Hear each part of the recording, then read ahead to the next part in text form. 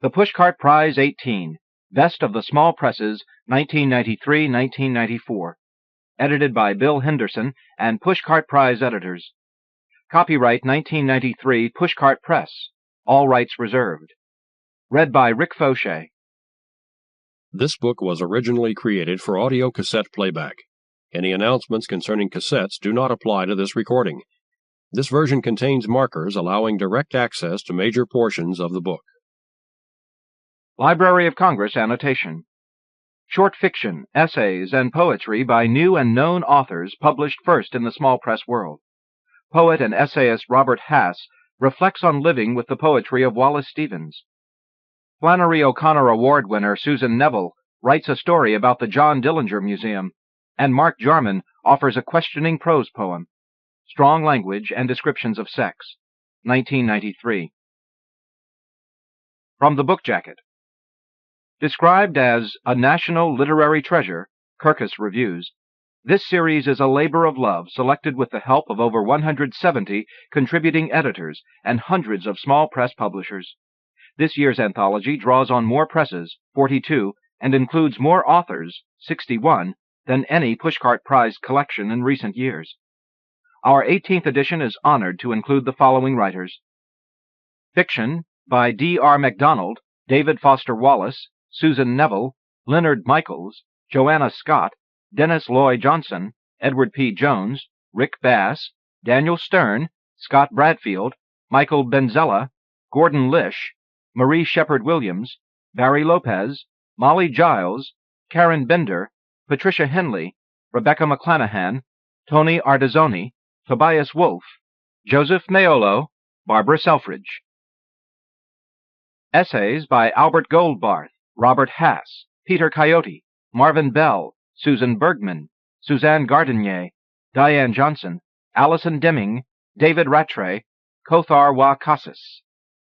Poetry by David Rivard, Mark Cox, Lynn Emanuel, William Mattews, David Wojan, Edward Hirsch, Mark Jarman, Philip Levine, Mark Halliday, Laura Kosishka, James Harms, Tony Hoagland, Christopher Buckley, Roger Weingarten, Tomas Solomon, Deborah Diggs, Robin Ben, Lois-Ann Yamanaka, Dennis Schmitz, Alice Fulton, Bruce Weigel, Diane Glancy, Antler, Tess Gallagher, Joellen Quietek, Stanley Plumley, David Lehman, Robert Pinsky, Gerald Stern. Note: nominations for this series are invited from any small, independent, literary book, press, or magazine in the world. Up to 6 nominations, tear sheets or copies selected from work published or about to be published in the calendar year, are accepted by our December 1st deadline each year. Write to Pushcart Press, Post Office Box 380, Wainscott, New York, 11975, for more information. Contents. Introduction, Bill Henderson, Side 1. Marie, Edward P. Jones, Side 1, Tone 2. Wallace Stevens, Robert Hass, Side 1, Tone 3. In the Land of the Lotus Eaters, Tony Hoagland, Side 1, Tone 4. Days of Heaven, Rick Bass, Side 1, Tone 5. Tell Me Everything, Leonard Michaels, Side 2, Tone 1. Note I left for Gerald Stern in an office I borrowed, and he would next, at a summer writers' conference. William Mattews, Side 3, Tone 1. Larabi's Ox, Tony Ardizzone, Side 3, Tone 2. Carla's Story, Peter Coyote, Side 3, Tone 3. Convicta et Combusta, Joanna Scott, Side 4, Tone 1. Rough Music, Deborah Diggs, Side 4, Tone 2. Estivation, Susan Bergman, Side 4, Tone 3. Questions for Ecclesiastes, Mark Jarman, Side 4, Tone 4. A.M., The Hopeful Monster, Alice Fulton, Side 4, Tone 5. A Chick from My Dream Life, Karen E. Bender, Side 4, Tone 6.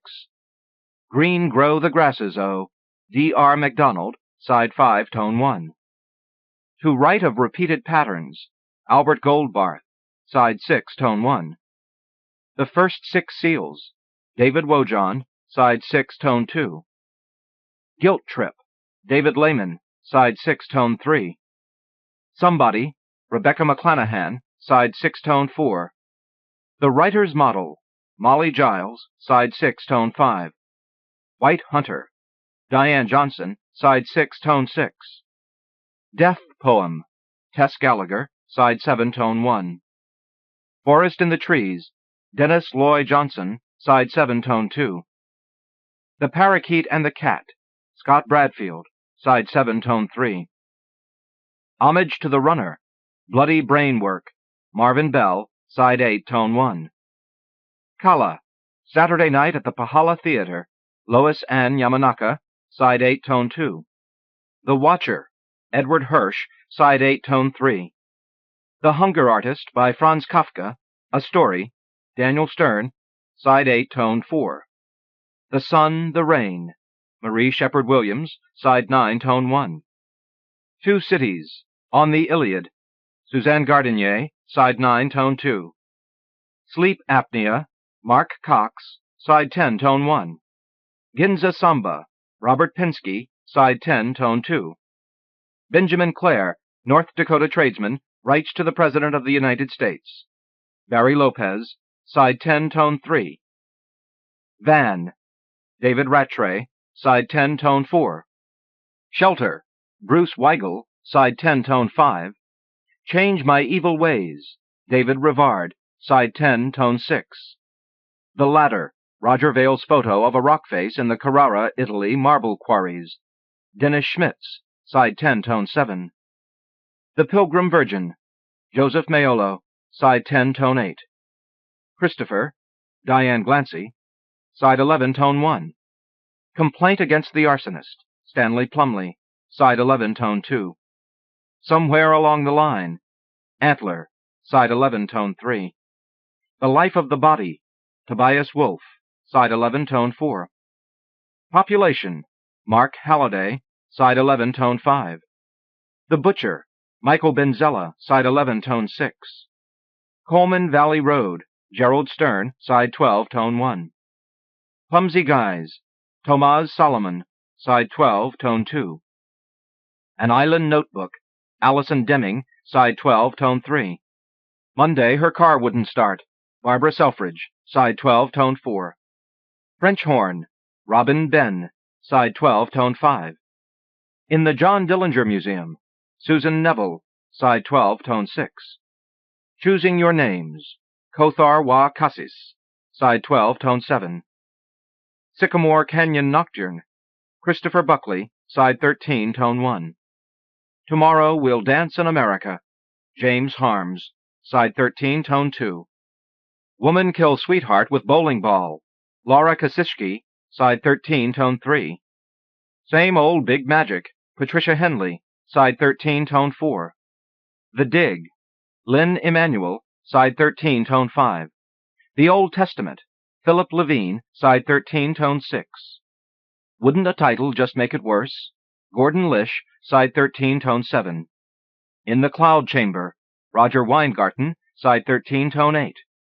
Nearer God, Nearer Realite, Joel Inquietech, side 13, tone 9. Three Protrusions, David Foster Wallace, side 13, tone 10. Special Mention, side 14, tone 1. Presses featured in the Pushcart Prize editions 1976 to 1993, side 14, tone 2.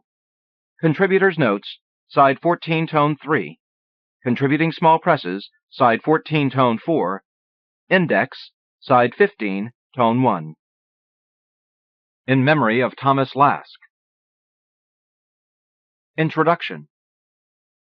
In last year's introduction, I wrote about Pushcart's theory of honest words, and I wondered why small press writers bother to revere such words while the media culture around them is hell-bent on profit at any price.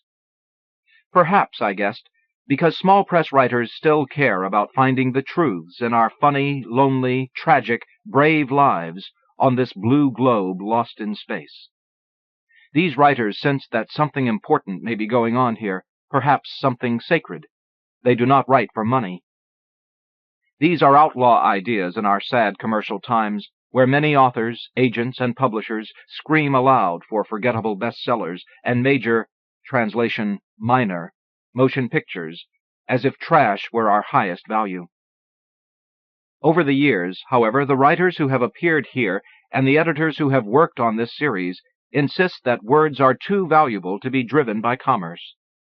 In this space, I would like to thank a few of our editors' readers with a concentration this year on poetry. Besides the crackpot idea that words and ideas are important, Pushcart has insisted that the contents of each volume never be picked by a static panel of judges. Each edition sees new contributing editors come and go, and new editors sampling what the contributing editors contribute. We have no office staff here at Pushcart's garage in the woods. We are not an institution, or a vast organization, or a compromising committee. I work alone most of the time, aided only by my 11-year-old Labrador, Sophie, asleep on the sofa and losing her hearing, and by my 5-year-old beagle, Opie, who would really rather be tracking rabbits. The real work is done by the contributing editors, 160 plus this year, and the changing editors' readers, all of them paid with books or a small fee. We have no meetings, and most of us have never met. Past poetry editors include H.L. Van Brunt, Lynn Spalding, Naomi Lazard, Herb Leibowitz, John Galassi, Siv Cedering, Grace Schulman, Carolyn Foucheux, Gerald Stern, Stanley Plumley, William Stafford, Philip Levine, David Wojan, Jory Graham, David Swickert, Robert Hass, Philip Booth, J. Meek, Sandra McPherson, Laura Jensen, William Hayen, Elizabeth Spires, Marvin Bell, Carolyn Kaiser, Christopher Buckley, and Chase Twitchell. This year, Richard Jackson and Susan Mitchell served as poetry editors and read the nominations. I have asked them to comment on their experience. Richard Jackson is the author of 3 books of poems, most recently, Alive All the Day, Cleveland State University Press. He is the editor of the Poetry Miscellany and Double Vision, 4 young Slovene poets, Aleph Press, Slovenia, plus books of criticism and dozens of articles and reviews. His poems have appeared in 2 previous Pushcart Prize editions, and his New and Selected Poems is forthcoming from New England University Press. He teaches at the University of Tennessee, Chattanooga, and he wears a Braves cap. Richard Jackson reports, "To judge by the scant attention poetry seems to get in the press these days, someone attempting to gather a selection of contemporary poems might be tempted to answer with Perseus's first-century interlocutor, 'Who'll read that sort of thing?' To which, of course, Perseus answers with a satire about readers and writers, about who is valued and why. From the effete Greek pastoral imitators to the heart-wrenching poets who take a sort of bubble bath in other people's pain.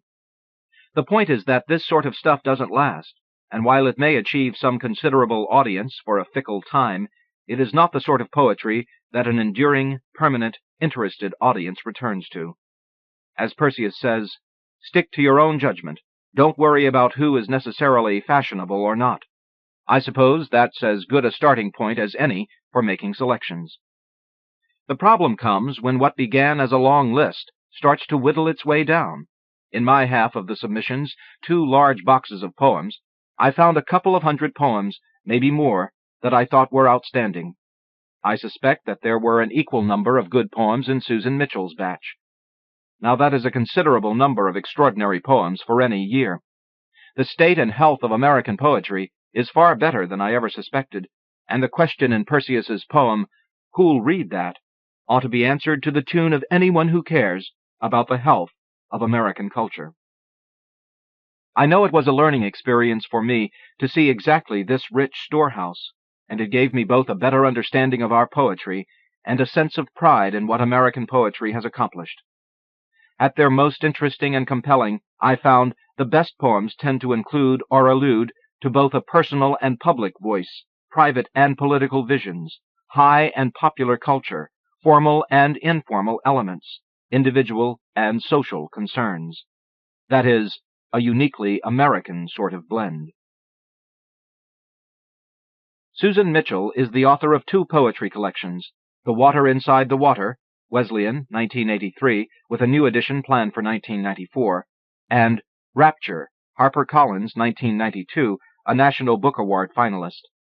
She was recently awarded a Guggenheim Fellowship and a Lannan Foundation Poetry Fellowship, and she is the winner of the Kingsley Tufts Poetry Award.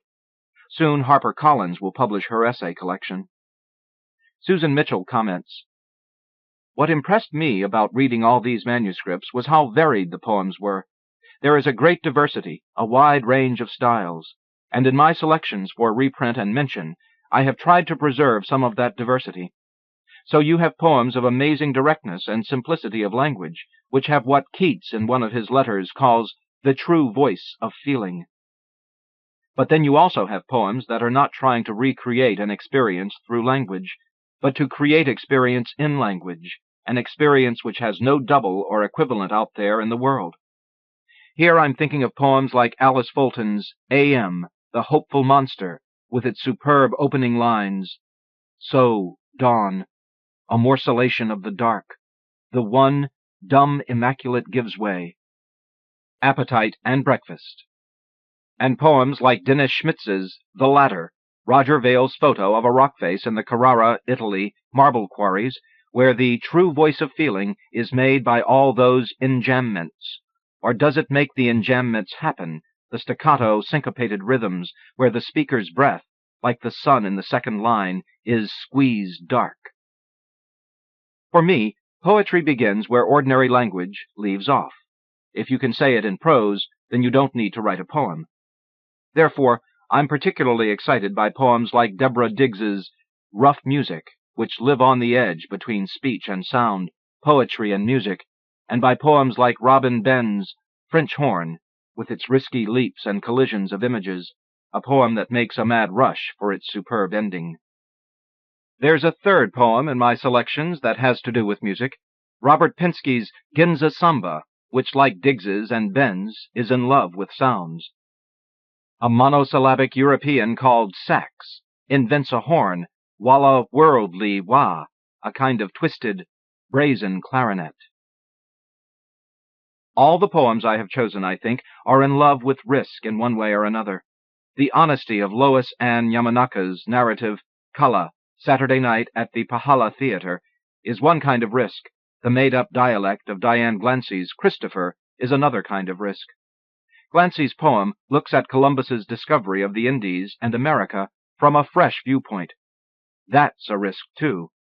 And Antlers, Somewhere Along the Line, risks offending not because of its language, but because of the utter clarity of its vision. A final note. This year, 2 young readers joined Pushcart as fiction editors, Rick Moody and Lee Smith. Both were in grade school when all this started back in 1976. Next year, they will report on their experience in prose reading, as will Tony Brandt, our essays editor. Our pledge to you, honored reader, is that these introductions will be brief and not stall your pilgrimage to the annual celebration that follows. Bill Henderson. The People Who Helped. Founding Editors: Anais Nin, 1903 to 1977. Buckminster Fuller, 1895 to 1983. Charles Newman, Daniel Halpern, Gordon Lish, Harry Smith, Hugh Fox, Ishmael Reed, Joyce Carol Oates, Len Fulton, Leonard Randolph, Leslie Fiedler, Nona Balakian, 1918 to 1991. Paul Bowles, Paul Engel, 1908 to 1991. Ralph Ellison, Reynolds Price, Rhoda Schwartz, Richard Morris, Ted Willens, Tom Montag, William Phillips, poetry editor H.L. Van Brunt. Editors: Walter Abish, I.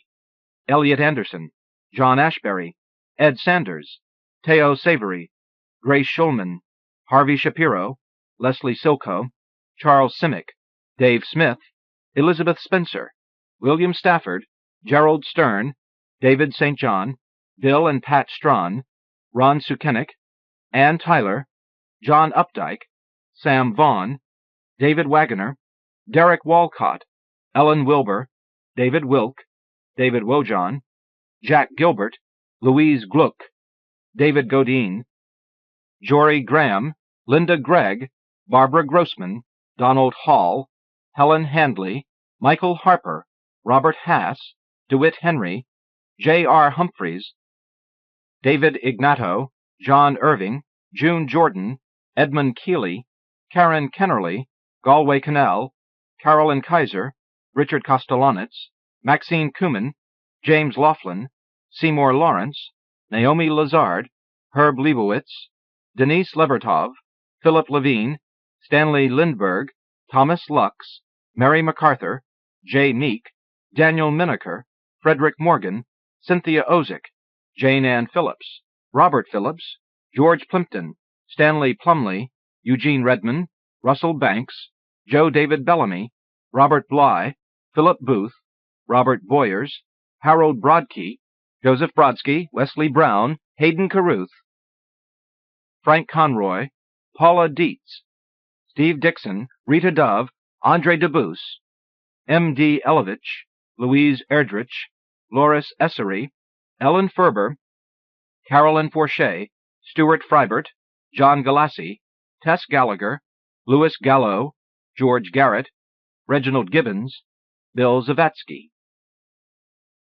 Contributing editors for this edition: Robert Wrigley, David Lehman, Steve Watkins, Len Roberts, Gary Gildner, Michael Bowden, Campbell McGrath, Lydia Davis, Jane Cooper, Mary Carr, Kathy Calloway, Thomas Kennedy, Michael Collier, Norman Lavers, Christopher Buckley, Gary Young, Timothy Geiger, Susan Moon, David St. John, Dorianne Lau, Carl Dennis, David Jouse, Mark Doty, Linda Beards, Robert McBrearty, Elliot Weinberger, Vern Rutsala, John Daniel, John Drury, Donald Revel, Tony Hoagland, Carol Muskie, Stuart Dybeck, Kent Nelson, Marilyn Hacker, Joe Ashby Porter, Carolyn Kaiser, Lee Upton, Philip Appleman, Fay Mayen Ing, Paul Zimmer,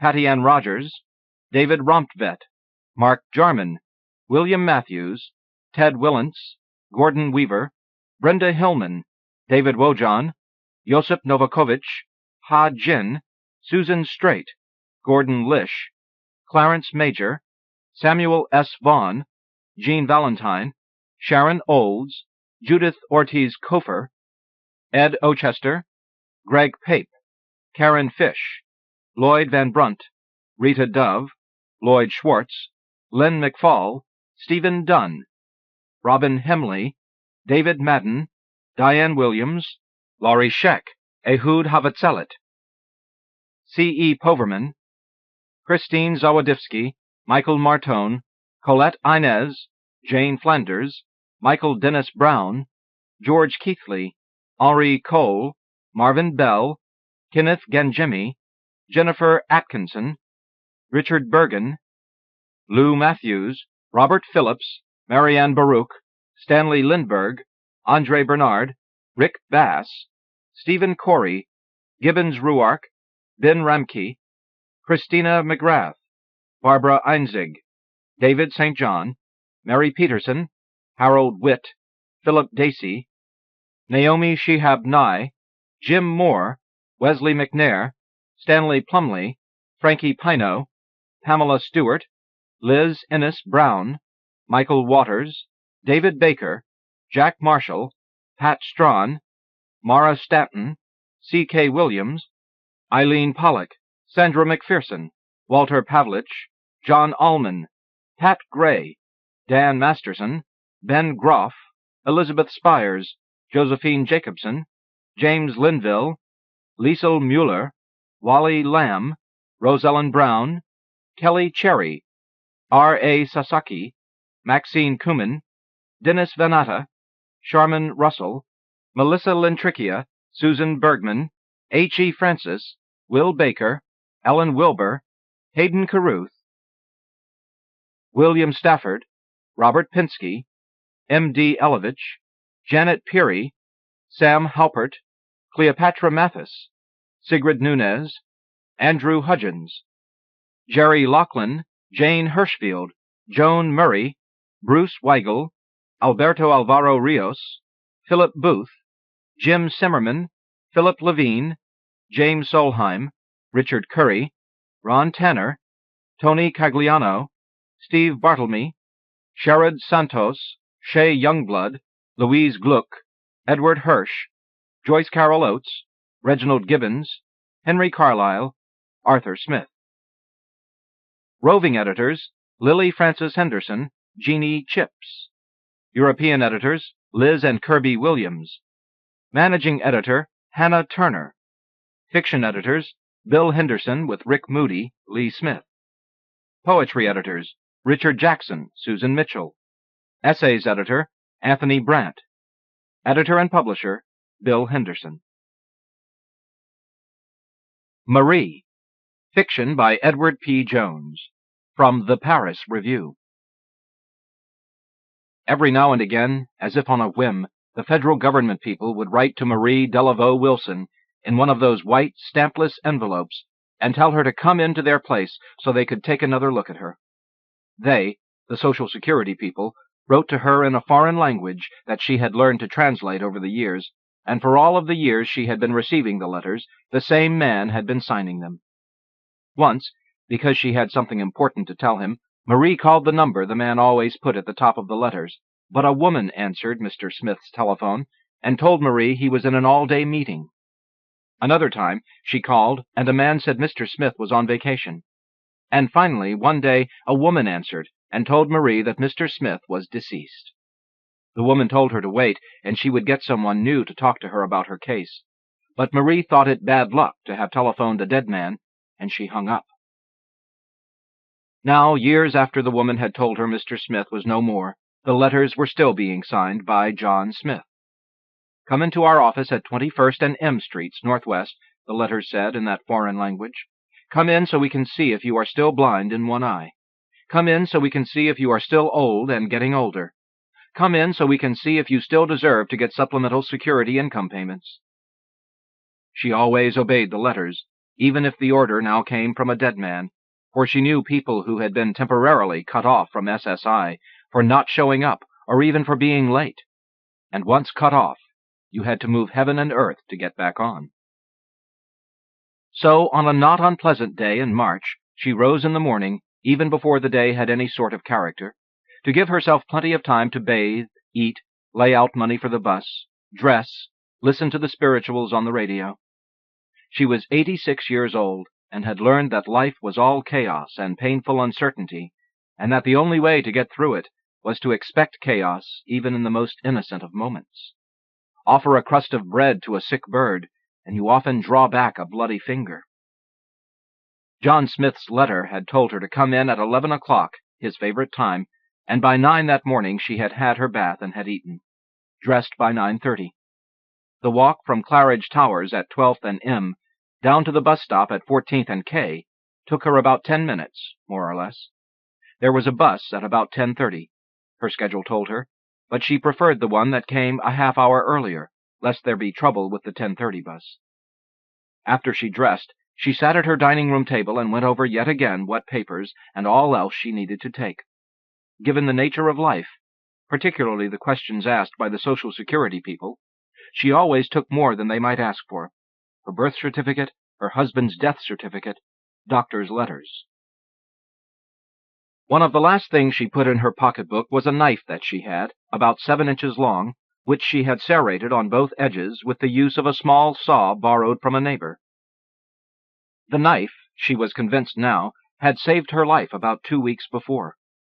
Before then, she had often been careless about when she took the knife out with her, and she had never taken it out in daylight, but now she never left her apartment without it, even when going down the hall to the trash drop. She had gone out to buy a simple box of oatmeal, no more, no less. It was about 7 in the evening, the streets with enough commuters driving up 13th Street to make her feel safe. Several yards before she reached the store, the young man came from behind her and tried to rip off her coat pocket, where he thought she kept her money, for she carried no purse or pocketbook after 5 o'clock. The money was in the other pocket with the knife, and his hand was caught in the empty pocket long enough for her to reach around with the knife and cut his hand as it came out of her pocket.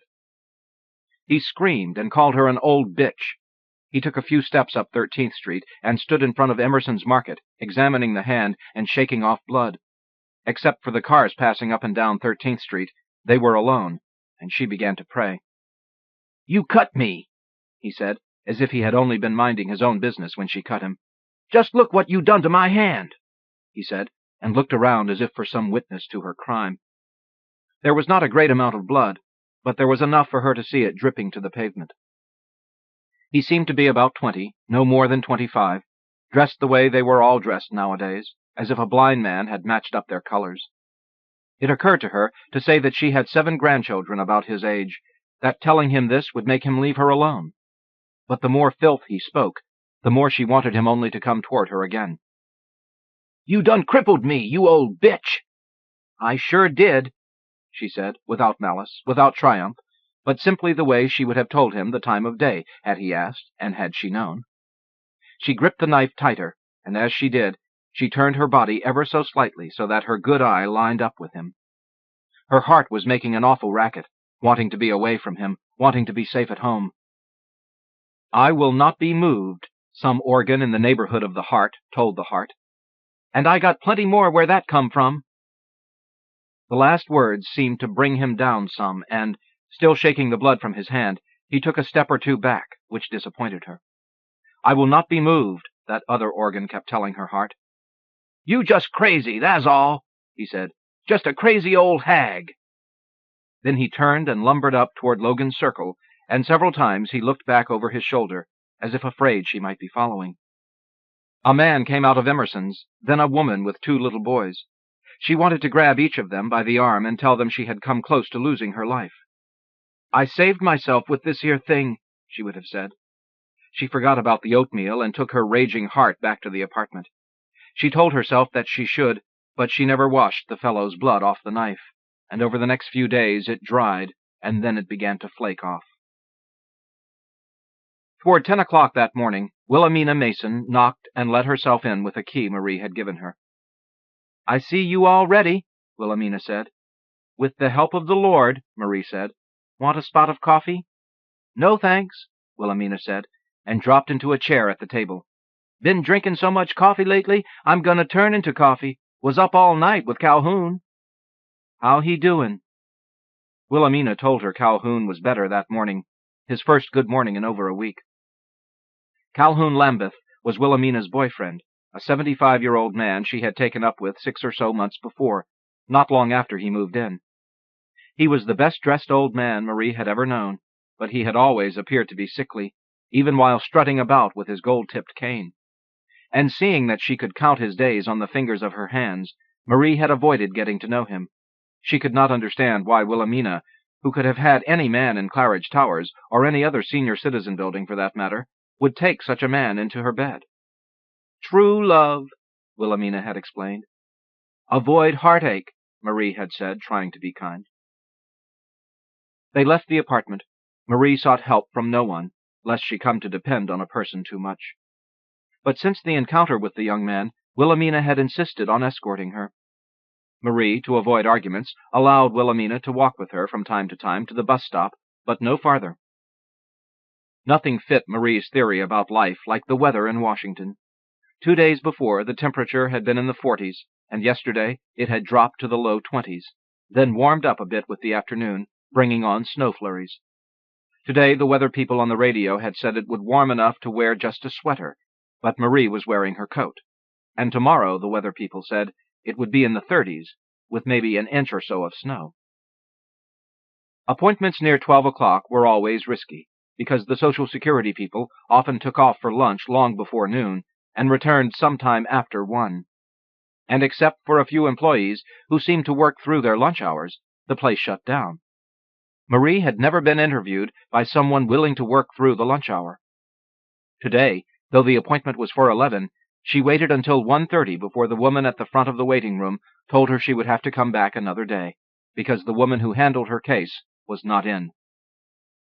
"You put my name down when I came in like everything was all right," Marie said after she had been called up to the woman's desk. "I know," the woman said, "but I thought that Mrs. Brown was in. They told me she was in. I'm sorry." The woman began writing in a logbook that rested between her telephone and a triptych of photographs. She handed Marie a slip and told her again she was sorry. "Why you have me wait so long if she wa'n't here?" She did not want to say too much, appear too upset, for the Social Security people could be unforgiving. And though she was used to waiting 3 and 4 hours, she found it especially unfair to wait when there was no one for her at all behind those panels the Social Security people used for offices. "I've been here since before 11. "I know," the woman behind the desk said. "I know. I saw you there, ma'am, but I really didn't know Mrs. Brown wasn't here." There was a nameplate at the front of the woman's desk, and it said Vernell Wise. The name was surrounded by little hearts, the kind a child might have drawn. Marie said nothing more and left. The next appointment was 2 weeks later, 8:30, a good hour, and the day before a letter signed by John Smith arrived to remind her. She expected to be out at least by 12. 3 minutes before 11 o'clock, Marie asked Vernell Wise if the man, Mr. Green, who was handling her case, was in that day, and each time the woman assured her that he was. At 12, Marie ate one of the 2 oranges and 3 of the 5 slices of cheese she had brought. At 1, she asked again if Mr. Green was indeed in that day, and politely reminded Vernell Wise that she had been waiting since about 8 that morning. Vernell was just as polite, and told her the wait would soon be over. At 1:15, Marie began to watch the clock hands creep around the dial. She had not paid much attention to the people about her, but more and more it seemed that others were being waited on who had arrived long after she had gotten there. After asking about Mr. Green at 1, she had taken a seat near the front, and, as more time went by, she found herself forced to listen to the conversation that Vernell was having with the other receptionist next to her. I told him. I said just get your things and leave," said the other receptionist, who didn't have a nameplate. "Did he leave?" Vernell wanted to know. "Oh, no," the other woman said. "Not at first, but I picked up some of his stuff, that Christian Dior jacket he worships. I picked up my cigarette lighter and that jacket, just like I was going to do something bad to it, and he started moving then." Vernell began laughing. "I wish I was there to see that." She was filing her fingernails. Now and again she would look at her fingernails to inspect her work, and if it was satisfactory, she would blow on the nails and on the file. "He back?" Vernell asked. The other receptionist eyed her. "What you think?" And they both laughed. Along about 2 o'clock, Marie became hungry again, but she did not want to eat the rest of her food because she did not know how much longer she would be there. There was a soda machine in the corner, but all sodas gave her gas. "You know who gonna call you again?" the other receptionist was asking Vernell. "I hope so," Vernell said. "He pretty fly. Seemed decent, too. It kind of put me off when he said he was a car mechanic. I kind of like kept trying to take a peek at his fingernails and everything the whole evening. See if they was dirty or what." "Well, that mechanic stuff might be good when you get your car back. My cousin's boyfriend used to do that kind of work, and he made good money, girl. I mean real good money." Vernell said. "Anyway, the kids like him, and you know how peculiar they can be." "Tell me about it. They do the job your mother and father used to do, huh? Only on another level." "You can say that again," Vernell said. Marie went to her and told her how long she had been waiting. "Listen," Vernell said, pointing her fingernail file at Marie. "I told you you'll be waited on as soon as possible. This is a busy day, so I think you should just go back to your seat until we call your name." The other receptionist began to giggle. Marie reached across the desk and slapped Vernell Wise with all her might. Vernell dropped the file, which made a cheap, tinny sound when it hit the plastic board her chair was on. But no one heard the file because she had begun to cry right away. She looked at Marie as if, in the moment of her greatest need, Marie had denied her. "Oh, Vernell Wise said through the tears. "Oh, my dear God!" The other receptionist, in her chair on casters, rolled over to Vernell and put her arm around her. "Security!" the other receptionist hollered. "We need security here!" The guard at the front door came quickly around the corner, one hand on his holstered gun, and the other pointing accusingly at the people seated in the waiting area. Marie had sat down and was looking at the 2 women almost sympathetically, as if a stranger had come in, hit Vernell Wise, and fled. "She slapped Vernell," said the other receptionist. "Who did it?" the guard said, reaching for the man who was sitting beside Marie. But when the other receptionist said it was the old lady in the blue coat, The guard held back for the longest time, as if to grab her would be like arresting his own grandmother. He stood blinking, and he would have gone on blinking had Marie not stood up. She was too flustered to wait for the bus, and so took a cab home.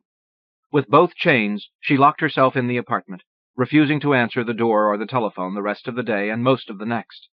But she knew that if her family or friends received no answer at the door or on the telephone, they would think something had happened to her. So the next afternoon, she began answering the phone and spoke with the chain on, telling Wilhelmina and others that she had a toothache. For days and days after the incident, she ate very little and asked God to forgive her. She was haunted by the way Vernell's cheek had felt, by what it was like to invade and actually touch the flesh of another person. And when she thought too hard, she imagined that she was slicing through the woman's cheek, the way she had sliced through the young man's hand. But as time went on, she began to remember the man's curses and the purplish color of Vernell's fingernails, and all remorse would momentarily take flight. Finally, one morning nearly 2 weeks after she slapped the woman, she woke with a phrase she had not used or heard since her children were small. "You wasn't raised that way." It was the next morning that the thin young man in the suit knocked and asked through the door chains if he could speak with her. She thought that he was a Social Security man come to tear up her card and papers and tell her that they would send her no more checks. Even when he pulled out an identification card showing that he was a Howard University student, she did not believe. In the end, she told him she didn't want to buy anything, not magazines, not candy, not anything. No, he said. I just want to talk to you for a bit, about your life and everything. It's for a project for my folklore course. I'm talking to everyone in the building who'll let me. Please, I won't be a bother, just a little bit of your time. I don't have anything worth talking about, she said, and I don't keep well these days. Oh, ma'am, I'm sorry, but we all got something to say. I promise I won't be a bother. After 15 minutes of his pleas, she opened the door to him because of his suit and his tie clip with a bird in flight, and because his long, dark brown fingers reminded her of delicate twigs. But had he turned out to be death with a gun or a knife or fingers to crush her neck, she would not have been surprised. My name's George Carter, like the president.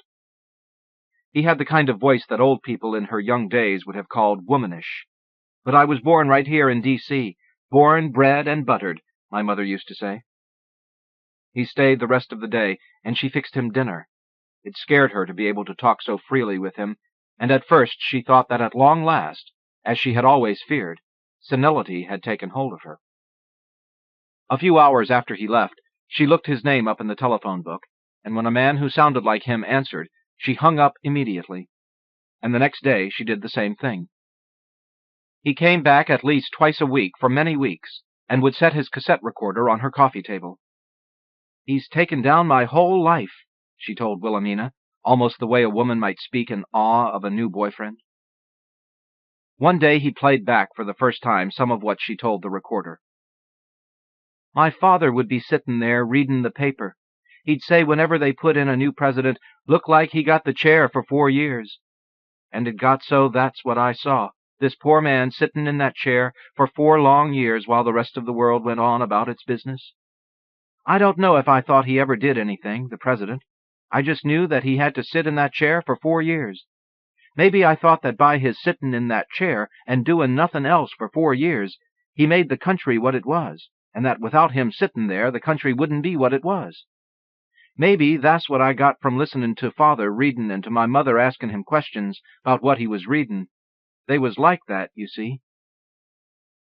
George stopped the tape and was about to put the other side in when she touched his hand. No more, George, she said.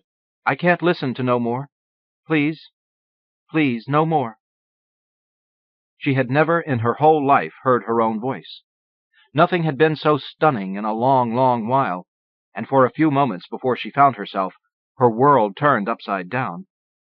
There, rising from a machine no bigger than her Bible, was a voice frighteningly familiar, and yet unfamiliar, talking about a man whom she knew as well as her husbands and her sons, a man dead and buried 60 years. She reached across to George, and he handed her the tape.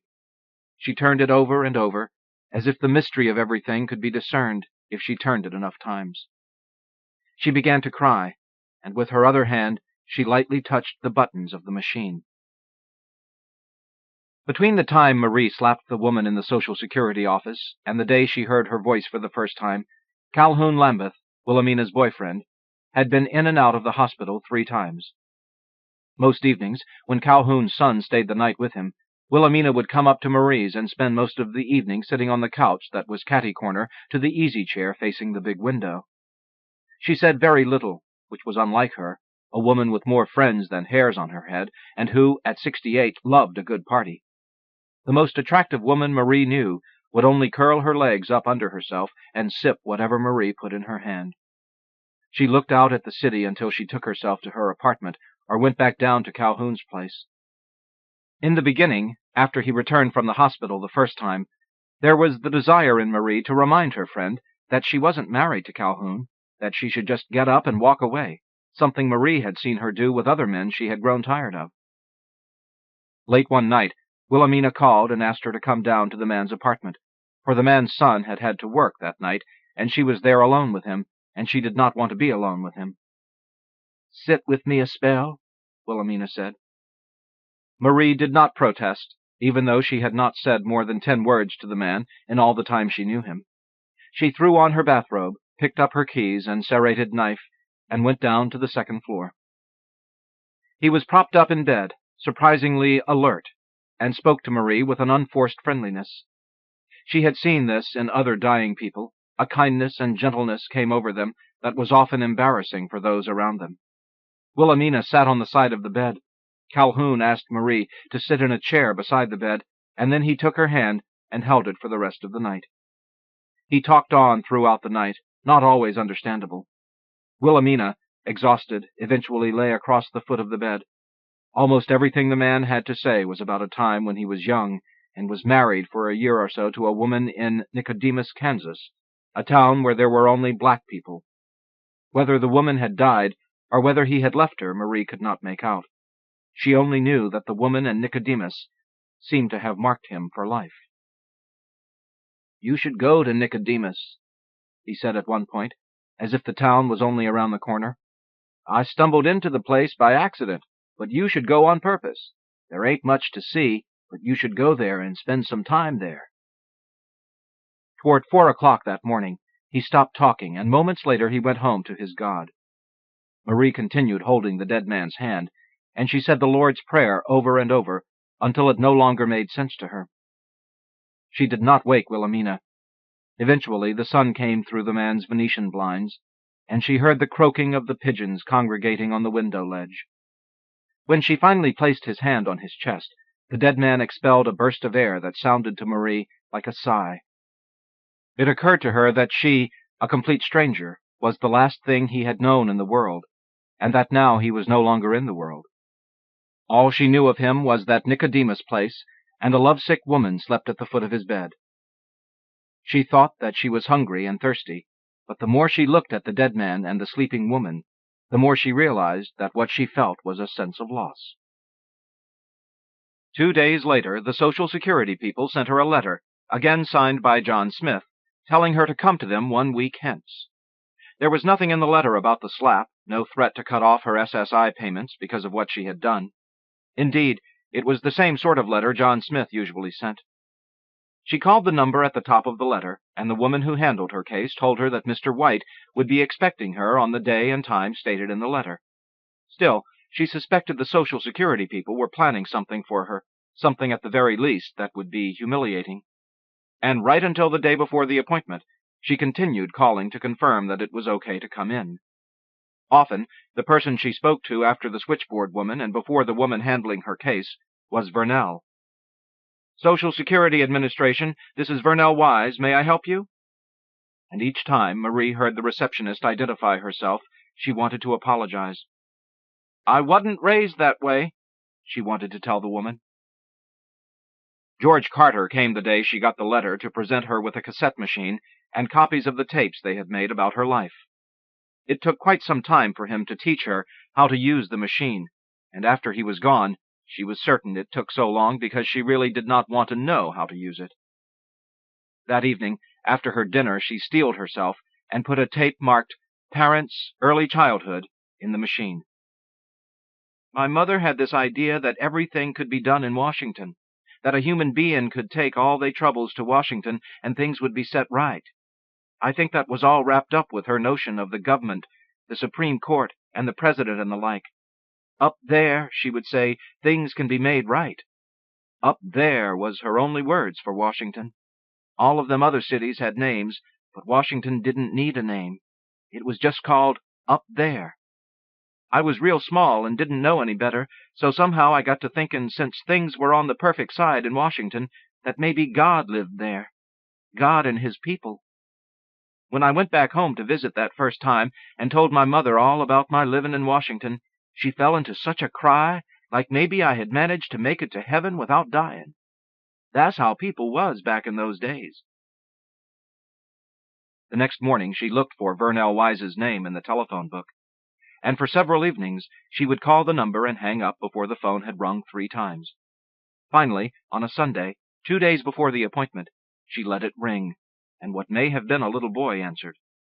She could tell he was very young because he said hello in a too loud voice, as if he was not used to talking on the telephone. "Hello?" he said. "Hello? Who this? Granddaddy, that you? Hello? Hello? I can see you." Marie heard Vernell tell him to put down the telephone. Then another child, perhaps a girl somewhat older than the boy, came on the line. "Hello? Hello? Who is this?" she said with authority.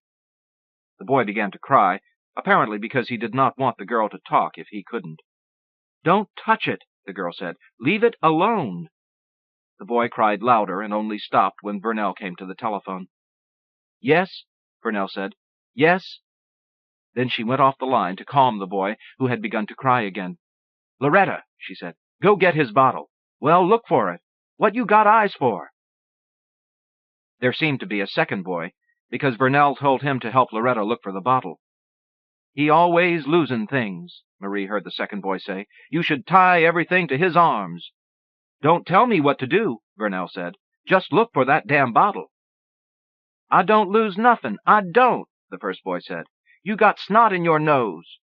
"Don't say that," Vernell said before she came back on the line. "I'm sorry," she said to Marie. "Who is this?" "Don't you dare touch it if you know what's good for you," she said. "I want to talk to Granddaddy," the first boy said. "Loretta, get me that bottle." Marie hung up. She washed her dinner dishes. She called Wilhelmina because she had not seen her all day, and Wilhelmina told her that she would be up later. The cassette tapes were on the coffee table beside the machine, and she began picking them up one by one. She read the labels: Husband number 1, Working, Husband number 2, Children, Race Relations, Early D.C. Experiences, Husband number 3. She had not played another tape since the one about her mother's idea of what Washington was like, but she could still hear the voice, her voice. Without reading its label, she put a tape in the machine. "I never planned to live in Washington, had no idea I would ever even step 1 foot in this city. This white family my mother worked for, they had a son married and gone to live in Baltimore. He wanted a maid, somebody to take care of his children. So he wrote to his mother, and she asked my mother, and my mother asked me about going to live in Baltimore. Well, I was young. I guess I wanted to see the world. And Baltimore was as good a place to start as anywhere. This man sent me a train ticket, and I went off to Baltimore.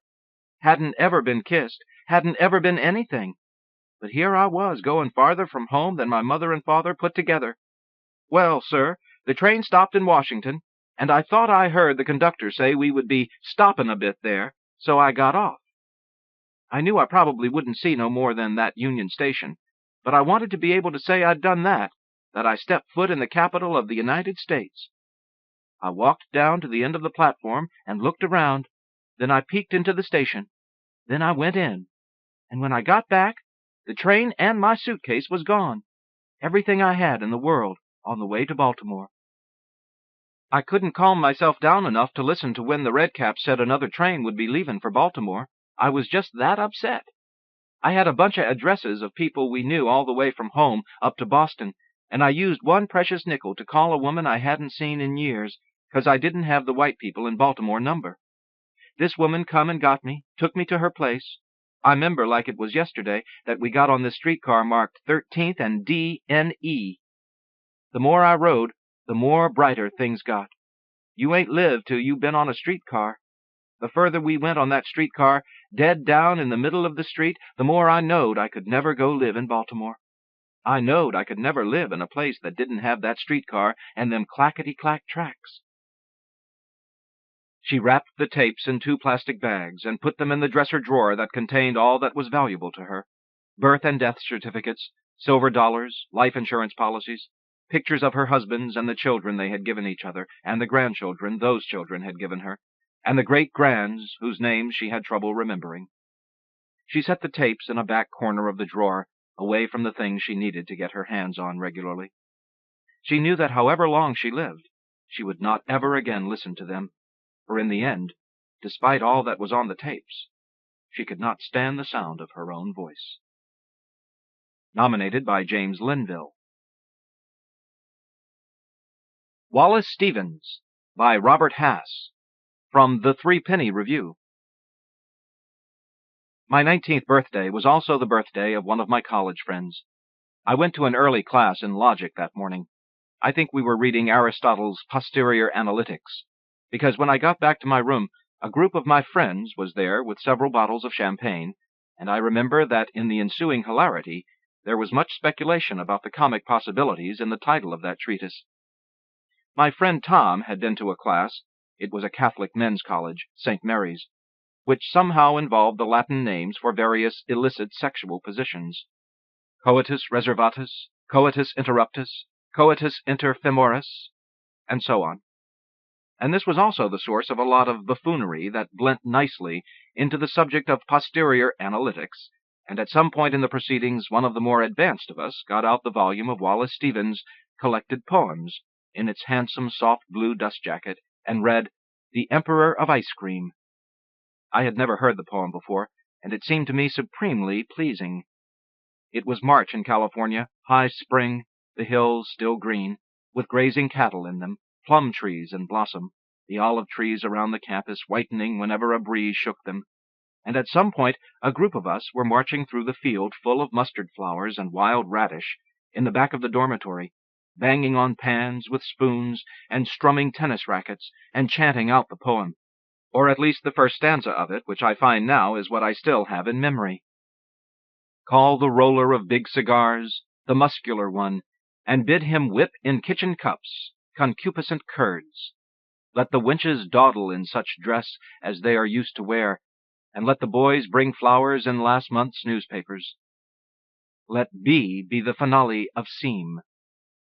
The only emperor is the Emperor of Ice Cream. It is probably significant that I don't have the second stanza by heart.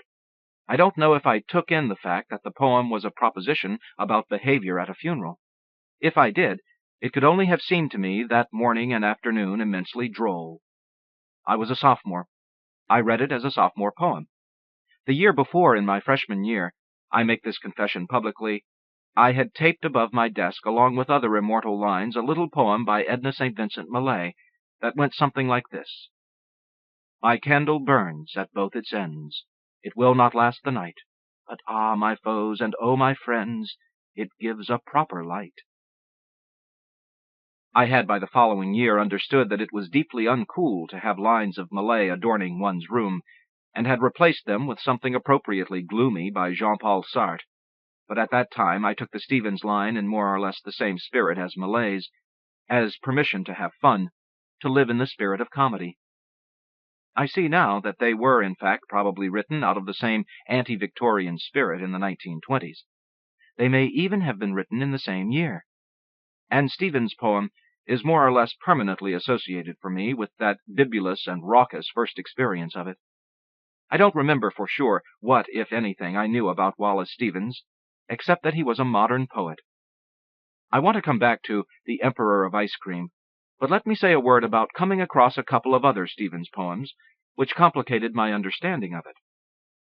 In the fall after the spring I have been describing, a group of us, 8, I think, quadruple dating, were on our way to dinner and a movie and couldn't decide where we wanted to go or what we wanted to see, and the driver, in a moment of inspiration, said, "Oh, the hell with it. Let's go to Carmel and run on the beach." It was a 3-hour drive then from Berkeley to Carmel. We stopped for sandwiches and wine. We had very little money, so there was no question of staying in a motel, which meant sleeping on the beach if we didn't drive back in the middle of the night. People had people to notify if they were going to stay out all night. One woman who had a father whom we all hated, an amazingly unpleasant man who actually made his living by running a lab that tested for venereal disease, and who insisted on testing his daughters regularly, was quite worried, which made the rest of us feel appealingly reckless. I don't remember exactly who was there.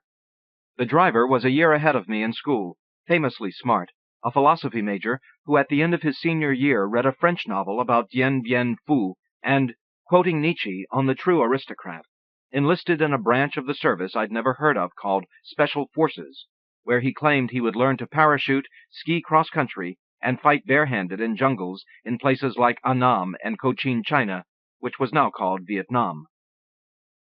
His girlfriend was Philippine, extremely beautiful, the daughter of some kind of politician, we understood, and a French major.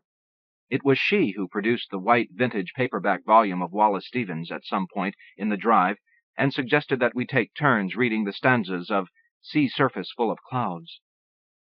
I was stunned by the poem. I am still stunned by the poem. After we had read around and gotten over the shock and novelty of the way the adjectives play over and transform the surface of the poem, and had read a few others, and other books were produced and other poems read, the conversation moved on, but I got my hands on Marie's Stevens, and after we had arrived in Carmel and got some more wine and watched the sun set over Carmel Bay in a light rain, I suggested we read the poem again, which we did, to humor me, I think, while the last light smoldered on the horizon. Then we tried to build a fire on the beach, but the rain turned into a lashing Pacific storm, and we spent the night quite wet, 8 of us crammed into the car in the parking lot, laughing a lot — it was very sexy as I remember — and making jokes about cars and autoeroticism. I will start to feel like Kennebaut, the lunatic annotator of other people's poems with incidents from his own life, in Nabokov's Pale Fire, if I tell you the story of the lives of each of the people in the car. Marie, who returned to the Philippines and who I know had 2 children and whose spine was badly injured when she was struck by a car. Kilpack, who did go to Vietnam and then Army intelligence toward the end of the war and after that seemed to disappear from sight. Another friend who was a classics major and later managed a cafe and wrote poems and died of cancer a couple of years ago. But I will resist, except to say that the poem stays with me, in the way that songs you fall in love to stay with you as a kind of figure for that time and those people, and their different lives will always feel to me as if they are playing out in time the way the adjectives of experience play over the adamant nouns in Stevens' poem. Rosy chocolate, and chop-house chocolate, and musky chocolate, perplexed and tense and tranced machine. And there was the incident of the snowman. It was at a wedding at the end of my sophomore year, of a woman we all liked, large, placid, Irish, a drama major, and the daughter of the man who conducted the last big band in the last seedy, once glamorous dance hall in San Francisco in the 1950s, when dancing to Maury Monahan's orchestra was a citywide trope for absurdly retro behavior. She was marrying a guy we only grudgingly liked. Perhaps we were jealous, but we all showed up for the wedding. And at the reception in one of the rooms of a house that sat over a steep hillside cliff, one of my classmates announced that he was going to kill himself. I came onto this drama late, and it's still not clear to me how it began. But when I came into the room, there was a small knot of people standing around one of my friends. His name was Zach, and he was an acting student, who was standing by an open window. He looked wild-eyed, and he was talking to his friend Tony, with whom I knew he had been in the Navy. They were inseparable friends, and they cultivated a certain cool bleakness that was stylish then, so that someone of our group had called them the Laurel and Hardy of tragedy. At that moment it looked to me distinctly as if Tony was goading Zach. They had apparently been talking about the void, the term for nothingness we all used, and Zach must have spoken of his despair, because Tony was telling him with pure scorn that he didn't feel despair because he didn't feel anything, He was always acting, always a fake, generating histrionics to make himself feel real, feel anything at all. Look, jump if you want, Tony was saying. Who do you think cares? And you know, he said, you might just have to do it because you've talked yourself into it. It was at that point that Zack said, I feel it. Hitting his stomach, I feel it. You know the nothing that is not there and the nothing that is? Well, this is the nothing that fucking is, baby. I thought later that there was something like sexual tension between them, and at that moment I thought that Zack really might jump, and that Tony was clearly trying to cut off his avenues of escape. But the truth is, I was so besotted with literature at the time that I remember mainly being impressed that someone could quote Wallace Stevens at a moment like that. As it happened, Zack did not jump. The bride, Agnes, came into the room after Zack had climbed out the window and onto the balcony, and she began talking to him and then suggested we all leave, which we did, and after a while they came downstairs together and danced to her father's orchestra. If I were Nabokov, I could leave them dancing to Have You Ever Seen a Dream Walking, which I have recently read was one of Wallace Stevens' favorite songs, and was the kind of song Agnes's father was apt to play. But I'm not, and I have some sense of shame. As for the nothing that is, I was soon enough in graduate school, where the discussion of the poem focused on whether or not it was in favor of a pathetic fallacy, which was another matter. And not long after that, I had begun to read around in Buddhism, and to see that there were other ways of thinking about the void, and that what I loved in the cleanness of the writing of that poem might be connected to those other ways. And sometime in that period I came to see that the nothing that was connected to the way the adjectives in Sea Surface Full of Clouds played over the nouns, the way that it seemed the quality of things, the accidents, as someone might say who had been dipped in Aristotle, but not their essence, could be known. And I suppose I must have connected that floating thought to the comedy of The Emperor of Ice Cream, though I don't exactly remember doing so. When I was an undergraduate, poetry was much more for me a matter of poems than of poets. But in graduate school, I began to acquire some sense of Wallace Stevens. I was never very interested in the Keatsian side of his writing, the wedding cake baroque of the comedian as the letter C. What I loved in him was the clarity. I wasn't against the other so much as I just didn't take it in, and I certainly didn't understand the issues implicit in the two sides of his style. I knew a few poems, and almost as soon as I began to acquire an attitude toward Stevens, various things intervened to qualify my first hypnotic attraction to him. A couple of things that can stand for this change are the civil rights movement, and my discovery in my senior year of the essays of James Baldwin, and through him the essays of Albert Camus, which began to awaken a different political and moral sense in me.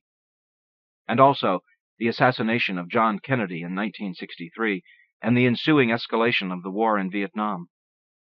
I was in a lecture course on poetry given by Ivor Winters when I first heard the news of Kennedy's assassination.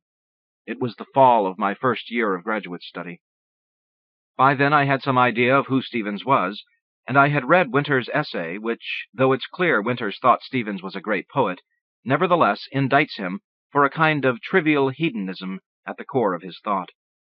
I was disposed to argue with every word Winters spoke, and I thought he was wrong about Stevens, but not entirely wrong. For different reasons from Winters, of course. The country we were growing up into, its racism, the violence it was unleashing in Asia, what seemed in those early years the absolute acquiescence of our elders in that violence, changed the tenor of my thinking about literature and made Wallace Stevens seem much less attractive as a model. Arguments about him raged in my group of friends.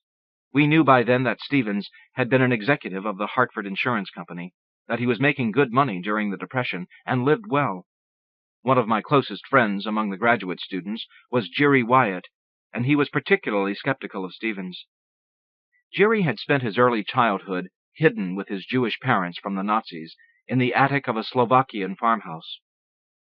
He was much more politically sophisticated than the rest of us, and he was very funny and very bright. I remember specifically arguing with him. I was inclined to take Stevens' side. Jerry had gone to school in Boston, He could be scathing on the subject of what he called Harvard aestheticism, a new category to me, and enraged by the idea of a whole generation of English professors and graduate students fawning over the novels of Virginia Woolf and Henry James and poems of T.S. Eliot as a cover for indulging in their fantasies of belonging to a social class that answered to their aesthetic refinement. "They're cripples," he'd say. "Laughable. I mean, my God, look at this century." At Tresidder Union, under the oak trees in the spring sun. The war was escalating rapidly. We were all listening to Bob Dylan and the Beatles. "But Stevens' subject," I'd argue, "is epistemology." And Jerry, I think it was Jerry, impatiently, "Oh, come on. At some point epistemology is a bourgeois defense against actually knowing anything." We did know, or had heard, that Stevens had written a letter to a friend who was buying tea for him in Ceylon, in which he said that he didn't care what kind of tea he was sent, as long as it couldn't be had in the United States. And I took that story to be, classically, an emblem of our relation to South Asia, and thought that its attitude was connected to what I had learned from Winters and Geary to think of as Stevens' Harvard aesthete 1910 dandyism, not morally repellent, especially because it was so unconscious and so much of its time, but unsatisfactory, not useful. I also knew, it was widely quoted among us, Stevens' reaction to Mussolini's invasion of Ethiopia. That if the coons had taken it from the monkeys, the Italians might as well take it from the coons. That, too, seemed provincial blindness, but less forgivable. I also knew, or sensed, it hadn't quite happened yet, that Stevens was in the process of becoming what I think he was not then thought to be, one of the central modern poets. It was in this context that I began to replay in my mind the lines from The Emperor of Ice Cream. The first thing that struck me was its lordliness. Part of our pleasure in chanting it several years before had been its imperiousness. Call the roller of big cigars, no doubt a Cuban or a Puerto Rican, and set him to work in the kitchen, where, in some fantasy out of Henry James or Charles Laughton's Henry VIII, wenches were employed. In 1963, my students now don't quite believe this, white men of the older generation in the United States still commonly called the black men who worked in airports handling luggage, boy. I listened again to the line that commanded boys to bring flowers in last month's newspapers. And while I was at it, I noticed that last month's newspapers was a figure for history, one I feel the sweetness of now. Who cares about history? Let the boys use it to wrap flowers in when they come courting. But at the time, or was it at that age? I was 22. Stevens was 43, twice my age, when he wrote the poem. Taking history seriously seemed a central task of poetry.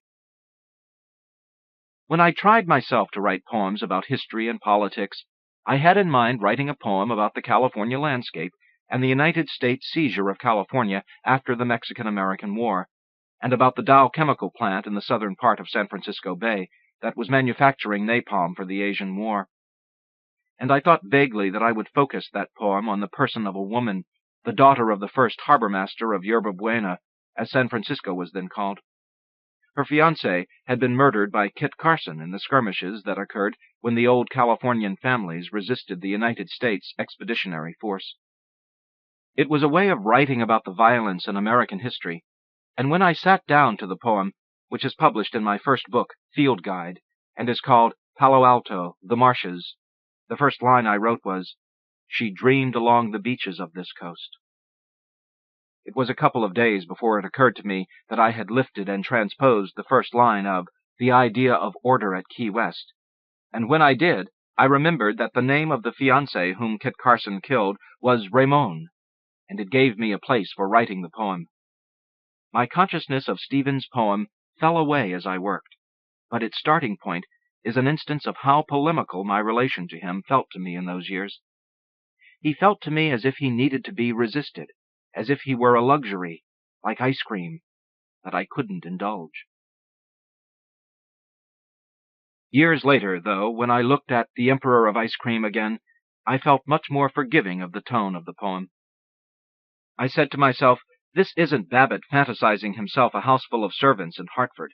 It is Prospero speaking as I had read, to his daughter, and speaking in the subjunctive at that.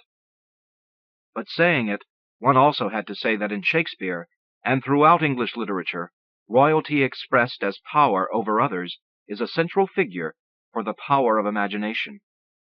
And somewhere in those years it occurred to me that the poem is about death, which I thought made it a more wonderful and darker joke than I had understood. And at some still later stage, I think it must have been after reading Helen Bendler on the use of subjunctive in Stevens, but also after I had had enough experience of failure and disappointment in my own life to get it, I felt the pathos of the wishing in the poem and of the grammar that expresses it, so that by the time I was the age of Stevens when he wrote the poem, the 3 words, "Let be, be," struck me as a brilliant and sad figure for the fundamental human wish that seems so often impossible for us, and that Stevens had taken for one of his central themes. And on another occasion, I can remember the shower in which the thought occurred to me, aquamarine tile, the house of a lover. Thinking about what I then conceived to be the sadness of the poem, I was wondering about its fundamental gaiety, and how it was achieved, and I thought about that delicious phrase that transforms itself from assonance into alliteration, and bid him whip in kitchen cups concupiscent curds, and lets you know that, at least in language, magic can happen. It struck me suddenly that bid him whip in kitchen cups contained the longest sequence, 5 in a row, of consecutively assonantal syllables I could think of in a poem. Toweling off, I must have been mumbling the lines to myself. "What are you thinking about?" she said. She was wearing a pale sea-green towel. "I was thinking, bid him whip in kitchen cups concupiscent curds." "Concupiscent what?" she asked. "Curds," I said, looking her in the eye, trying out an imitation of W.C. Fields. "Concupiscent curds." As I was rereading the poem in the last few weeks, thinking about this essay, I made another discovery. I decided that the crucial thing about it in the end is the rhythm of the first 6 lines of the second stanza. That stanza I had neglected to take in 25 years ago when I was not interested in hearing about death. Take from the dresser of deal, lacking the 3 glass knobs, that sheet on which she embroidered fantails once, and spread it so as to cover her face. If her horny feet protrude, they come to show how cold she is, and dumb. This is as pitiless as any verse in Stevens, I think.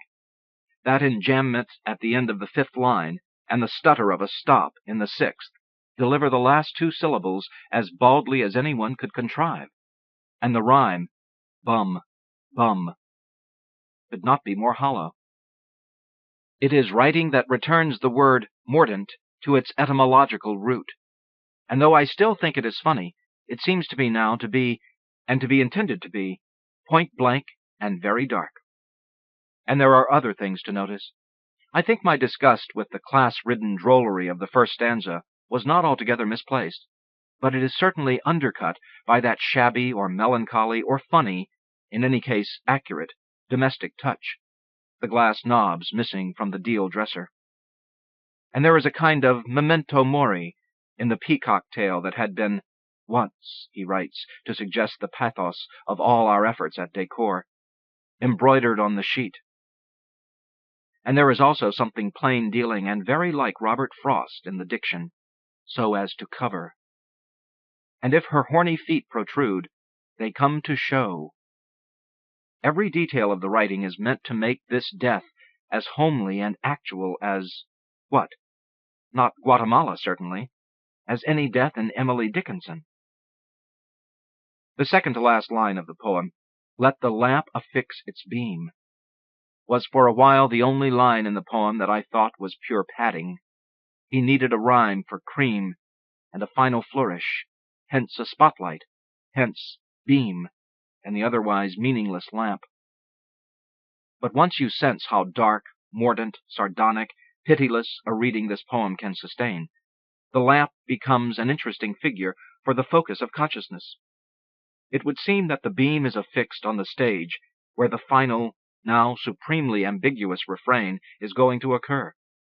The only emperor. One paraphrase might be, turn your attention to living, seize the day. If it says that, it also says, by all means turn your attention away from those horny toes. A sort of memento non mori. Or, to borrow a phrase from Eliot, humankind cannot bear very much reality. It is also possible to read it to mean the opposite, that one should affix the beam on the horny toes, so that one understands from a clear look at the reality of death that there can be no emperor but ice cream, no real alternative to death but dessert while you can get it. Which is, I suppose, nearer to my first reading of the poem and to what Winters meant by Stevens' hedonism. I think the issue may be undecidable, finally, since both readings are grammatically permissible and both in their way in character. And perhaps the point lies in the poem's seeming poised on the knife edge between these two attitudes. But however one reads these penultimate lines, they carry their darkness into the last line, which makes for a very different poem from the one those college boys thought they were chanting 30 years ago, as they waded through wet hillside grass in the early spring, and brings it nearer to the nothingness spoken of by Zach, whom I see now and then on late-night TV playing a psychotic killer or a gaunt, hunted drug dealer in reruns of Cagney and Lacey or Hill Street Blues.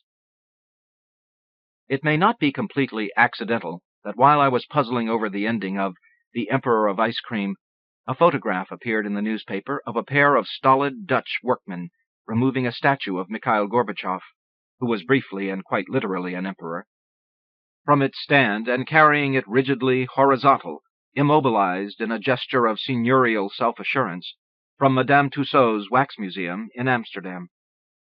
It made me think also that the poem, if it has anything to say about political power, does so by talking about politics and pleasure and death, and it may not be wrong, in its merciless way, about where power usually resides in the world.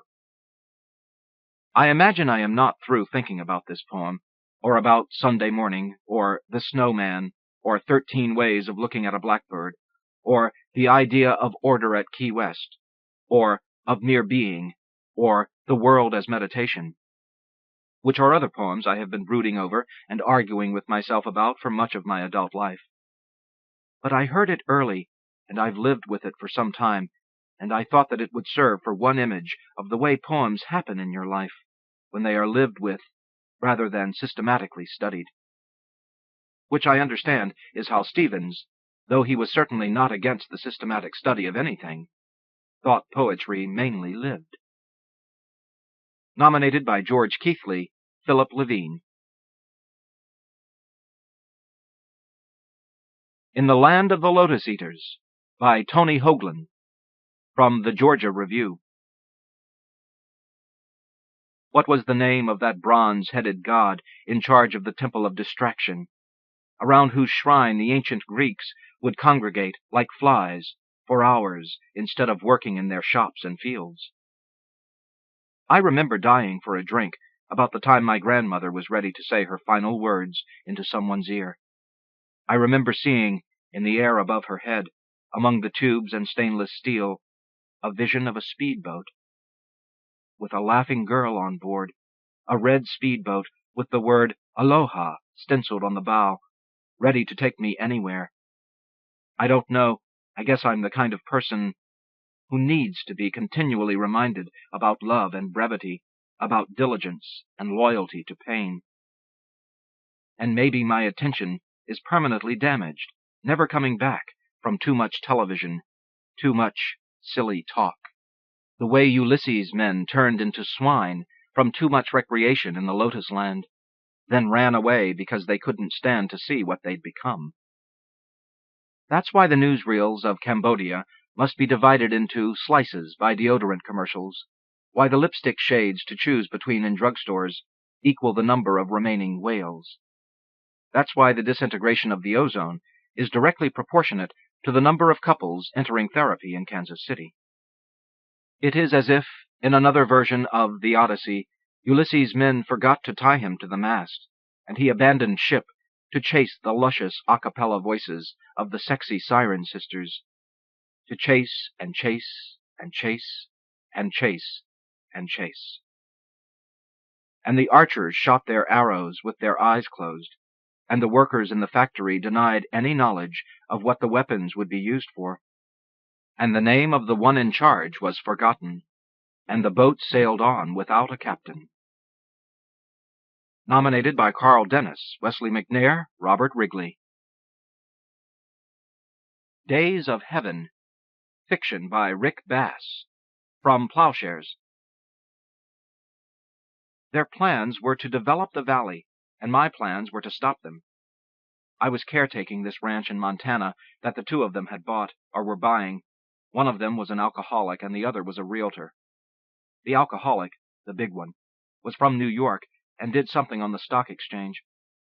The realtor had narrow, close-together eyes, little pinpoints in his pasty, puffy face, like raisins set in dough. He wore new jeans and a western shirt with silver buttons and a big metal belt buckle with a horse on it, and he walked in his new cowboy boots in tiny little steps with his toes pointed in. He always walked that way. The realtor, Zim, was from Billings. The big guy's name was Quentin. He had a big round stomach and small mustache, and looked like a polar bear. The feeling I got from this big guy was that he was recovering from some kind of breakdown, is why he was out here. And Zim, grinning, loose-necked, giggling, pointy-toe walking all the time, always walking around as if he were an infant who just shit his diapers. Zim, the predator, had just the piece of big sky Quentin needed. I'll go ahead and say it right now, so that nobody gets the wrong idea. I didn't like Zim. It was going fast, the big sky was, said Zim.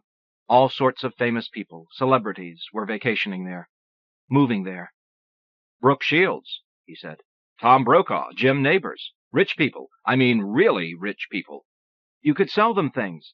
Say you own the little store in this valley, the Mercantile, and say Michael Jackson. Well, no, not him. Say Kirk Douglas lives 10 miles down the road. What's he going to do when he's having a party and realizes he doesn't have enough Dom Perignon? Who's he going to call? He'll call your store, if you have such a service. Say the bottle costs $75. You'll sell it to him for $100. You'll deliver it. You'll drive that 10 miles up the road to take it to him, and he'll be glad to pay that extra money. Bing, bang, bim, bam, Zim said, snapping his fingers and then rubbing them together, his mindless raisin eyes set so far back, glittering. His mouth was small and round and pale, like an anus. You've made $25, he said, and the mouth broke into a grin. What's $25 to a stockbroker guy? But I saw that Quentin was listening. I've lived on this ranch for 4 years now. The guy who used to own this place before Quentin, he was a predator too. A rough guy from Australia, he had put his life savings into building this mansion, this fortress deep in the woods, looking out over the big meadow. The previous owner's name was Beauregard. He had built the mansion 3 stories tall, rising up into the trees like one of Tarzan's haunts. Beauregard had constructed, all over the property, various buildings and structures related to the dismemberment of his quarry. Smokehouses with wire screening to keep the other predators out, and butchering houses, long wooden tables with sinks and high-intensity interrogating lamps over the long tables for night work. There were even huge windmill-type hoists all over the property, which would be used to lift the hoof-sprawling animals, moose, bear, elk, their heads and necks limp in death, up into the sky, so that their hides could first be stripped, leaving the meat revealed. It had been Beauregard's life dream to be a hunting guide, and he wanted to take rich people into the woods, so they could come out dragging behind them a deer or a bear, some wild creature they could kill and then take home with them. And Beauregard made a go of it for 3 years, before the business went down and the bad spirits set in, and he got divorced and had to put the place up for sale to make the alimony payments. The divorce settlement would in no way allow either of the parties to live in the mansion. It had to be both or none, and that's where I came in, to caretake the place until it sold. They'd sunk too much money into Beauregard's mansion to just leave it sitting out there in the forest, idle. Beauregard went back to Washington, D.C., where he got a job doing something for the CIA, Tracking fugitives was my guess, or maybe even killing them, while his wife went to California with the kids. Beauregard had been a mercenary for a while. He said the battles were usually fought at dawn and dusk, so sometimes in the middle of the day he'd been able to get away and go hunting. In the mansion, the dark, noble heads of long-ago beasts from all over the world, elephants and elk, and greater Thompson's gazelles, and giant aurochs, lined the walls of all the rooms. There was a giant gleaming sailfish leaping over the headboard of my bed upstairs, and there were wood stoves and fireplaces, but no electricity. This place is so far into the middle of nowhere.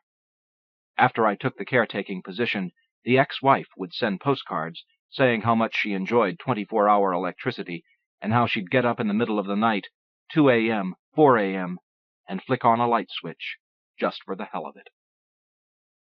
I felt like I was taking advantage of Beauregard, moving into his castle while he slaved away in D.C., but I'm a bit of a killer myself in some ways, if you get right down to it, and if Beauregard's hard luck was my good luck, well, I tried not to lose any sleep over it. If anything, I gained sleep over it, especially in the summer. I'd get up kind of late, 8, 9 o'clock, and fix a big breakfast and feed my dogs, and then go out on the porch and sit in the rocking chair and look out over the valley or read. Then about noon I'd pack a lunch and go for a walk. I'd take the dogs with me and a book, and we'd start up the trail behind the house, walking through the centuries-old larch and cedar forest, following the creek up to the big waterfall, heavy, heavy timber. Deer moved quietly through that forest, big deer, and pileated woodpeckers, too, banging away on some of the old dead trees, going at it like cannons. It was shady back in that old forest, and the sun rarely made it down to the ground, stopping instead on all the various levels of leaves. I'd get to the waterfall and swim, so cold, with the dogs, and then they'd nap in some ferns while I sat on a rock and read some more. In mid-afternoon I'd come home. It would be hot then, in the summer. The fields and meadows all around the ranch smelled of wild strawberries, and I'd stop and pick some when I came out of the forest. By that time of day, it would be too hot to do anything but take a nap, so that's what I'd do, upstairs, on the bare mattress with no sheets, with the windows all open, no breeze, and a fly buzzing faintly in one of the other rooms, one of the many empty other rooms. I would sleep in that sun-filled room upstairs, groggy in the heat, sleeping a pure, happy, dreamless sleep, and then when it cooled down enough, around 7 or 8 in the evening, I'd wake up and take my fly rod over to the other side of the meadow. It didn't get dark until midnight, in the summer. A spring creek wandered along the edge of that far meadow, and I'd catch a brook trout for supper. I'd keep just one. There were too many fish in the little creek, and they were easy to catch, so that after an hour or two I'd get tired of catching them, and I'd take the one I'd decided to keep back to the cabin and fry him for supper. Then I would have to decide whether to read some more, or go for another walk, or just sit on the porch with a drink in hand, just one big one, and watch the elk come out into the meadow. Usually I chose that last option, the one about the single big drink. And sometimes, while I was out on the porch, this great gray owl would come flying in from out of the woods. It was always a thrill to see it, that huge, wild, silent creature flying into my front yard. The great gray owl's a strange creature. It's immense, and so shy that it lives only back in the oldest of the old-growth forests, among giant trees, as if to match its own great size against them. It sits very still for long stretches of time back in the woods, motionless, watching for prey, until, so say the biologists, it believes it is invisible, and a person or a deer can walk right past it, or can even walk right up to it, and so secure is the bird in its invisibility, its psychological cloak of being hidden, that it will not move, even if you're looking straight at it. It's convinced you can't see it, and it won't blink, won't move. Now that's shy. My job, my only job, was to live in the lodge and keep intruders out. There had been a for sale sign out front, but I'd taken that down and hidden it in the garage the first day. After a couple of years, Beauregard, the real killer, did sell the place and was out of the picture. Pointy-toed Zim got his 10%, I suppose, 10% of $350,000, a third of $1,000,000 for some place with no electricity. But Quentin, the breaker of stocks, didn't buy it right away. He said he was going to buy it the first day, the first 5 minutes he saw it. He took me aside and asked if I could stay on, and like a true predator, I said, hell yes. I didn't care who owned it, as long as I got to stay there, and as long as the owner lived far away and wasn't someone who would keep mucking up my life with a lot of visits. Quentin didn't want to live there, or even visit. He just wanted to own it. He wanted to buy the place, but first he wanted to toy with Beauregard for a while, to try and drive the price down 5 or 10 or 20,000. He wanted to flirt with him, I think. Myself, I would have been terrified to jack with Beauregard. The man had bullet holes in his arms and legs. He'd been in foreign prisons and had killed people. A bear had bitten him in the face on one of his hunts, a bear he'd thought was dead. Quentin and Zim would sometimes come out on scouting trips that summer and fall that they were buying the place, Zim's family back in Billings and Quentin's back in the Big Apple, and they'd show up unannounced with a bag of stupid groceries, Cheerios and Pop-Tarts and hot dogs and a big carton of Marlboro cigarettes, and they'd want to stay for the weekend to get a better feel for the place. I'd have to move my stuff, sleeping bag and frying pan and fishing rod, over to the guest house, which was spacious enough. I didn't mind that. I just didn't like the idea of having them in the house. Once, while Quentin and Zim were walking in the woods behind the house, I looked in one of their dumb little sacks of groceries to see what stupid things they'd brought this time, and a magazine fell out of one of the sacks, a magazine with a picture of naked men on the cover. I mean, dropping penises and all, and the inside of the magazine was worse, with naked little boys and naked men on motorcycles. None of the naked men or boys were doing anything. They weren't touching each other. But still, the whole magazine, that part of it that I looked at, was nothing but heinies and penises. Realtors. I'd see the two boys out on the front porch, the cabin all ablaze with light, those sapsuckers running my generator, my propane, far into the night, playing my Jimmy Buffett records, sitting out on the front porch and singing at the tops of their lungs. And then finally they'd turn the lights off, shut the generator down, and go to bed. Except Quentin would stay up a little longer. I'd sit on the porch of the guest house, at the other end of the meadow, my pups asleep at my feet, and I'd see Quentin moving through the house, lighting the gas lanterns, walking from room to room, like a ghost, and then the son of a bitch would start having one of his fits. He'd break things, my things, and Beauregard's things, though I suppose they were now his things, since the deal was in the works, plates, saucers, and lanterns, and windows. I'd listen to the crashing of glass, and watch his big polar bear whirling shape passing from room to room. Sometimes he'd have a pistol. They both carried 9mm Blackhawks on their hips, like little cowboys. And sometimes Quentin would shoot holes in the ceiling, holes in the walls. I'd tense, there in the dark.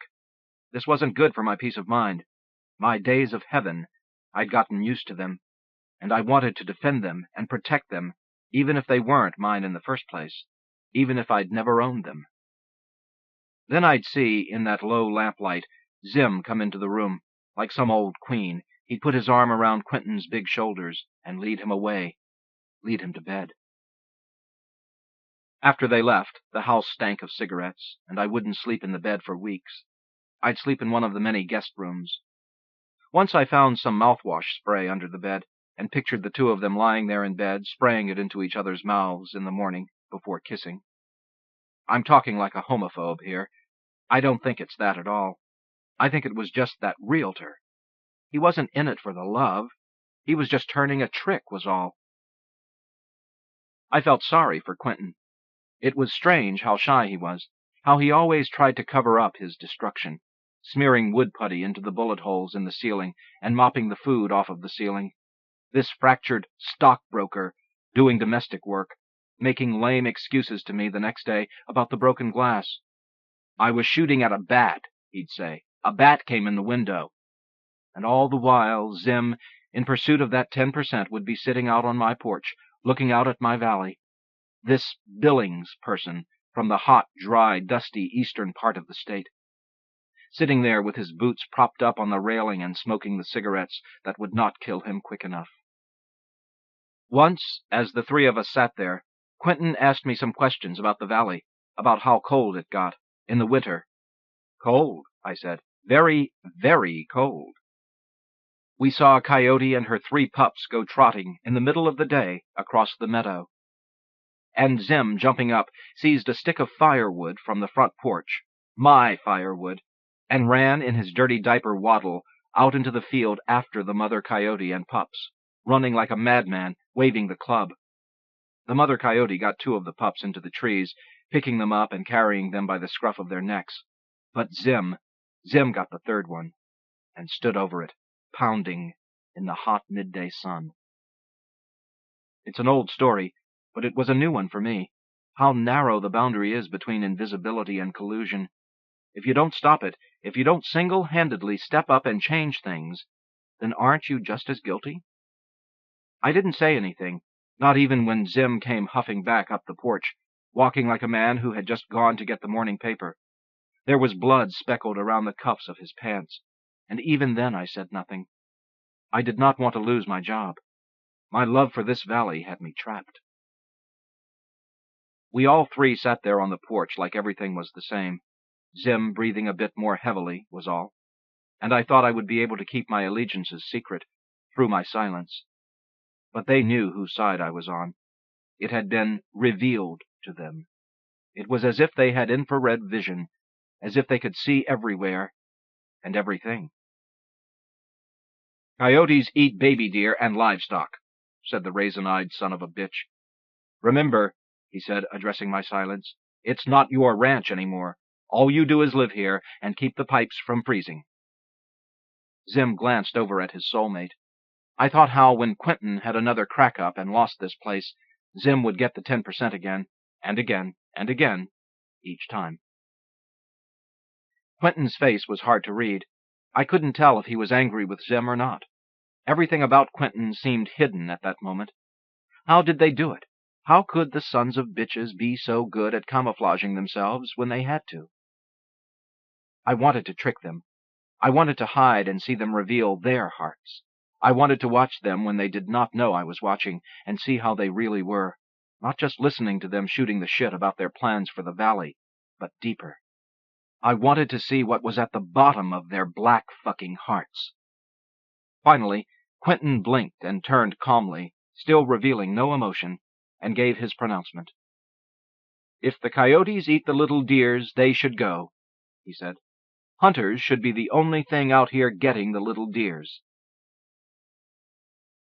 The woods still felt the same when I went for my walks after the 2 old boys departed. Yellow tanagers still flitted through the trees, flashing blazes of gold, and the deer were still tame. Ravens quarked as they passed through the dark woods, as if to reassure me that they were still on my side, that I was still with nature, rather than without. I slept late, I read, I hiked, I fished in the evenings. I saw the most spectacular sights.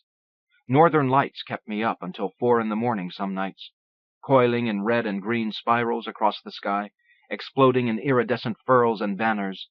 The northern lights never displayed themselves while the killers were there, and for that I was glad. In the late mornings and early afternoons, I'd sit by the waterfall and eat my peanut butter and jelly sandwich. I'd see the same magic sights. Bull moose, their shovel antlers still in velvet, stepping over fallen, rotting logs. Calypso orchids sprouting along the trail, glistening and nodding. But it felt, too, like the woods were a vessel, filling up with something of which they could only hold so much. Call it wildness. And when they had absorbed all they could, when they could hold no more, then things would change, and that wildness they could not hold would have to spill out, would have to go somewhere. Zim and Quentin came out only 2 or 3 times a year, for 2 or 3 days at a time. The rest of the time, heaven was mine, all those days of heaven. You wouldn't think they could hurt anything, coming out so infrequently. But how little of a thing does it take to change, spoil, another thing? I'll tell you what I think. The cleaner and emptier a place is, the less it can take. It's like some crazy kind of paradox. After a while, Zim came up with the idea of bulldozing the meadow across the way and building a lake with sailboats and docks. He hooked Quentin up into a deal with a log home manufacturer in the southern part of the state and was going to put shiny new El Supremo model log homes all around the lake. He was going to build a small hydro dam on the creek and bring electricity into the valley with it, which would automatically double real estate values, Zim said. He was going to run cattle in the woods, lots of cattle, and set up a little gold mine operation over on the north face of Roderick Butte. The two boys had folders and folders of ideas, plans. They just needed a little investment capital, was all. In the South, where I had come from, tenants held the power of a barn burning if their landlords got out of hand. Even a poor man or woman can light a match, but not here. A fire in this country wouldn't ever stop. There seemed like there was nothing, absolutely nothing, I could do. Anything I did short of killing Zim and Quentin would be a token act, a symbol. Before I figured that out, I sacrificed a tree, chopped down a big wind-leaning larch so that it fell on top of the cabin, doing great damage while Zim and Quentin were upstairs. I wanted to show them what a money sink the ranch was, and how dangerous it could be, and I told them how beavers, forest beavers, had chewed down that tree that had missed landing in their bedroom by only a few feet. I know now that those razor bastards knew everything. They could sense that I'd cut that tree. But for some crazy reason, they pretended to go along with my story. Quentin had me spend 2 days sawing the tree up for firewood, and before he could get the carpenters out to repair the damage, a hard rain blew in and soaked some of my books. I figured there was nothing I could do. Anything I did to harm the land or their property would harm me. Meanwhile, the valley flowered. Summer came, stretched and yawned, and then it was early fall. Quentin brought his children out, early that second fall, the fall of ownership. Zim didn't make the trip, nor did I spy any of the naked magazines. The kids, 2 teenage girls and a teenage boy, a younger Quentin, were okay for a day or two, the girls running the generator and watching movies on the VCR the whole day long. But the boy, little Quentin, was going to be trouble, I could tell. The first words out of his mouth when they arrived were, is there any season for, can you shoot anything right now? Rabbits? Marmots? And sure enough, they made it 2 days before discovering there were fish, delicate little brook trout with polka-dotted, flashy, colorful sides and intelligent little gold-rimmed eyes, spawning on gravel beds in the shallow little creek that ran through the meadow on the other side of the road. And what Quentin's son did, after discovering this fact, was to borrow his dad's shotgun, and he began shooting the fish. Little Quentin loaded, blasted away, reloaded. It was a pump-action 12-gauge, like the ones used in big-city detective movies, and the motion was like masturbating. Jack, jack, boom! Jack, jack, boom!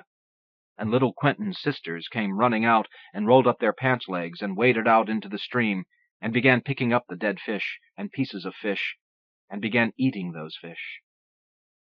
Quentin sat up on the porch with his drink in hand and watched, smiling. In the first week of November, while out walking, the sky's that sweet, dull, purple lead color, and the air frosty, flirting with snow, I heard ravens, and then scented the newly dead smell of a kill, and moved over in that direction. I saw the ravens' black shapes taking flight up into the trees as I approached. I could see the huge shape of what they'd been feasting on, a body of such immensity that I paused, frightened, even though the huge shape was obviously dead. It was 2 bull moose, their antlers locked up from rut combat, the rut having been over for a month, I knew, and I guessed they'd been locked up for at least that long. One moose was long ago dead, 2 weeks, but the other moose had died so recently, that morning perhaps, that he still had all his hide on him, and wasn't even stiff.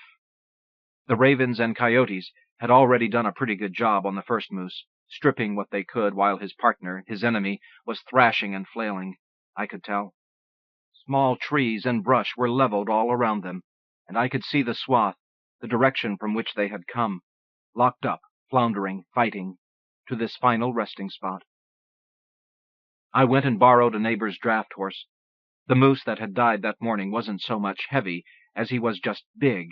He'd lost a lot of weight during the month he'd been tied up with the other moose. And the other one was just a ship of bones, mostly empty air. Their antlers were locked together as if welded. I tied a big rope around the newly dead moose's rear legs and got the draft horse to drag the cargo out of the woods and down through the forest to the ranch. It was a couple of miles, and I walked next to the old draft horse, soothing him as he sledded, 40 feet behind him, his strange load. Ravens flew behind us, cawing at our theft. Some of them filtered down through the trees and landed on top of the newly dead moose's brave, humped back, and rode along like that, pecking at the hide, trying to find an opening. But the hide was too thick. They'd have to wait for the coyotes to open it. And so they rode with me like gypsies, myself and the draft horse and the ravens and the dead moose, as if they'd come back to life, moving through the woods like a giant serpent, snaking our way through the trees. I hid the carcasses at the edge of the woods, and then, on the other side of a small clearing, built a blind of branches and leaves where I could hide and watch over the carcasses. I painted my face camouflage green and brown, and settled into my blind, and waited. The next day, like buffalo wolves from out of the mist, Quentin and Zim reappeared. I'd hidden my truck a couple of miles away and locked up the cabin so they'd think I was gone. I wanted to watch without being seen. I wanted to see them in the wild, wanted to see what they were like when humans weren't watching them. "What the shit?" Zim cried as he got out of his big Mongo-tire Jeep, the one with the electric winch, electric windows, electric sunroof, electric cattle prod. Ravens were swarming my trap, gorging, and coyotes darted in and out, tearing at that other moose's hide, trying to peel the hide back and reveal the new flesh. "Shit fire!" Zim cried, running across the yard, hopping the buck and rail fence, his flabby ass getting caught astraddled the high bar for a moment. He ran out into the woods, shooing the ravens and coyotes. The ravens all screamed and rose into the sky as if caught in a huge tornado, as if summoned. Some of the bolder ones came back down and made passes at Zim's head, but he waved them away and shouted, "Shit fire!" again, and then examining the newly dead moose, said, "This meat's still good." Zim and Quentin worked by lantern light that night, peeling the hide back with butchering and skinning knives, and hacking at the flesh with hatchets. I stayed in the bushes and watched. The hatchets made whacks when they hit the flesh, and cracking sounds when they hit bone. I could hear the two men laughing. Zim reached over and spread a smear of blood, delicately, on Quentin's cheeks, applying it like makeup, or medicine of some sort, and they paused, catching their breath from their mad chopping, and then they went back to work. They ripped and sawed slabs of meat from the carcass and hooted, cheering each time they pulled a leg off the carcass. They dragged the meat up to the smokehouse, dragging it through the autumn dead grass, and cut the head and antlers off last, right before daylight. I hiked over and got my truck, washed my face in a stream, and drove shakily home. They waved when they saw me come driving up. They were out on the front porch having breakfast, all clean and fresh scrubbed. I went up to the porch, where they were talking among themselves, as they always had, talking as normal as pie. Zim was lecturing to Quentin, waving his arm at the meadow and preaching the catechism of development to him. "You could have a nice hunting camp and send 'em all out into the woods on horses, with a yellow slicker and a gun. Boom! They're living the Western experience. Then in the winter you could run just a regular guest lodge, like on Newhart. Make 'em pay for everything. They want to go cross-country skiing? Rent 'em. They want to race snowmobiles? Rent 'em. Charge 'em for taking a piss. Rich people don't mind." I was just hanging on, shaky. They finished their breakfast and went back inside to plot or watch VCR movies. I went over to the smokehouse and peered through the dusty windows. Blood dripped from the gleaming red hindquarters. They'd cut the moose's head off and nailed it, with the antlers, to one of the walls, so that his blue-blind eyes were looking out at his own corpse. There was a baseball cap on his antlers, and a cigar stuck between his big lips. I went up into the woods. But I knew I'd come back.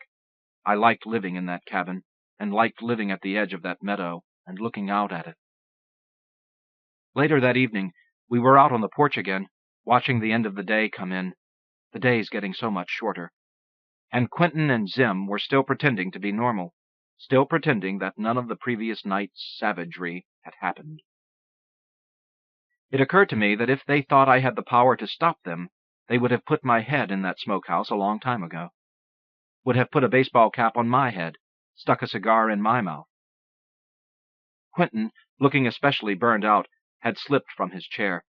He was sitting on the floor with his back to the cabin wall, bottle of rum in hand, looking toward the meadow where his lake and lots of cabins with lights burning in each of them would someday sit. I was just hanging around to see what was what, to eavesdrop, and to try to slow them down, to talk about those hard winters whenever I got the chance, and to mention how unfriendly the people in the valley were, which was true, but hard to convince Quentin of, because every time he showed up, they got friendly. "I'd like that a lot," said Quentin, speaking slowly. Earlier in the day I'd seen a coyote, or possibly a wolf, sans pups, trot across the meadow, but I sure hadn't pointed it out to anyone. Even as we were sitting on the porch, there was the great gray owl. He'd flown in like a plane, ghostly gray, a 4-foot wingspan, perched on the falling-down buck-and-rail fence by the road. I hadn't seen the owl in a couple of weeks, and I felt uneasy. It would be nothing for a man like Zim to walk up to that owl with his cowboy pistol and put a bullet, point-blank, into the big bird's ear. The big bird with his eyes set in his face, looking straight at you, the way all predators do. "I'd like that so much," Quentin said again, meaning Zim's idea of the lodge as a resort in winter. He was wearing a gold chain around his neck, with a little gold pistol dangling from it. He'd have to get rid of that necklace if he moved out here. It looked like something he might have gotten from a crackerjack box, but was, doubtless, real gold. "It may sound corny," Quentin said, "but if I owned this valley, I'd let people from New York, from California, from wherever, come out here for Christmas and New Year's. I'd put a big 60-foot Christmas tree in the middle of the road, up by the Mercantile and the saloon, and string it with lights, and we'd all ride up there in a sleigh, Christmas Eve and New Year's Eve, and we'd sing carols, you know? It would be real small town and homey," Quentin said. "Maybe corny, but that's what I'd do." Zim nodded. "There's lonely people who would pay through the nose for something like that," he said. We sat there and just watched the dusk gliding in over the meadow, cooling things off, blanketing the field's dull warmth of the day, and making mist and steam rise from the field. Quentin and Zim were waiting for money, and Quentin, especially, was still waiting for his nerves to calm. Almost a year he'd owned the ranch, a full cycle of seasons, and still he wasn't well.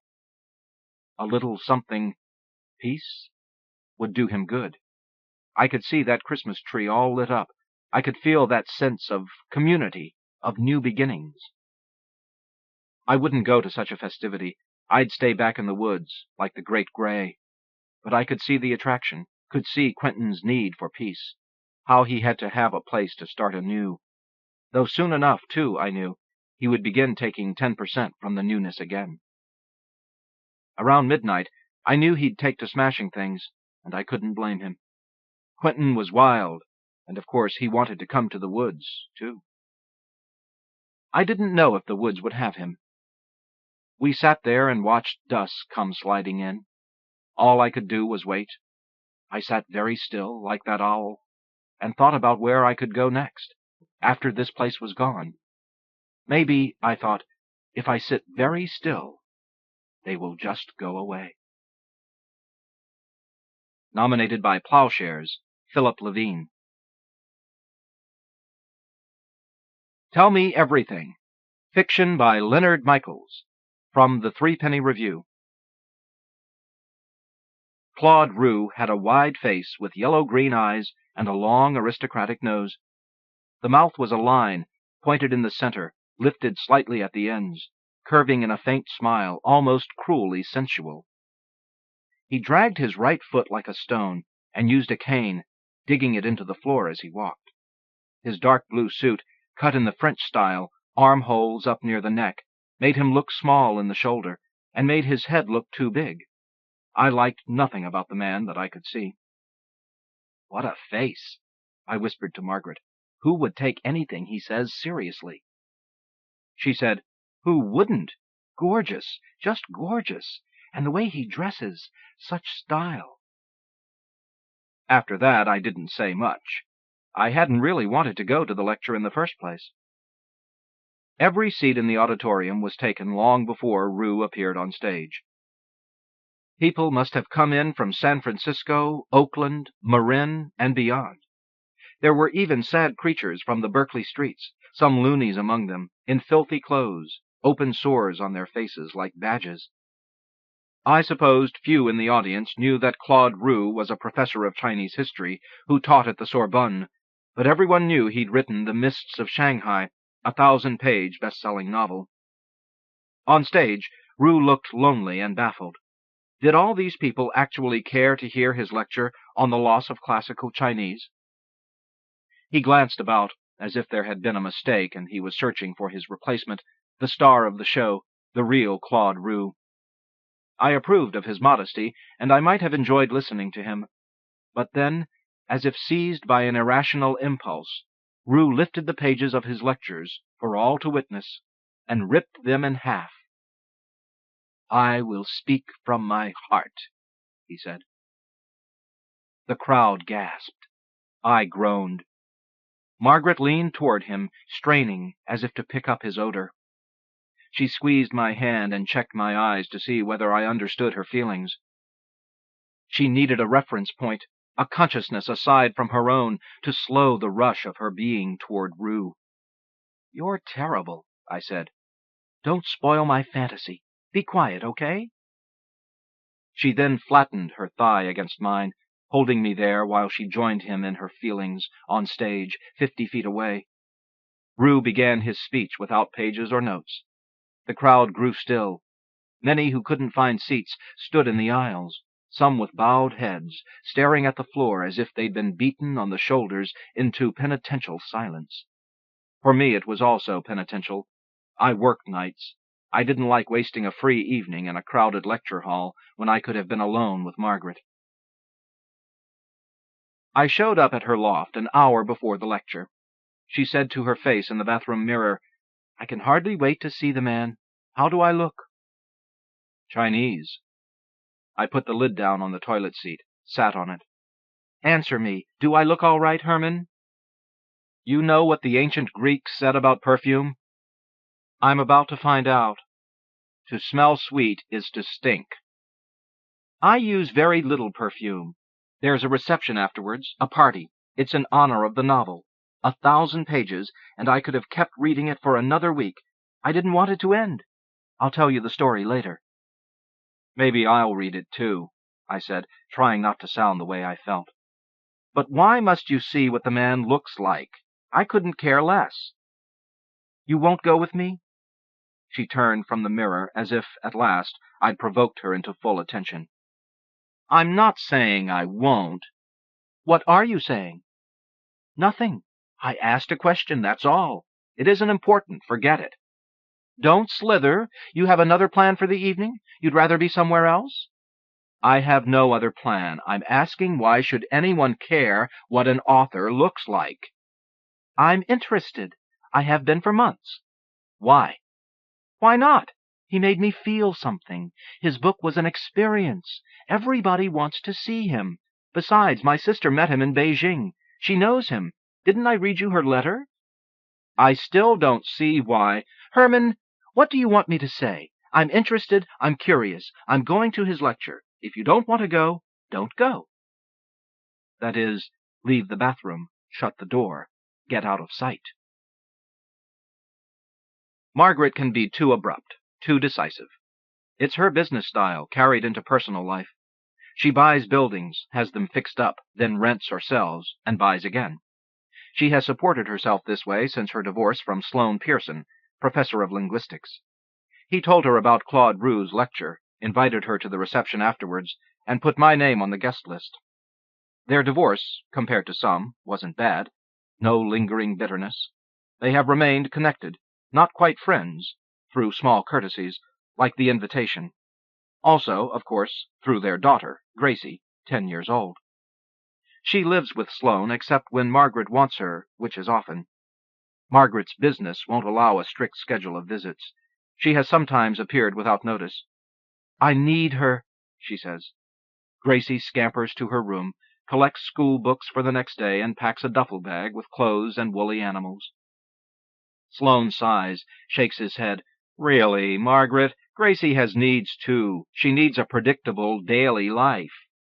Margaret says, "I'll phone you later. We'll discuss our needs." She comes out of the house with Gracie. Sloane shouts, "Wait! Gracie's pills!" There's always one more word, one more thing to collect. "Goodbye. Wait." I wait. We all wait. Margaret and Gracie go back inside. I wait just outside. I am uncomfortable inside the house, around Sloane. He's friendly, but I know too much about him.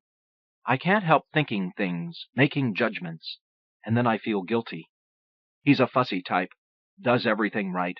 If he'd only fight Margaret, not be so good, so right. Sloane could make trouble about Margaret's unscheduled appearances, even go to court, but he thinks, if Margaret doesn't have her way, Gracie will have no mother. Above all things, Sloane fears chaos. Gracie senses her daddy's fear, shares it. Margaret would die for Gracie, but it's a difficult love, measured by intensities. Would Margaret remember in such love about the pills? Sloane finds the pills, brings them to the foyer, hands them to Margaret. There. He did another right thing. She and Gracie leave the house. We start down the path to the sidewalk. Gracie hands me her books and duffel bag, gives me a kiss, and says, "Hi, Herman German. I have an ear infection. I have to take pills 4 times a day." She's instructing Margaret indirectly. Margaret glares at me to show that she's angry. Her 10-year-old giving her instructions. I pretend not to understand. Gracie is a little version of Margaret, not much like Sloane. Chinese chemistry is dominant. Sloane thinks Gracie is lucky. "That's what I call a face," he says. He thinks he looks like his name, much too white. I say, "Hi, Gracie Spacey." We get into my Volvo. I drive us away. Gracie sits in back. Margaret, sitting beside me, stares straight ahead, silent, still pissed. But after a while she turns, looks at Gracie. Gracie reads her mind, gives her a hug. Margaret feels better. Everyone feels better. While Margaret's houses are being fixed up, she lives in one, part of which becomes her studio where she does her painting. Years ago, at the university studying with the wonderful painters Joan Brown and Elmer Bischoff, Margaret never discovered a serious commitment in herself. Later, when she married and had Gracie, and her time was limited, seriousness arrived. Then came the divorce, the real estate business, and she had even less time. She paints whenever she can, and she reads 50 or 60 novels a year. Also what she calls philosophy, which is religious literature. Her imagery in paintings comes from mythic, visionary works. From the Kumulupo, the Hawaiian cosmological chant, she took visions of land and sea, where creatures of the different realms are mysteriously related. Margaret doesn't own a television set or go to movies. She denies herself common entertainment for the same reason that Rilke refused to be analyzed by Freud. "I don't want my soul diluted," she says. Sometimes I sit with her in her loft in Emeryville, in a 4-story brick building, her latest purchase, while she paints.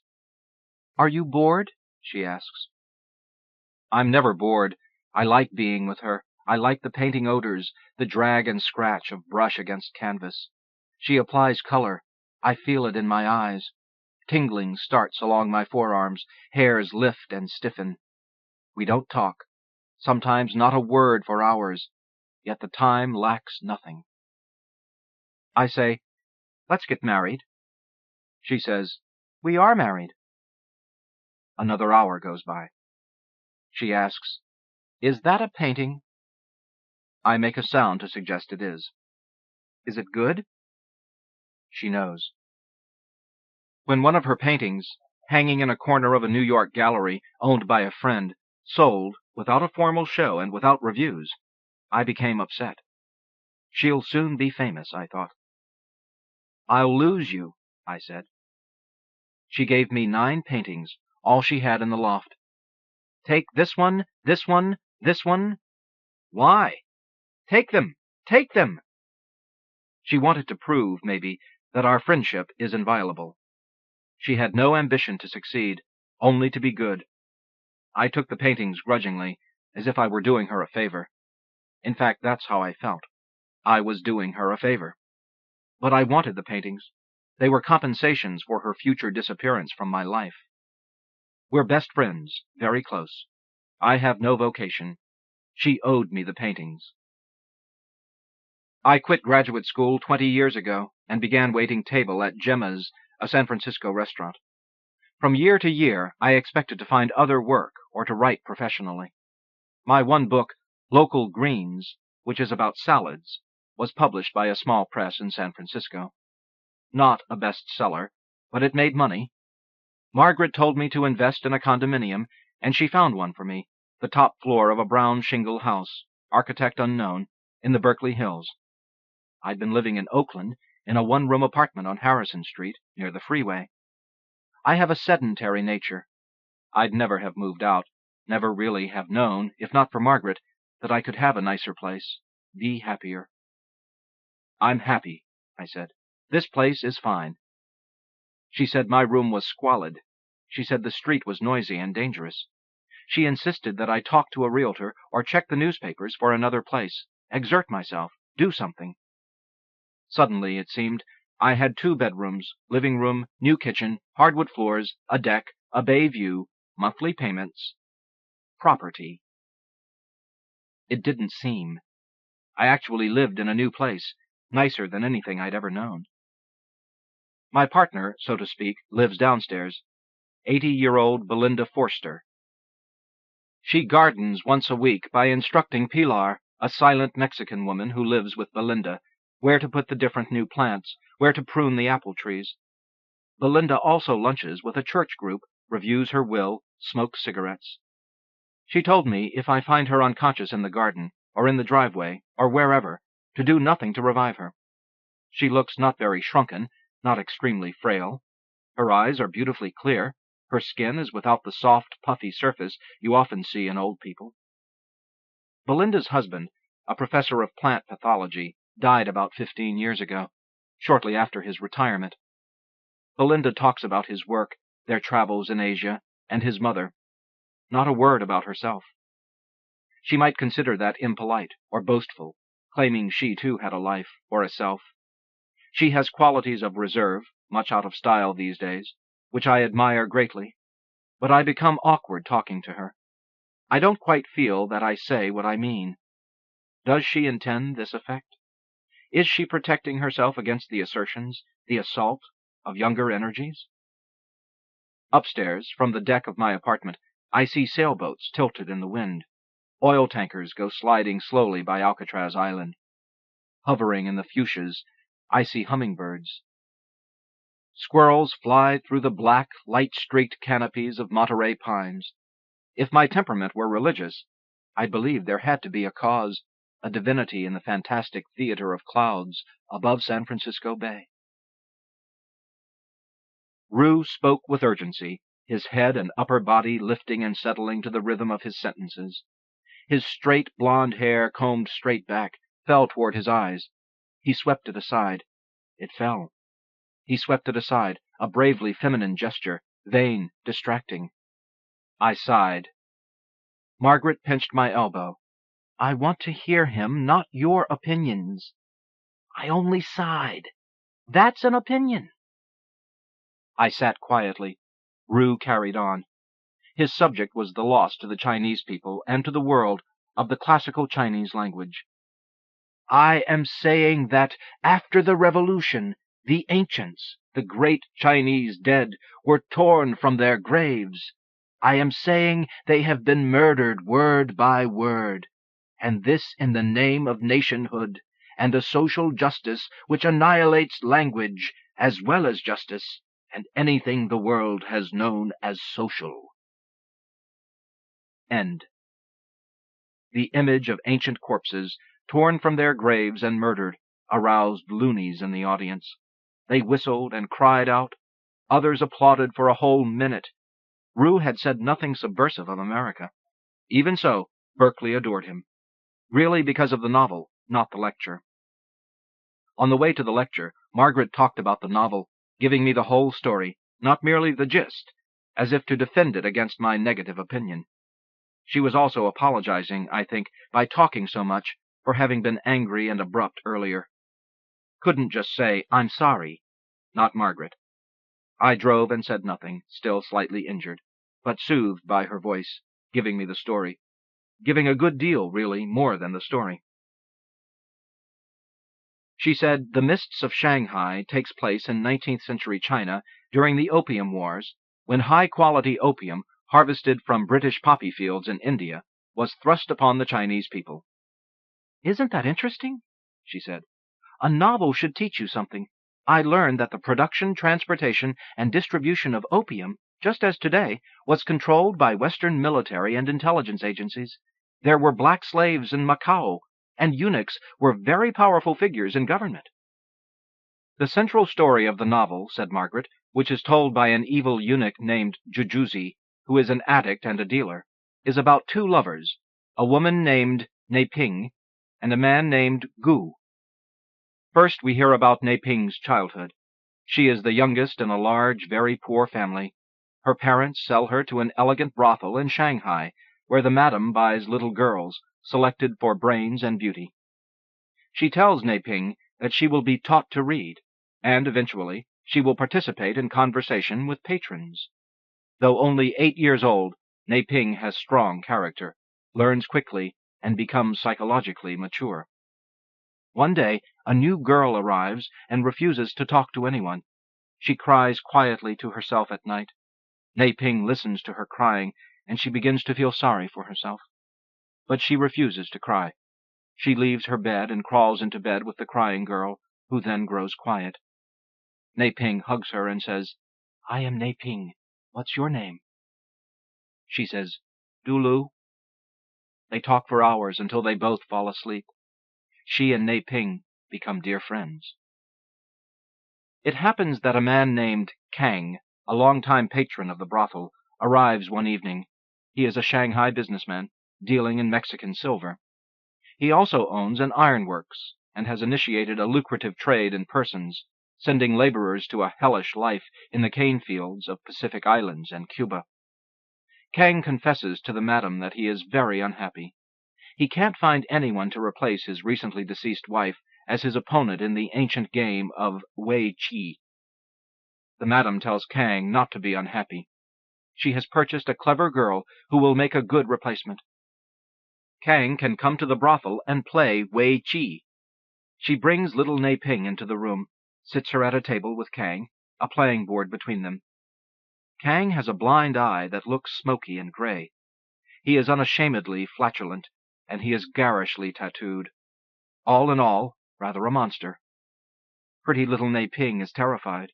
She nods yes, yes, yes, as he tells her the rules of the game, and he explains how one surrounds the opponent's pieces and holds territory on the board. When he asks if she has understood everything, she nods yes again. He says to Neiping, "If you lose, I will eat you the way a snake eats a monkey." Margaret said, "This is supposed to be a little joke, see? But since Kang looks sort of like a snake, it's frightening." Kang takes the black stones and makes the first move. Neiping, in a trance of fear, recalls his explanation of the rules, then places a white stone on the board far from his black stone. They play until Kang becomes sleepy. He goes home. The game resumes the next night, and the next. In the end, Kang counts the captured stones, white and black. It appears that Neiping has captured more than he. The madam says, "Let me count them." It also appears Neiping controls more territory than Kang. The madam counts, then looks almost frightened. She twitters apologies, and she coos, begging Kang to forgive Nei-Ping for taking advantage of his kindness, his willingness to let Nei-Ping seem to have done well in the first game. Kang says, "This is how it was with my wife. Sometimes she seemed to win. I will buy this girl." The madam had been saving Nei-Ping for a courtier, highly placed, close to the emperor. But Kang is a powerful man. She doesn't dare reject the sale. "The potential value of Nei-Ping is immeasurable," she says. Kang says Nei-Ping will cost a great deal before she returns a profit. "The price I am willing to pay is exceptionally good." The madam says, "In silver?" Kang says, "Mexican coins." She bows to Kang, then tells Nei-Ping to say goodbye to the other girls. Margaret said, "I'll never forget how the madam bows to Kang." Nei-Ping and Dulu embrace. Dulu cries. Nei-Ping says they will meet again someday. Nei-Ping returns to Kang. He takes her hand. The monster and Nei-Ping walk through the nighttime streets of Shanghai to Kang's house. For the next 7 years, Nei-Ping plays Wei Qi with Kang. He has her educated by monks, and she is taught to play musical instruments by the evil eunuch Jujuzi, the one who is telling the story. Kang gives Nei-Ping privileges of a daughter. She learns how he runs his businesses. He discusses problems with her. "If somebody were in my position, how might such a person reflect on the matters I have described?" While they talk, Kang asks Nei-Ping to comb his hair. He never touches her. His manner is formal and gentle. He gives everything. Nei-Ping asks for nothing. Kang is a happy monster, but then Nei-Ping falls in love with Gu, the son of a business associate of Kang. Kang discovers this love, and he threatens to undo Nei-Ping, sell her back to the brothel, or send her to work in the cane fields at the end of the world. Nei-Ping flees Kang's house that night with Gu. Kang then wanders the streets of Shanghai in a stupor of misery, looking for Nei-Ping. Years pass. Unable to find a way to live, Gu and Nei-Ping fall in with a guerrilla triad. Nei-Ping becomes its leader. Inspired by Nei-Ping, who'd become expert in metals while living with Kang, the triad undertakes to study British war technology. Nei-Ping says they can produce cannons, which could be used against opium merchants. The emperor will be pleased. In fact, he will someday have tons of opium seized and destroyed. But there is no way to approach the emperor until Nei-Ping learns that Dulu, her dear friend in the brothel, is now the emperor's consort. Nei-Ping goes to Dulu. "The recognition scene," said Margaret, "is heartbreaking. Dulu has become an icy woman who moves slowly beneath layers of silk, but she remembers herself as the little girl who once cried in the arms of Nei-Ping. She and Nei-Ping are now about 23. Through Dulu's help, Nei-Ping gains the emperor's support. This enrages Jujuzi, the evil eunuch. Opium trade is in his interest, since he is an addict and a dealer.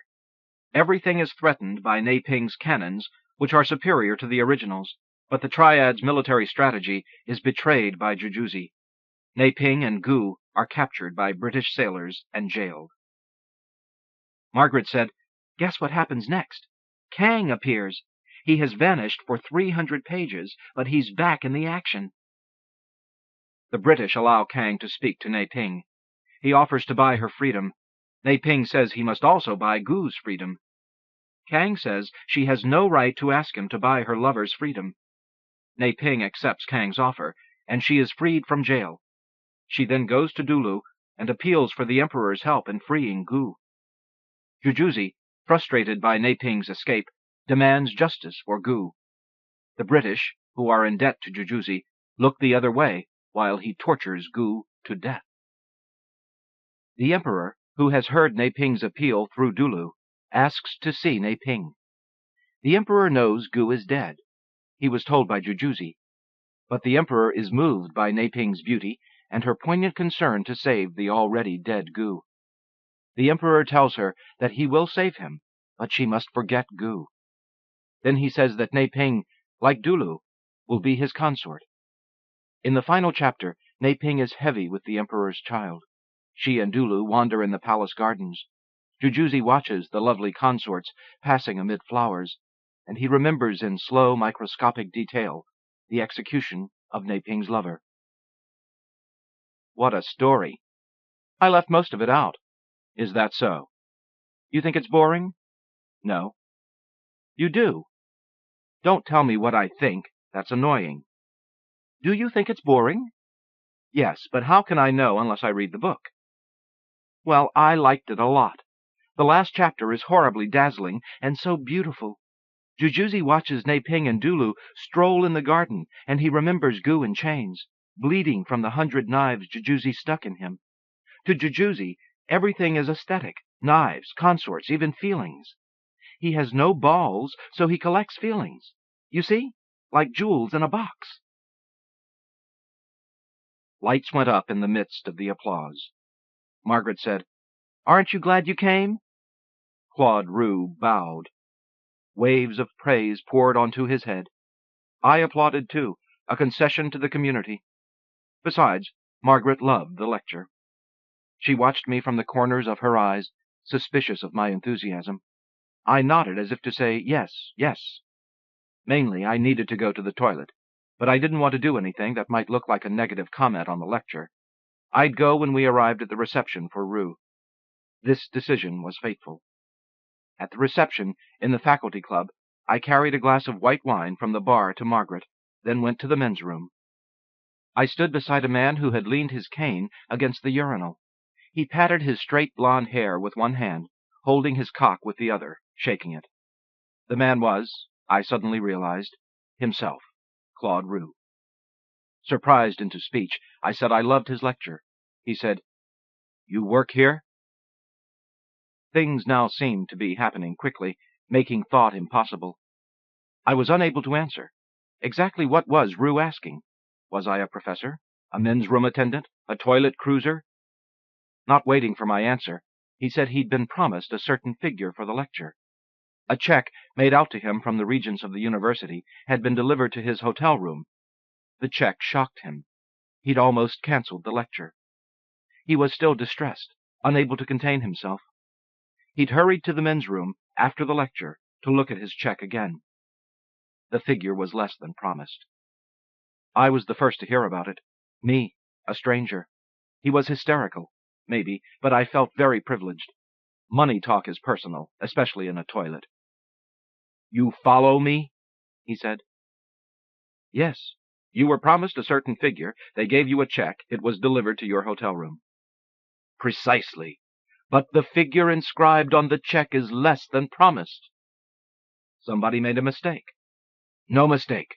Taxes have been deducted, but I came from Paris with a certain understanding. I was to be paid a certain figure. I have the letter of agreement and the contract." His green stare, fraught with helpless reproach, held me as he zipped up. He felt that he'd been cheated. He dragged to a sink. His cane, lacquered mahogany with a black iron ferrule, clacked the tile floor. He washed his hands. Water raged in the sink. "It's a mistake, and it can be easily corrected," I said, speaking to his face in the mirror above the sink. "Don't worry, Mr. Roux. You'll get every penny they promised." "Will you speak to somebody?" he said, taking his cane. "I'm very upset." "Count on it, Mr. Roux." "But will you speak to somebody about this matter?" "Before the evening is over, I'll have their attention." "But will you speak to a person?" "Definitely." I could see, standing close to him, that his teeth were heavily stained by cigarette smoke. They looked rotten. I asked if I might introduce him to a friend of mine. Margaret would get a kick out of meeting Claude Roux, I figured, but I mainly wanted her to see his teeth. He seemed thrown off balance, reluctant to meet someone described as a friend. "My time is heavily scheduled," he muttered. But since he'd just asked me for a favor, he shrugged, shouldering obligation. I led him to Margaret. Roux's green eyes gained brightness. Margaret quickened within, but offered a mere, "Hello." No more, not even the wisp of a smile. She didn't say she loved his lecture. Was she overwhelmed, having Claude Roux thrust at her like this? The silence was difficult for me, if not for them. Lacking anything else to say, I started to tell Margaret about Rue's problem with the university check. It wasn't the promised amount. Rue cut me off. Money is awful, not to be discussed.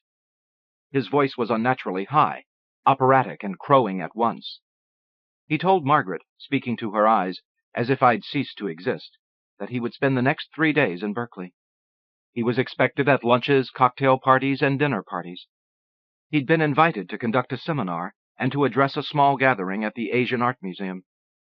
But my lecture is over. I have fulfilled my contract. I owe nothing to anybody. Margaret said, No point, then, cheapening yourself, is there? I will cancel every engagement. How convenient, she said, hesitated, then gambled, adding, for us. Her voice was flat and black as an ice slick on asphalt, but I could hear, beneath the surface, a faint trembling. I prayed that she would look at Rue's teeth, which were practically biting her face. She seemed not to notice. Do you drive a car? She said, yes, holding her hand out to the side, toward me, blindly.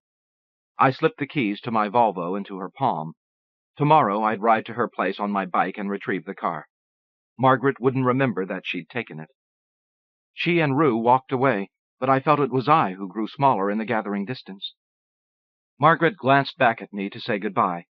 Rue, staring at Margaret, lost peripheral vision, thus annihilating me. I might have felt insulted, but he'd been seized by hormonal ferocity and was focused on a woman. I'd have treated him similarly.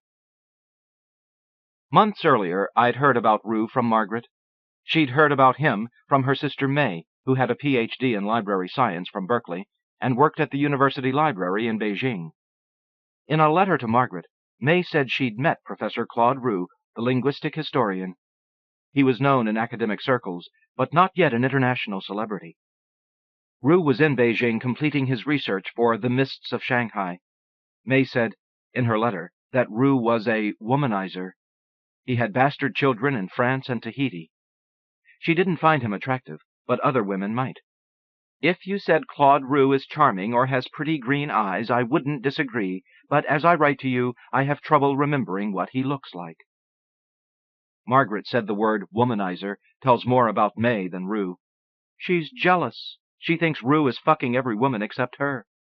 She says she doesn't find him attractive, and she knows what he looks like, what he sounds like, smells like, feels like. May has no respect for personal space. She touches people when she talks to them. She's a shark with taste sensors in her skin. When May takes your hand or brushes up against you, she's tasting you. Nobody but sharks and cannibals can do that. She shakes somebody's hand, then tells me needs salt and a little curry. All right, maybe womanizer says something about May, but the word has a meaning. Regardless of May, womanizer means something. What? You kidding? Tell me, what does it mean? What do you think? It means a man who sits on the side of the bed at 2 a.m, putting on his shoes. What do you call women who do that? Don't patronize me, Herman. Don't you tell me what womanizer means. Why did you ask? To see if you'd tell me. So patronizing. I know exactly what the word means. Womanizer means my sister May wants Claude Rue to fuck her. Get a dictionary. I want to see where it mentions your sister and Claude Rue.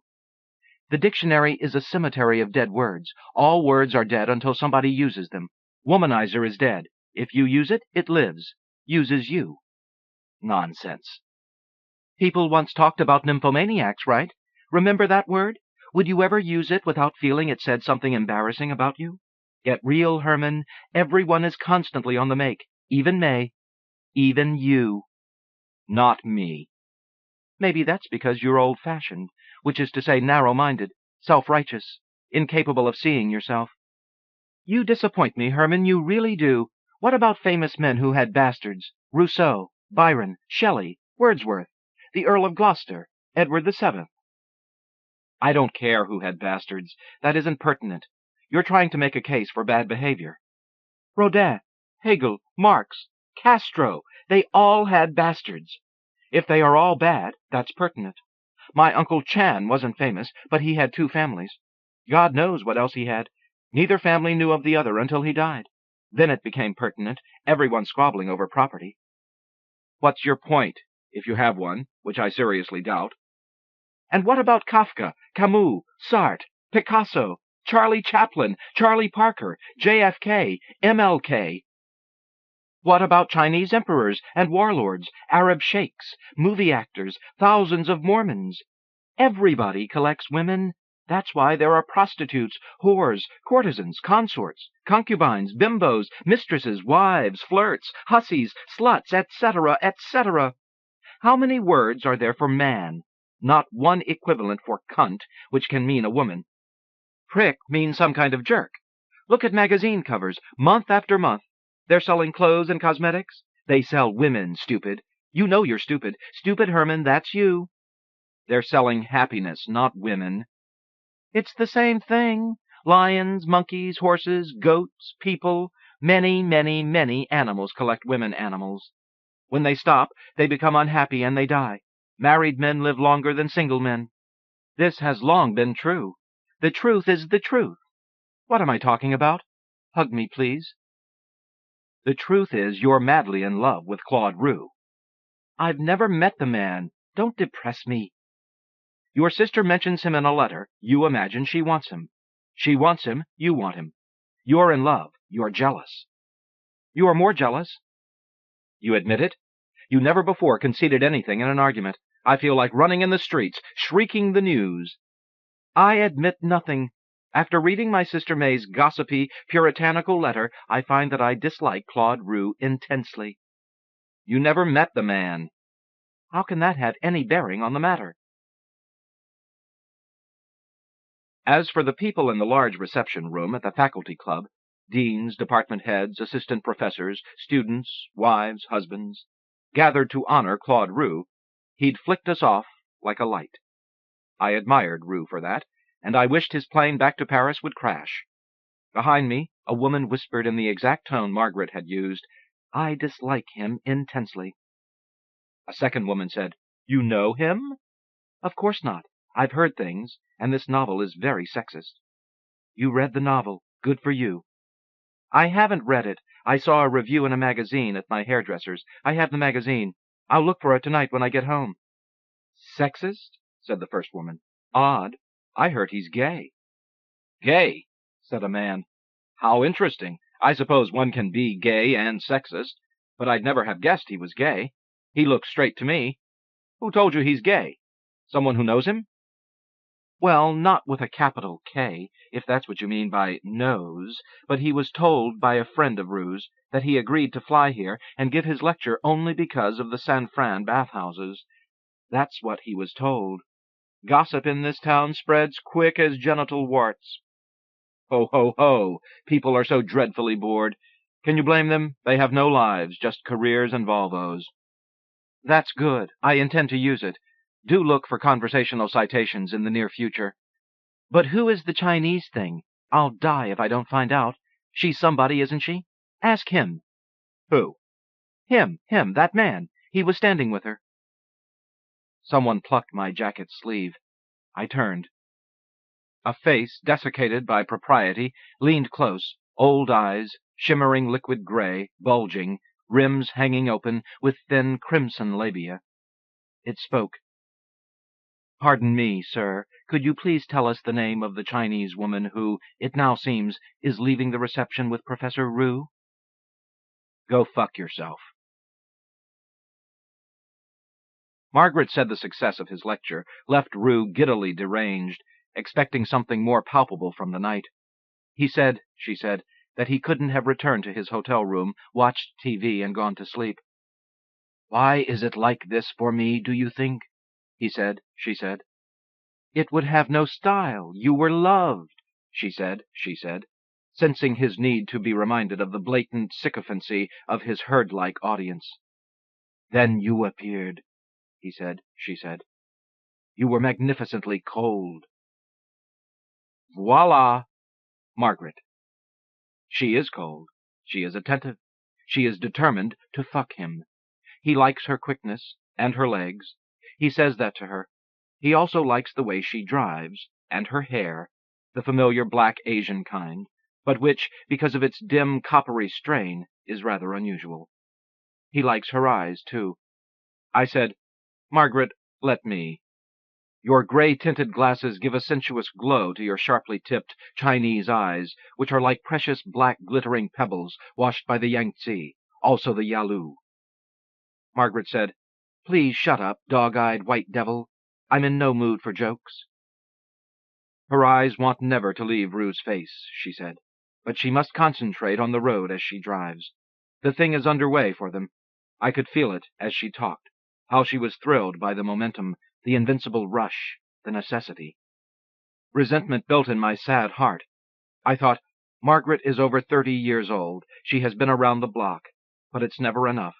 Once more around the block, up the stairs, into the room, and there lies happiness. Why shouldn't I have abandoned the party for you? He said, she said, imitating his tone, plaintive and arrogant. I wrote a novel. He laughs at himself. Margaret laughs, imitating him, an ironic, self-deprecatory laugh. The moment seemed to her phony and real at once, said Margaret. He was nervous, as he'd been on stage, unsure of his stardom, unconvinced even by the flood of abject adoration. Would a man write a novel except for love? He said, she said, as if he didn't really know. He was sincerely diffident, she said, an amazing quality considering that he'd slept with every woman in the world. But what the hell, he was human. With Margaret, sex will be more meaningful. Except for love?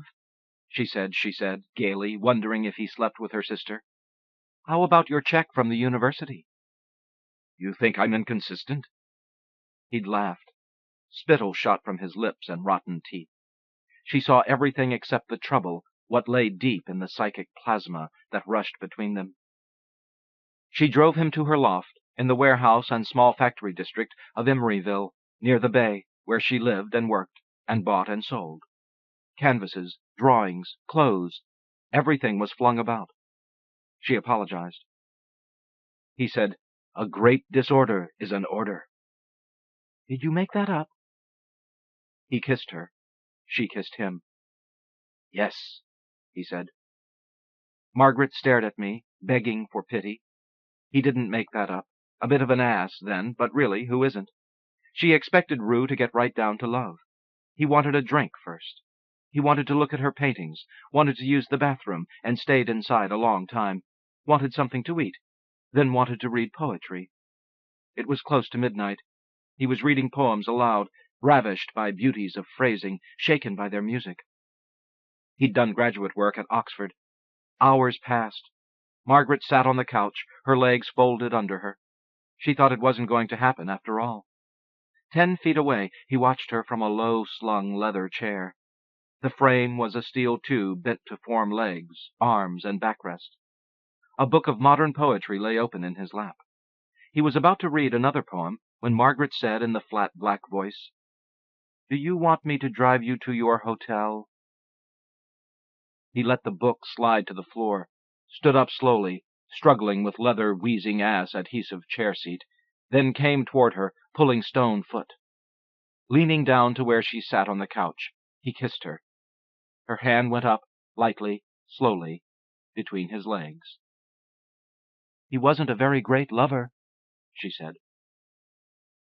She had to make him stop, give her time to regather powers of feeling, and smoke a joint before trying again. Then, him inside, working on me, she said. She fingered her clitoris to make herself come. There would have been no payoff otherwise, she said. He'd talked too much, maybe. Then he was a tourist looking for sensations in the landscape. He couldn't give. It was like he had a camera, collecting memories, savoring the sex, you know what I mean? I could have been in another city. Finally, Margaret said, she screamed, What keeps you from loving me? He fell away, damaged. You didn't enjoy it? He said, she said. She turned on the lamp to roll another joint, and told him to lie still while she studied his cock, which was oddly discolored and twisted left. In the next 3 days, the sex got better, not great. She'd say, You're losing me. He'd moan.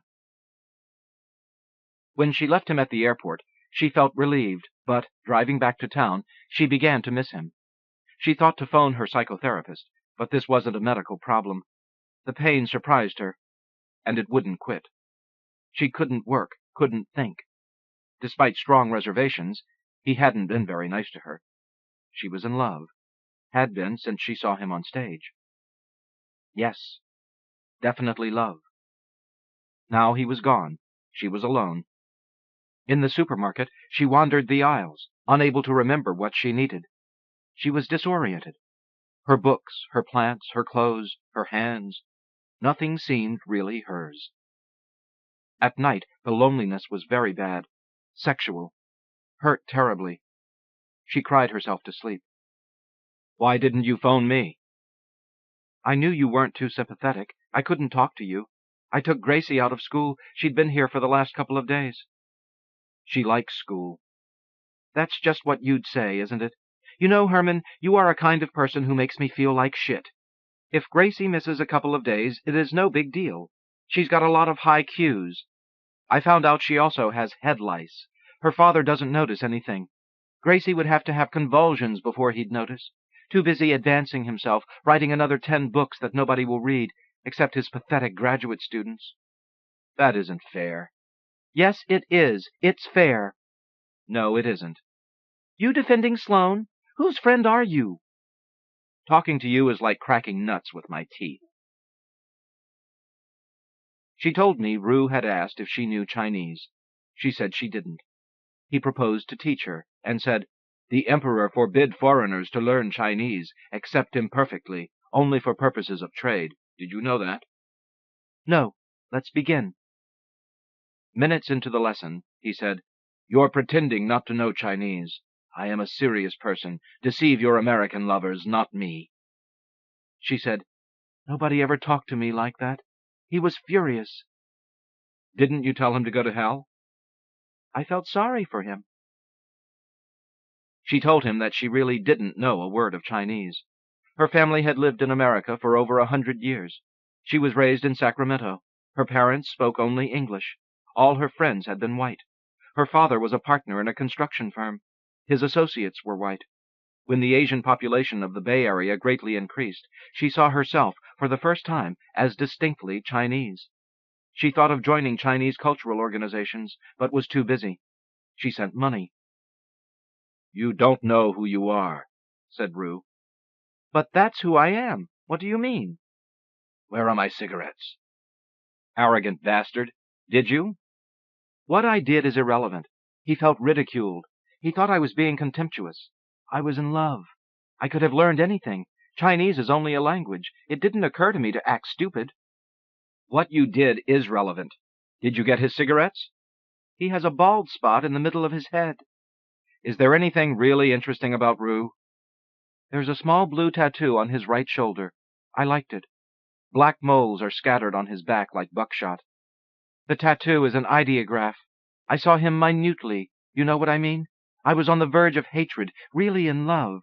But you wouldn't understand. I won't tell you any more." "Answer my question." She didn't. "You felt sorry for him. I feel sorry for you. Is it over now?" "Did it begin? I don't really know. Anyhow, so what?" "Don't you want to tell me? I want to know. Tell me everything." "I must keep a little for myself. Do you mind? It's my life. I want to keep my feelings. You can be slightly insensitive, Herman." "I never dumped you at a party in front of the whole town. You want to keep your feelings? Good. If you talk, you'll remember feelings you don't know you had. It's the way to keep them." "No, it isn't. They go out of you. Then they're not even feelings anymore. They're chit-chat commodities. Some asshole like Claude will stick them in a novel." "Why don't you just fly to Paris? Live with him." "He's married. I liked him for not saying that he doesn't get along with his wife, or they're separated. I asked if he had an open marriage." "What did he say?" "He said, 'Of course not.'" Margaret spoke more ill than good of Rue. Nevertheless, she was in love. Felt it every minute, she said, and wanted to phone him, but his wife might answer. He'd promised to write a letter, telling her where they would meet. There were going to be publication parties for his book in Rome and Madrid. He said that his letter would contain airline tickets and notification about her hotel. Then you pack a bag, you run out the door, and up into the sky, to Rome, to Madrid. Just like that? What about your work? What about Gracie? Just like that. I bought a copy of The Mists of Shanghai and began reading with primitive, fiendish curiosity. Who the hell was Claude Roux? The morning passed, then the afternoon. I quit reading at twilight, when I had to leave for work. I'd reached the point where Dulu comes to the brothel. It was an old-fashioned novel, something like Dickens, lots of characters and sentimental situations, but carefully written to seem mindless, and so clear that you hardly feel you're reading. Jujuzi's voice gives a weird edge to the story. Nei-Ping suffers terribly, he says, but she imagines life in the brothel is not real, and that someday she will go home and her mother will be happy to see her. Just as I began to think Roux was a nitwit, Jujuzi reflects on Nei-Ping's pain. He says she will never go home, and a child's pain is more terrible than an adult's, but it is the nourishment of sublime dreaming. When Dulu arrives, Nei-Ping wishes the new girl would stop crying. It makes Nei-Ping sad. She can't sleep. She stands beside the new girl, staring down through the dark, listening to her sob, wanting to smack her, make her be quiet. But then Nei-Ping slides under the blanket and hugs the new girl. They tell each other their names. They talk. Dulu begins slowly to turn. She hugs Nei-Ping. The little bodies lie in each other's arms, face to face. They talk until they fall asleep. Did Claude Roux imagine himself as Nei-Ping? Considering Roux's limp, he'd known pain. But maybe pain made him cold, like Jujuzi, master of sentimental feelings, master of cruelty. Was Claude Roux like Jujuzi?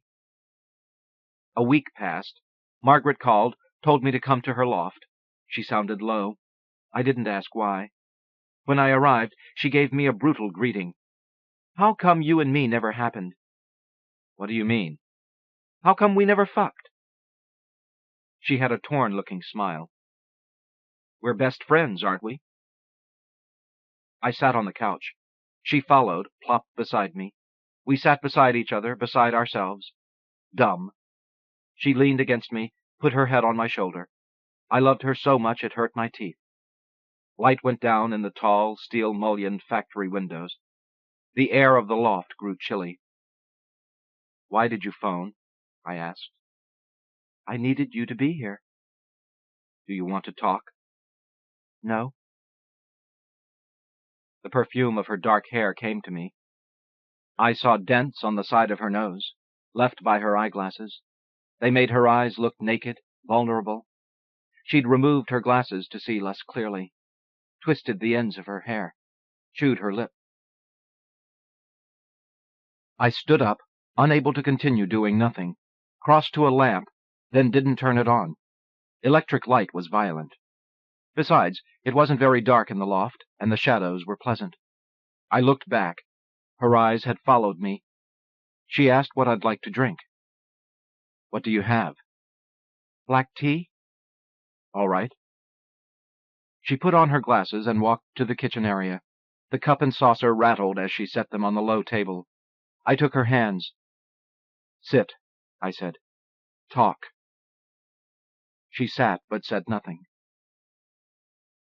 Do you want to go out somewhere? Take a walk, maybe? We were together for 3 days, she said. Did he write to you? We were together for hours and hours. There was so much feeling. Then I get this letter. What does he say? Rome? Barcelona? He says I stole his watch. He says I behaved like a whore, going through his pockets when he was asleep. Literally, he says that? Read it yourself. It's in French. I handed it back to her. An heirloom, he says. His most precious material possession, he says. He understands my motive and finds it contemptible. He wants his watch back. He'll pay. How much am I asking? You have his heirloom? I never saw it. Let's look. Please, Herman, don't be tedious. There is no watch. with the chaos of art materials scattered on the vast floor, and on tabletops, dressers, chairs, and couch. It took 20 minutes before she found Claude Roux's watch jammed between a bedpost and the wall. I laughed. She didn't laugh. I wished I could redeem the moment.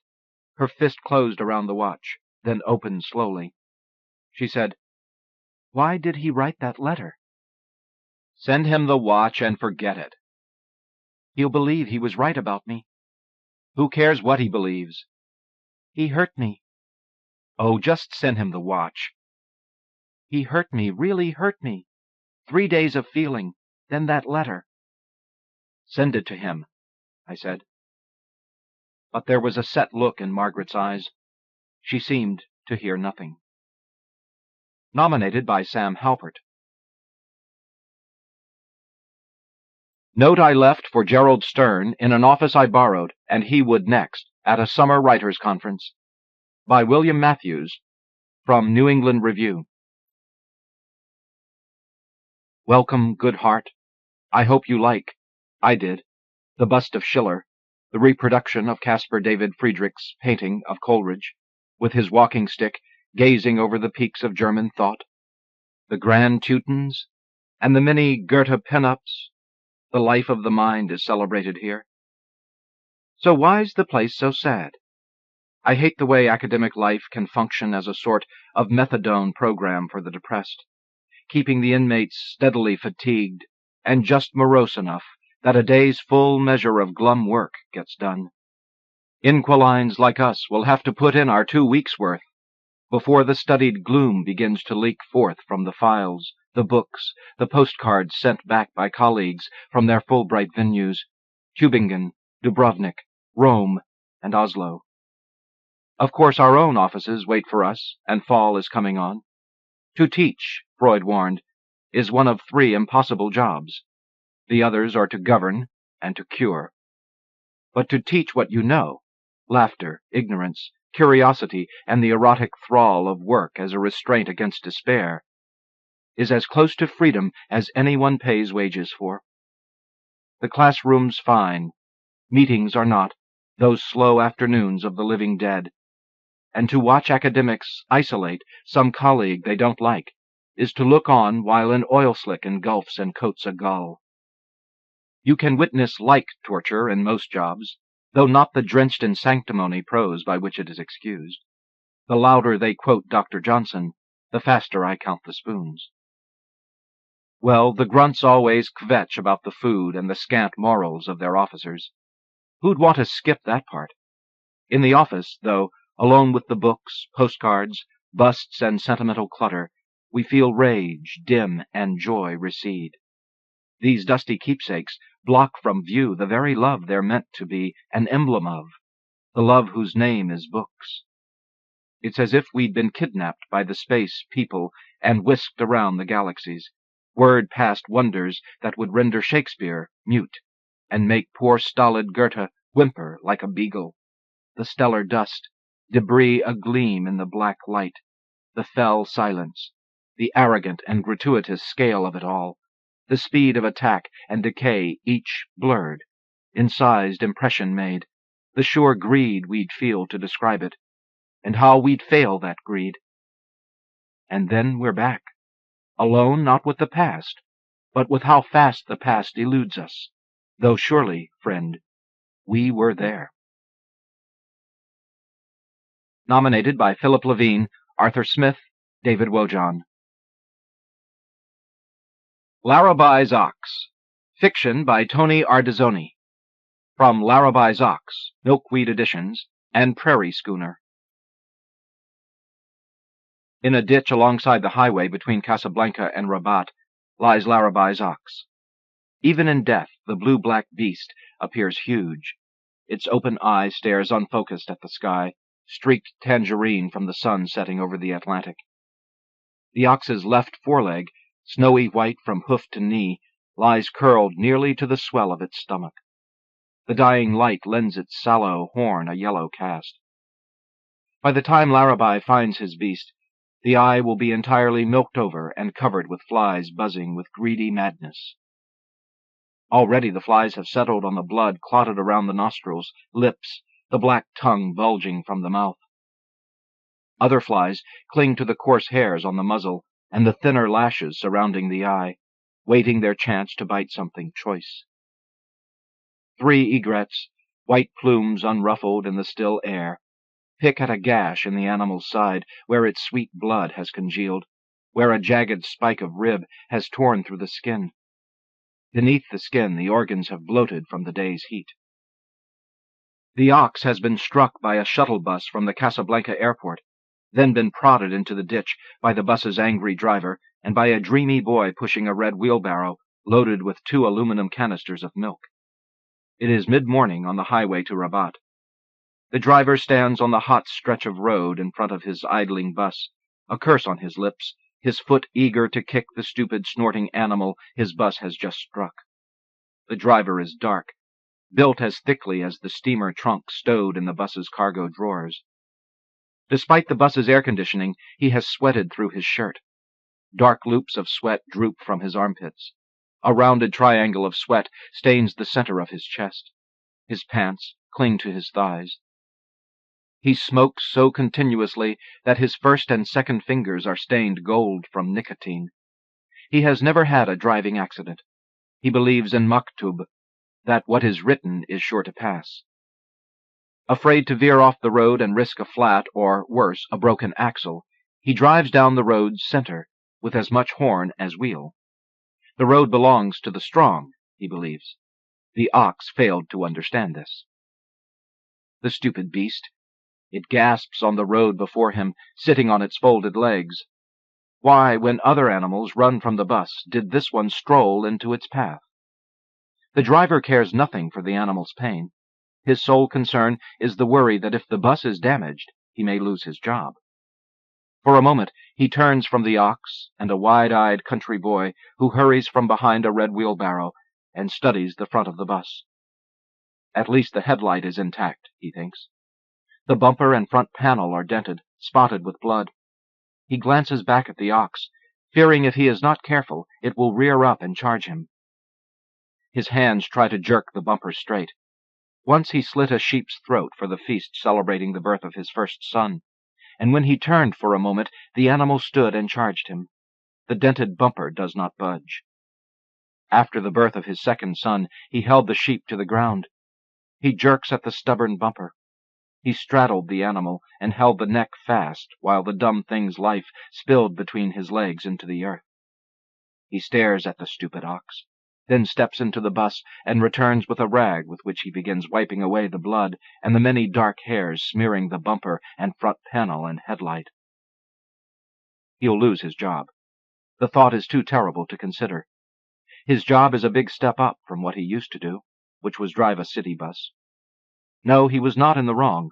The right-of-way belongs to the strong. He's no fella from the countryside.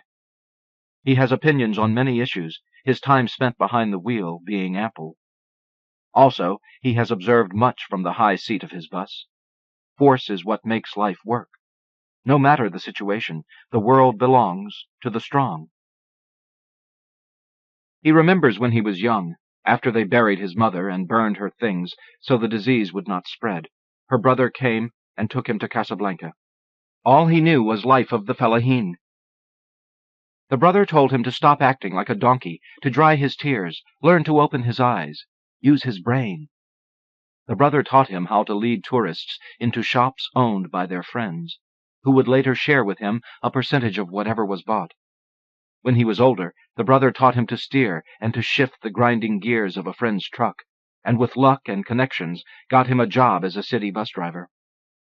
In the cool morning, when the sun broke the darkness of the horizon, spreading over Casablanca's tan walls like a racing fire, and there were seats and room for everyone, the young driver saw that his countrymen could behave as decently as Europeans sipping mint tea. But in the thick heat of the afternoon, when 3 buses wouldn't be enough, well, you risked your life sometimes trying to get aboard, to ride with the others, standing. Of course, the weak ones were left behind at the curb, pushed aside, occasionally knocked down in the rush. With no room for them, he'd have no choice but to shut the door. Once, A woman with his mother's face was nearly trampled by a crowd thronging onto his bus. He watched her fall, remembers still her dark eyes and the curve of her raised arm as the mob swirled around her.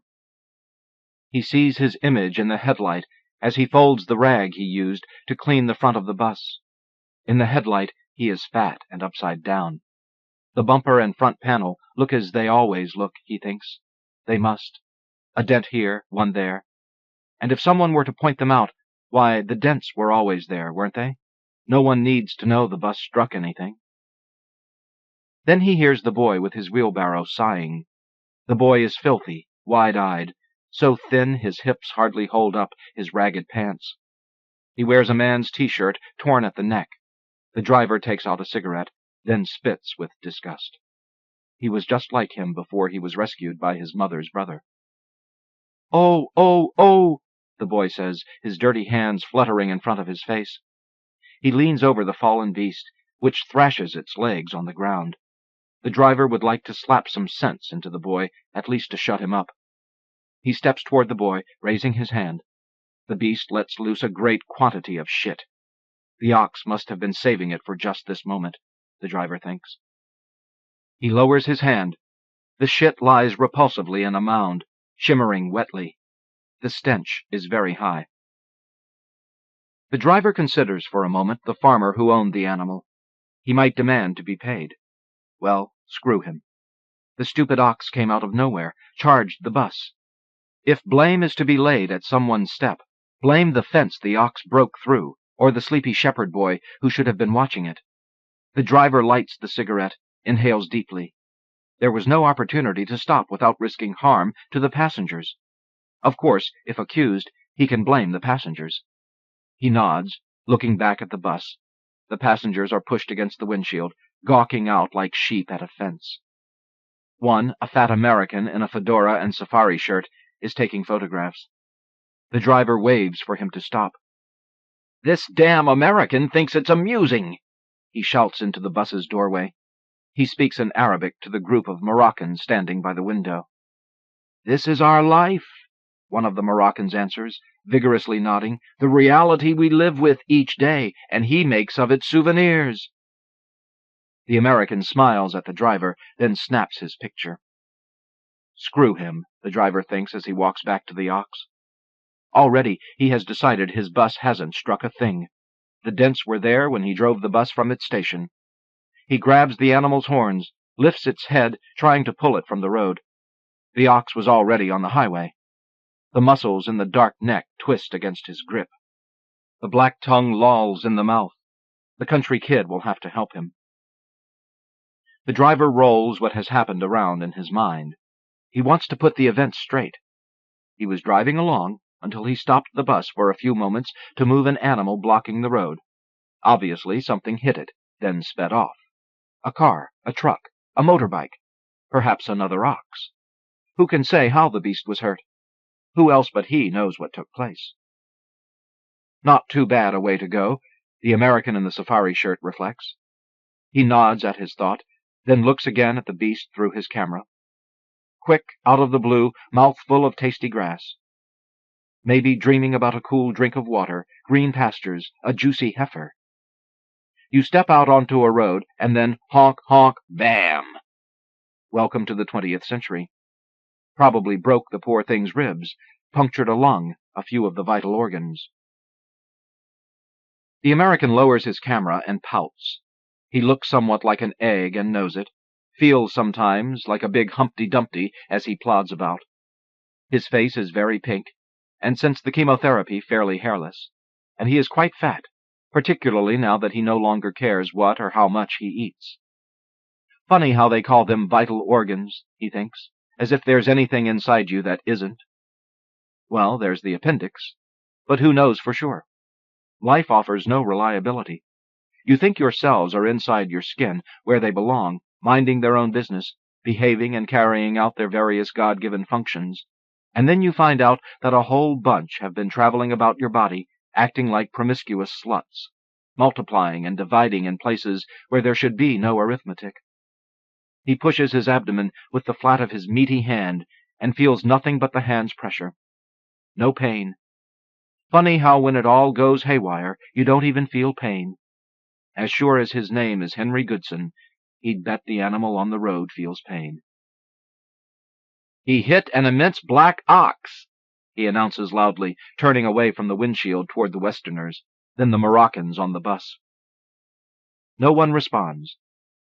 Henry wishes someone would respond, because whenever he remembers how his body turned Benedict Arnold on him, he aches to be touched, or at least acknowledged.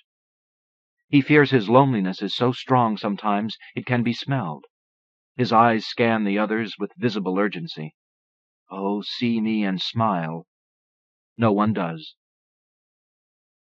Pressed around him are several Moroccans, staring indifferently out the window or gesturing and talking with one another in Arabic. Others relax in their seats. A pretty American traveling by herself smokes a cigarette and fidgets, chewing her fingernails, pulling at the ends of her red hair, which is shoulder-length, unwashed, breathtakingly lovely. What a shame beauty like hers is wasted on boys in their 20s, he thinks. When he was a boy in his 20s, he had the sensitivity of a toad. He remembers what a bumbler he'd been in bed, like a bottle rocket. No sooner did he get all the way up than he popped. He shakes his head, feeling pity for the girl and all young women in general. Then he feels himself beginning to harden. "Oh, body," he thinks, "how at times you amaze me." He covers the front of his pants with one hand and blushes, not having felt desire as strong as this in longer than he can remember. The young woman peers out her window, puffing dribs of smoke out the side of her mouth. What a shame she smokes. What a shame she doesn't wash her hair. Hair that beautiful should be shampooed, gently dried, brushed, then held back from her face with fine combs. In a louder voice aimed at her, he repeats, "Our driver has killed an ox." Instead of looking up, the young woman ignores him, eyes and fingers busy with her cigarette and the ends of her hair. Then he notices the older woman reading in her seat. The drabness of her turtleneck and men's hiking boots and trousers makes him wonder if she's from England. Few American women dress that way, he considers, at least the ones he's had the fortune to know. Is she in her 40s? 50s? Her complexion is quite fair. Her nose, forehead, and the backs of her hands and her wrists are lightly brushed with freckles. Irish? Scotch? He imagines sitting next to her. What would he say? Surely she'll put down her book before they arrive in Rabat. Then he sees the other American. Or is he Spanish? The one in the brown tie, gold-rimmed sunglasses. Corduroy jacket neatly folded next to him on the seat. Looking about like a cornered rat.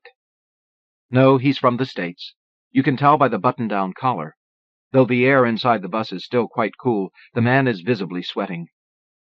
Too tense a guy to go up to, sit down with, say howdy-do. He turns and looks out the window as the Moroccans around him at first give him room, then press in against him like a wave. They lean freely on him, touch his back, push against his legs, his arms, in their attempts to see out the windshield. Henry doesn't mind the contact, no, not in the slightest. It has been many years since he's been touched. He thinks perhaps that's why he has come to Morocco. For a moment he closes his eyes and concentrates on the men around him. He feels their shoulders and hands rock against him, smells the sweet mix of their sweat and hair lotion and tobacco and some unidentifiable spice, listens to the lovely tumbling cadence of their speech. He turns, steals a glance at the young woman. She chews the ends of her hair, her tender face now buried in a guidebook. What a waste, he thinks. If only he could help her to be not wasted. He tips back his hat and gazes again out the windshield. The boy with the heavy wheelbarrow is glad he was not hit. Surely, if he had been, his father would beat him. He is taking 2 canisters of goat milk several kilometers down the road to his uncle. Then his uncle will sell the milk, or take it where it will be made into cheese. The boy does not know what arrangement his father and uncle have made. All he knows is that he must not tip the wheelbarrow. He has tipped many wheelbarrows in his short life. He has the welts to show for it. If he is as useless as his father and uncle tell him he is sure to tip many more.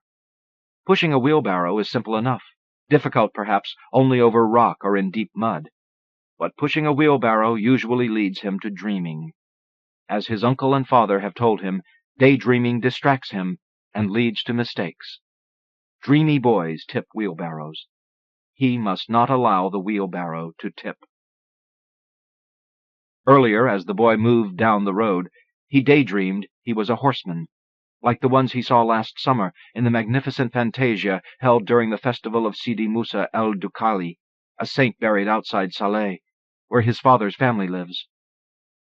Traveling to the festival had been the most exciting event of the boy's life. Sidi Musa had lived on wild onions and the salty air and could appear and disappear whenever and wherever he wished, leaping through any distance, no matter how great. He had given bread to the poor. Each year he had made a Hajj to Mecca. He was the village's favorite saint. The boy was imagining that he was a saint, a great horseman who lived on couscous and lamb and bulfaf, pieces of sheep liver rolled in luscious layers of fat, and who could fly through the air with his horse, and who rode in every fantasia in Morocco. In a fantasia, the country's best horsemen, dressed in turbans and their finest robes, gathered at the far end of a field, forming a line, their steeds meticulously combed and decorated in red tassels and brilliant saddle blankets. At the field's other end waits the eager crowd. A hush falls. Then the horsemen charge, bright white capes flowing, raising and then twirling their long rifles above their heads. The horses break into a gallop, loud as thunder. The men scream, "Allahu Akbar! Allahu Akbar! Allahu Akbar!" Allah is the most great. The earth trembles. The crowd falls back and screams. At the very last instant, when the crowd is certain it will be cut down by the horsemen like wheat beneath a sickle, the riders rein in and fire their rifles simultaneously into the air, and then the great horses rear, and the riders stand victorious in their stirrups, again twirling their rifles above their heads. Then they retreat. The boy imagines the red wheelbarrow is an elegant tasseled bay, and he is starting the charge, crying, "Allahu Akbar! Allahu Akbar!" He pushes the wheelbarrow down the road with what for him is reckless speed. Then he hears the terrible honking bus. He raises his eyes to the sound. From his angle, the bus appears to be charging a black ox, standing alongside a slight ditch. How exciting, the boy thinks. A fantasia. Surely, at the last moment, the bus will break. The ox takes a step onto the roadway. The boy readies his mouth with the sound of rifles. "Pa-choo! Choo! Choo!" the boy says. The bus speeds nearer, and the beast, Larabi's ox, the boy realizes, continues on its way, seeming to chew its tongue, the boy notices, gazing first vacantly at him, and then casually in the direction of the honking. For a moment, the boy has the giddy desire that the bus might actually hit the ox. No. Yes, it would be something to see. Then, horribly, as all of time collapses to a single moment, the bus does exactly as he wishes, glancing into the ox's side, causing the great animal to skid drunkenly up the road until its useless legs bend and then crumple, and it tumbles down onto its side, neck arched, its horned head raised to the sky as it lows, as if saying, "Oh, I am in such trouble and pain." There is much dust, then, and honking as the bus slides through the dust to a stop above the fallen animal. For several moments the beast twitches and snorts, sides heaving like a punctured bellows. The driver rushes down from the bus, flares his nostrils, spits. The boy hears the man's dark curse and lowers his eyes. At that moment the animal begins emptying its bowels. The feces is soft, dark as pitch, and smells of fear and metal. Or is the metal just the taste on his tongue? The boy tries to taste his tongue, but it has turned to sand. He tries to swallow, but cannot. He fears that by desiring the accident, he has caused it. The stench of the feces is so strong his eyes are tearing. He takes a deep breath and smells fear. Through the smell of fear, he looks up, back at the ox. Blood bubbles like a spring from the wound where the bone protrudes. The bone is torn, tipped with pink. The boy steps over the mound of feces and puts out his hand to touch the bone. Perhaps he can push it back in place. The driver tries to pull the beast to its feet. The ox seems to snore, as if asleep. The driver gives it a kick. The boy cannot comprehend why a man would kick an animal he is trying to save, though the boy knows that men often kick for no good reason the things around them. His 2 canisters of milk reflect the morning sun with a glare that is dizzying and blinding. In the same blinding light, the dying ox's side flutters wetly. "Wake up!" the driver shouts. Again he kicks the ox, which lies now on its side. "Hey, donkey boy, help me with this damn thing." "As you like," the boy answers with a heavy heart. He knows if he had not imagined the tragedy, nothing would have happened. Together they try to encourage the ox into the ditch beside the road, with the driver grabbing the beast's horns and the boy tugging the animal's right foreleg. The ox doesn't budge, shaking its head free of the driver's grasp and kicking the boy's hands, all the while lowing plaintively. Blood pools on the road beneath it. At the end of each of its labored breaths, there is a gurgling, soft as a stream. The ox's hind legs scissor the air, and the driver and the boy stand back. The ox tries to right itself. It tucks in its forelegs, kicks its legs. Then, as if understanding the man's intent, it rolls and works itself to its knees. The driver holds its horns, trying to twist the head toward the ditch. The ox follows its head, crawling on its knees through its blood and feces toward the man, who steps backward as he pulls its horns. Then the beast collapses alongside the road. The morning sun blazes brightly in the corner of the bus's windshield. The passengers stare down from behind the tinted glass. The boy watches the driver pick up from the road a blood-stained rag, and then fold it into smaller and smaller squares, and then place the smallest square into his back pocket. Why does he want to keep the blood? The boy wonders. Tears fill his eyes. Oh, Fantasia! Instead of a festival and celebration, there is tragedy. He returns slowly to the wheelbarrow. Without thinking, his hands fall to the wooden handles, which he lifts with a soft grunt. The boy knows he doesn't push his load so much as try to keep up with it. The weight of the load presses down on the wheel, which turns beneath the weight, covering the ground between where the barrow is and where it wants to go. His father told him it is the same with life. You run between the handles, trying your best to guide the wheel's direction and to prevent the load from tipping. The bus roars now like a horrible monster. The boy is careful to push his load around the slash of feces. The bus's gears engage with a clank. Then the bus starts up the roadway, moving. For a moment the 3, boy, driver, ox, are in a line perpendicular to the road. The bus is in the center between the boy and the beast, which has stopped lowing and is nearly numb, feeling only a growing heaviness of breath and the familiar, teasing sting of the flies. The driver gives the bus gas, thinking no one else knows what has happened. The chugging sound of the bus's engine soothes him. No matter what, he will not give up the comfort of his seat. The American in the safari shirt and fedora waves at the boy with the wheelbarrow as he passes below. The boy does not notice the wave. His eyes dumbly watch the road and the 2 canisters in front of him as he trudges in the opposite direction. But then he looks up and sees behind the window the lovely face of the woman with red hair. Her face is turned fully toward the window. Her beauty surprises him. The boy thinks her large, heavy-lidded eyes look sad. He stares at her openly, smitten by the ripe fullness of her lips, as the bus pulls even with him.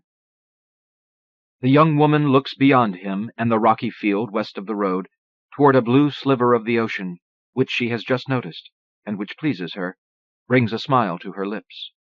She knew the road from the airport to Rabat ran parallel to the coast, though she did not expect the ocean to be this close. The boy's heart catches when he sees her smile. He imagines she smiles at him because he is so handsome, so strong, so brave as to drive an ox into a ditch. The idea is too delicious for him to endure. His wheelbarrow strikes a sudden stone, and all at once tips, one canister shifting from the left side to the right with a bang, causing the canister's top to pop off and some of the milk inside to splash out. The milk splashes onto the side of the road, which drinks it greedily, and into the belly of the wheelbarrow. The images of the woman's smile, the dizzy tipping, and the splashing milk tumble in the boy's mind as the roaring bus speeds past. From a distance, the boy's uncle watches the bus move past his nephew and the wheelbarrow. The uncle stands sideways on the inside slope of a slight ridge between the road and the pounding sea. In a moment, the boy will notice him, he thinks. He has just peed, not without effort and pain, straining with all his might to push out the last lazy drops that seem always to wish to remain. He is pleased that this morning he's been successful. He is sure the heavy drops contain grit from the food he has eaten in the past day. That's why it's so difficult to cleanse the body of them.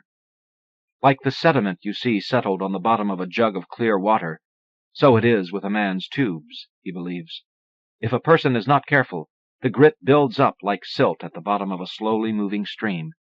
The grit clings to itself, forming peculiarly shaped pebbles. He has seen several such pebbles, picked up from the ground by men just his age after they'd painfully urinated. He knew a few men whose tubes became so choked with grit they died. There are far better ways to die than to die of clogged tubes, he thinks. He shakes a stubborn drop from the mouth of his penis, then pushes his penis back inside the pantaloons he wears beneath his jalaba, which is wool, tan with sienna-brown stripes. His dark eyes are set deeply in his skull. He has wrapped his shaved head in a white turban.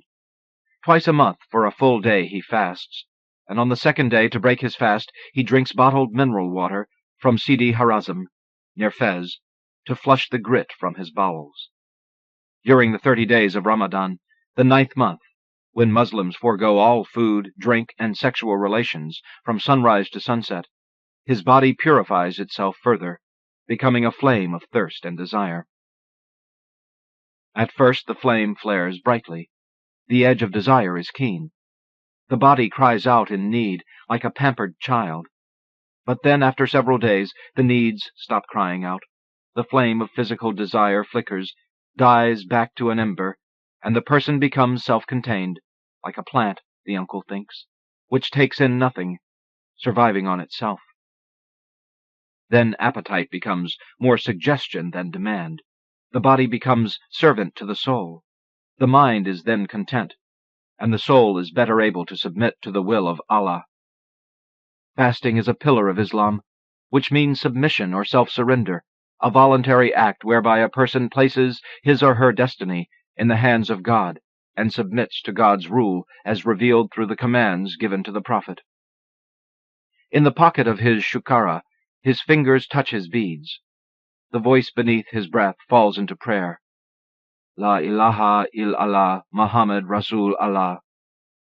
There is no God but Allah, and Muhammad is his prophet.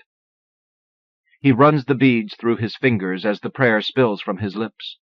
The prayers have not yet become part of his body, companion to each breath, heartbeat. His hand still needs to feel the beads. But sometimes, once he has started to finger the beads, he is able to pray through to their knot without a distracting thought. He watches his nephew stop to balance the canisters in his wheelbarrow.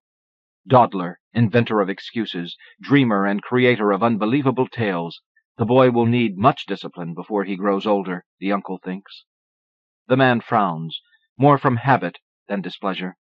He deeply loves his nephew and would forgive him any sin. The boy is like the body, he thinks, full of need and desire. He is to the boy as the mind is to the body. He notices far behind the boy an egret circle and then settle near a mound alongside the road. He does not know the dark shape is Larabi's dying ox. From where he stands, it resembles a pile of freshly dug earth. He thinks no more of it, envying his brother, even though envy is a useless feeling and his brother is miserably poor. His poor brother lives in a shack made of scrap wood and tin with his wife, 7 children, and skinny goats. The sea rages against the rocky coast. The man turns into his shadow, fingers his prayer beads, reflects. La ilaha illallah. The waves pound the rocky shore, shatter into droplets. Muhammad Rasul Allah. The water recedes, and the shore resists, though with repetition and time the sea will reduce even the hardest rock into sand. La ilaha illallah. With time and repetition, the body learns complete submission. Muhammad Rasul Allah. The rock and the sea act in accord with Allah's will. The uncle looks off into the distance, to the south outside Casablanca, where there stands a refinery's flaming smokestack. This morning the sky over the refinery is especially gray, unclean. The man can remember when there was no flaming dirt in the sky. In time, he considers, even the refinery will be reduced.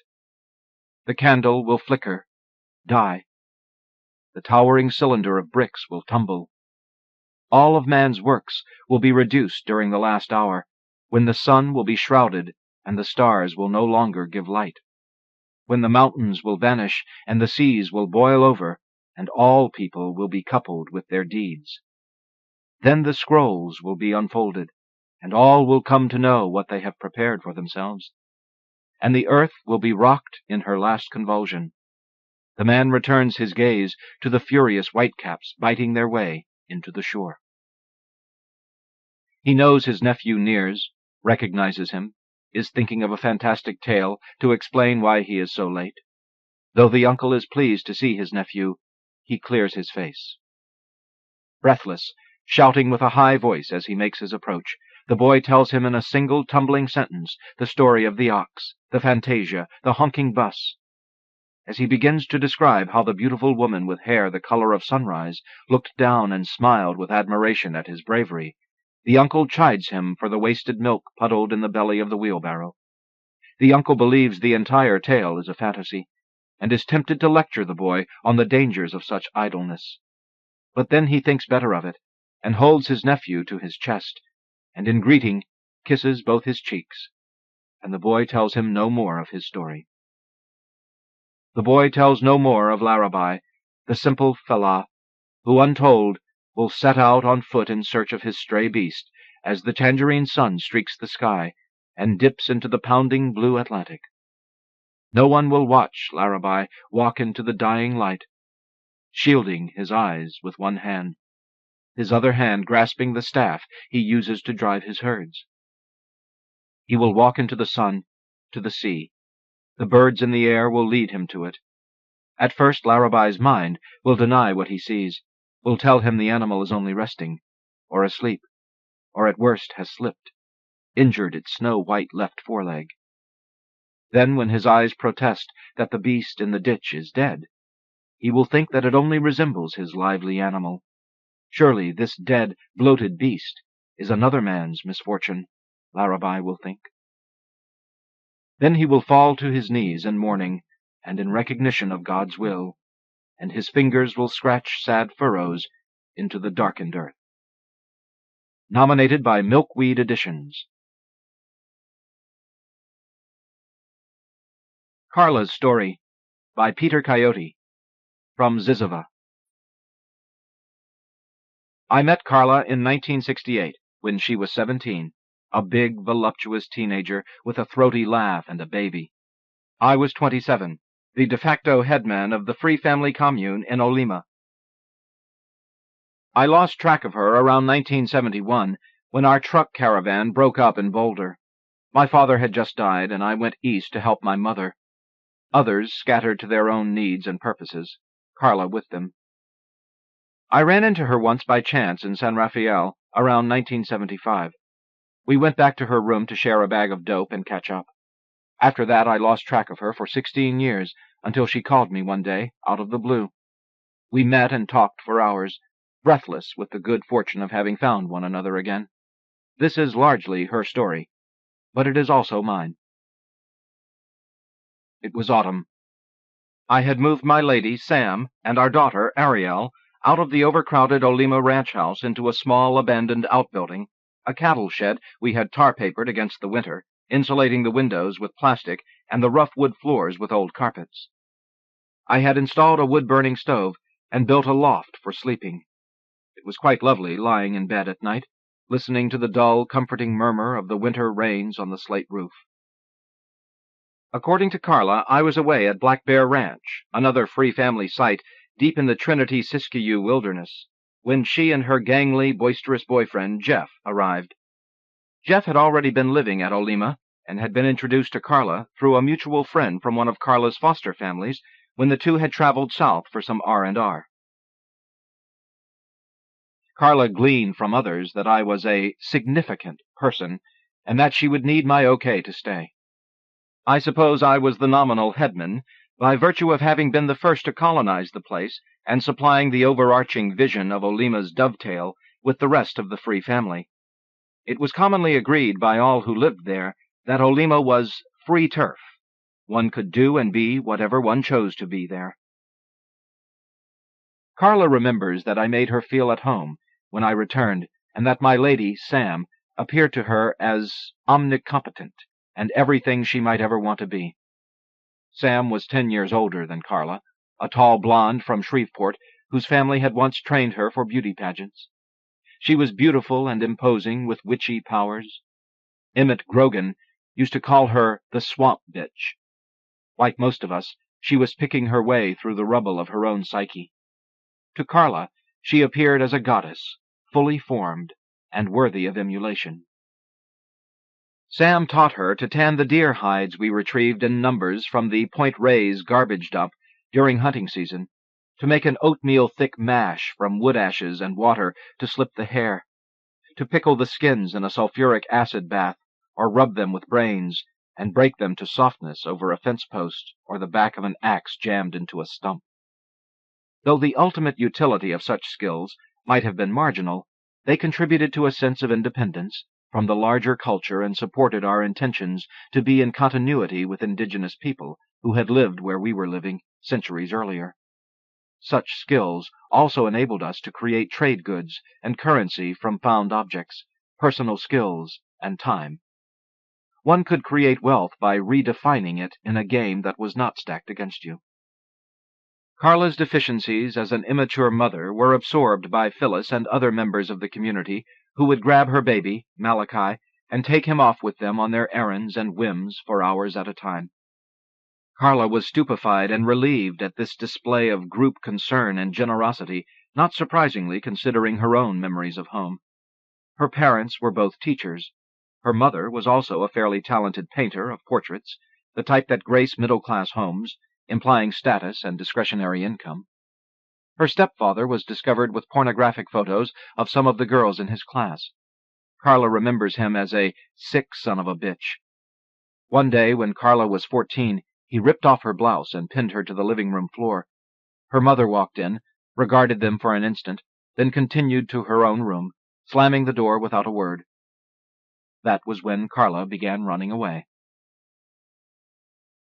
Before long, Carla was stitched to the rest of us seamlessly. She participated in creating our group mythology, and she inspired others, once serving as the inspiration for one of Lew Welch's best throwaway lines. Lew was a famous beat poet, a tall, freckled, sad-eyed Irishman, whose characteristic expression was childish wonder and delight.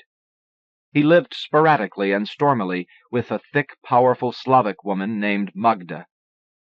When she tired of his drunken escapades, he would move out of their Marin City pad and in with us. He loved jazz and Magda's 2 children, and was proud of tutoring their musical abilities. He introduced me to Magda's oldest, Hughie, when he was 10 years old. Lew beamed with delight as the child scattered the tricky jazz riffs Lew had taught him. He might well have been proud. Lew's Hughie grew up to be his own Huey Lewis and the News. I was pleased to have Lew at the ranch, because I felt his presence conferred on us a legitimate dissent from the beats. I was also extremely proud that Lew had dedicated a poem to me, Olema Satori. On the day he honored Carla, Lew was sitting on the floor of the Olema living room, cradling a jug of Krabari Red in his lap. He was deep in his cups. The room was pulsing with music and dense with marijuana smoke. Carla was lost in sinuous dancing, naked from the waist up. Lew watched her with undisguised lust. He turned to me, grinning crookedly, raised one finger, and said very slowly and very clearly, "The worst Persian voluptuary could not imagine our most ordinary day." Having managed this, he pitched over, unconscious. There was no clue in Lou's joy that day that not long afterwards he would leave his wallet and a note in Gary Snyder's kitchen and walk into the Sierra foothills with his rifle to commit suicide. If he had hidden his private griefs in his life, he remained consistent in death.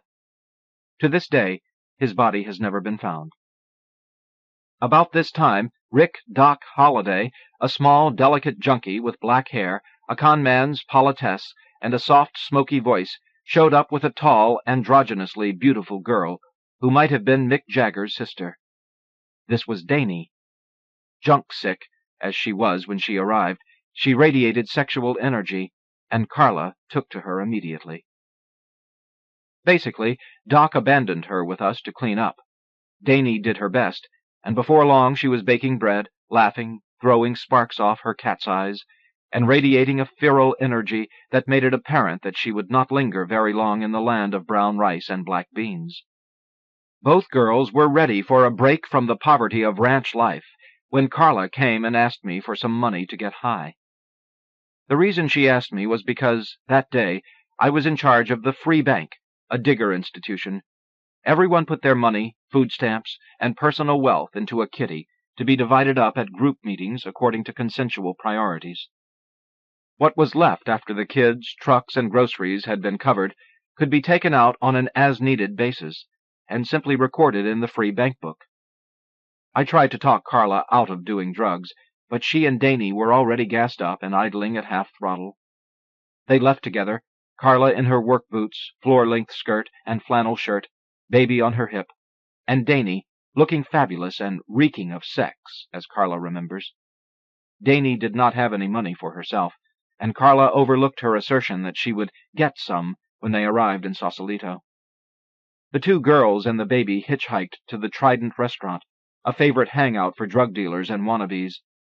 Daney was in her element there, gliding into the room like a shark, leaving Carla at the bar while she went to score some money. "I couldn't figure out how," Carla said incredulously. "Even when I saw her crawling out from under a tablecloth, some slickster handing her some bread, I still didn't get it." The girls left with an archetypical dope dealer in tight leathers roaring through town in his BMW with sound system to blow out windows. In his bachelor pad in the Sausalito Hills, Carla filled the sunken tub while Daney went into the bedroom and fucked the guy into unconsciousness. After putting him to sleep, she joined Carla for a luxurious soak while they waited for their heroin to be delivered. While lounging in the suds, Daney confessed her occupation to Carla, who, far from being shocked, was impressed. "Hey, it didn't sound half bad to me at all. Great pads, good cars, easy money, and all the dope you want, being delivered. I couldn't believe it." She lay back in the luxurious hot water, playing with the baby in the shimmering, scented bubble bath, and put that idea on hold for use at a later date. In April 1970, we were evicted from Olema. A new cowboy had leased the pastures and didn't want to share them with 30 hippies. We left peacefully, cleaning the house and grounds, down to the last cigarette butt and bottle cap, paying every outstanding bill in town. The citizens of Point Reyes and the new lessee understood and appreciated the gesture. While we were definitely freaks to them, they liked us. We had been honest in our business dealings and had certainly supplied ample entertainment and gossip. Tom Quinn, the new lessee's brother, was a local commercial artist. He made an elegant wooden sign with a coyote footprint painted on it. Under the footprint he wrote, "And company have gone." As we drove out for the last time, I wrote the word "on" after the "gone." 6 months later I returned and took the sign itself. I still have it. The Free family was preparing a caravan at that time. Our idea was to travel to far-flung locales and use our neutrality as newcomers to create meetings, détentes, and political alliances among people who should but did not know one another. Things were to commence with a trip to southern Colorado for a peyote meeting with members of the Red Rockers and the AAA communes in the Orfano Valley. I loved the act of preparing my truck for such trips.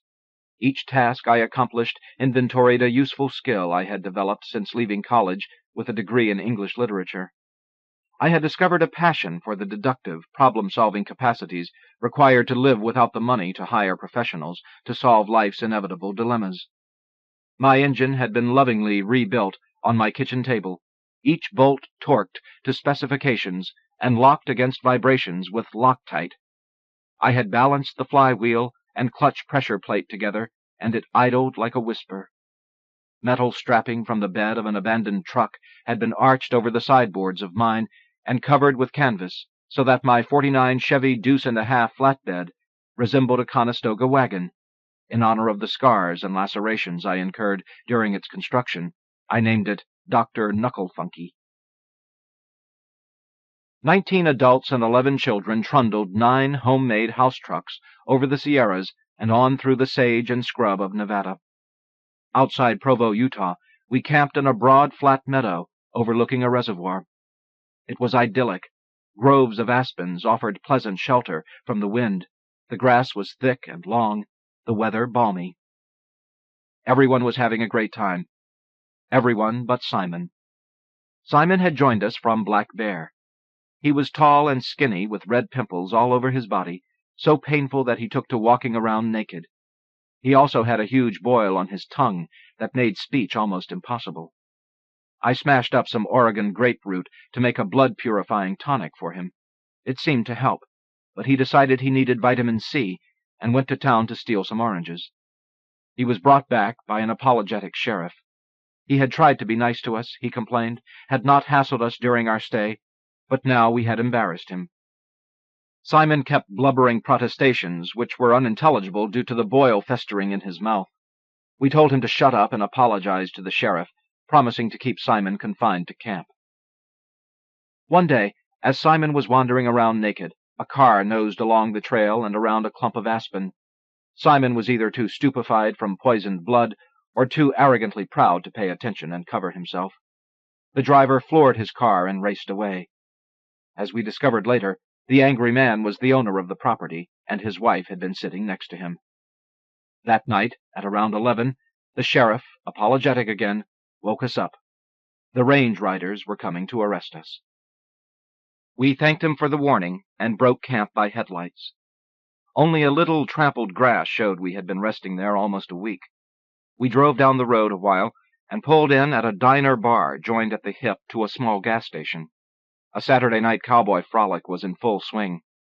While we filled our thermoses and gave the kids hot chocolate, the men parleyed and tried to decide where we would camp. From time to time, a cowboy would wander out from the bar, survey us drunkenly, then disappear back into the whining maelstrom of the dance. I was beginning to get nervous. We got everyone loaded into the trucks and were lined up ready to go when I noticed that Peter Berg and his truck, the Albigensian ambulance service, were not among us. I began searching for him. Cowboys clutching pool cues were beginning to cluster in the doorways, and you could see that serious trouble was brewing. I spotted Berg's truck at the gas station and ran over. He was nowhere to be seen, so I pounded on the restroom door. It was flung open, and I was greeted by a sight that I was certain would be my next to last on earth. Peter was backlit in the doorway. He was wearing his brown leather trench coat. He was still bald from where he had been shaved by the Nevada police. His eyes behind his rimless glasses were crazed by stimulants, and in his hand was a large and bloody butcher knife. Behind him, half in and half out of the blood-stained sink, was what I took to be a flayed human baby. All I could imagine was one of the cowboys peering over my shoulder. I knew with paralyzing insight that we would all be lynched, strung up among the winking bar lights, as a warning to others, the way the locals in that area killed coyotes and casually hung them from fences along the highway. It was a jackrabbit that Peter was skinning. He had run it over on the way out and had not wanted to waste a possible addition to a stew. I regained enough voice to convey my urgency to him, and we gathered up the remains and fled, leaving the blood-stained washroom for the locals to ponder.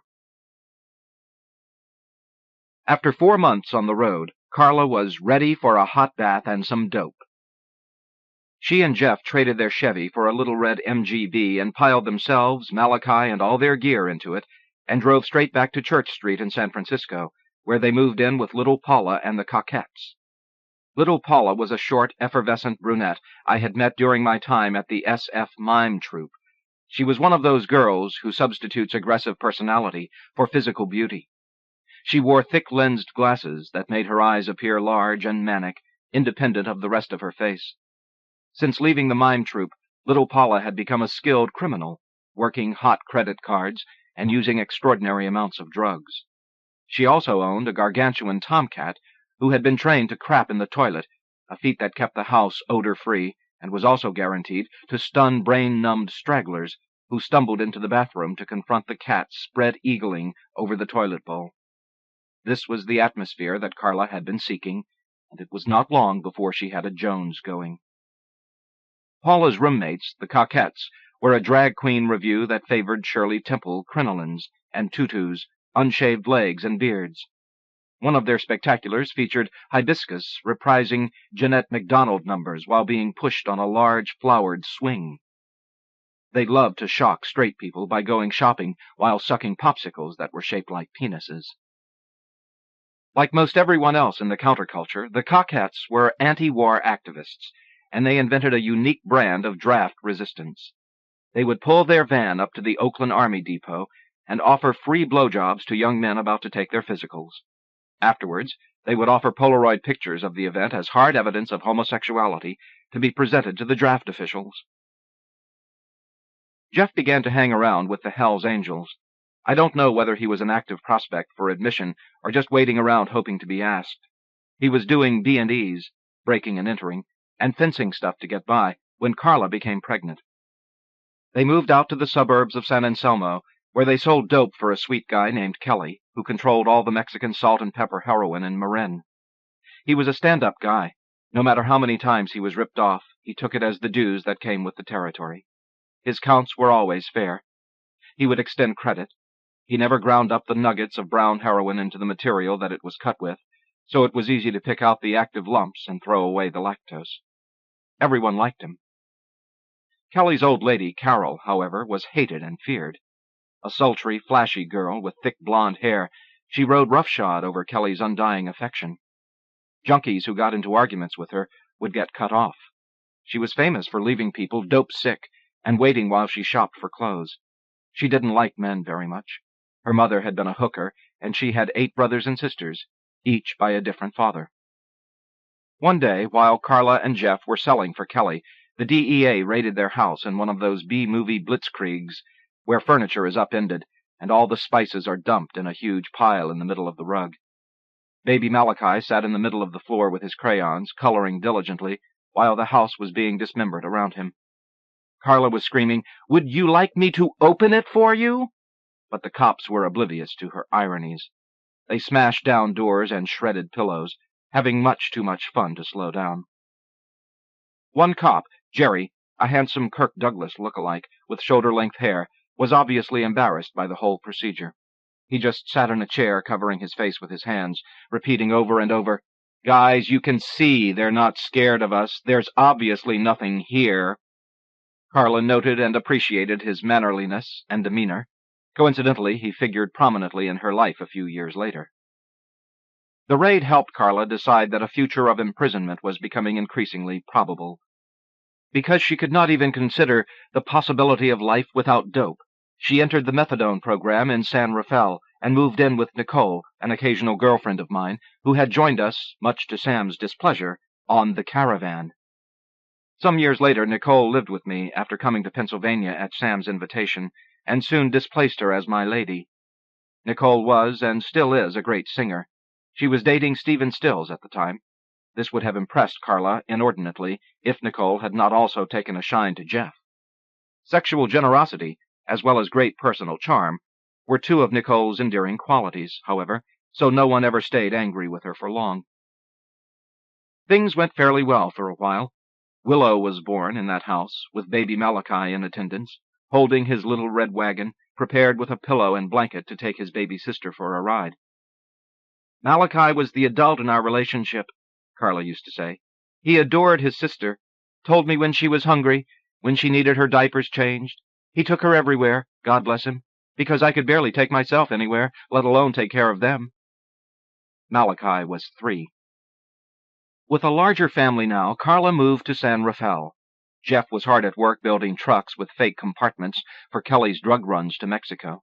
Jeff's fascination with the angels had continued, and he had attached himself to Moose, a gregarious rogue with a quick temper and a steel-trap mind. Moose was everyone's uncle. He had to come to Olima often in his huge white Cadillac. His Harley-Davidson was painted white, too, with a large red cross on the gas tank.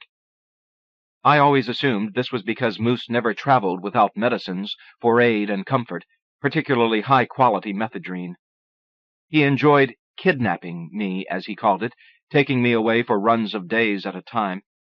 On one occasion we left so rapidly that he had to stop at Angel Larry's to commandeer a pair of boots for me, solid black Chippewas I still wear.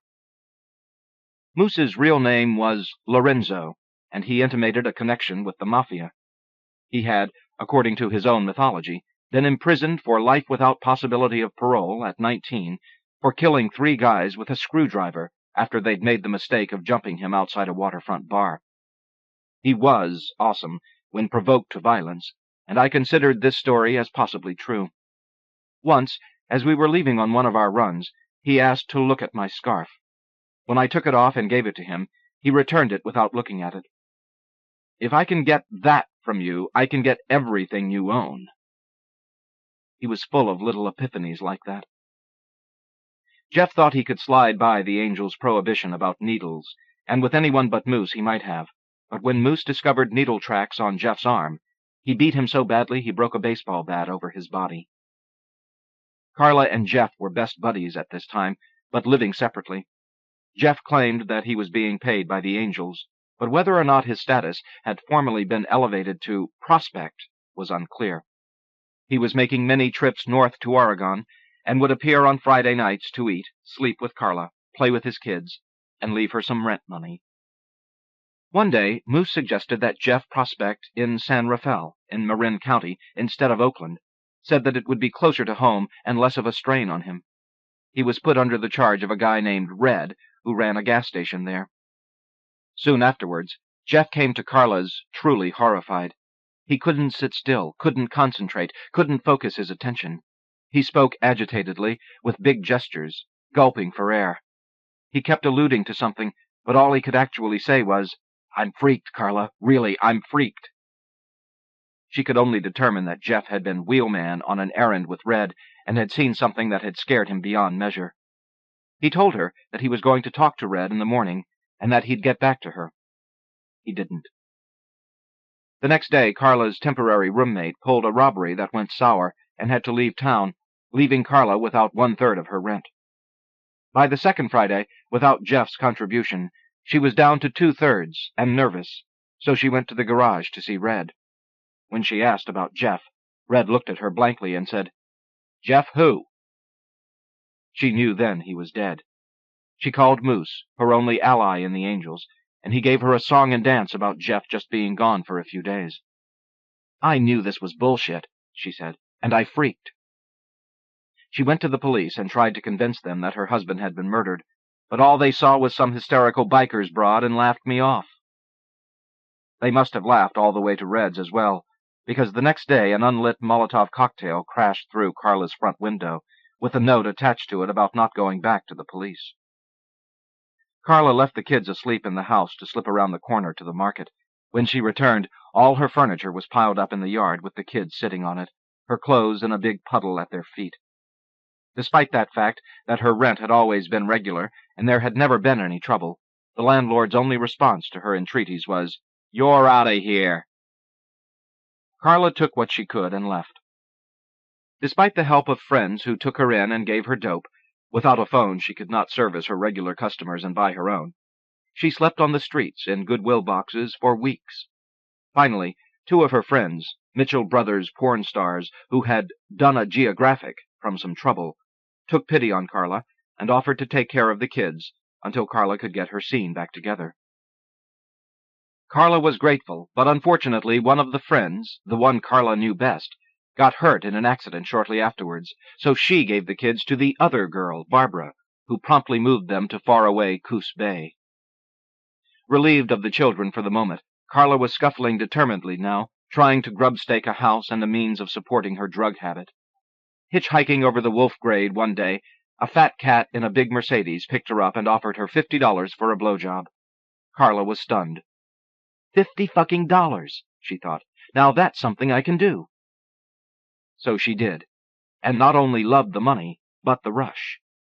She liked the rush so much that in later years, even after she and her friends had established a solid house and a substantial client list, she confesses that they would sometimes sneak off into the city and work guys in cars for the adrenaline.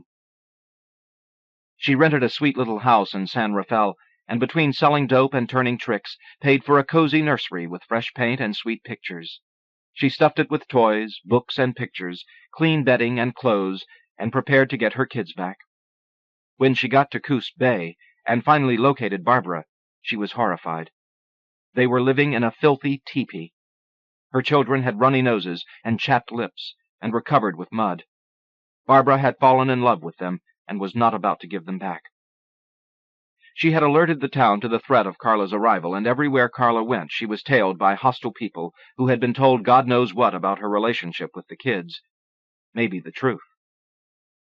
Carla finally struck a deal with Barbara to let Carla have her own kids for 30 days. If the children didn't want to live with her after that, Barbara could have them back. Carla returned home with Malachi and Willow. 2 days later, Barbara appeared at their San Rafael doorstep and moved in. Carla knew that she had to hide her habit and her business dealings from Barbara. To meet her various customers and keep the money rolling in, Carla was forced to make a dozen trips to the store, pleading absent-mindedness. She would lock herself into the bathroom and take half her normal dose of heroin so that she would not nod out and drop a burning cigarette into her lap. Finally, the wear and tear of inventing excuses and juggling schedules got to be too much, so Carla demanded that Barbara leave and come back at the end of the agreed-upon 30 days. Barbara asked to be allowed to take the kids to visit her own foster mother first. She said she would return with them that night. It was not until the next morning that Barbara ended Carla's all-night vigil with the news that she had given both children to the police and told them about Carla's prostitution and drug business. Carla became hysterical. Instead of simply going to the police to report that her children had been taken by a crazy babysitter, she made the understandable but stupid mistake of going to see a lawyer. Marvin the Con, as I'll call him, had a penchant for young hookers, and in lieu of money, although Carla estimates that she gave him about 20 grand in cash over the years, he was happy to fuck Carla himself and pimp her to his friends. He gave her a lot of lawyerly advice, which, if I'd have followed, I'd probably have my kids back today, Carla confesses fairly enough, but he's still a scumbag. He sent Carla to a social worker named Jane, a kindly, understanding-looking woman that Carla fell in love with, and just trusted. I told her everything, she says. I came clean, the drugs, the tricks, the selling, everything. Jane went to a judge to have both children made wards of the court. She met and moved in with Clint, Kelly's muscular delivery man. The next 2 years became a blur of moves between every cheap hotel, motel, and rooming house in Marin, until November 11th, 1975, when Carla picked up the Examiner and saw the front-page photo of a large, algae-covered 50-gallon drum, dripping wet and wrapped in chains, which had just been dredged up from beneath the Richmond Bridge. The caption identified it as her husband's coffin. The police had caught Jeff's friend, Boneyard, on that bridge, with a car trunk full of cocaine. In searching around for something to deal for his freedom, Boneyard turned over some people and Jeff's final resting place. The next night, one of Carla's customers told her that the angels were looking for her. Carla figured that if her customers knew the angels wanted her, it would not be long before she crossed paths with the boys themselves. So for the next month, she and Clint slept in a different place every night. It was nerve-wracking, never knowing when she kept an appointment, whether or not she might find an angel there waiting for her. Clint and Carla drifted that way for months, skimming the netherworld of Marin like fallen leaves before the wind. Malachi and Willow were by this time in a foster home in San Anselmo. They were thriving with a wholesome, nurturing couple who had a yard, rabbits, swings. Carla's appearances there were becoming more and more traumatic. On her final visit, Malachi had clung to her leg, screaming and begging, "Take me with you, Mommy!" Carla recognized that her life was a shambles. She believed, with good reason, that she could possibly be dead very soon. Reluctantly, she signed adoption papers, delivering her children to these good people. "I cried for 5 straight days," she remembers. Clint and Kelly held her, rocked her, fed her, kept her stoned, and never left her alone for 5 minutes. Meanwhile, Kelly was on his way to jail. Even the brilliant Terry Hallinan, friend of civil liberties, radical causes, and underdogs, a man who had often helped the diggers without charge, could not help Kelly this time. Kelly didn't help much either. At his trial, when the IRS compounded the charges against him by overvaluing the street price of his dope and demanding $45 in unpaid taxes for each $20 bag of dope he'd allegedly sold, Kelly became irate, jumped out of his chair, and yelled, "If you can get that kind of fucking money for it, I'll sell it to you!" Kelly owed Carla and Clint about 80 grand for bail and lawyers they had extended him during the course of his troubles. As recompense, he introduced them to his primary connection in Mexico so they could take over his business. All he asked, begged for actually, was that they take care of Carol. This was a lot to ask, because, as I've mentioned earlier, everyone hated Carol.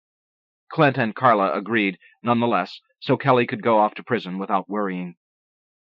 The night before he went to jail, Kelly rented a big sailboat and catered a haute cuisine candlelit dinner with fine tableware and sparkling crystal.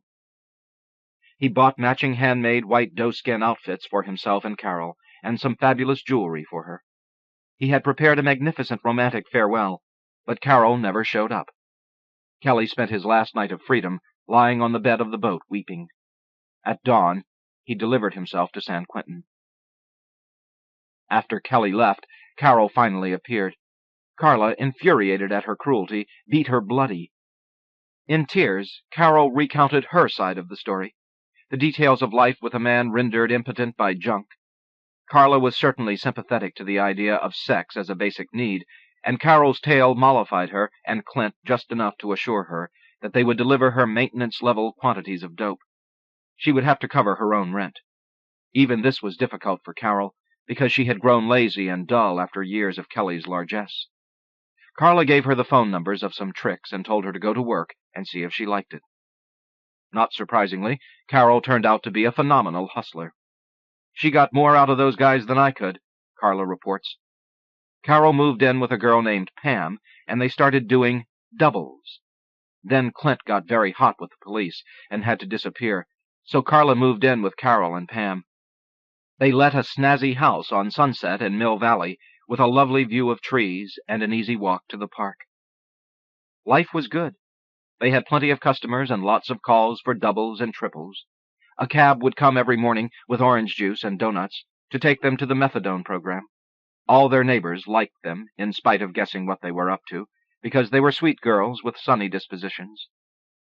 In the curious way that opposites often attract, Carla and Carol fell in love.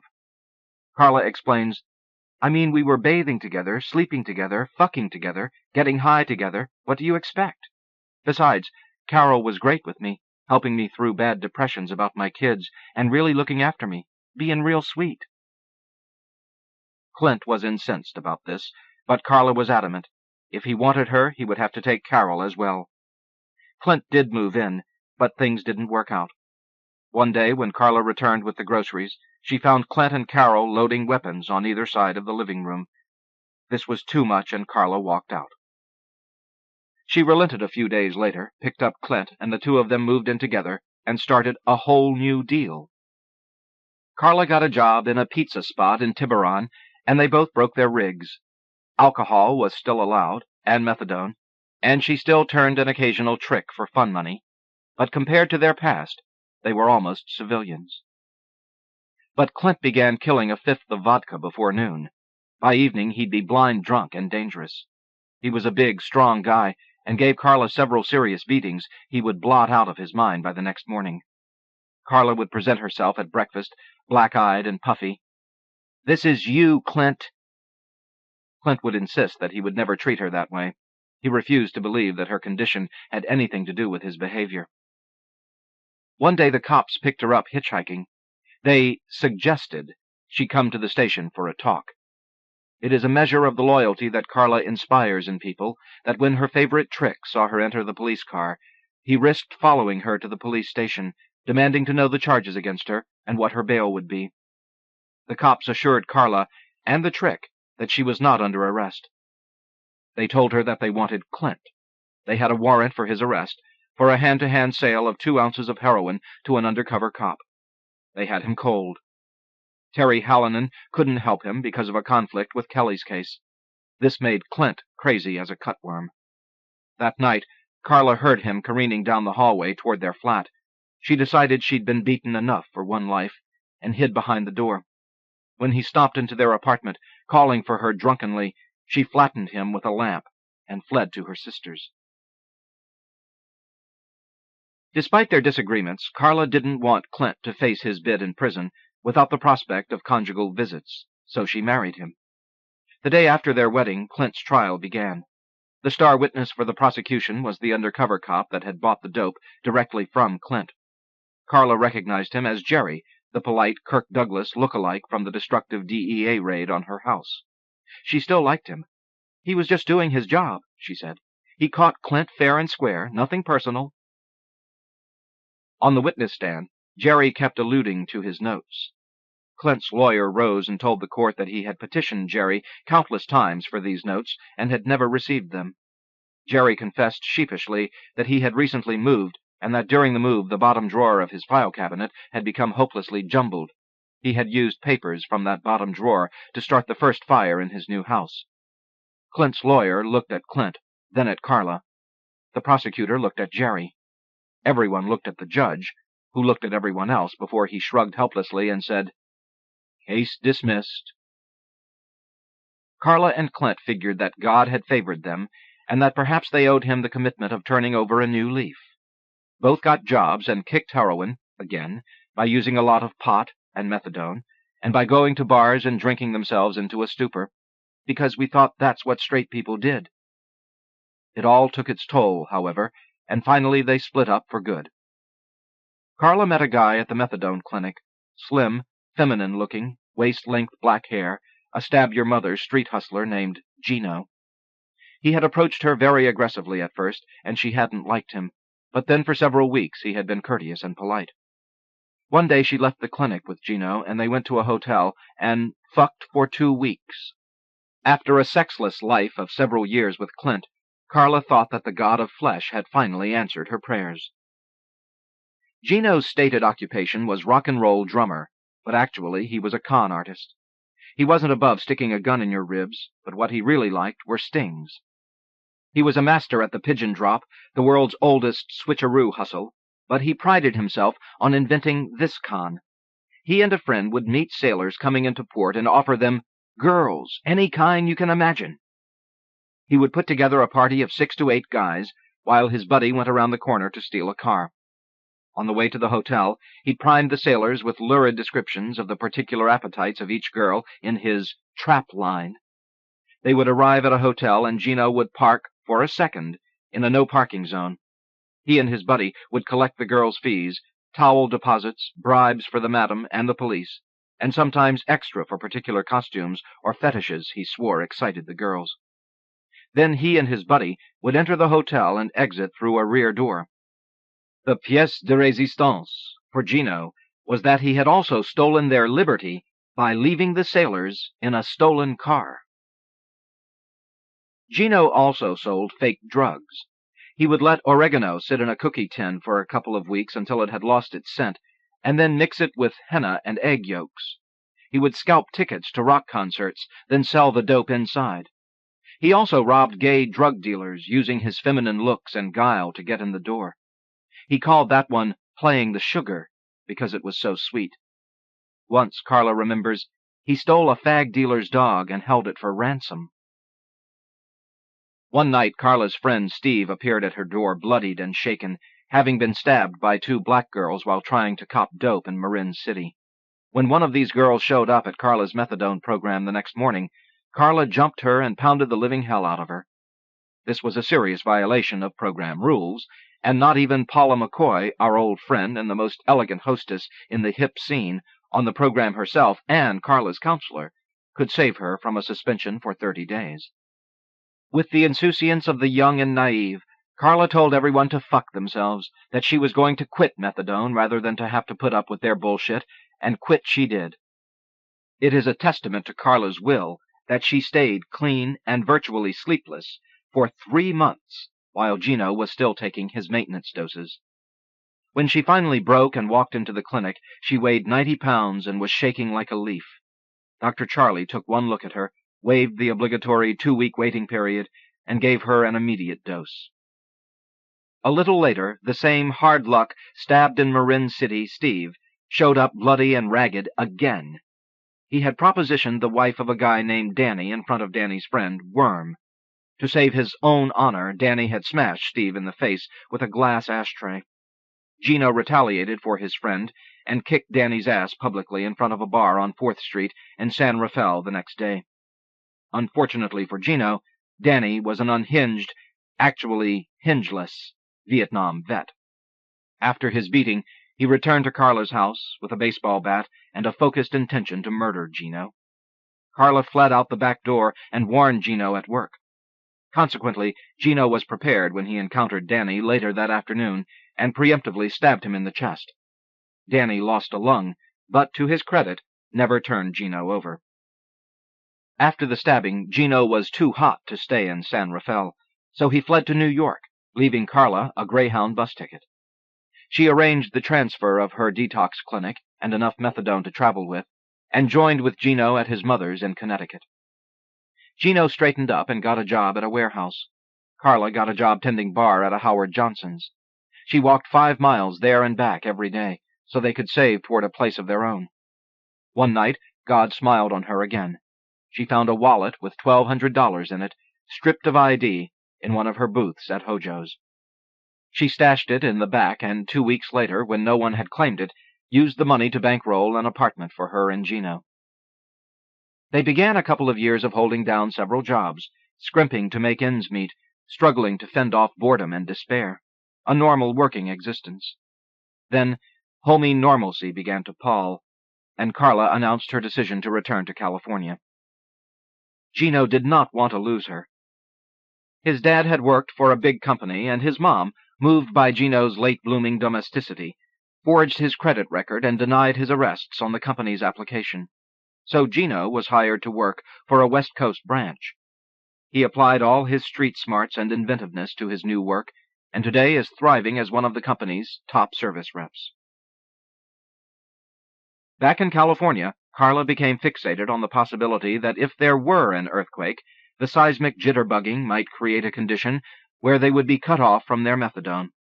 The doctors at the program pooh-poohed this fear and assured her that all they had to do was turn up at any hospital and demand their dose.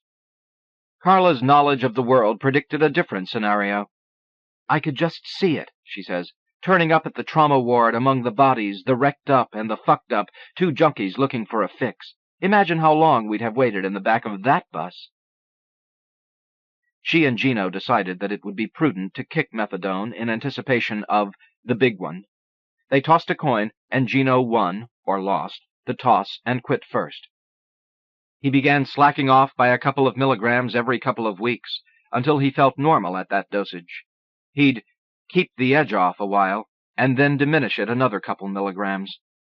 He began jogging and getting really fit. Carla maintained them both by selling half her doses, and the rest of his, and working. When her turn came, Carla stayed true to her word and cleaned up, although it took her 2 full years. She then entered a period of intense isolation.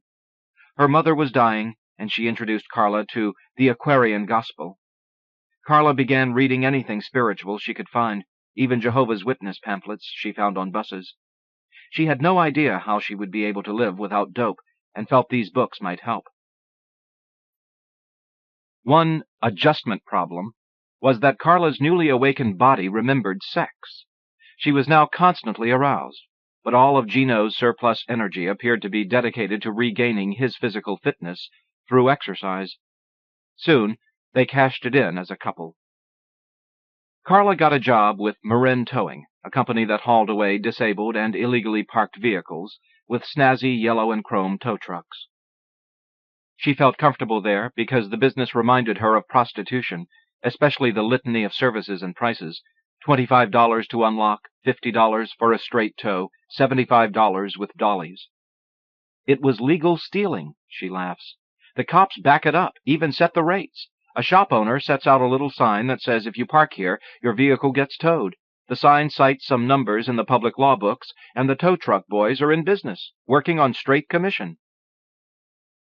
She and the boys used to sit on the hills over Sausalito scanning the parking lots with binoculars, looking for illegally parked cars. Hell, we busted Kenny Rogers' car and Todd Rundgren's, Carla recalls. Todd was so impressed that we towed his car correctly that he hired the tow truck driver as his driver. We worked 17 hours a day, and I didn't have time to be junk sick. Besides the excitement of the work, an added perk was being surrounded with vigorous young drivers. I fucked everything in sight, she remembers dreamily. She stayed with Marin Towing for 3 years until she was virtually running the office, augmenting her paychecks by towing race cars on weekends. Finally, the owner couldn't afford to pay her what she needed, and with regrets and great memories, she was forced to leave her first real oasis in many years. She applied for a job as a cashier at one of America's great brokerage houses. She loved it. Stockbrokers drank like fish and partied hard. They were as unabashedly materialistic as hookers, played all the angles, and, according to Carla, worked their customers just like John's. Friday through Sunday, she held her demons at bay by drinking herself into oblivion. One Friday night, her boss gave her his credit card and told her to reward the girls in the office for a tough week by taking them out to party. Carla piled them into her lovingly restored Pontiac Firebird and took them out for the night, firmly resolved to have just one glass of wine and then go home. But I can't have just one, Carla says reflectively. By the time the boss joined them, she was so out of control that he took her car keys and put her in a cab. Carla did not want to wake up in Richmond 30 minutes away without her car, so she ordered the driver back. She used a hidden key to start her car and head for home. She doesn't remember much about the trip except smashing into a Volvo as she headed the wrong way down a one-way street. When she finally recovered perception and memory, she was in the middle of the Chevron oil refinery complex, having crashed through a set of heavy gates and wrapping the car around herself like extravagant steel clothing. The firemen took 3 hours to extract her from the wreckage. Another hour later, at the police station, her blood alcohol measured .23, over twice the legal limit. Carla called her boss from jail at about 4 in the morning and told him to leave her there because she needed a vacation. After all those years and escapades, she was in jail for abusing a legal drug. It was 2 years ago that Carla joined AA. She's found her children and is working hard to repair what can be salvaged of their tattered relationship. She is still stunning. Her shoulder-length hair is punk short in front. Her adolescent baby fat has been burned away, exposing chiseled cheekbones and a slender aquiline nose.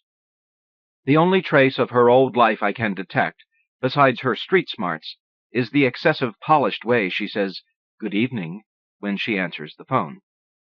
I inquired about that, suspecting that she might still be using the phone for business. She looked at me for a minute. Her dark eyes were as bright and undiminished at 39 as they were at 17. She took a drag of her cigarette. She smiled.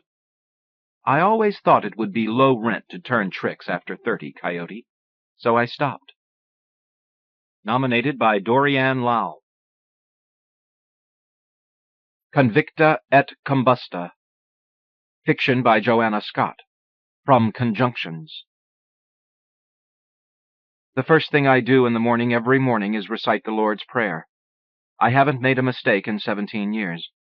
Then I put on my gray linen skirt and lavender blouse with buttons and machine lace, the same clothes every day, rain or shine. In winter I feed Zerobabble, my Indian mynah bird, and then open a book and wait for warm weather. In summer, after I feed Zerobabel, I leave my room and lock the door behind me. I don't always have a plan in mind.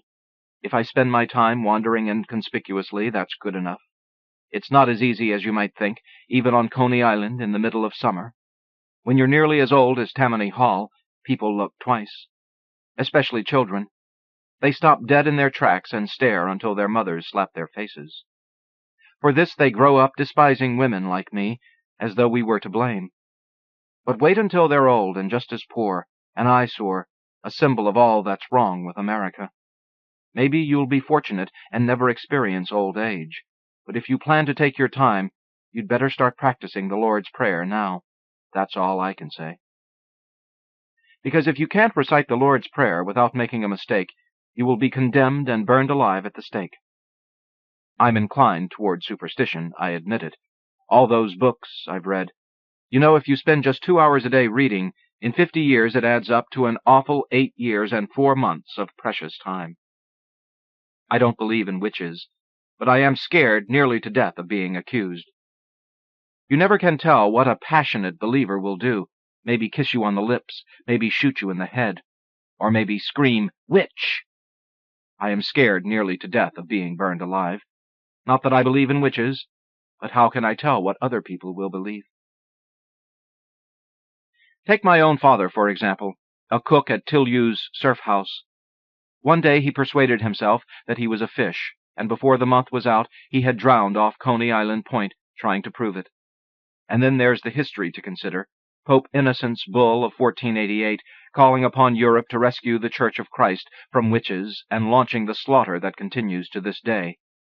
Of women, it was said, who transformed themselves into cats and danced on the back of black goats, women who roasted babies over a slow fire, and with the fat that trickled down anointed the hair and beard of Satan, women who vomited needles, women who caused famines and plagues.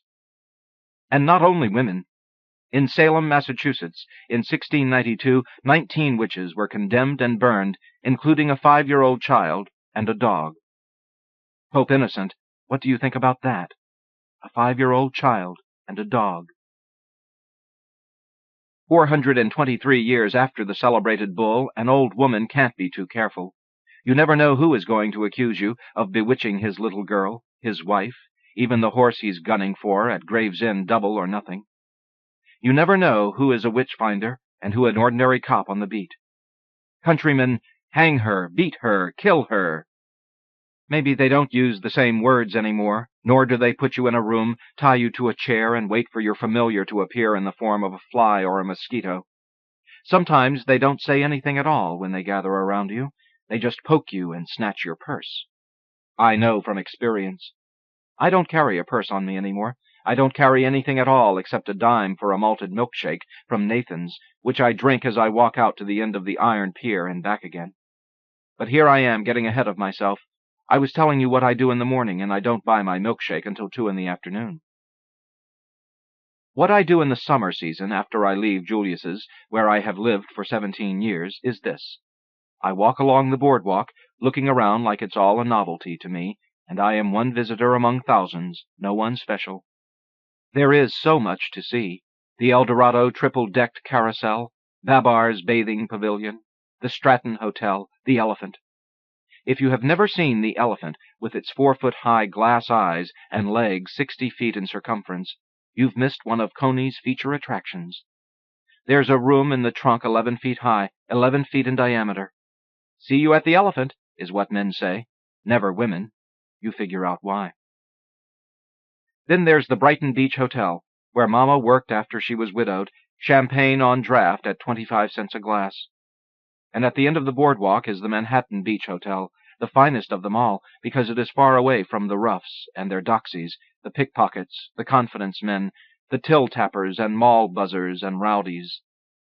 If I had the means, and if it were open year-round, I would move to the Manhattan Beach Hotel. But means I lack, so I stay where I am, Julius's boarding house, and spend warm-weather days walking through crowds, mingling, making myself as thin as air, like the souls of stillborn children. It used to be I'd go to Steeplechase when I grew tired of looking at the hotels on one side, the ocean on the other. But it was at Steeplechase I had my purse snatched, $1.29. Lucky for me, I kept the rest of my savings in a hole in the wall behind my bureau. Otherwise, I would have been reduced to beggary, and the witch-finders would have had an easy job. I was watching the metal horses slide toward the finish line, their riders whooping, the crowd whooping back, when I felt a tug, and I looked down and saw the straps of my purse hanging from my arm like seaweed. The little boy squeezing through the crowd looked up at me, grinned as though we were in league together, and disappeared. I turned to watch the end of the race. Then I walked home to Julius's. What good would it have done to report what happened? I learned long ago from Mama to keep my mouth shut. But later that night I couldn't help thinking about that boy, and I wondered, was he put up to the caper? Was there some pineapple waiting for the loot? Was he happy-go-lucky because he'd done a good day's work and wouldn't be beaten? He was dark-skinned, black-haired, maybe one of the Romany gypsies advertised on billboards in front of Luna. I thought so much about him that I stopped frequenting Steeplechase and went to Luna instead, at first to look for the gypsy boy and then to admire the elephant Topsy. I never saw that boy again, which was all right with me. What would I have said if I found him? What would he have done? So for the next few summers I went to see the elephant. I'd say to Zerobabble, no one else, I'm off to see the elephant. I've already explained, men are supposed to say this, not ladies. But Zerobabble is only a bird, and it was our little joke. I'm off to see the elephant, I'd say to him, and one day he said it back to me. I'm off to see the elephant. He still says it, stupid bird, not out of spite. He doesn't mean any harm. He grows used to my company off-season and tries to impress me so I won't leave him alone in the hot weather. He doesn't know that I stopped going to see the elephant last year. I stopped going to Luna altogether, and here's why. Topsy couldn't waltz, or smoke a pipe, or eat her meals from a table like Little Hip, and some of the other elephants. She couldn't do much at all but trumpet mightily. For this she was a star attraction. An extravaganza wasn't complete until Topsy raised her trunk and blew. And whenever Topsy was in the arena, I stood behind the chain-link fence with everyone else who couldn't afford a bleacher seat. I was there the first time Topsy went berserk, thinking to myself how safe I felt in such a captivated group of chumps, especially now that I no longer carried a purse. I was thinking I couldn't be more invisible than this, one crooked body in gray and lavender among hundreds. But an old woman should never feel safe. No one should feel safe as long as people can be persuaded to do evil. Who persuaded the workman standing ringside to throw a lit cigarette into Topsy's open mouth as she was trumpeting, I don't know. But that's what he did. And Topsy stopped trumpeting and started screaming. There's no way to describe an elephant's scream. No sound is comparable. The next thing I knew, the man with the shovel was dangling like a wet shirt from one of Topsy's tusks. But Topsy was the star of Luna's animal act, and who would sacrifice a legitimate operation because of an unpleasant accident? So after a suitable period of time had passed, 2 weeks, Topsy was trumpeting again, and I was back at the fence, standing in the push that had swelled because of Topsy's infamy. Man-killers are always great attractions. Topsy wasn't going to let the summer pass, though, without tasting blood again. She waited for another, milder provocation. One of the assistant trainers lashed a whip into her eye, and Topsy killed a second man. Since this was during rehearsal, only the crew on hand were witnesses. Thompson and Dundee, Luna's owners, tried to keep the story out of the papers, and failing that, they decided to retire Topsy. It was the middle of August. Though Thompson and Dundee didn't say so, we all knew Topsy would be back in the arena next June. We. Don't think I used the word casually. We was what I wanted to be.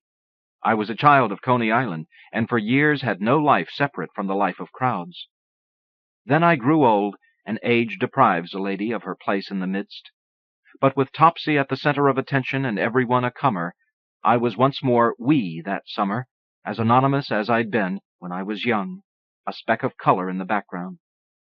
And the following winter, during those long, solitary hours in my room at Julius's, no one but Zerobabble for company, I tried to sleep and dream the crowd around me. I'm off to see the elephant, Zerobabble would croak to help me along. and I'd be back at the chain-link fence, blending in beautifully. And when I was back again the next summer for Topsy's first performance, which never took place because Topsy decided to smash a foolish janitor who threw a peanut in her mouth, smashed him flat as a flounder, so the rumor went, and as far as I'm concerned, there's nothing truer than a rumor, nothing more expressive. So on the first Saturday of the summer season, a notice was posted outside the arena, announcing that the elephant Topsy had become irretrievably vicious, and was to be publicly executed the Saturday next, at noon, admission 10 cents. Now, being as I was an admirer of Topsy's, you might think I would have chosen to miss the final scene. But I did more than attend the public execution. I even paid the admission and sacrificed my malted milkshake. Don't think I ordinarily go in for such things. On the contrary, I attended the execution because I had a prophetic feeling. Call it an intuition, it sounds less supernatural. That Topsy would survive. I climbed to the top of the bleachers and found a seat. The woman in front of me wore feathers in her hat that blocked my view, white, frosty feathers, like the print of cold on my window in winter. I had to stand to see Topsy as she lumbered into the arena. Her trainer walked with his head bent, making it perfectly clear that he wanted no part of this, but was a slave to his bosses, just as Topsy was a slave to him. The master showmen themselves, Thompson and Dundee, arrived wearing velvet top hats and tails, the dust smoking around their ankles as they strolled toward the center of the ring, poisoned carrots in their gloved fists. At first I felt as though I'd lost my way, like one of the wild coney rabbits you sometimes see hopping in circles along the boardwalk. Unlike the rest of the audience, I had no appetite for public executions. But when Topsy stubbornly kept her mouth closed, refusing Thompson's carrots, and the crowd began to cheer, I felt fine, in harmony, you might say, with the general mood. We were on Topsy's side. We wanted the elephant to live. After 3/4 of an hour had passed, and Thompson and Dundee had failed to nudge, thrust, or stuff the carrots into Topsy's mouth, they announced that the show was over and that they would try again the following Saturday. We filed out of the ring, only a few among us grumbling that they had spent 10 cents to see an execution, and since there hadn't been any execution, they wanted their money back. The rest of us were thoroughly pleased and ready to spend another dime to witness the indomitable Topsy outwit those blockheads again. The sweetest music in the world was Topsy's trumpeting as her proud trainer led her back to her pen. All through the week the elephant ring was closed, while workmen built a huge scaffold. Word spread that Topsy was to be hanged. I could have told those men to save their breath. On Saturday, I spent another dime and watched as Thompson and Dundee and various assistant trainers tried to pull and push the elephant up the steep plank to the platform. Topsy wouldn't budge without her trainer, though, and he, following the animal's example, refused to collaborate. Thompson finally announced that if they couldn't lead the killer elephant to death, they would bring death to the elephant. Thompson is an insane lush. Everybody knows the truth, and I heard the madness in his voice. I knew he meant to carry out the execution. From that moment on, Topsy was doomed. Still, I paid my dime for the 3rd week. Don't ask why. I knew there was no hope left. We gathered around Topsy's cage and watched silently as workers wrapped her legs in chains. In the right leg of the Elephant Hotel, there is a tobacco shop. In the left leg, there is a jungle diorama. Wrap chains around the Elephant Hotel and pull the switch, see what happens. What happened to Topsy that day when they pulled the switch and sent 25,000 volts through her was smoke poured out of her ears and mouth, out of her joints, through her hide. Her eyes melted like candy into syrup, and she stood as still as the Elephant Hotel itself for 5, maybe 10 seconds, and then collapsed forward and flipped onto her side. 5, maybe 10 seconds. To the elephant, it must have lasted 10,000 years. I never went back to Luna. I wandered along the boardwalk and sat on benches and watched the seagulls and bathers. People noticed me. Some of the guilty idlers began to leave handouts on the bench beside me.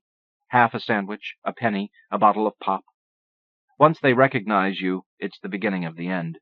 So I was grateful for nightfall when people didn't have the time or take the time to notice. You see, At heart, I'm a society girl. I like people, if only I trusted them. And always after dark my eyes would wander to the 375-foot-high tower rising from the middle of Dreamland. Dreamland was Coney Island's third amusement park, the newest, boasting twice as many turnabouts as Luna's, twice as many tunnels of love and shoot-the-chutes, and a Lilliputian village with 300 midget inhabitants. I had never been to Dreamland and never planned to go.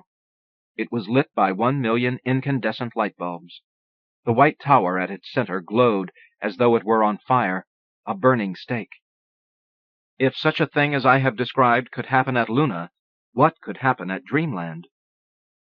What could happen? Who was it who wrote, "Curiosity is the master passion"? I couldn't wait the rest of my life wondering. I had to take a few chances, especially now that I had so little to lose. On the first day of the season, I woke up with a premonition that this summer would be full of discoveries. Since I knew what I'd find at Steeplechase and Luna, the only place left for discoveries was Dreamland. The dime tucked into the top of my stocking was the last of my mamma's legacy. Whatever you might say about my mamma, as a mother she was blameless. She always cooked my dinner or else brought me a hoagie from the hotel kitchen. She warned off my roving lechers, and she bequeathed an inheritance that she thought would keep me to the end of my days. How could she have foreseen that I would live so long? In the week since I've spent that dime, I've made ends meet one way or another.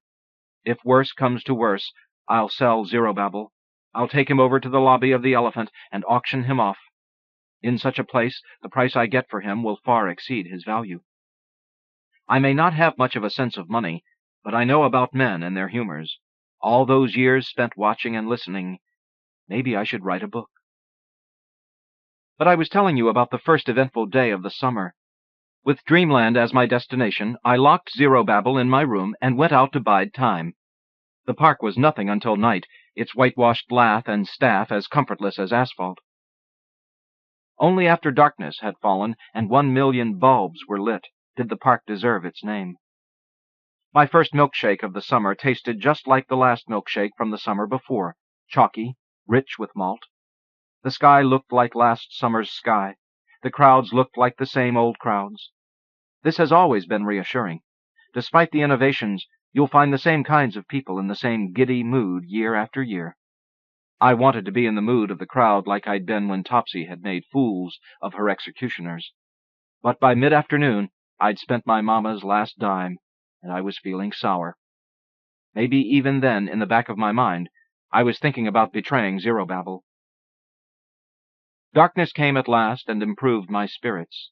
I stood up and strolled along with the rest of humanity, then turned toward the entrance of Dreamland, where a giant plaster atom straddled the threshold. As soon as I was inside, I understood why I'd stayed away from Dreamland.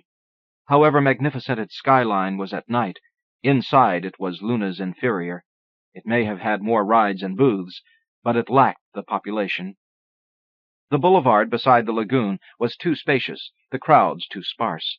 The barkers couldn't collect a push for their shows, the pickpockets couldn't hustle, the mitt joints were empty, and the fortune-tellers sat on stools outside the tents, cooling themselves with fans made of playing cards. If anyone had asked me for advice, I would have said to cut the scale by half. But the man behind Dreamland, the senator he was called, had long since decided immensity would be the draw. If he wasn't going to listen to me, he might have taken a lesson from his own park. What do you think was the main attraction? Not Madame Morelli and her 7 leopards, not the Alpine train or the flotilla of gondolas. Dreamland's most popular show was the incubator babies, where the main players all weighed less than 3 pounds and slept in glass boxes. The hospitals didn't want the incubator babies, no more than a church wants freaks among its congregation, which was why the senator got them cheap. Dreamland had been designed to be better, brighter, more excessive than Luna and Steeplechase, but it failed to draw the numbers that would have made the excess profitable. It had been open for 3 years when I first entered that day through Adam's portal. It would be quick in dying. I knew it was dying just as sure as I'd known Mama was dying way back when. She'd do her face every day and head off to work, but the eyebrows were crooked, the lipstick smeared, like she'd made herself up with her left hand. Toward the end, I cooked her scrambled eggs, but feeding her was like trying to reach the gong on the high striker. Each day I hit the teeter board. Each day the rubber ball fell further from the mark, until I couldn't make it rise at all. Despite 1 million incandescent bulbs, by 1911 Dreamland was on its last breath. From the outside it was still a spectacle, but up close it was pitiful. Like Mama. Like my daddy, the fish. Like anyone near the end, I guess. And when you're an object of pity, you can be sure you're an object of contempt as well. So if you're not going to hide in the crawlspace beneath the boardwalk and go quietly, privately, like a blind old cat, expect to die a fiery death in the manner of Topsy. Outside the building with the incubator babies, the wild man from Borneo announced the feeding schedule. Without a nickel for admission, I had to be satisfied looking at the flash on the walls, the valentines and photographs of babies as small as the palm of a large man's hand. In the animal arena, Captain Bonavita whipped his 27 lions into order. I heard their roaring, like the sound of waves crashing against the pilings of the iron pier. In front of the gates of the Lilliputian village, a midget invited people to enter, and threatened them with retribution when they walked by. There was no sign that the senator had plans of closing Dreamland's doors and giving up. Instead, he was still trying to revamp the enterprise, and that night a crew striped the White Tower fire engine red. But just as no shark will find a cure for old age any day soon, no senator will make a dying amusement park inviting. I could have told them what was going to happen, but I would have made myself an easy target. A prophet is always the first to be accused. So I minded my own business, and thought about the lesson to be learned from Dreamland. What I couldn't have told them was when and how, and here's where the story gets fantastic. You'll think I'm lying when I tell you I had nothing to do with the fire that broke out in Dreamland in the middle of that first night. I don't blame you. I think I'm lying. My vision of what would happen nearly coincided with the event, maybe even caused it. I left Dreamland shortly before midnight, thinking about the smoke that one day would pour through the creation entrance and seep through the white walls. Shortly after midnight, the fire began. This is my testimony. I no longer believe in my innocence, because I no longer know what innocence is. I'd seen West Brighton burn in 1899. I'd seen the Bowery go up in smoke in 1903. I'd even paid admission to the burning ruins of Steeplechase after the fire of 1907. So why I slept through this fire, the fire of fires, the fire that might very well have been my own perfidious work, I don't know. They say that the fire began in Hell Gate, where a crew was caulking a water spillway. A light bulb popped in the heat, someone kicked over a tub of hot pitch, and in a few seconds, Hell Gate was in flames. They say that the fire spread first to the building housing the incubator babies, but that all the babies were saved. They say that over 80 animals perished, and that the Shetland ponies were spared because their heroic keeper stayed with them and fought the flames single-handedly. The burning tower collapsed at 3 a.m., and the cascade of sparks poured like water from a faucet. I slept through most of the night and woke up only when I heard the distant popping sound of gunfire. By the time I arrived at Dreamland, the fire had almost burned itself out, and the only animal to escape from the arena, a Nubian lion called Black Prince, was already dead. He had been cornered at the top of the rocky road to Dublin Railway. They fired 24 bullets into his head, and when he still kept twitching, they split open his skull with an axe. I learned all this from bystanders gathered around the lion's carcass that had been dragged out to the sidewalk in front of Adam. While I stood there, a man called for a pair of pliers. I recognized him as a local carny who worked the roller coaster over at Luna. A few minutes later, pliers were produced. I watched the carny take the pliers first in his left hand, then in his right, and open them slowly, as though testing their resistance. I heard what I thought were sirens. Only later did I realize that the sirens had long since stopped, and that these were the last shrieks of the animals burning to death in the park. I watched the carny pry open Black Prince's bloody lips. He secured the pliers around a tooth and jerked it out by the root. I almost expected the lion to leap up. The carny pulled another tooth. If I hadn't known any better, I might have thought the Nubian's teeth were being extracted for sanitary purposes. but I am a child of Coney Island, and understand this mean world of cons and pitches and shills. Anything that comes free becomes a souvenir, and sooner or later will cost a pretty penny.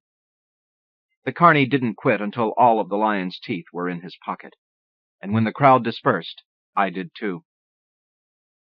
What goes through the mind when the flames have wrapped around the body? That's what no one will ever figure. Still, I can't help but think about much of anything else these days. It doesn't look like the senator is going to rebuild Dreamland, or even open up the ruins to the public, which everyone agrees is a shame. Though Dreamland was only a poor imitation, something essential has been lost. I still go out for a daily perambulation and a milkshake, if I'm lucky enough to find a dime. Then I come home and sit in my gray skirt and lavender blouse, waiting for the word to spread like Dreamland's conflagration. I'll be accused, rightly or wrongly, it doesn't make much difference, because the end is the same. What goes through the mind, I keep wondering. Any mind. Maybe I will sell Zerobabel tomorrow, and with the money purchase one of Black Prince's teeth. With the few hairs left on my head, I'll make a necklace, and I'll be wearing the tooth when they come for me. They will come, I have little doubt, just as they came for the others. And when I hear the doorknob turn, I will start reciting the Lord's Prayer. Maybe I will wait until they are in the room to be sure they hear every word. I will recite the Lord's Prayer without making a mistake, and then, to spite them, I will say it backwards. Nominated by conjunctions. Rough Music by Deborah Diggs, from Provincetown Arts. This is how it's done. The villagers surround the house, beat pots and pans, beat shovels to drain spouts, crowbars to shutters, rakes raining rake tines on corrugated washtubs, or wire whips, or pitchforks, or horseshoes. At first they keep their distance, as if to wake you like blackbirds, though the birds have long since fled, flown deep into the field.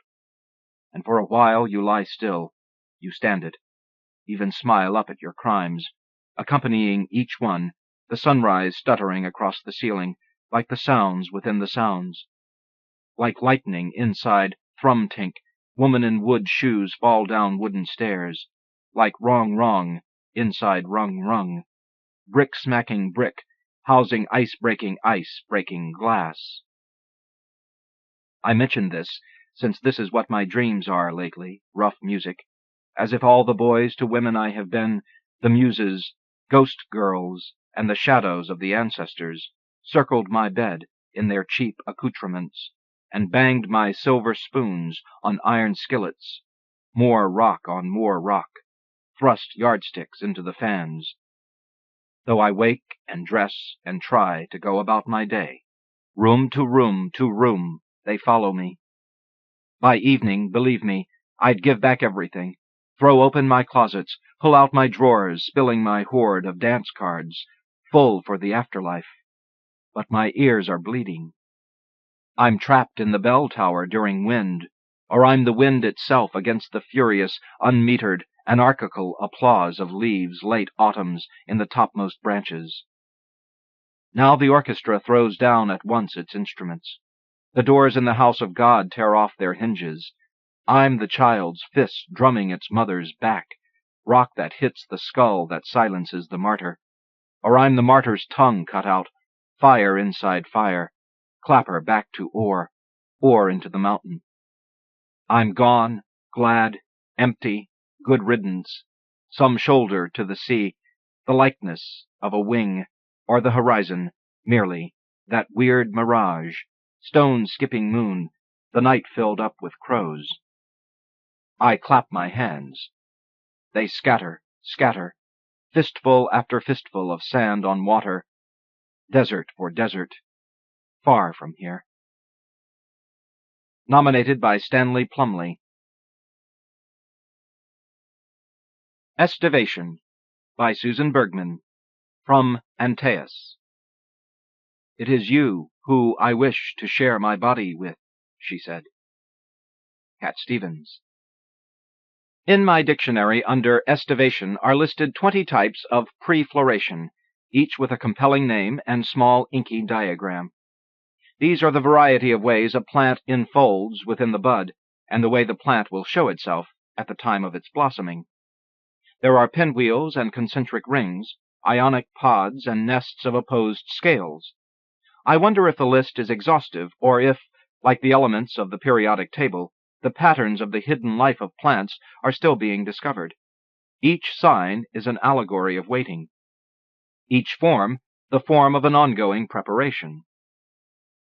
Think of enacting each of the patterns with your fingers.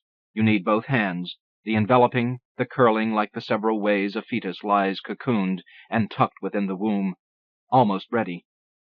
I am thinking of the patterns as the many designs of first love, first kiss, first sex, and the many other flabbergasting beginnings I unremittingly keep trying to repeat again. If a young girl's father pays her even a minute's notice, lifts her one time onto his shoulders so she can almost reach the fruit on the gnarled tree, he is that first love. He becomes the template along which the constructs of desire trace and are retraced. Hence the word paternal. His is the proportion of God. Hers these intricate foldings and unfoldings according to the pattern. Involute, revolute, induplicate, valvate, equitant, cercinate, twisted, quincunx, cochlear, curvative. There are more. In the photograph, he is my groom. We are smiling at my mother, though my face is covered with a white net. I am 6. He has a flat blonde crew cut. I have long blonde braids and a cocked smile. My nose, which has too wide a bridge for me to have been a beautiful child, flares slightly at the tip. I was pretending he was a distant cousin, having heard from the girl across the street of the blood relation matrimonial taboos. Our children's heads would be so large they would not fit on a pillow. They would be unmarriageable. Her father would not play along. He was married to her mother. She would have to find her own true love. But my father, until he grew so ill we had to lift him from his bed, posed for my wedding pictures a ringmaster or a thoughtful gardener. The gardener does not design the patterns, but he cultivates them. The ringmaster does not tame the tigers that pace their ornate gold-barred wagons. Now I am 11 as the sun sifts through the trees in glimpses. Light has a shadow self, has a presence in water as dusty beads strewn around us, displaced. It is the evening of my baptism. In the shallow end of the neighbor's pool my borrowed raincoat clings like the shroud I mean it to be, to die in the span of one held breath, sown in weakness, raised in power. That first year of babysitting for the salesman's children, I could not help slipping his magazines into my notebook to look at them, to lift slightly off my haunches, my hands locked behind my head, to twist to see them watching my back arch, my mouth shaped like the women's on the glossy pages into O's, now licking our fingers, now barely touching the tip of my tongue to my top teeth. The men must want us to stroke ourselves. I do. I am the bride of Christ, sown in dishonor, raised in glory. Lying back in the preacher's arms, dusk's late warmth releases unevenly in air. I let him press me under, his trousers' full legs washing up at his ankles, his jacket tails awake. In the name of the Father, I hear, and then inside the Spirit of Jesus, cold I close my eyes. We are virgins, our chastity a consummation. The waters are enchanted. Everyone is watching. His hands are covering my mouth and nose. It is not mine to dispute. He can feel my body rising with the water's muscle against gravity, he must know, or toward it. My mother and her best friend wrapped me in a warm towel. I had been quizzed on doctrine and recited the scripture from memory. There was a lot of me to put to rest and a lot of Christ to rise in me. I identified with Jesus, 3 days in the tomb, and then, because of his perfection, resurrected. I identified with the church, his spotless bride. I wanted to make a public ceremony out of my faith, so that others could help me not forget. Sitting on the roof, where I read in the hot smell of shingles and out of range of my mother's calls to help, I had discovered in the book of Revelation the story of the wedding feast. Some would marry, some would be guests. Some were not invited at all. I didn't want to take that chance. In the salesman's bedroom closet, though, I risked it all. Behind his perfect rows of suits and the angled shelves of polished shoes, he had built a bookcase with rows and rows of paperback smut. I would prop his children in front of the television or wait until they went to bed. He stayed out late. And then, over the course of 6 weeks or so, I read all the way through Naked Came the Stranger. She would just show up, and in 10 minutes an impotent man was cured. There were all sorts of bursts and sighs, and a general wetness wherever the stranger went. She did not discriminate. She knew their names, or didn't, or forgot her underwear, or almost made him drive the car into the ditch. I'm making up what I can't remember. It's been all these years. Somewhere I read once that the book had been a sort of party game that a group of writers devised. Each chapter was a different writer's fantasy, which was a disappointment, probably because, as I read, I had pictured one man writing who had mastered the depiction of such vile beauty as this, and instead there was a confederacy, who could know how extensive, of men and women in the thrall of secrecy and the many faces of the stranger. Inside me there were these two chronic susceptibilities of body and spirit. By 13, my interior landscape was overrun with their mutual contagion. We had moved from the country, where I had been raised among the Amish people, quilting, canning, watching the butchery of pigs and freedoms and eating what I saw. The boy I loved purely for his love of the maps and places he would never see. By a kerosene light he traced the rivers for me, transposing dry ground into connective estuaries or canals with a small stick he had whittled to a point. What he did not take into account were the headstrong currents of his imaginary waters. North or south, he could navigate the interiors of continents, equatorial or polar, even the deserts, but for him there was no culminating ocean. We were Baptist. We could float away some day. And now we were in the city with all our legalisms incongruous but intact. We were not allowed to swim with people of the opposite sex. If we were women, we wore head coverings, no jewelry or makeup, and skirts to the middle of our knees. We had broken ties with one small congregation and joined together with 5 families to form another. We did not dance. Total depravity. We did not celebrate the holidays, except Thanksgiving, because we were not pagan, unconditional election, nor did we follow rituals of pagan institution. Nor drink, nor smoke, limited atonement, nor frequent theaters, nor stand for a child's deviations. Irresistible grace. At school I kept to myself as much as possible, waiting for the weekends, when I wouldn't have to answer for my anachronisms. I could babysit. Maybe there would be a potluck supper, Perseverance of the Saints, and Charlie O would come. The Osborns were our church's poor, whose care the 5 families that met together several times a week for worship or meals or teaching took turns shouldering. They lived in Cleveland City proper, down behind the Art Museum. There was the mother and her 6 children, whose father was presumed no good for having left them indigent. It was their dogs that my father disliked feeding with the slim allowance he afforded them. The dogs, the children joked, were always pregnant at the same time as their mother. The children smelled of animals as they piled into our station wagon on the Sunday mornings when it was our turn to pick them up. He disliked the dogs, and Charlie, the only son, whose high black boots and guitar strapped over one shoulder, whose manly stature at 18 exerted a pressure that the inside of my heart's walls could not sustain.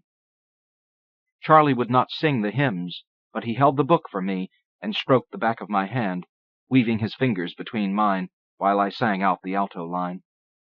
He didn't come more than a few times. His sister was sick with lupus, and I saw him at the hospital once. As though he didn't remember me, he turned around when I pushed open the door to his sister's room, and then turned back without saying anything to look out the window onto the parking lot. There was one flower in a beaded white vase. Her wrists looked inflated, the blue veins of her hands stretched taut beneath the translucent skin. She slept sitting up and leaning over a little in her bed. The year of my father's first grave illness I turned 16. We had moved back to the country, to a different town. I drove on Sunday evenings to a new church that met in a Jewish synagogue, and where the people were caught up in love. They did not shake hands, but embraced one another at the door. The group had not yet settled into organizational hierarchies or personal scandal. My brother and sisters began to ask me if they could come along, and gradually, even our parents grew overburdened with the old rules. As a family, we began to celebrate holidays for the first time ever. My father had given up hearing aid sales for interior design. He had met someone and signed up for classes. It had been too difficult to convince the deaf of their need to hear. "They're paranoid that everyone is talking about them," he would say, shaking his head, "but they're too vain to put the tiniest battery in their ears." He wanted to adapt his perfect eye for color or his perfectly pitched ear to a profession more suitable to his skills. So we moved to the town where his first design client had a weekend home. He was gone a lot for training. He had to check on progress at the drapery workrooms downtown, where he manned the design studio for his new partners. Along the way, he had met a man who gave him dozens of brightly colored, striped, and patterned shirts. Every week he would come home with more: short sleeves, red animal-patterned lace, a purple and white striped silk that I begged him for. "Why does he give you all these shirts?" my mother would ask him, giddy with that much generosity. "This beautiful pale blue linen," though she didn't care as much for the loud prints. "He doesn't wear them any more," my father told her. For most of that year, my father lived in his bathrobe once the hepatitis took control of his body. It was the bad lobster he had eaten. Yes, that was it. "Shouldn't we tell the restaurant?" I asked. "Wouldn't their insurance help us?" "I should look into that," he said, but knowing he had eaten no lobster, he never did. It was all right, the doctor told my parents, to have sex. My mother kept a towel folded on the kitchen counter with his bottles of medication and a spoon and cup she sterilized with boiling water after feeding him. "Do you want me to go on reading?" she asked quietly, thinking he might have fallen asleep. His breathing was almost imperceptible. Even the automatic body functions taxed his weakness. His eyelids fluttered open, the skin the same stained yellow as the yellow of his eyes. "Please," he whispered, and she read on. There were days he could walk in the yard, but mostly he lay sunk into the corner of the sofa in the living room, a sheet draped over the blue and white flowered upholstery and over him. The sofa was pushed against the long wall with no windows. The light exhausted him. The younger children lived the best they could in a hush. For my birthday, though, he insisted that my mother get him dressed. In a restaurant with 16 classmates he pretended were my friends, he had arranged 16 roses with a $10 bill tied to each stem. I think the boy I went with to the prom was most impressed.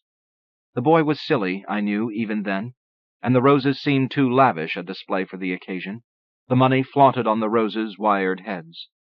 The effort would initiate a deepening collapse that drove my mother nearly to despair. She could not get him to drink the broth from his spoon. He would not improve. There was no income. He must have borrowed the money, so I gave it back. By then there was someone else whom I imagined had given me the roses.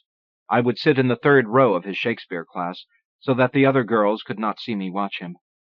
The place where his olive-skinned arm met the loose cloth of his T-shirt sleeve, the fade of his jeans, his long black hair like the lovers in the Song of Songs. He had participated in the Kent State riots and smoked pot with the seniors in his van. He was the sole faculty member who sided with the students on the issue of a smoking lounge and rallied for free paint for the cafeteria walls. His was a rebel's courage. We were both left-handed. He carried his tall, lean body like a cause, forward and sure, but with enough relaxed slowness that he had the appearance of already having won.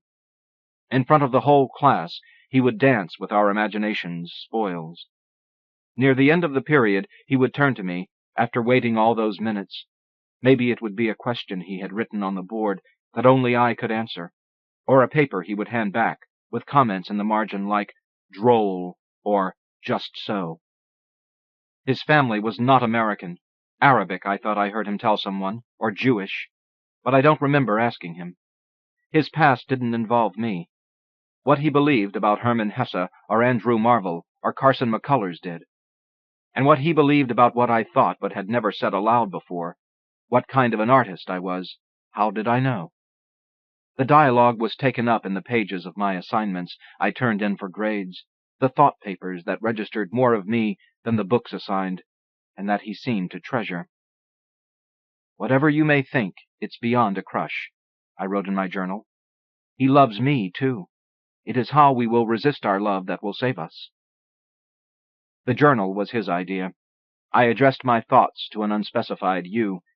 In it I tried to record the accelerating rivalry of desires, the one day pressing my mouth onto the page and writing over the marks of lips and breath, the next tearing the page into repentant shreds. I was a temple of the Holy Spirit. I would win his soul to Christ. He would initiate me into his eternity I dreamed of and woke to the whole year I was 16. A quick breakfast, the bus a blur. He would arrive earlier than I could, so we didn't have to wait. In my journals, as in my life, there was the problem of what to call him. I knew his given name, of course, but having called him, along with all the other students, by his surname the year before, the name was how I thought of him, which felt absurd. Didn't he call me Susan? So I didn't call him anything most of the time, or I called him Mr., as in you'd better watch it, Mr., or I love you, Mr. On the page he sometimes shows up by initial, or I have someone else refer to him. What he called discretion became my layered dishonesties. A show for them, a show for us. How we avoided speaking of his infidelity was to feature in our trysts the problems of time and age. He was 27. I had another year of high school. We had 15 minutes to be alone. There are entries about student government and about art. I had drawn a series of self-portraits with multiple images on a single page. My face is looking both straight ahead and to the side, and I write about this. The central running theme is the other sex, the incidents of encounter heightening the pitch of the diction until an entry either expires in a prayer of thanks or is signed as though the page itself were masculine. Love, Susan. There is an insistence in the writing, when attraction flares, on what I refer to throughout as the platonic. Platonic meant that both the male and the female could resist the physical and interact by mutual agreement in mental and spiritual harmony. My spirit was willing, but my flesh was not. She is confused in front of herself. She turns away. On one page, the grandiloquence of righteousness, on the next, the flat bathos of a 16-year-old girl's moon dreams. The way it started was that I had fallen off my bicycle and crushed my mouth against the curb. One lip split open and the other was swollen. I held the back of my hand up to my mouth when I opened the English office door. The department chairman, my after-school tutor in the formal elements of poetry, the tests of rhythm, shape, meter, caesura, rose to leave when I arrived, mumbling his excuses of preparation, glancing back and meeting, I think, both of our eyes for an instant before he closed the door behind him.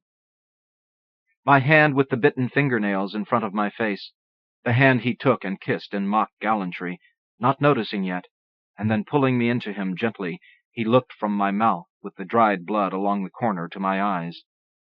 It was not that this was the best tenderness of its kind. I had no measure to compare, but that it was the first. "Don't look at me," I said, turning my face away and staying right up next to him. This was as far as I had envisioned. But he had my head in his hands, and was touching faintly around the bruise and the cut lower lip with his tongue, like a dog, I thought, confusedly. The thought tossed up out of my awkwardness and longing. The severe tenderness soothed my mouth, though I couldn't let it. The body, flowering, is greedy and secretive. Its pleasures hoard the mind, hoard guilt, as though there were no help for its fecund devouring. The way the spirit grows is steady, too, once it begins, though its evolution is more difficult to recognize. You cannot make it happen by a volitional strike, suddenly. The visible bursts, the unseen foliates, the arrangement with the bud must begin of its own accord to loosen. I had a friend who walked with me along a spiritual path for a while. When Matthew came back from Princeton for the summer, we drove his Jeep with the top off to go look for shoes for him. He had a size 14 foot, so narrow that nothing fit. Matthew was holy already, and the smell of him so strong I think the lake we swam in changed its fragrance when he dove in. He smelled like an African market, and eucalyptus, and tansy, and gasoline. Whatever else I had been was over. We spent the summer between our houses and at his family's lodge. We took our separate blankets out into the field at midnight and lay there until we could pick out the constellation we'd elected from the planisphere. It is because of those nights I can find the wide-mouthed W that is Cassiopeia and Orion's studded belt. The summer stars that year after year in honor of the equinoxes returned to their places right on time. Between us there was the impossibility of spoiling the ideal form of friendship, as if we were a model, not quite actual. We didn't dare to touch, though my father refused to believe it. Part of the energy he needed to recover trickled from him in allusions to the effect that I was lying to myself. Fueled by the surfeit of his own sexual dread, he did not believe me either. But now I had nothing to hide. Matthew had apprenticed himself to a Greek Orthodox priest, and was teaching the lives of the Eastern saints to me. His family was perplexed. All 5 of the handsome brothers had their talents and capacities, but none like his. It was not until the shortening days of that summer that he took his Orthodox name and left us all. We were encumbrances he had loved well, but whom he now believed could not partake in his ultimate spiritual quest. He came to the front door and knocked instead of the usual walk right in. I slid down the stairway railing from my bedroom when I saw his Jeep pull into the drive, all packed for where? His greeting was stiff, his head sitting back too far on his neck, so that as he looked from my gold-hoop earrings to my danskin leotard I wore under a long print skirt, I felt what seemed like condemnation. I had no shoes on, and so stood exposed. From someone else's monologue he intoned, "It is heaven I need to follow." I could see he had rehearsed. "I've come to see you last, to say goodbye," though he was not pretending. "You haven't told me anything about this." I was startled. We hadn't been together for a week, maybe 8 days, but "Where do you think you're going, mister?" He was nothing like mister, but I called him that as he stood by the door and wouldn't grab on when I reached for his hands. He was going to California, to the monastery where he would complete his Greek studies and prepare himself to help the Church Fathers with translation. "Is she beautiful?" I tried to joke, then stiffened myself at the awesomeness of the high call I knew he would not betray. He had just a few minutes more to talk about his plans. I offered my regard for his dedication, feebly. "There can be no help from you," he said. "You are not part of the plan." I didn't deserve to be, I knew, which made me cry a little. "I'm going to miss you like crazy, then." Tomorrow, I thought, he'll call, but no. Matthew belonged to the platonic ranks of the 5 regular geometric solids. His mineral to my vegetable, we could not corrupt each other, being as we were from separate orders. That was how we had preserved the ether between us, and perhaps why he still will not answer my letters. It was near closing time at the end of the summer, after Matthew had already gone away, that I saw the familiar van pull into the garden center where I worked. The flowering plants in the front rooms had all been watered, the metal picks attached to the artificial flowers Mrs. Hissett would arrange in imitation of the Teleflora photograph. She saw him coming in the front door, and quickly smeared on the coral-colored lipstick she reapplied in front of the tiny office mirror for her best customers. He told her he was going to need a little time to look around for a gift, not seeing me at first. Then, as Mrs. Hissett answered the phone, he ducked out the front door, pulling me after him into the fading summer evening. "We're going for a ride," he said, sliding back the door of his van. He had driven me places before. Inside was like the inside of a genie's lair, with carpets and the blended aromas of patchouli and untamed smokes. All this time I hadn't thought of school, or him, and now his friend, my history teacher, the one with the acne scars and the sense of the world as a grand sports metaphor, was sitting in the front passenger seat. "Mr. Mendiola," I said, surprised. Make it Mike, he nodded, blearily. He, too, had been corrupted, I understood, his pot face blurring into a flatter and flatter smile, with the new sensation of his high. I breathed in and out the heavy spice of the closed space, not wanting to see my whole set of saints, and my devotion, spinning into orbit right then. Why were we stopping on a country road not far from my house? Mr. opened the back door again, and I hopped out. It was time for me to be home for dinner. I hadn't said goodbye to anyone at work. Why is he here? I asked, tossing my head in the direction of the front window. In my mind, our secret was completely hidden from view. I would get passes out of chemistry lab if I finished early because that was his free period, or we would stagger our escapes into the woods behind the school if the coast was clear. He would wrap the deep red velvet curtains backstage in the school auditorium around us until we were just another prop. But to my mind, our attraction and its acts had been invisible. There was no place for it in the world, and so for the world it did not exist. He had covered with a friendliness, a light touch, or a considerate length of after-school contact with several other students we both knew. I sneaked into the band practice rooms when no one was watching, and would wait for him there, playing Gershwin and Judy Collins on the piano, or practicing my scales. "Do you know what I want you to do?" he would ask me when I was far enough under the spell of his mesmerism to comply. Or was it my malign charms? Ours was an unspoken complicity, and he was breaking open the secret without having offered the choice to me. "What, are you afraid Mike's going to tell your mother?" he asked. There was derision in his voice. A car threw up dust and gravel behind it on the road. Out there in the coming dark, the rows of corn, the crickets turning on, with his friend pretending to keep busy in the front seat. I couldn't think of anything to say. He wasn't my teacher anymore. He must have fought with his wife. He didn't even have the pretense of a desk or books or lesson plan. Whenever I walked down the hallways, I had been superior, somehow. I was his favorite. But after a summer apart, I envied my friend who had a boyfriend her own age she might marry. My body wouldn't come on. I leaned on him with my back and shoulders against his chest, not wanting to feel his erection. "Do you ever get jealous?" I asked to mute the silence. "Of what?" He was pulling my blouse tail out of my shorts. "Of who else I will love." I tucked my shirt back in. "No, I don't." He was sure without having to think about his answer. His only rival for my heart was God, who seemed so pale and helpless next to this vivid man. I turned around into him, my arms bent in front of me like a soft shield, and leaned my face into his shoulder. He wrapped me up in him until he felt me release my future, my history, my father's illness, and what would be my mother's horror to see me in my teacher's arms. I could feel his cheek stroking my face up toward his. They were almost black eyes. "I'm moving out west," he whispered, like a part of my own body speaking. It was already August. We had 3 weeks. My father moved slowly, like a stiff-legged heron, about to take flight as his body gained strength and then relapsed.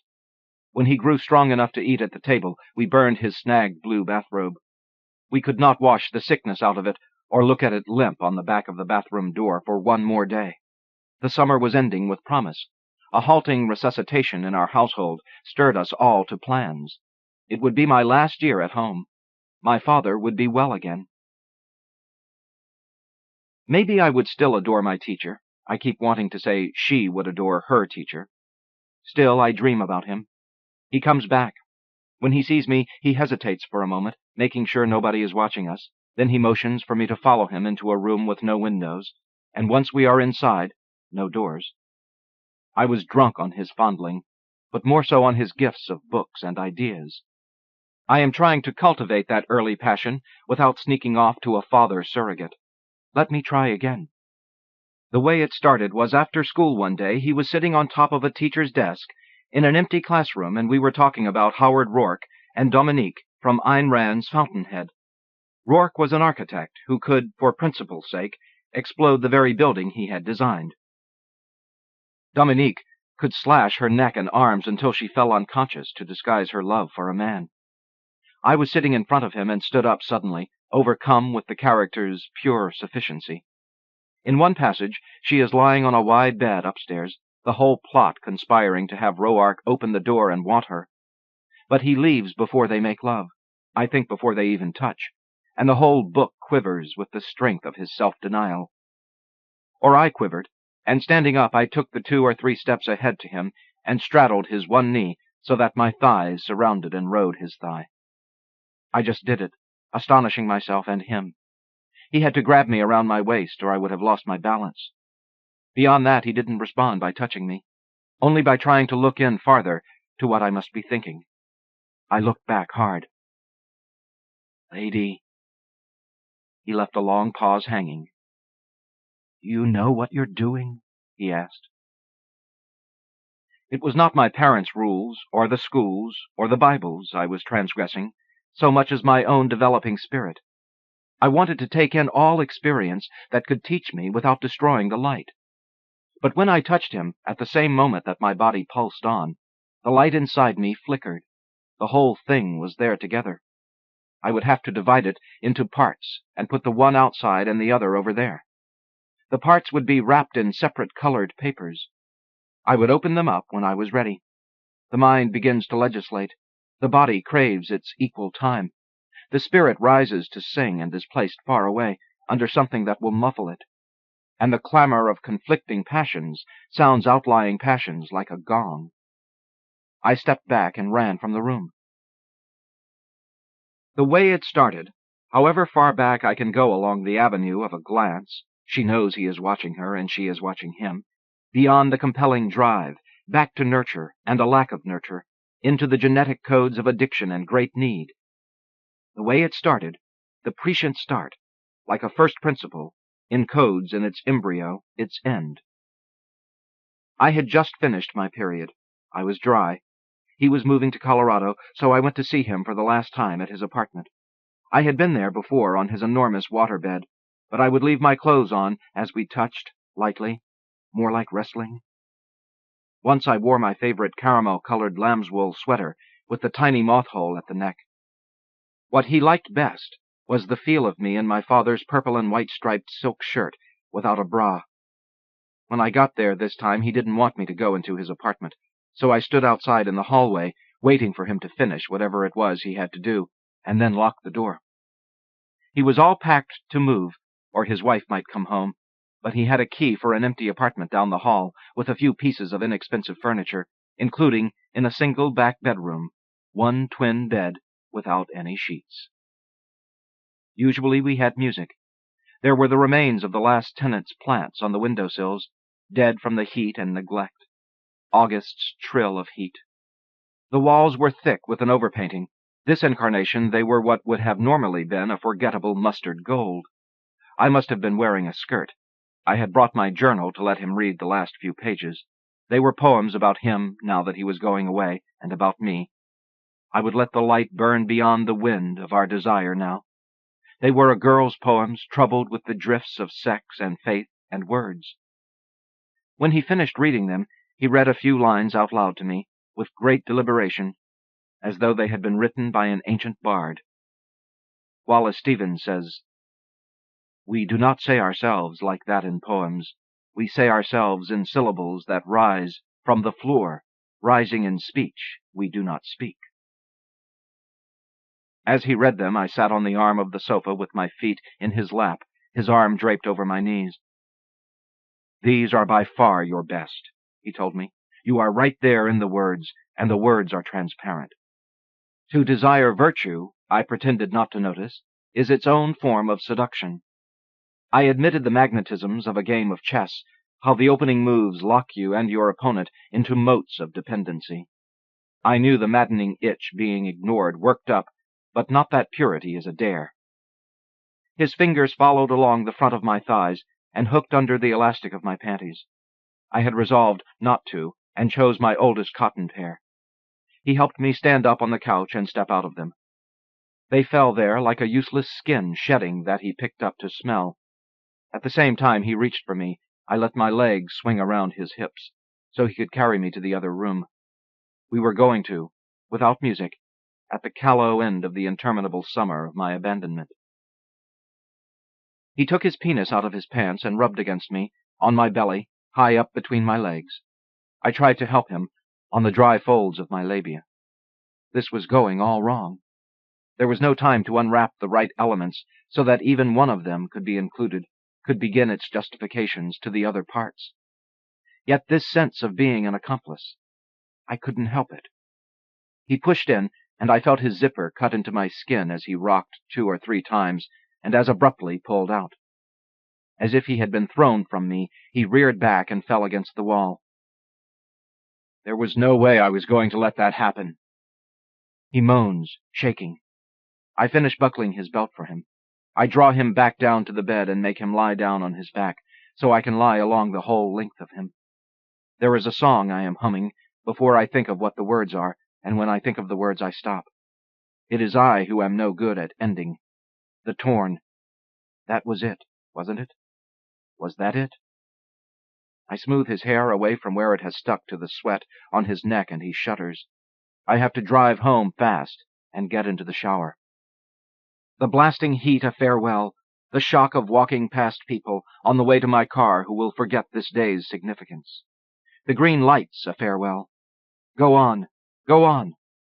The woman placing a pale envelope into the mailbox. If her sorrow is deep, it is as my sorrow. The white lines of the road, interrupted, but going on, and beyond the place where I turn off onto the gravel roads that will take me to my road. The white lines continuing. Nominated by Joyce Carol Oates. Questions for Ecclesiastes by Mark Jarman, from New England Review. What if on a foggy night in a beach town, a night when the Pacific leans close like the face of a wet cliff, a preacher were called to the house of a suicide, a house of strangers, where a child had discharged a rifle through the roof of her mouth and the top of her skull? What if he went to the house where the parents, stunned into plaster statues, sat behind their coffee table, and what if he assured them that the sun would rise and go down, the wind blow south, then turn north, whirling constantly, rivers, even the concrete flume of the great Los Angeles, run into the sea, and 14-year-old girls would manage to spirit themselves out of life? Nothing was new under the sun. What if he said the eye is not satisfied with seeing, nor the ear filled with hearing? Would he want to view the bedroom vandalized by self-murder, or hear the quiet before the tremendous shout of the gun, or the people inside the house, shouting or screaming, crying and pounding to get into the room, kicking through the hollow core door, and making a new sound and becoming a new silence, the silence he entered with his comfort? What if, as comfort, he said to the survivors, I praise the dead, which are dead already more than the living, and better is he than both dead and living who is not yet alive? What if he folded his hands together and ate his own flesh in prayer? For he did pray with them. He asked them, the mother and father, if they wished to pray to do so in any way they felt comfortable. And the father knelt at the coffee table, and the mother turned to squeeze her eyes into a corner of the couch. And they prayed by first listening to his prayer, then clawing at his measured cadences with tears, the man cried, and curses, the woman swore. What if, then, the preacher said, Be not rash with thy mouth, and let not thine heart be hasty to utter anything before God, for God is in heaven? What if the parents collected themselves, then, and asked him to follow them to their daughter's room, and stood at the shattered door, the darkness of the room beyond, and the father reached in to put his hand on the light switch, and asked if the comforter, the preacher they were meeting for the first time in their lives, would like to see the aftermath, and instead of recoiling and apologizing, he said that the dead know not anything, for the memory of them is forgotten. And while standing in the hallway, he noticed the shag carpet underfoot, like the fur of a cartoon animal, the sort that requires combing with a plastic rake, leading into the bedroom, where it would have to be taken up, skinned off the concrete slab of the floor, and still, he said, for their love and hatred and envy are now perished. Neither have the dead any more portion forever in anything that is done under the sun. What if, as an act of mercy so acute it pierced the preacher's skull and traveled the length of his spine, the man did not make him regard the memory of his daughter as it must have filled her room, but guided the wise man, the comforter, to the front door, with his wife with her arms crossed before her, in that gesture we use to show a stranger to the door, acting out a rite of closure, compelled to be social, as we try to extricate ourselves by breaking off the extensions of our bodies, as raccoons gnaw their legs from traps, turning aside our gaze, letting only the numb tissue of valedictory speech ease us apart. And the preacher said, "Live joyfully the days of the life of thy vanity, for that is thy portion in this life." They all seem worse than heartless, don't they, these crass and irrelevant platitudes, albeit stoical and final, oracular, stony, and comfortless? But they were at the center of that night, even if they were unspoken. And what if one with only a casual connection to the tragedy remembers a man, younger than I am today, going out after dinner and returning, then sitting in the living room, drinking a cup of tea, slowly finding the strength to say he had visited these grieving strangers and spent some time with them? Still, that night exists for people I do not know, in ways I do not know, though I have tried to imagine them. I remember my father going out and my father coming back. The fog, like the underskin of a broken wave, made a low ceiling that the street lights pierced and illuminated. And God, who shall bring every work into judgment, with every secret thing, whether it be good or whether it be evil, who could have shared what he knew with people who needed urgently to hear it? God kept a secret. Nominated by Christopher Buckley, Edward Hirsch, Dorianne Lau, Philip Levine. A.M. The Hopeful Monster, by Alice Fulton. From The American Voice. For John H. Holland. So dawn. A morcellation of the dark, the one dumb immaculate gives way. Appetite and breakfast. The light is enlarged to show detail. It strokes the earth with no boring or fumbling, with just enough. So dawn. Like charity it spreads itself thin, envieth not, vaunteth not, beareth all things. It circulates, but has no currency. It scraps the dark for fluctuation and rough justice, puts a lien on the fields, glittering like insect flesh. Of Astation, it braces every thistle, scrub, and burr, each minnow, morsel, swimming in its limber glue, each cell strung with elation. The dirt dances in yields. Look at it that way and give wonder. The light is enlarged to show detail. It beareth all things. It maketh all things naked, a slater, stripping the flesh from the hide. It circulates, but has no currency. It takes shape from what blocks it, the obstacles, like criticism, a kind of birth control. So scathe the one who made the pus and suffering of the stray. He has 26 toes and 26 claws to break the spines of mice. Fleas suck his blood, and that's how he will die. Nice nature, nice. Kitten is a pretty thing, bred to pet. Cute is a baby, human concept. Toddler in utopia, undergulfed by nothing all the night. Give wonder, and give fear. Everything that knows it lives is shivering. Everything that lives predicts.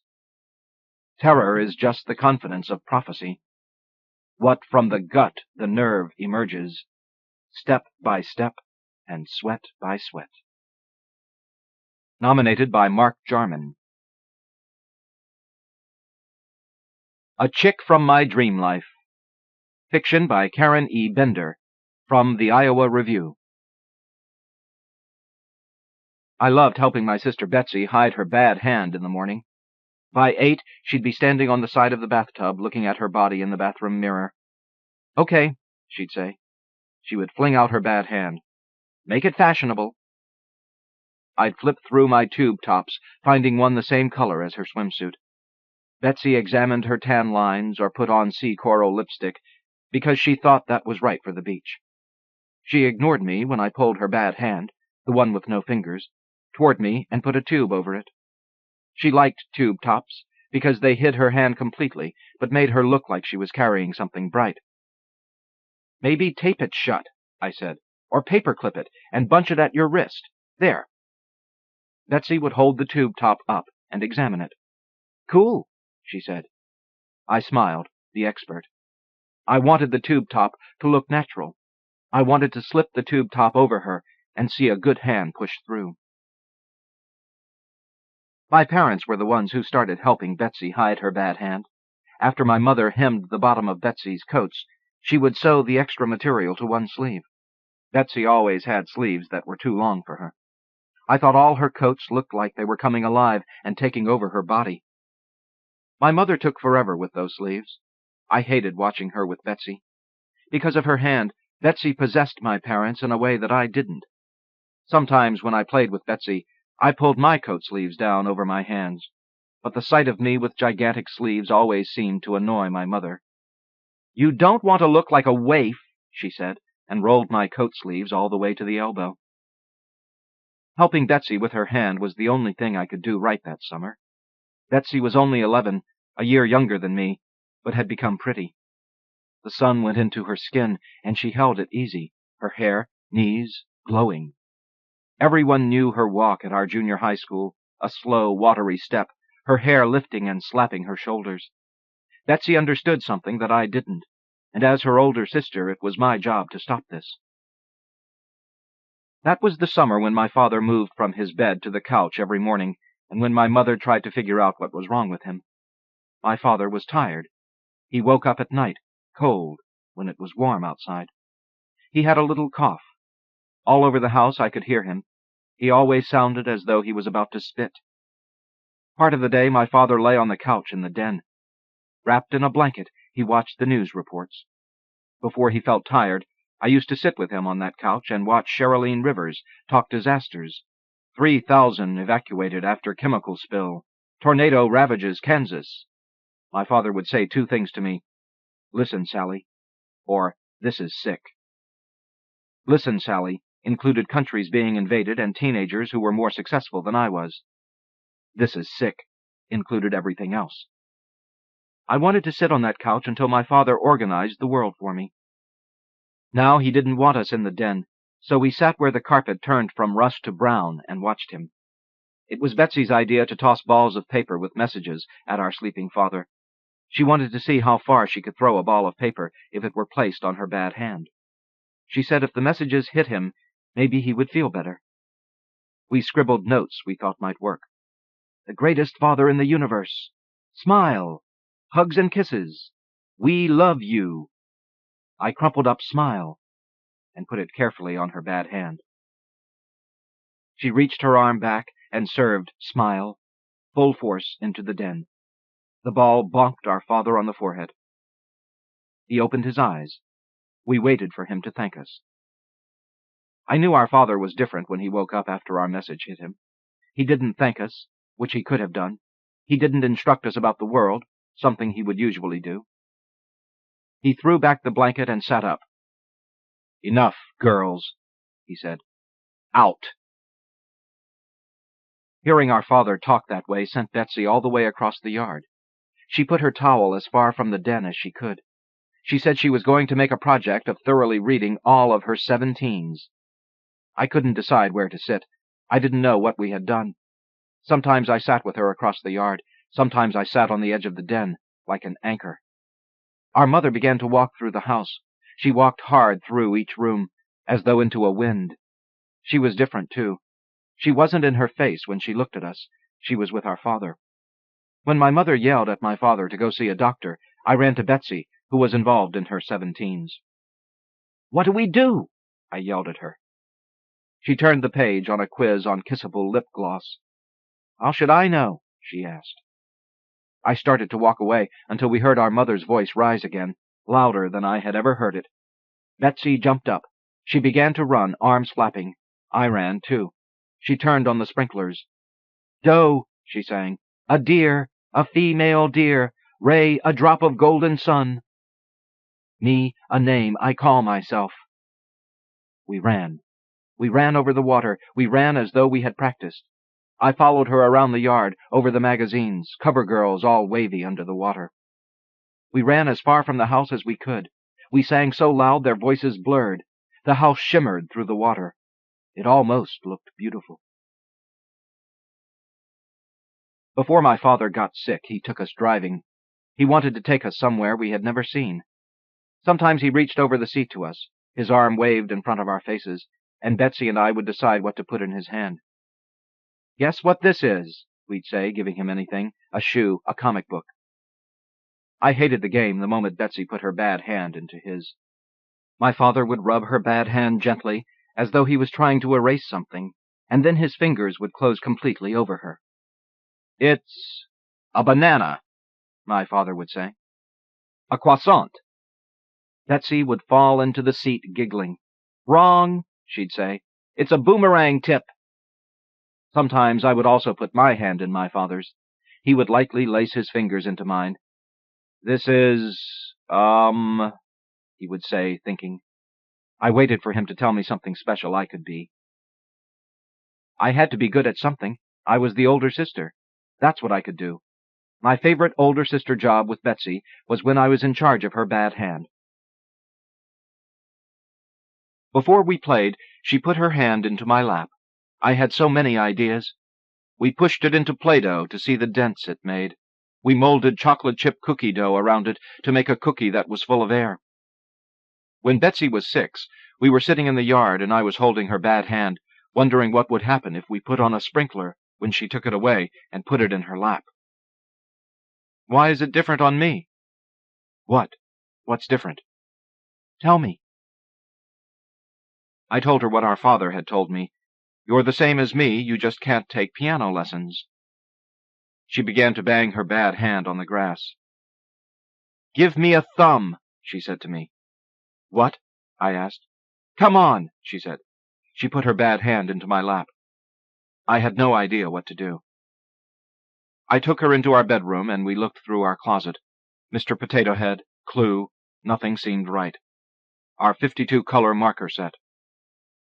"Sit," I said. I held her bad hand in mine, and I began to draw. Bumps of aqua, olive green, burgundy. I wanted to find the color combination that would make her fingers sprout. When I was finished, Betsy had 5 colorful fingers drawn on her bad hand. We had a good day. I carried her around the yard. We sang. I lifted her up. She giggled, her bad hand raised like a beautiful flower. When she woke up the next morning, the colors had run. Her hand looked like it had been beaten up. "What did you do?" I shrieked. I was afraid I had deformed Betsy in a new, horrible way. Now she would also be purple. But as soon as we had cleaned her off, Betsy turned around and put it in my lap. "Do it again," she said to me. Betsy's bad hand wasn't exactly a hand. Her arm just ended in a point, like the tail end of whipped cream. I thought it looked like Betsy's arm just didn't want to stop when it entered the world. I thought her arm sensed something wonderful in the world and was shooting right out to meet it. Like Betsy. She seemed always to have some new way to leave me behind her. A few days after we had been sitting by the gate, she stood up and said, "I'm going to the beach." That was an older sister's idea. She went ahead and stole it. Betsy headed out the next day. I couldn't believe it. I sat in the backyard and waited. I was afraid of the world. I opened the gate and started walking, walked until I hit the busy street. At the intersection, I stopped, feeling the car wind on my arms. I stood there, hoping, lifted my arms. But I was grounded without Betsy. There was nothing to do but turn around and go home. The next day, I let her pull me with her. We took the blue bus to Santa Monica. We dropped off the bus and looked. The sand rolled, sparkling, to the flat silver of the Pacific Ocean. Betsy pushed out toward the water so fast I thought she'd belly down the air, skid toward the sparkling blue. I was slower. The fear started from nothing sometimes. I felt it rise through my body. Betsy looked fine, flapping out the towel. All I could think of was our father pulling at me, trying to bring me back home. "The ocean's polluted," Sherry Lynn Rivers said, I told her. "It is not," said Betsy. I started unfolding the bus schedule. Betsy chewed her hair, watching me. "Wait," she said. She grabbed my arm and started walking. She led me past a few lifeguard stations and up a hill. From the top of the hill, I saw a group of boys standing and pissing into a ditch. "How incredibly gross," I said. The boys were standing in a zigzag row along the ditch, which was shallow but dark with something I didn't want to think about. We were far enough away to lose the smell, but we could see the thin yellow lines go down into the ditch. We put our towels on the top of the hill and watched the boys walk up to the ditch. They unzipped themselves quickly and stood, hips forward, all aiming for the same place. Betsy pointed at her discovery. "The one on the right could be named John," she said. "Beside him might be Gus, and across could be Harvey." I was impressed. That was more information than I knew about any boy. "Lay down," said Betsy, and we did. She said we could hold them on the lengths of our arms. She said if we could get all the boys in our arms, they would be ours. We lay face down, fingertips touching, but we couldn't quite do it. There were a couple of boys that kept getting away from us. I breathed slow, my chest pressing into the sand. I decided that I needed these boys to turn all at once and call, "Sally." I imagined their voices filling me until I rose above them all. But the boys just stood, holding themselves, looking into the air. "John's cute. Ted's a grosso. I don't know about Ed," said Betsy. Her good hand was in mine, hot and sticky. I could feel the air in my palm as she pushed toward them. Let go. We made it to the hill by 10 every day. We could spend forever watching the boys. They came by 2s or 3s to the ditch and left quickly. After a few days, we knew them all. "There's the cute guy we saw yesterday, the one who thinks he's James Dean," Betsy might say. "Okay, I think he's going. He's going. God, what did he drink this morning?" That was the fun part. "Grape Kool-Aid," I said. "A gallon." "Minute Maid, instant," said Betsy. James Dean yanked his shorts shut.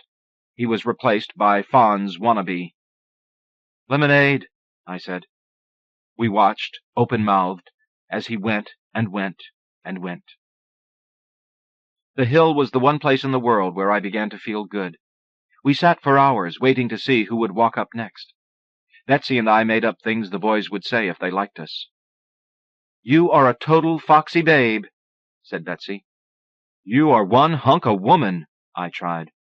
"You are a chick from my dream life," she said. Betsy and I rolled close to each other.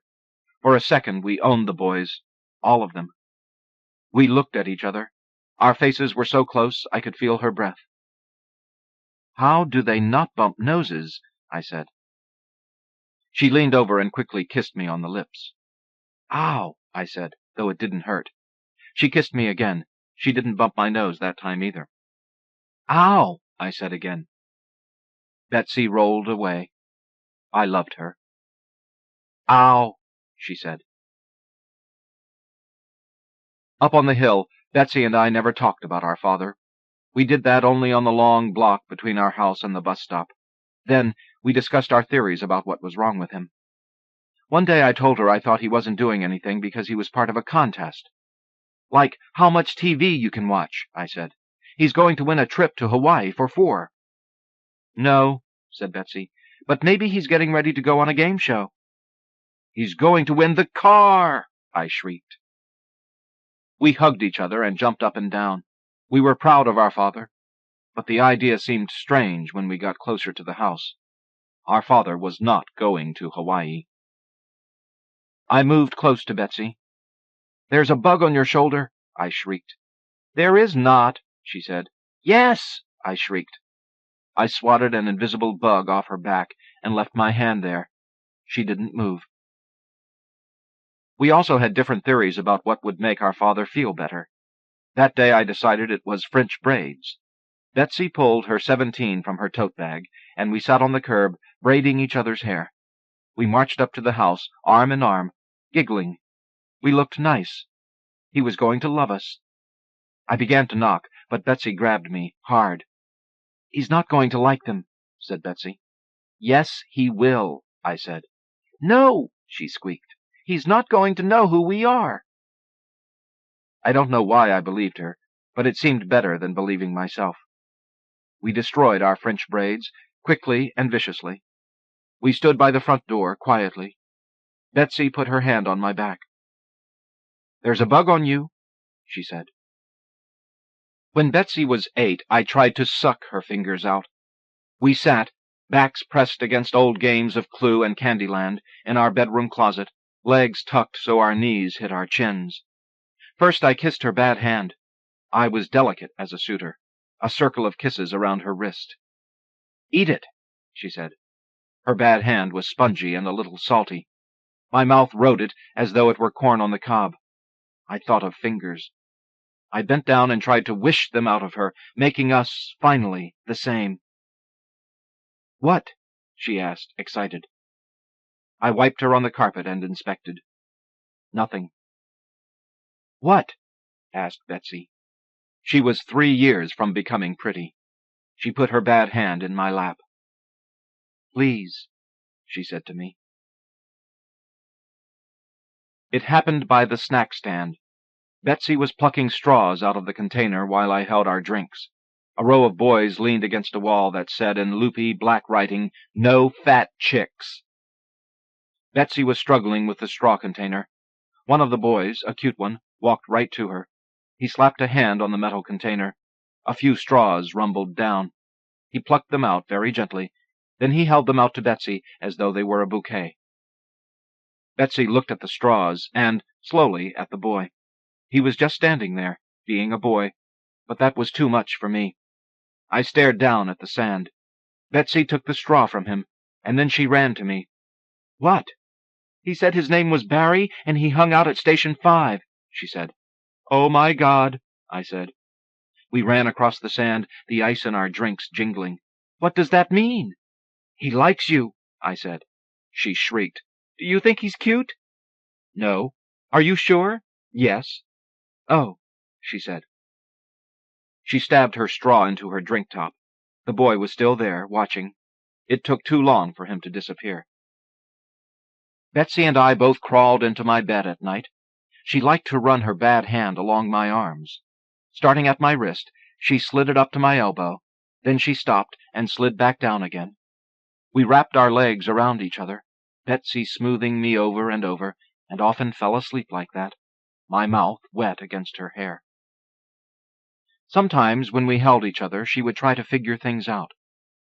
"Daddy chopped them off when I was born," she whispered. "He came into the hospital and chopped them off with a knife." Or, "Mommy shoved them back in when I was a baby, probably when I was crying too hard." Her imaginary good hand was destroyed by can openers or car washes. It was savaged by parents or music teachers, but it was never ruined by me. I waited for her to say it. "You, Sally, slammed it in a car door." But instead, she just looked at me, waiting for my answer. "That is totally whacked," was what I usually told her. "Really?" she asked me. "You think so, Sally?" Some nights she leaned so hard against my body I thought she might empty into me. After Betsy had been picked at the snack stand, I decided there had to be a change in our boy-watching. "The one who could be Jake looks too much like Donny Osmond," I said. "The one who could be Todd has weird lips." Now all I could see were the mistakes in the boys. Pat's tubby stomach, Bob's spindly legs. Betsy seemed loosened from her body, able to fly out and away whenever the chance came. "The one who might be Fred is a total hunkola," she said. "The one who could be John has cool hair." I told her she was blind, or just sick. I was the older sister. I knew these things. She shrugged. Since the day of the boy by the snack stand, she was spending a lot of time looking in mirrors. I think she was wondering why she had been picked. The day she went down, we were debating the one who could be Earl. "The most disgusting thing on the planet," I said. "I mean, if I were born looking like that, I wouldn't ever leave the house." "Oh, come on, he's not that bad," she said. "Not that bad," I said. "Are you crazy? Are you in love with him?" Betsy stood up. "Bye," she said. She turned and sailed down to the ditch. I leaned over the edge of the hill, as though I could reel her back, but she was already there. She was already walking. The boys saw her, and a few comments came, like the first zippy pieces of popcorn that explode inside a pan. "Hey, you have a name? Nice day, sweetie. Want to come hold it for me?" "Bitch," I said, quietly, into the sand. She stopped. I hoped she'd run then, make a break for the parking lot, but she didn't. She was brave. She zeroed in on one boy who had finished and was standing away from the others. He was thin-armed, freckled, pressing a boogie board close to his chest. Betsy walked right over and stood beside him. She kept the tube top wrapped tight around her bad hand. You couldn't see her bad hand, couldn't see that there was anything different about her. She was just a really pretty girl who was trying to make this boy like her. The boy kept his eyes on the sand, and she kept talking. Then she leaned forward and touched his arm with her bad hand. I thought he'd know it in a second, feel the bump through her tube top and run. I thought that would teach her, and all those boys would come running to me. But she had him. My sister made him like her. The boy toed the sand, practically smiling. And even though he wasn't a very cute boy, even though he was probably named something like Earl, I had never wanted so much to be like her. I flopped onto my back and closed my eyes so she wouldn't know that I had been watching. When I opened them, she was there. "You know what?" she said. "What?" "I think he liked it." "What? Speak English." And she held up her bad hand. "That?" Betsy smiled. "I think he did," she said. That night, when our father fell asleep in front of the TV, we slipped in, low, flat, to sit beside him. Once we made it, once we were finally beside our father, I wasn't sure what I was supposed to do.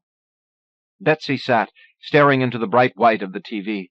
Then she unwrapped her tube top and took out her bad hand. Her bad hand glowed in the light of the TV set. I thought it looked as though it entered the world more purely, simply, than a complete hand would. Betsy pulled my father's feet on her lap. Then she began to rub her bad hand back and forth along them. "Idiot," I hissed. "What are you doing? What are you doing?" I thought this was it. She was going to be Queen of the Hill. Now she would cure our father in some sick, mutant way. "Fine, fine," I hissed. "Wake him up. Just kill him while you're at it." But nothing happened. Betsy stopped. "Bitch," she whispered. "I'm not doing anything."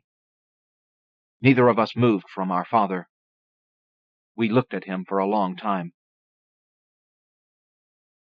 As soon as we got to the hill the next day, she announced, "I'm going to kiss a boy an hour, and I'm going to tell them my name is Sally." She ran down the hill. I followed. She put me against a truck. I started to go back to my towel, but I stopped. I had to see what she was going to do with my name. Betsy steered clear of the boy she had picked the last time and found one I thought was cute. Clutching the boy with her good hand, she led him over to the truck. She stopped about 10 feet from me, turned him so he couldn't see me. All I could see of the boy was his pinkish back. She stepped close to him, fiddling her good hand in his hair. I stood against the truck, pretending to look at the seagulls circling. Then Betsy, my sister, reached up and kissed him. I could almost feel it inside me when she did that. I could almost taste that boy. But I wasn't kissing him. It wasn't me. I was just there, in the shadows, trapped against a truck. I wanted to say things. Tramp, slut of the universe, crazed maniac of the world, major bitch. Of course I didn't. There was nothing to do but stand quietly and watch my sister pull love out of someone else. I left the beach early and headed for Savon. It was where our family went when we needed to fix things. I went down the cosmetics aisle and thought of my mother. I thought hard about her, trying to make her stop yelling. I went down toilet seats and thought of Betsy. I tried to keep her from taking over the world. I went down lawn chairs and I thought of my father. I tried to make him well. I found it by gardening. A small bottle filled with bright blue fluid. Fern encourager. In small print, Bring your thirsty ferns to life. I think I had to take Fern Encourager because nothing else had worked. I did something I had never done before. I put Fern Encourager in my pocket and went for the door. I walked out past the girls ringing the cash machines, stepping right into the parking lot. I didn't stop walking for 5 blocks. In front of me, the sidewalk rose up, shining. I showed it to her in the bathroom that night.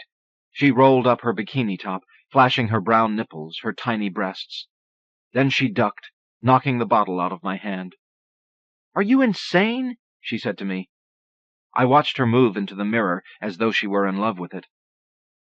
"I can make you sprout fingers," I said. "Sally, you're such a geek," she said. I swallowed. I stood so hard on the floor I hoped it would tilt, spill Betsy, my family, somewhere. "I can," I told her. I went outside and sat with my father. "Do you have cancer?" He shook his head. "No," he said.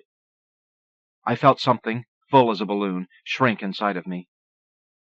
"Do you have heart failure?" "No," he said.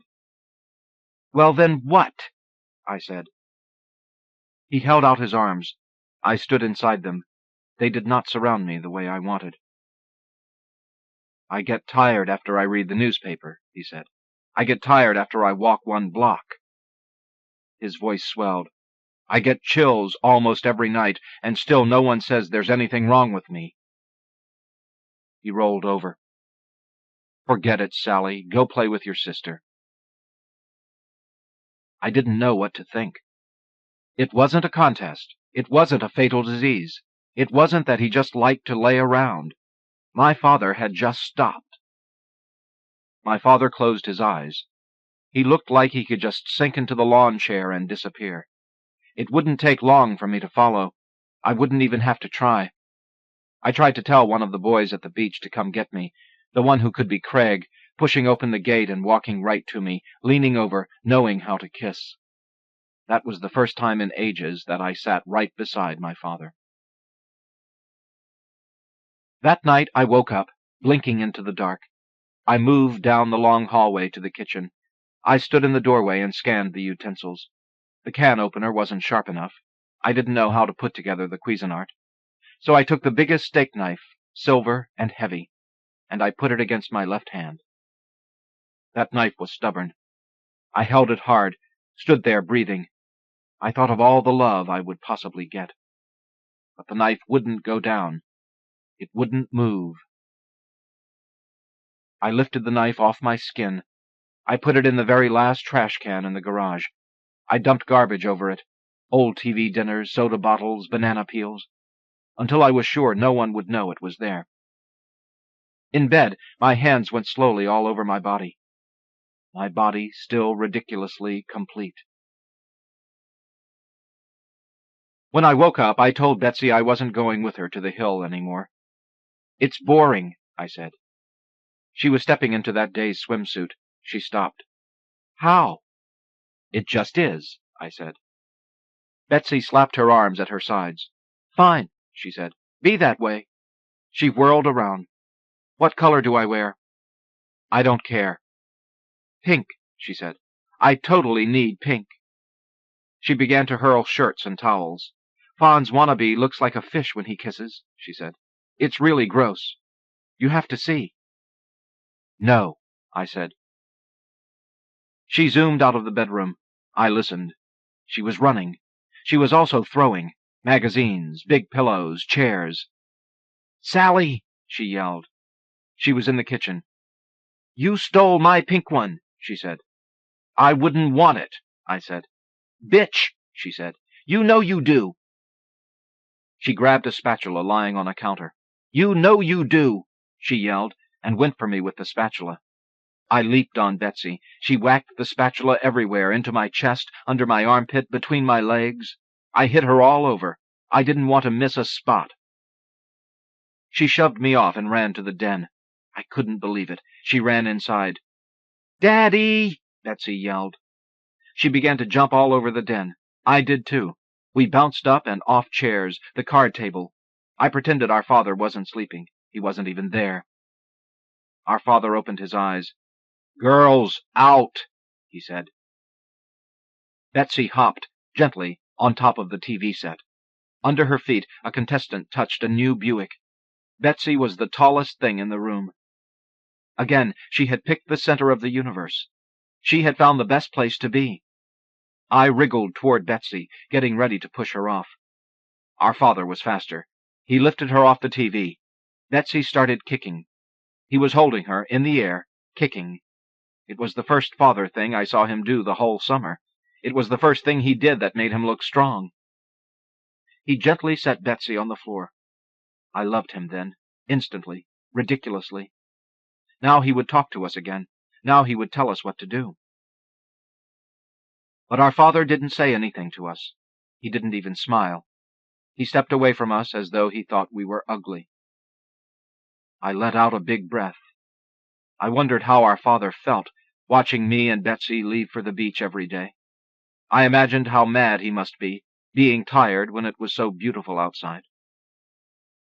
Our father was alone in the den again, and I had no idea how to save him. Our father turned away from us. Betsy shot out of the room. I followed. When we made it to the bathroom, she began to cry. She leaned into me, her whole face salty. I wanted to help her stop. I frantically scanned the bathroom. Blow-dryers, lip gloss, a loofah sponge. The bottle of Fern Encourager was beside my toothbrush. I grabbed it and held it out to her. "Oh, please," she said. I poured out some blue on a paper towel and touched her bad hand with it. I knew the Fern Encourager wouldn't work. I knew she didn't think it would either. But it was all I could think of then, in the bathroom. "Idiot," she said softly. I kept pouring the bottle of Fern Encourager. I poured so the blue dripped off her onto the floor. Betsy squatted and rubbed her bad hand in the blue that was pooling around her feet. I bet she thought I was stupid. I know I did. But it was just us then in the bathroom. Finally, Betsy held her bad hand to me, and she shrugged. "Do it," she said. We didn't take the bus this time. We ran the whole way. Betsy dashed up the hill first, sand flying from her feet like white sparks. When we got to the top, we turned to the sun, and I lifted her arm. She twisted away from me, embarrassed, but I held her arm there, hard. "Higher," I said. "On your toes." The boys at the ditch turned toward us, but they were too far away, I think, to see anything but that she had kissed some of them by the parking lot. "Hey!" a couple of them began to call. "Hey!" Betsy was frozen in her salute, and the boys began running, slowly, toward us. I stood behind her and held her arm so it was closer to the sun. "Try," I said. "Push." Betsy closed her eyes. It seemed like she was trying to fling her whole self into that hand. I wrapped my arms around her skinny waist and lifted her, kicking, to the sky. "Push!" The boys coming up the hill saw me holding Betsy and started slowing down.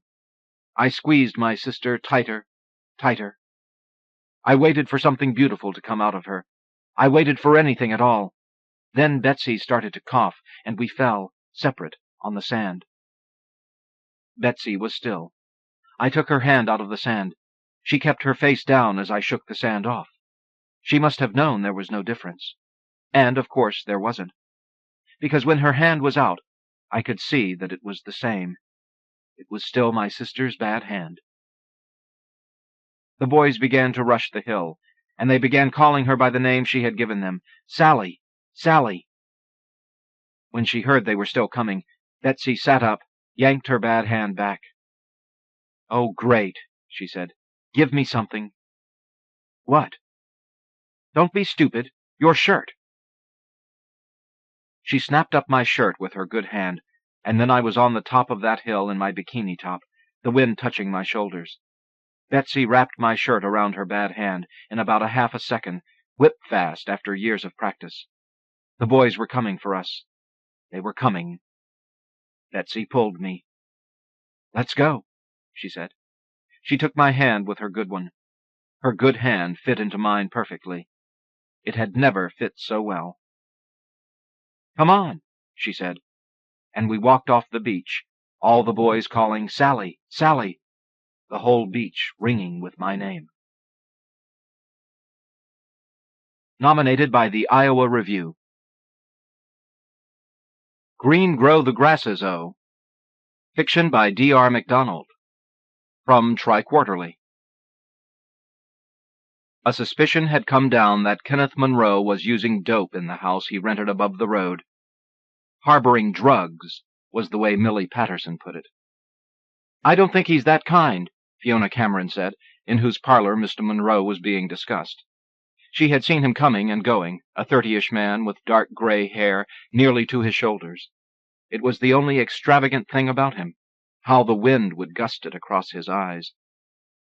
He had left St. Aubin as a tot and returned suddenly now for reasons unclear. "Drinking's one thing," Millie said, "but this—" "This what?" Fiona said. She was curious about him, too, but in a different way. And Kenneth Monroe, after all, was not just any outsider. His family was long gone, but still remembered. After some coaxing, Lloyd David, Millie's son, described how Monroe's kitchen had been full of the smell the day he'd dropped by to cut the high wild grass out front. "There's no other smell like it," he said. This expertise got him a hot glance from his mother. Millie missed no opportunity to point out the evils of drugs. "But, Millie," Fiona said, "a smell in his kitchen is hardly criminal." "Fiona, dear, you have no idea." Millie, a nurse for 26 years, recalled with horror a young man the Mounties brought into the emergency ward last winter. "In that weather, crawling down the highway in his undershorts, barking like a dog." Lloyd David chuckled, then caught himself. "He was that cold," Millie went on. "He was blue." She paused. "Marijuana." But the word came out of her mouth erotically rounded somehow, lush and foreign. "But we hardly know Kenneth Monroe," Fiona said. She knew he often stood shirtless on his little front porch late in the morning, stretching his limbs. He'd just got up, it was plain to see. He was brown from the sun, though he'd brought the brown with him. Fiona could not imagine him crawling along a highway, or barking either. What she could imagine, she was not likely to admit. She was from the Isle of Harris in the Outer Hebrides, but had lived in Cape Breton all her married life, nearly 20 years. Her eyes were an unusual pale green, peppered with colors you couldn't pin down, and they looked merry even when she was not. No, Millie would not easily let go of this matter. Kenneth Monroe and drugs. They had come to Cape Breton like everywhere else, and of course people saw on TV what drugs out there in the world could do. Marijuana? Just a hair's breadth from heroin, in Millie's eyes, whereas alcohol was as familiar as the weather. Hadn't there been a nasty murder over in Sydney, where 2 kids on drugs stabbed an old man for his money? That shook everyone, murder being rare among Cape Bretoners, despite a reputation for lesser violence. Fiona glanced out the front window. She hadn't seen Monroe all day. His bedroom window was flung high, and the curtains, green as June grass, whipped in the wind. "He's got a telescope in the backyard," Lloyd David said. "What's he up to?" Millie said. "Well, that's the point." Fiona took a sip of tea. It was cool. "We can't say." "He seems like a nice fella." Harold, Fiona's husband, had come in from haying and stood stout and perspiring in his overalls. "Fiona's right," he said from the doorway. "Yesterday he was asking me about the bobolinks." "About the what?" "Birds, Ma, tweet, tweet." She glared at her son. She hated his Oakland Raiders t-shirt with the insolent pirate face on the front. "Well," Fiona said, "he's just over the road. We'll have to find out about him. Harold, won't we?" At a table by the west window of the Shalad Na Mara restaurant, Kenneth Monroe took in the postcard view. Whatever he saw he measured against the descriptions his father had given him years ago. He could see a portion of Goose Cove and the mountain behind it, whose profile darkened the water this time of the afternoon, calming the bay. Terns squabbled on a sandy bar. The waitress, whom he fancied and who, he felt, was ready for a move, came up behind him, her slender figure reflected in the glass. In her unflattering uniform, a bland aqua, the hem too long, she seemed all the more pretty. She'd worn her fine brown hair unfashionably long down her back when he had seen her walking along the road, but now it was clasped in a bun. "Ginny, suppose I was to take you to dinner some night soon. In Sydney?" "Oh, I don't know. You're older than I am, by more than a bit." Ginny had graduated from McGill this summer and was back home, pondering her future. She loved the country she'd grown up in, but knew she would work in a big city before long. "I can't deny it," Monroe said. "I'm up in years. I expect your parents wouldn't approve." No, they wouldn't much, and they've always known just about everything I've done around here." She looked over at two elderly women picking daintily at their lobster salads. "There's no need they should keep on knowing." "I'll get you home early," he said. "Early as you like." "I suppose we could. I'm thinking we might." She went off to another table and stood with her back to him. Monroe drank from his water-glass, running the ice around his tongue, and smiled comfortably at the immobile brilliance of the bay, its surface inked in shadow. That was the kind of light he imagined in his special afternoon, an ambiance like that. They ate in a steakhouse too open and noisy, but after a bottle of wine they talked freely in raised voices, discovering that they might be distantly related through a great-grandmother, and that brought them a few inches closer. Monroe told her about his carpentry work in San Francisco, cabinet-making and remodeling, and how he liked working for gays, because they paid him well and were particular. Ginny told him about Montreal, and how she always tried to speak French there because she got to know the people. She asked him why he was living alone over there in St. Aubin, with hay and woods all around him. "Only for a while," Monroe said. He took a photograph out of his coat and laid it on the white tablecloth, moving his face closer to hers. "That man there is my father, Ginny. The women I don't know." "I'd say they like him, eh?" "Something more than that going on. Look at his face." "Is he your age there, your dad?" "About." "I like your gray hair. It's a bit long. His looks black." "And very proud of it he was. Vain, even." "He's dead?" "He is." Monroe tapped the photo. "But not here. Here he is very much alive." He touched her hand. "Would you come with me to a field like that? Would you be one of those women for an afternoon?" Ginny laughed. He looked so serious in the smoldering light of the candle jar. But the people in the photograph, the man and the two women, seemed happy, and she felt quite good herself after 3 glasses of wine. "You mean like a picnic?" she said. On the way back to Rooster Hill, Monroe pulled off the highway near South Gut so they could take in the bay. Along the mountain ridge, the lost sun threw long red embers. In the evening water below them, still as a pond, lay the blackened timbers of an old wharf.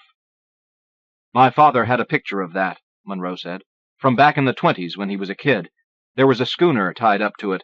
Looked like another century. Here, you want a hit of this?" He proffered what she thought was a cigarette. She stared at it. "Am I shocking you?" Monroe said. "I've run across it, and I don't shock easy as all that."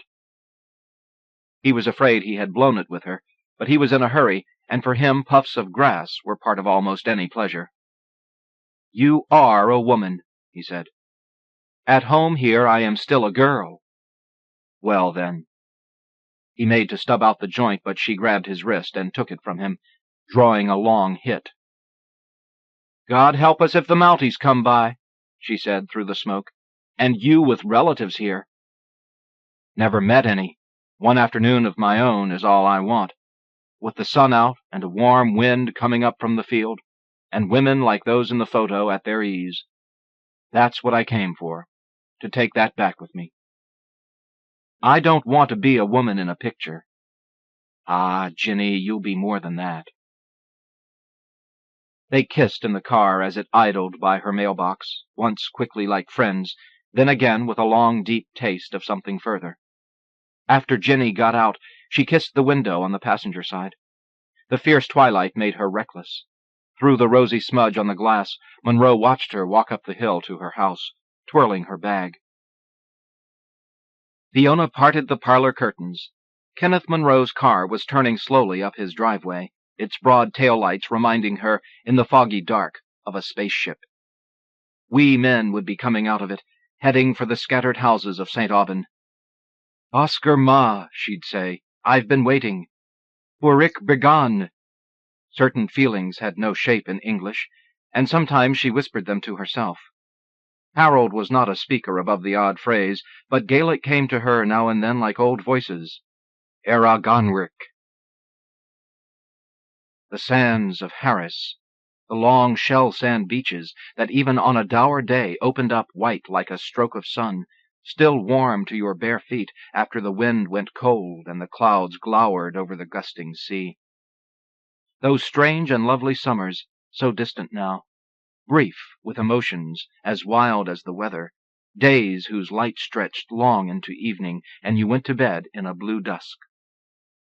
"Harold," she said, "is it time for a call on Mr. Monroe?"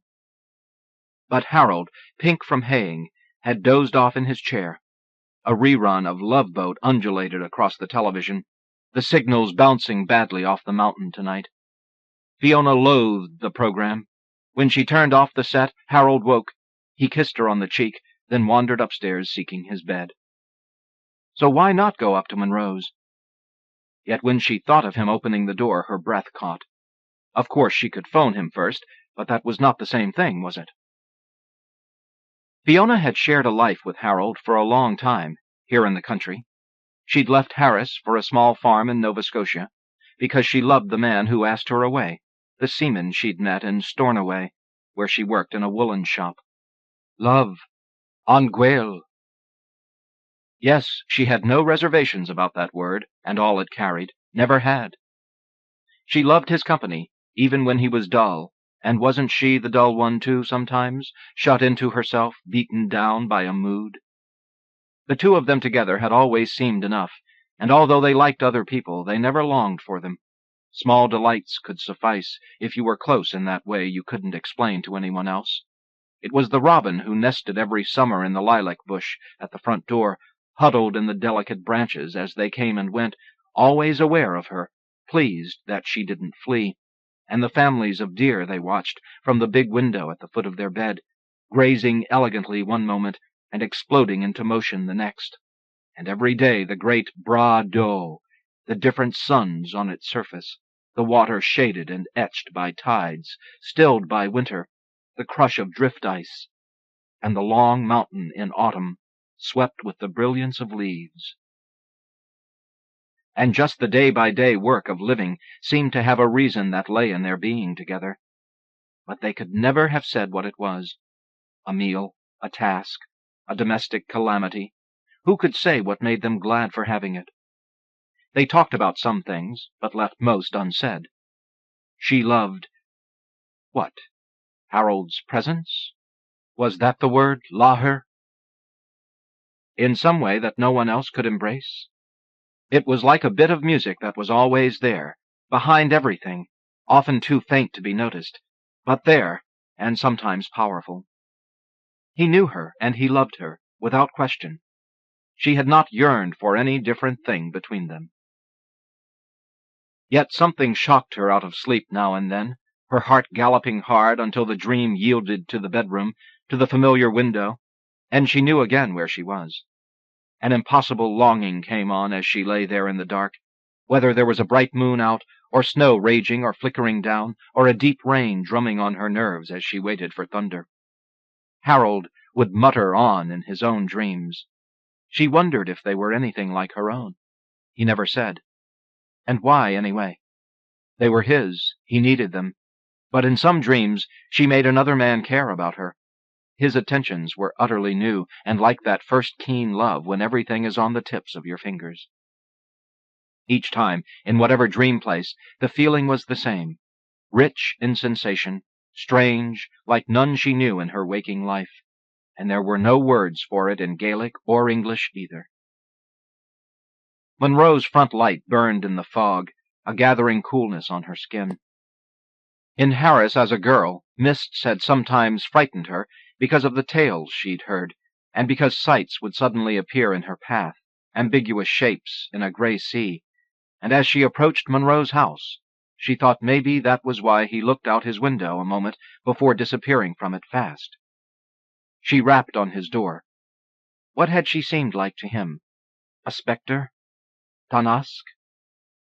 He was slow to answer. She stamped her feet lightly, though the wind was not cold.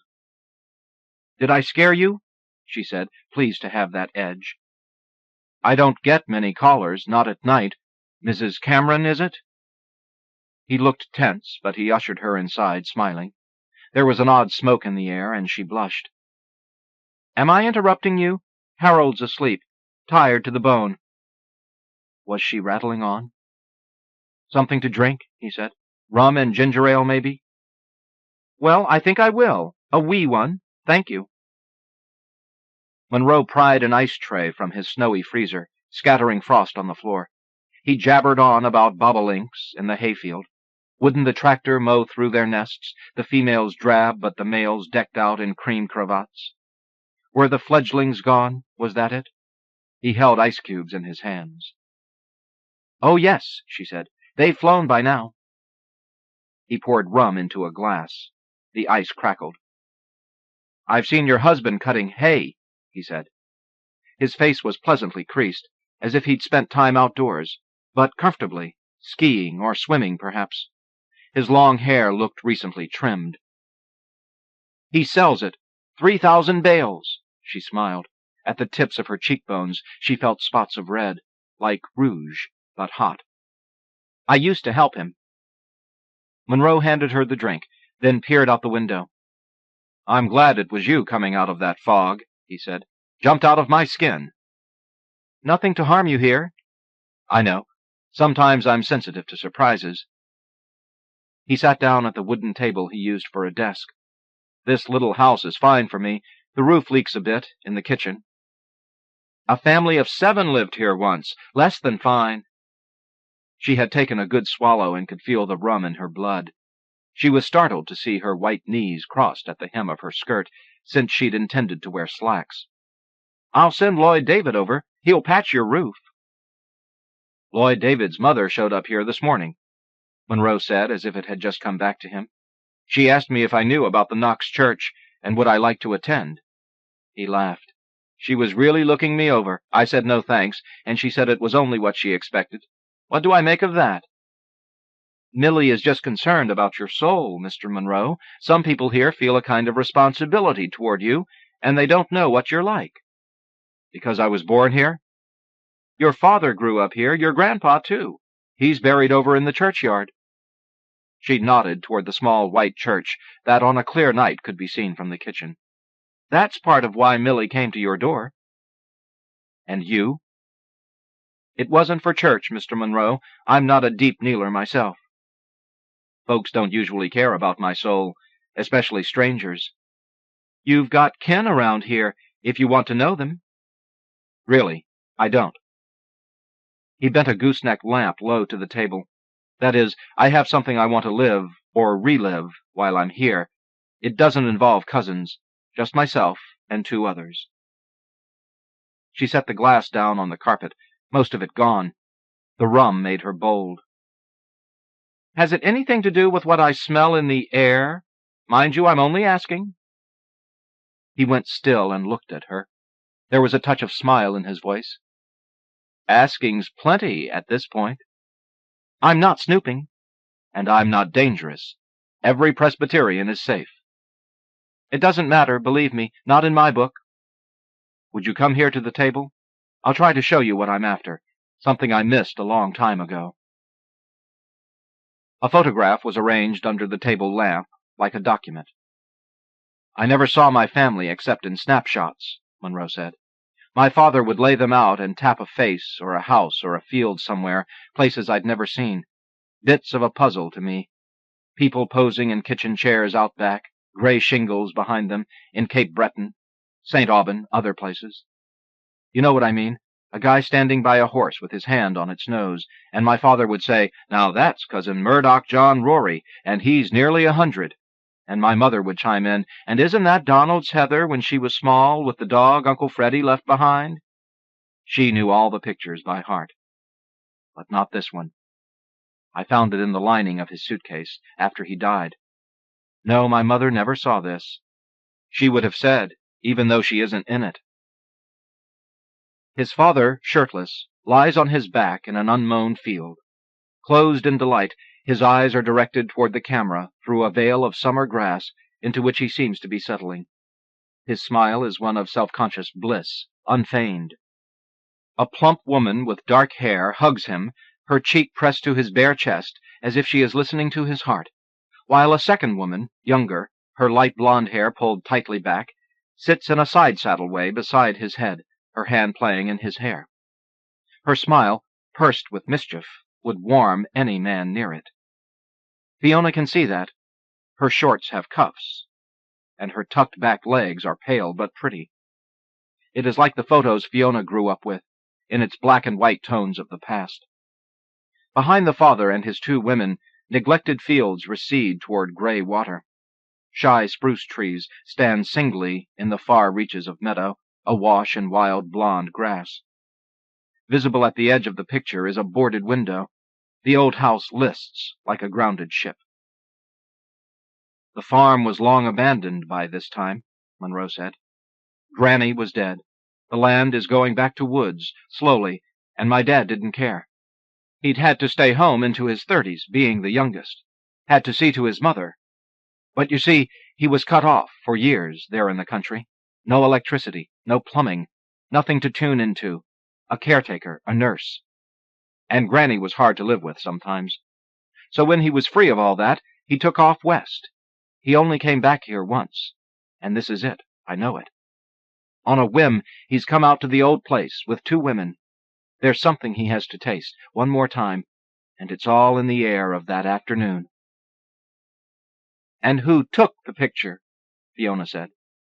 Monroe looked the question off, his eyes still on the photograph. "I'm trying to see this, you understand, to get inside it. An afternoon like this one, just once. No camera has to record, only me and the two women." "And what happens when that day dies down and you all have to go home?"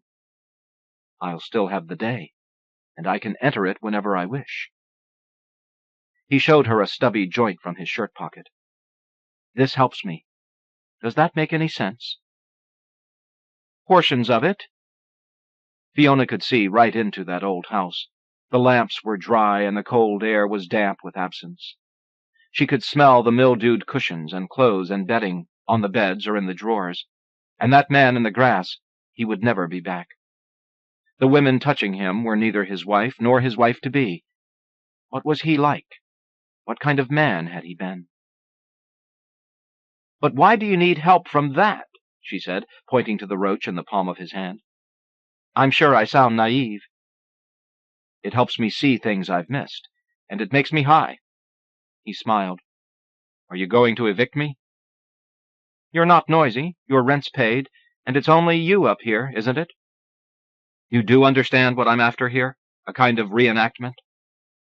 "And where will you do all this?" "At my grandmother's old place, of course. Nobody's there, are they?" "No." Fiona looked to the window that faced the strait and the mountain. "But I have to tell you that your grandmother's property is gone for a gravel pit. There's little of it now but a bare cliff. I'm sorry." Kenneth Monroe spread the tripod legs and focused his telescope on the bare brown scar across the water. Dust blew about it like smoke, and yes, it was mostly cliff now, gravel mounded for hauling at the base of it. He could just make out the monotonous grind of a stone crusher. A dump truck rumbled off with a heaped load and disappeared into the dense green mountainside. When Harold's tractor started up the hill from the road, Monroe hailed him and waited in the row he was mowing.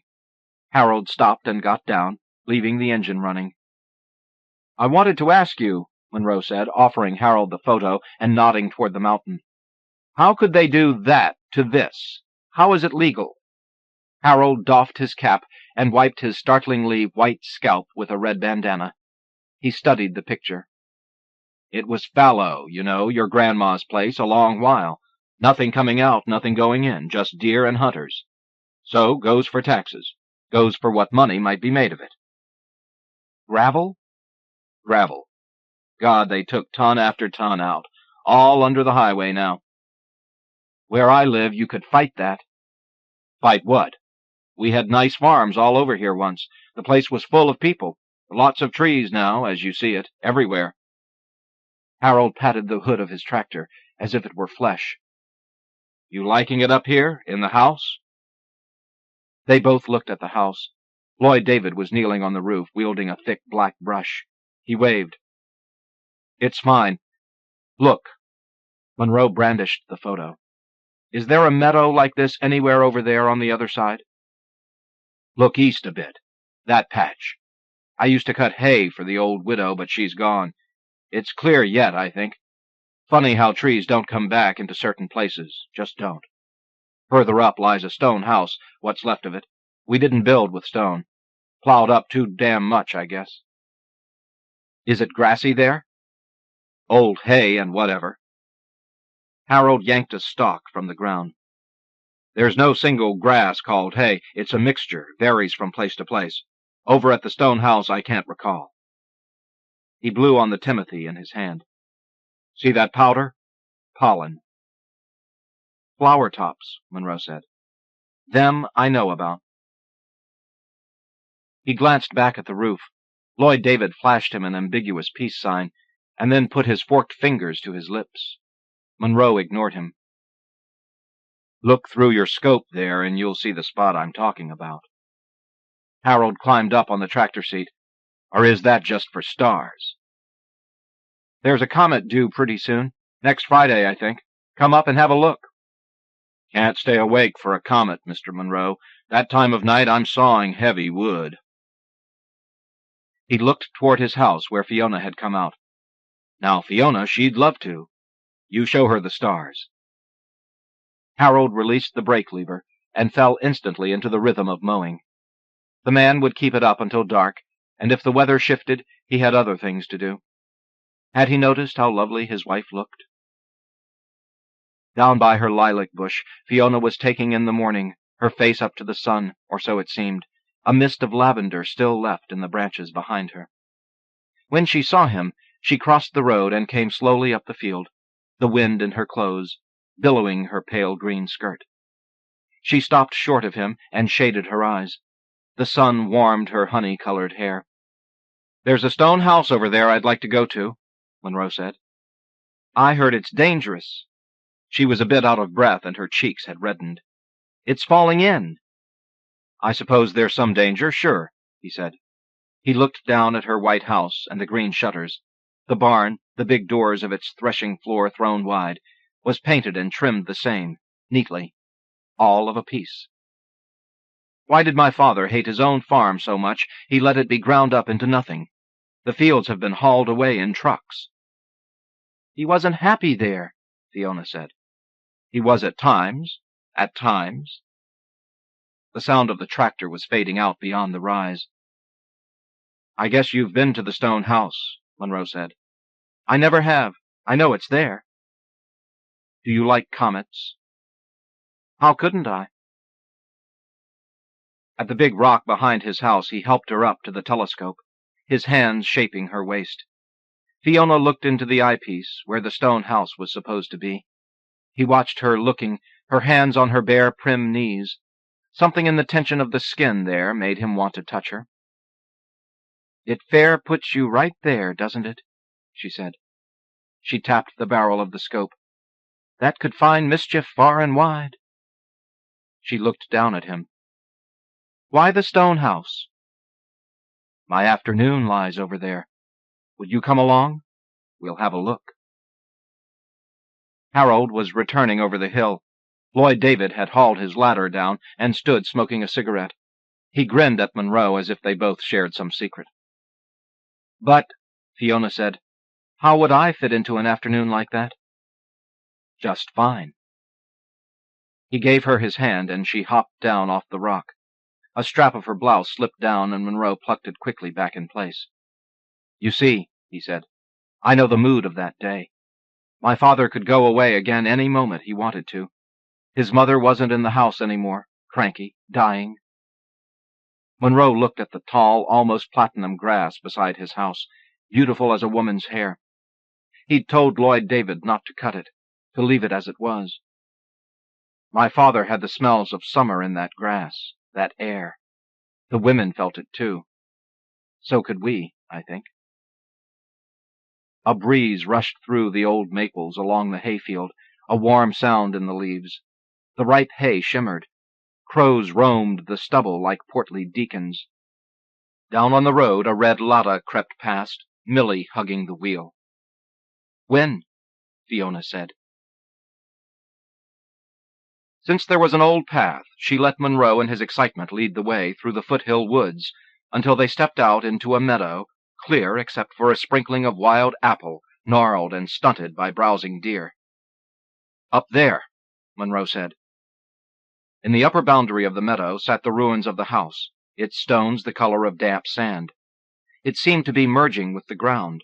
All these years, and Fiona had never seen it. Strange to look upon the open gut of it, all tumbled down, mossed, grassed in, tufted with wildflowers. But then she had had no cause to come here before. Harold came haying, but how would he have known she'd taken odd pleasure in beholding a stone house, half broken, back to where it came from?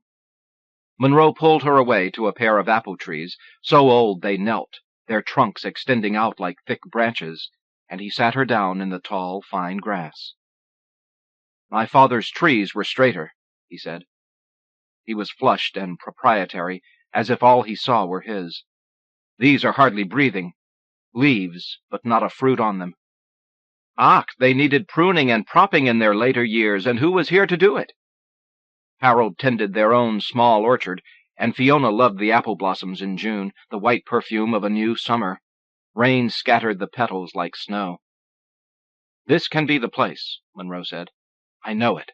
I feel it." "It is a place already. People worked here, lived here."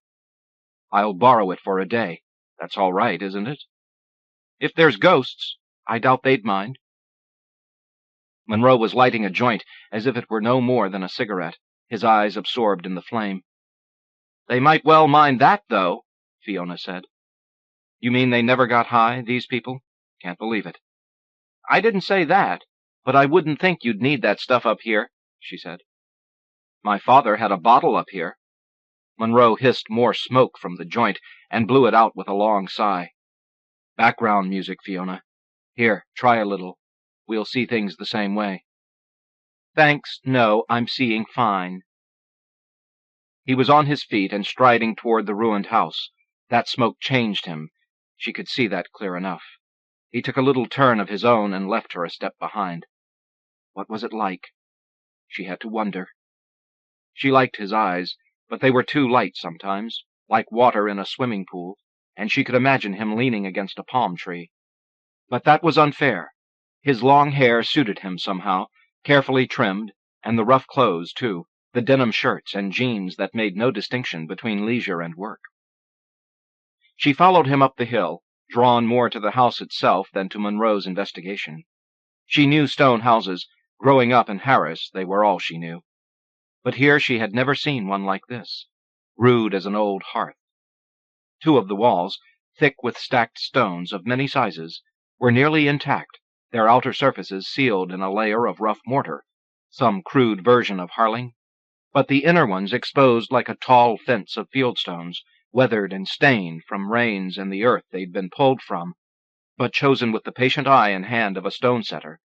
Smaller ones, pebbles even, wedged between larger, all to complete this solid, unwavering puzzle, this wall. At the corners, broken or joined, the stones had been dressed to fit flat. The lintels of the low, cramped windows were long, chiseled blocks.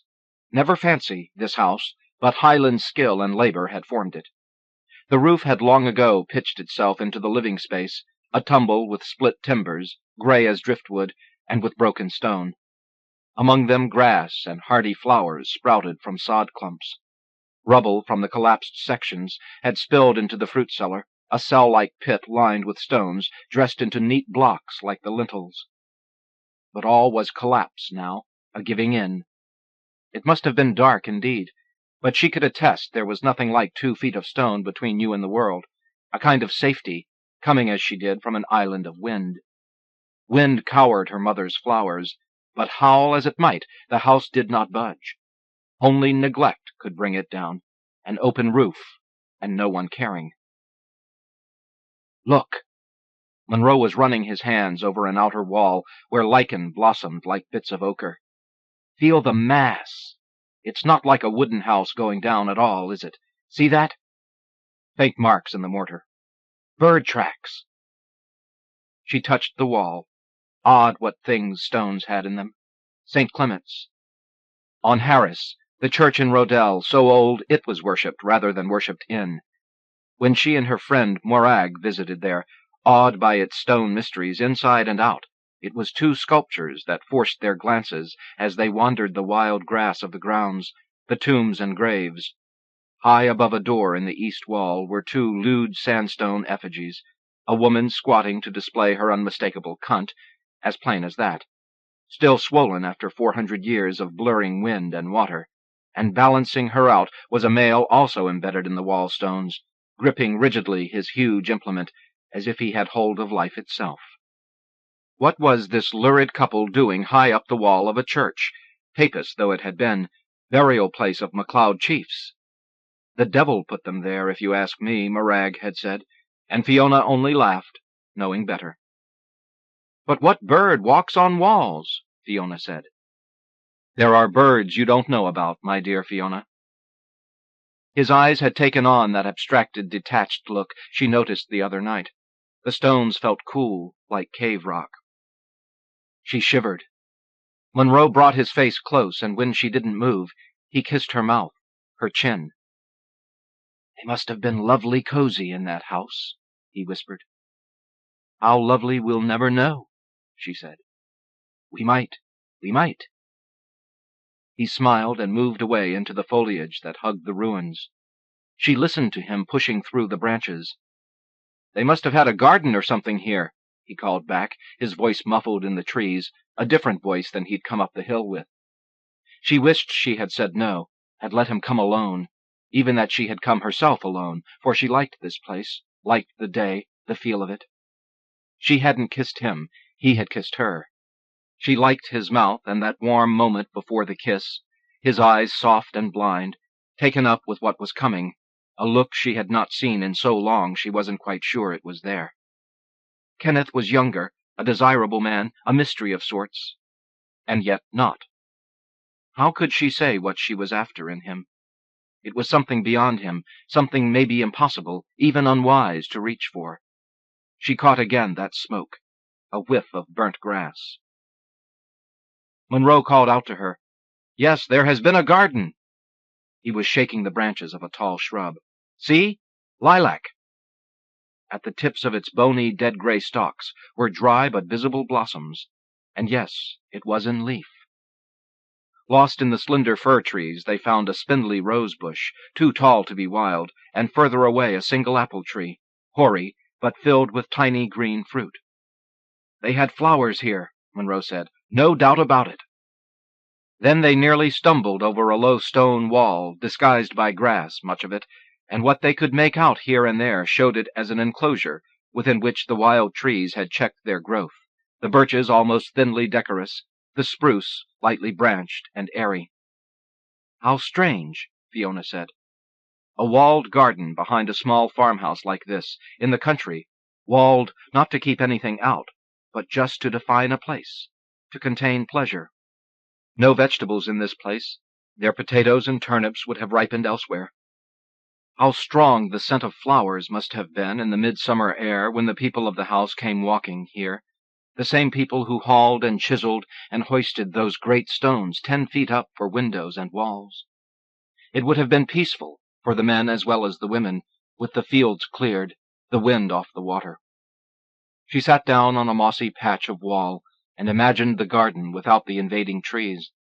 Daisies bloomed at her feet. What other flowers of their own had they put in the ground? Was it the women of this stone house who planted them? She wanted to think it had been a man, the kind of man who, after grappling with stones in those hard days, would have, with a splayed finger, poked tiny seeds into the dirt of a flower garden. Monroe had knelt behind her and was parting, as he might a curtain, the back of her hair. He kissed her nape, and that was all she felt. Just that sensation, unexpected, its surprise moving warm like wine into her face. She closed her eyes and turned her mouth to his. They slid down into the grass outside the wall. His fingers smelled of balsam, and very faintly of the lilac that had brushed him. Yes, the garden, and a coppery evening sun, the wind down, the flowers tense, waiting for the night, birds merging into trees and leaves. She felt the warm sun on her legs, and then his fingers, almost cold so that she tensed and gave in to him at the same moment, and it seemed they were sinking gently into the grass, she whispering to him, but not words, his mouth hot through the cloth of her blouse as his breath moved down her waist. Then he stopped, his muscles hardening, and he sat up out of her arms. Someone's coming. Her own breath stopped. Then she pulled her skirt down and smoothed it over her knees. Who was the someone coming? She didn't move. To flee would look more foolish than lying in the grass, a man on his knees next to you. In her daze, she nearly laughed. Oh, Milly, turning her tongue on them both, fiercely, first at this suspect man who had surely tricked Fiona into the trees, and then at Fiona, who would have to be some kind of a thing herself to lie down in the weeds with him in the middle of a working day. Lord, the racket in the teacups, sipping her name, and his, and Harold's.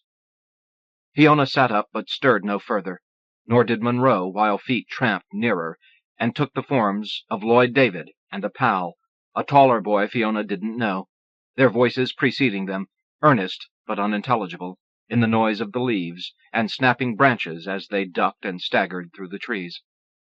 Lloyd David was holding in his fingers a cigarette butt, like a captured bug, and the boys paused long enough to share its smoke, taking it gravely to their lips in turn. They were not looking for anyone, were headed elsewhere, heads down, intent, guileless, the woods just something to be got through. They passed within a few yards of Monroe and Fiona, stumbling on, oblivious, their blue jeans fading out into the thicker trees. He had a bottle in his back pocket, that squirt, Monroe said. God, I thought he was working with Harold. He was, this morning. He comes and goes. Fiona brushed off her skirt and redid 2 buttons of her blouse, her fingers cool and clumsy. Over on a wall of the stone house, a tree shadow swayed like a flame. She stood up. Something had both happened and not happened. Monroe lay back in the grass, his shirt open. There was a silver medallion in the thick hair of his chest. What was it my father used to say? He said. Hot as Scotch love? She saw in his closed eyes, in their fluttering lids, something of the father in the photo, something that had to be satisfied, but never would be. You are looking pleased with yourself, she said. Does it not bother you a wee bit? Does what? He got to his feet and climbed on the stones so he could see down the hillside. I'm married, Fiona said. You do know the man? You have met him? I like Harold. He's a worker, he is. But what have we done, you and me? Half what we would do, I suppose. Isn't that part of your afternoon? We don't have to make love, if you'd rather not. You're an arrogant man, you are. You know I like you, and I like the feel of you. But there's an ache I'll carry home with me. I don't think you know anything about that. Do you feel it at all? Feel what? Guilt, they call it around here. Over this? Somebody could be hurt over this. Nobody knows, nobody will. Lloyd David and his buddy were stone blind. He jumped off the wall and put his face close to hers. You have beautiful eyes, extraordinary eyes. And listen, I'll be gone in a month, less. Monroe went off down the hill to pick a spot for the next visit. The wind had turned, and the weather with it, chilly out of the east, the sun gone behind the rolling gray clouds. Fiona hung back. She picked up a chip of stone. How cold and damp this house must have been at times, here where the winters were so much colder than in Harris, deep frosts and blizzards. The night Harold brought her to St. Aubin, it was winter and deeply cold, colder yet to her, a stranger. Harold soon put a fire in the old coal stove, and she ran outside, yelling into the snow so cold it had bits of blue in it, and she stood there, panicked. A fire like that in a wooden house, wood from sills to roof-tree? All she could think of were flames, creeping, then roaring up the walls. She soon enough felt the freezing air, Harold at the back door calling to her, laughing. Wood and paper, she'd thought, that's all this house is. But he came out into the windy snow and put himself around her like a cape. He said, "You're warmer now, aren't you?" "Aye," she said. "Let's go inside." Monroe beckoned to her from a heap of field stones in the meadow. "We'll have a picnic down here. Look at the soft grass." He brushed his hand through it. Fiona wandered down, the chip in her fist. "In the photograph," she said, "weren't they lying under an apple tree?" "We're not slaves to the photo. It's the spirit we're after, Fiona. Besides, I've got to have a hand in it. I'm scripting this play. The original afternoon was as easy as living. Anyone can live. The hard part is ours." A sweep of wind up the hillside brought a few hard, cold drops of rain. "There were 2 women in that picture," Fiona said. "I have the other one," he said. "She's perfect." Ginny was at the roadside, waiting against a tree. In a full red skirt and white blouse, there was a touch of peasant about her that he liked, the way she hailed him as she shouldered her bag. He might have been driving a bus. Beside him on the seat, she was all talk and faint perfume, happy to be released from the restaurant, the duties of food. "Do I smell like a kitchen?" she said, brushing her rich brown hair. He said no, that she smelled like something he had never tasted, but had always wanted to. "You've been smoking, haven't you?" she said. Monroe smiled. He described the Stonehouse meadow as he drove, how perfect it was, the very place. "And what happened to your dads then?" "Dug up and dispersed. There might be some of it under us right now." "Gravel?" "Gravel." "Kenneth, I'm not sure who I'm supposed to be in this," she said. "The women in the picture were older than I am." "But not prettier. I consider it a bonus. And you don't have to be anyone but yourself. The day will do the rest." "But I'd like to visit the spot first." Monroe touched a fold of her skirt. "Of course. We'll go up there today." Ginny said nothing more until they had turned onto the main highway at South Gut, passing the big motel that looked up the bay. Its restaurant's windows were cluttered with tourists, and they reminded her somehow of busy chickens, feeding away, packed into that one place and cocking their heads now and then at the country around them.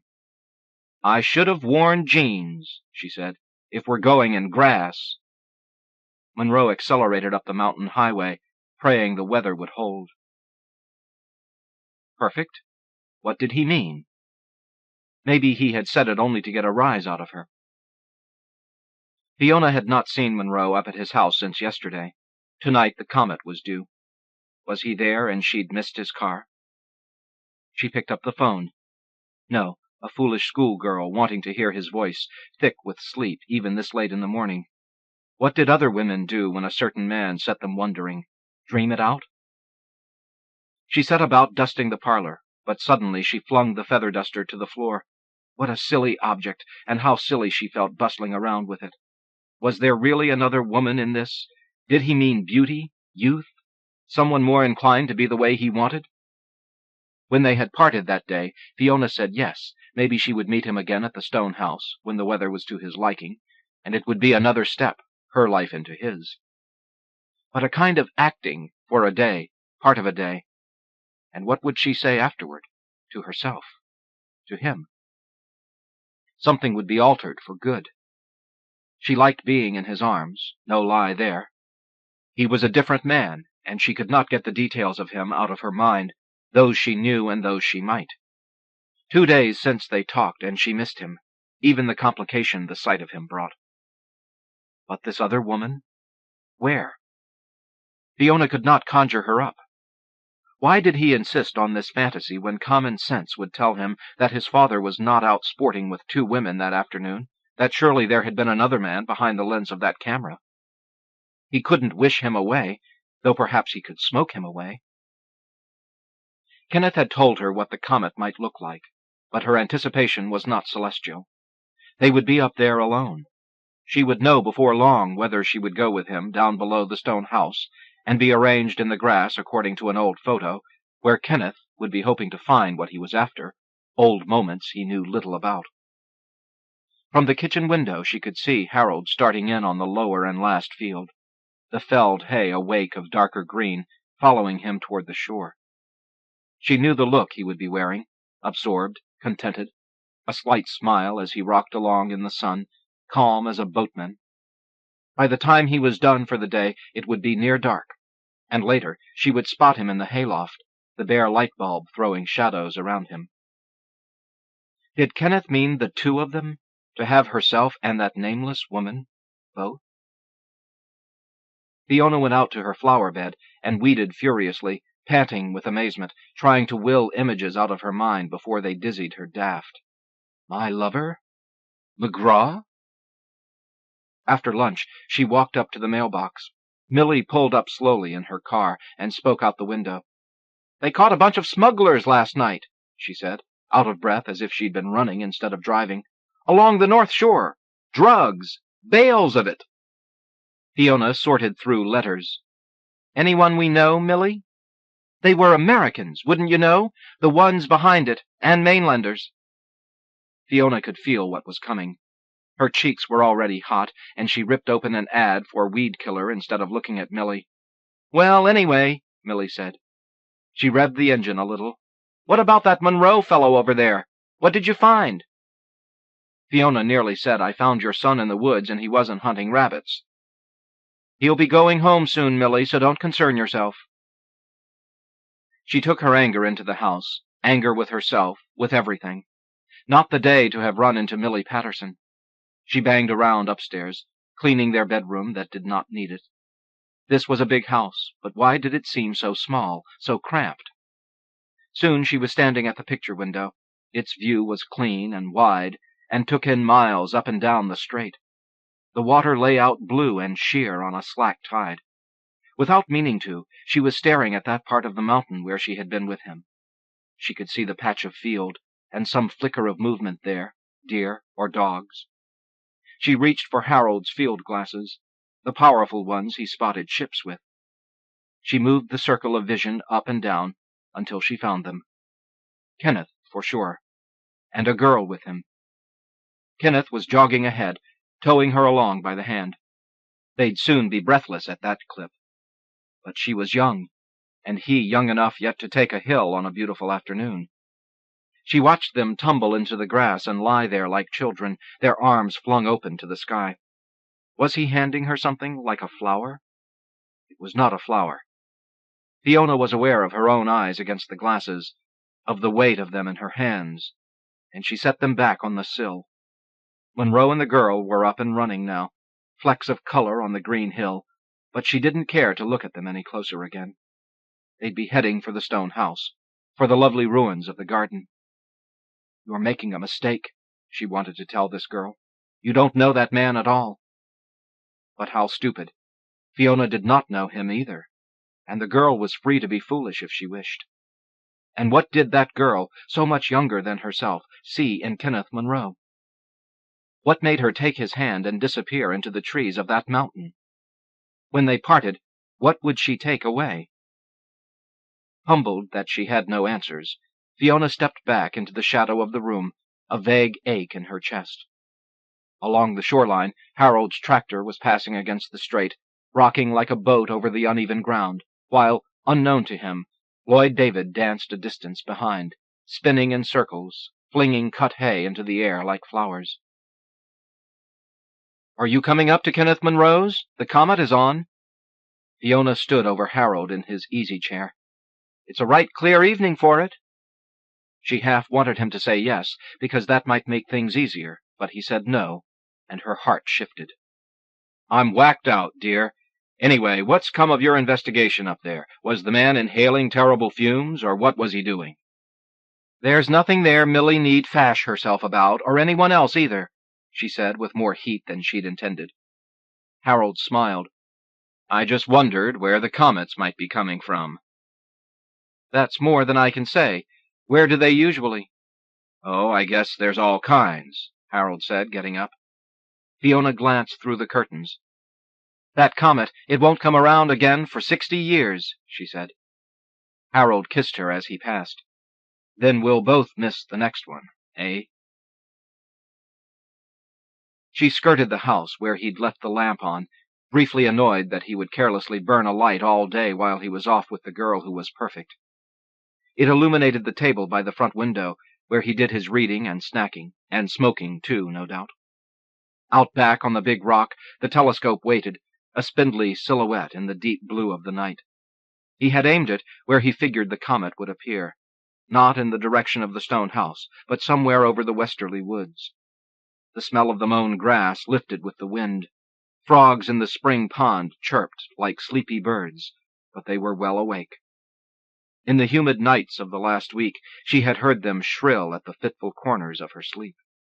The telescope trembled on its thin legs, and she steadied it, startled by the cold metal. He wasn't coming. She tried the back door, and of course it was open. Hadn't she herself told him you needn't lock up here like you would in San Francisco? She moved slowly through the darkened kitchen, and its spicy smell she didn't recognize, into the lighted living room where his things lay about as he'd left them, trench coat tossed across the sofa. It smelled of the rain he'd worn it in. A few empties of old Scotia ale on the table, reeking of stale malt. A dinner plate holding 2 bits of butt ends. How could he have smoked them to nubs like that? She flicked her tongue over her lips. She thumbed through his bird book, noted the kinds he'd checked off in the index. Had he really seen a Tennessee warbler? She had never heard of one, but then he saw things here that she did not, perhaps could not, without smoking those leaves. There was visible dust on the bureau, and she ran her finger through it, tempted to write him a mischievous message, but realizing she had passed that stage with him. She hefted the walking stick he had whittled from a driftwood branch. Stacked neatly were letters in a woman's hand, but she did not disturb them. A magnifying glass, a book about stargazing, a jar of peanuts uncapped. Harold would distrust this sort of leisure. What Harold was not using, he put away in sheds or chests or closets. He would never surround himself with things as idle as these. There were no leavings of his pleasure for others to peruse. But Kenneth's were all over this house, and there was the photograph. Stretched out in the grass, stripped to the waist of his baggy trousers, the father looks somehow naked. The women's bare legs are sexy in a way now lost, Fiona thinks. A bottle of liquor is propped against the apple tree. The tree needs pruning badly. All those years he had been under his mother's stern and jealous eye, but today no one watches him from the house. And the land, now his, is turning wild. He is free to drink inside the house or out, to play in the unruly grass of his own fields, to ignore the decaying roof, the spoor of hunters. Surely that's their work, the splintered door, the riddled pail, the stealthy trees new in the distance. He's free, as dusk comes down, to steal back toward his old bedroom, where wind sighs through shot-out windows, his shoes crunching over glass, a finger to his lips, mocking his mother's prohibitions. Drink, drink, drink, he wants to shout in the dark hallway, the woman behind him hugging his back, giggling with a fear she hardly understands, there in that summer twilight that smells of damp and age. He cups his ear. He pretends, for a laugh, that his mother lies listening down the hall. And of course she does, even now. Years after her death, she is still in this house, and even on the slashed stuffing of his old mattress, in a desolate smell of winter and wet cotton, where he makes the kind of noises he never dared, like love in a storm. He feels her hard rain on his back. And this his son will never know, will never see. Fiona turned out the light. On the rock, she put her eye to the telescope, holding down her skirt. Kenneth said it would have no fizzing tail. It wasn't that kind of comet. Far from flashing across the sky, its motion seemed little more than a waver, like a star, just brighter, more restless, and low in the sky. Wasn't just the word charged with speed and color? Was it something like that he got from his smoke, from that brittle smell? The comet flared, south of west. She let her skirt go. The gusts took it away from her legs and whipped it about. If she turned the telescope toward the stone house, she wouldn't see anything now but the cold, yawning walls, heavy as dreams.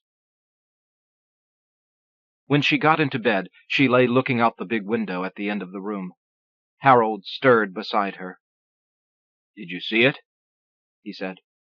Fiona could tell from his voice that he'd been sleeping. "The tail was magnificent, fiery, the way you'd think it would be." "Streaked across the sky, did it?" "No," she said. "No, it took longer than that."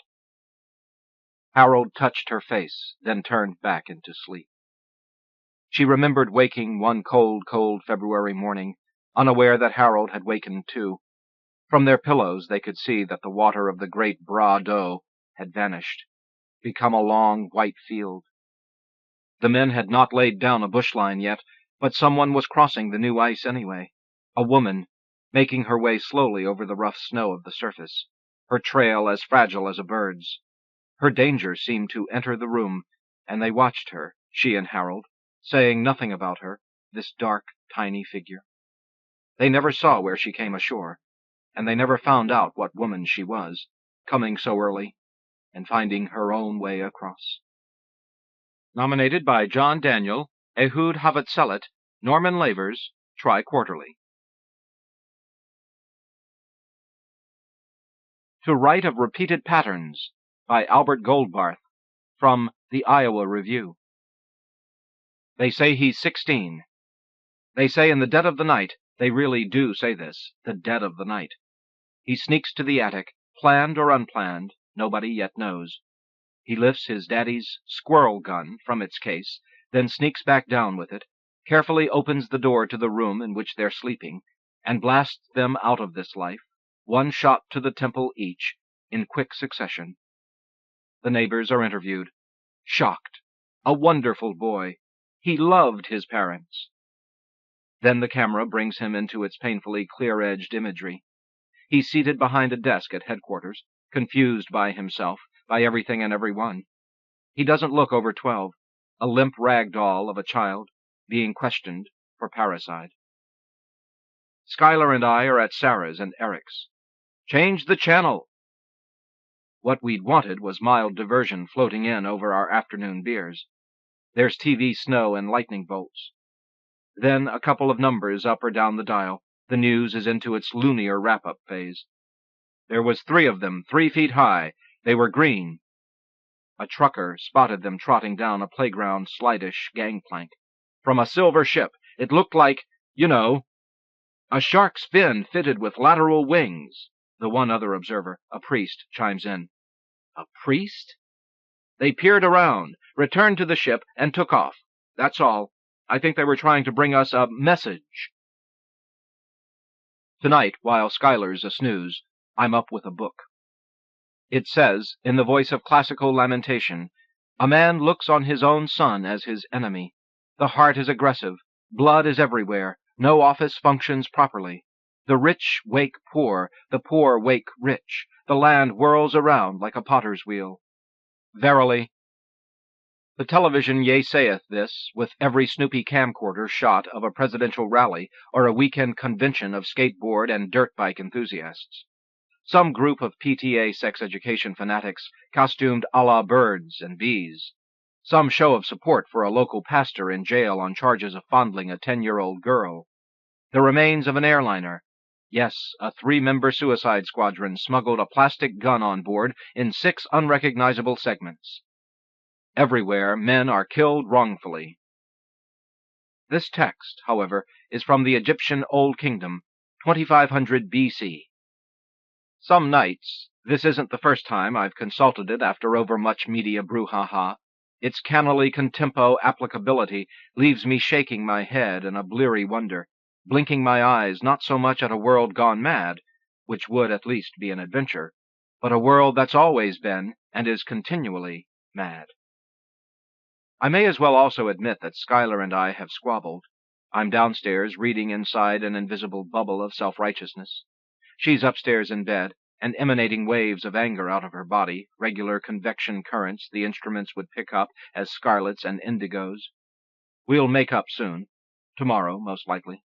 We'll add our latest display of this communist syndrome to its history. We've done it before. The billions before us have done it before.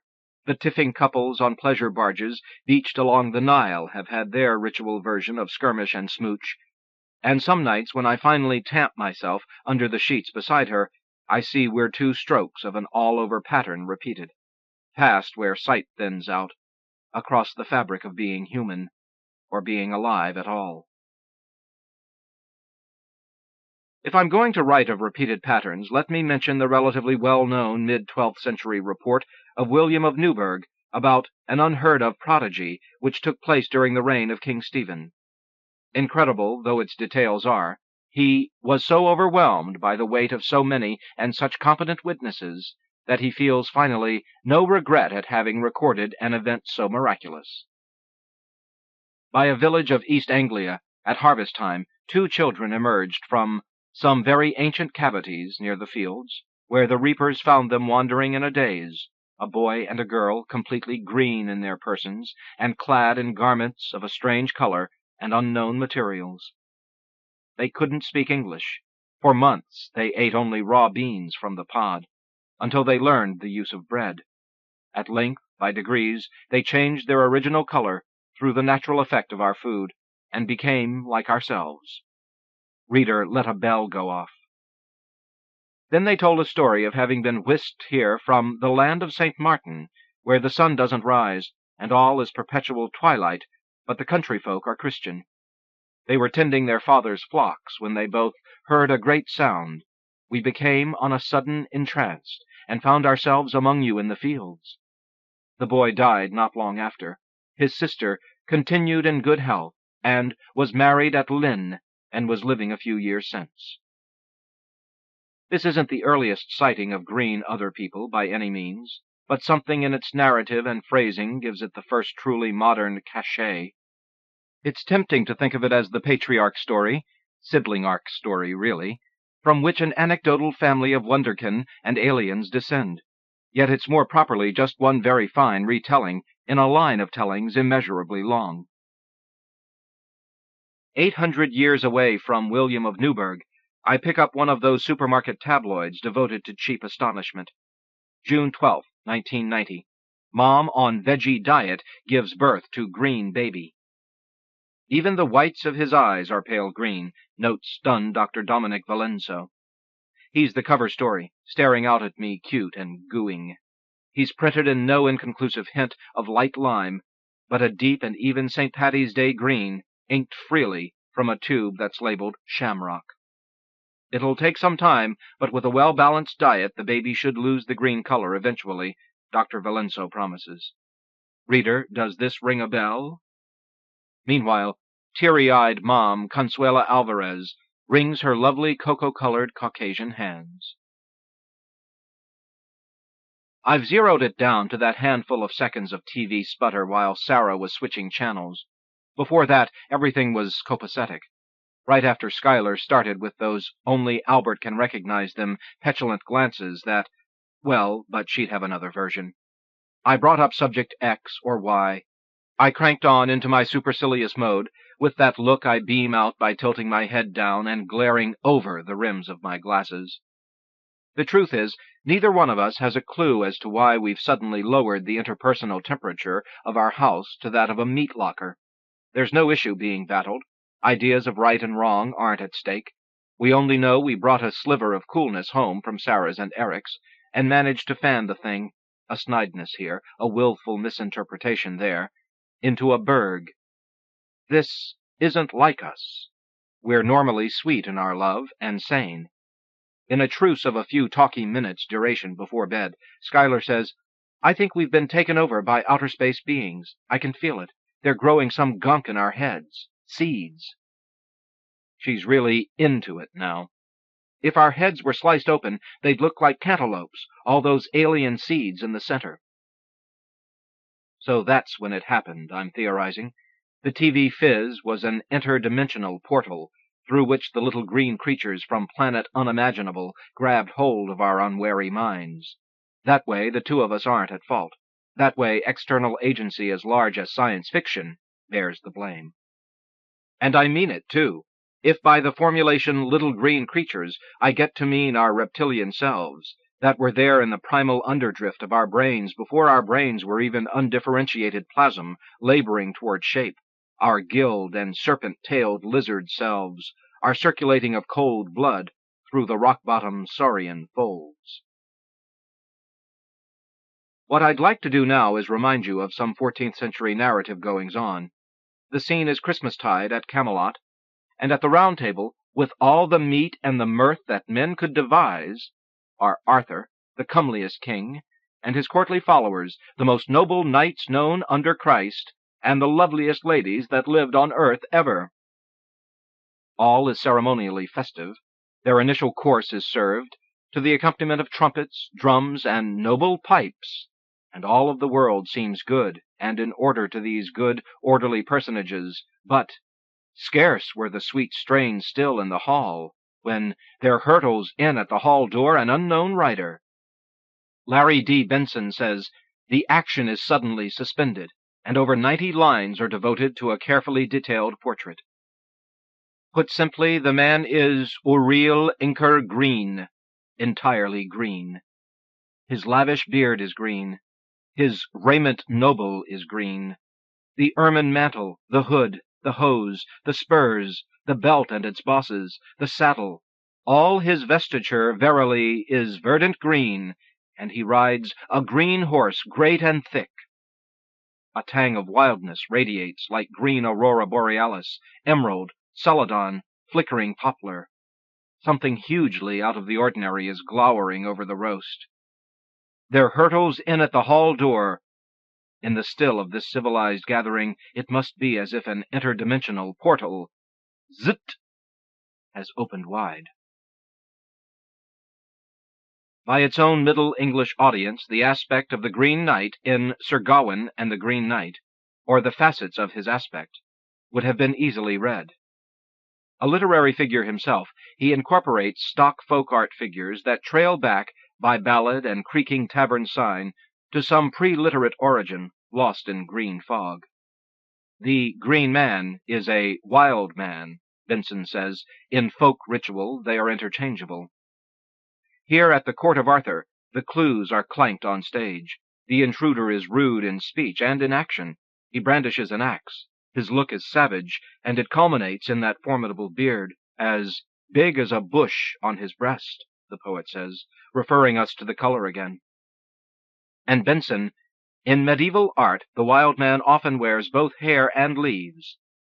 He is stern, perhaps hostile, and the enemy of the knight and the opponent of the values represented by the romance courts. At the same time, the figure in green is youth.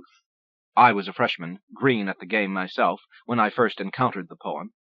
And not surprisingly, nature in benign guise. In the Parliament of the Three Ages, youth is gereed all in green. One finds the same green-clad figure throughout 14th century literature. Vital, sweet to look upon, laughing musically into the breeze, and by uncomplicated association, the figure comes to be symbolic of love, of springtime foliage, finally of life itself. In the 14th century work Le Songe Vert, the narrator contemplates suicide, swoons, but then is revived by Venus and her attendants, and clothed by them entire de vert. In Death and Life, the latter figure is comely clad in kirtle and mantle of goodliest green that ewer groom wear. If you subscribe to a full year of a supermarket tabloid, it's those same opposing twins you'll meet in alternate issues, repeatedly, the evil aliens bent on enslavement, nabbing up late-night drivers from behind the wheel, strapping them onto the tables of weirdly wired Martian scientific surgery, and the aliens of light, of peace. I think of the dove descending with the green sprig in its beak. They bring advice and hope They bear the shoots of other, older worlds, by which a new green Eden will blossom for us in our soil and in our hearts.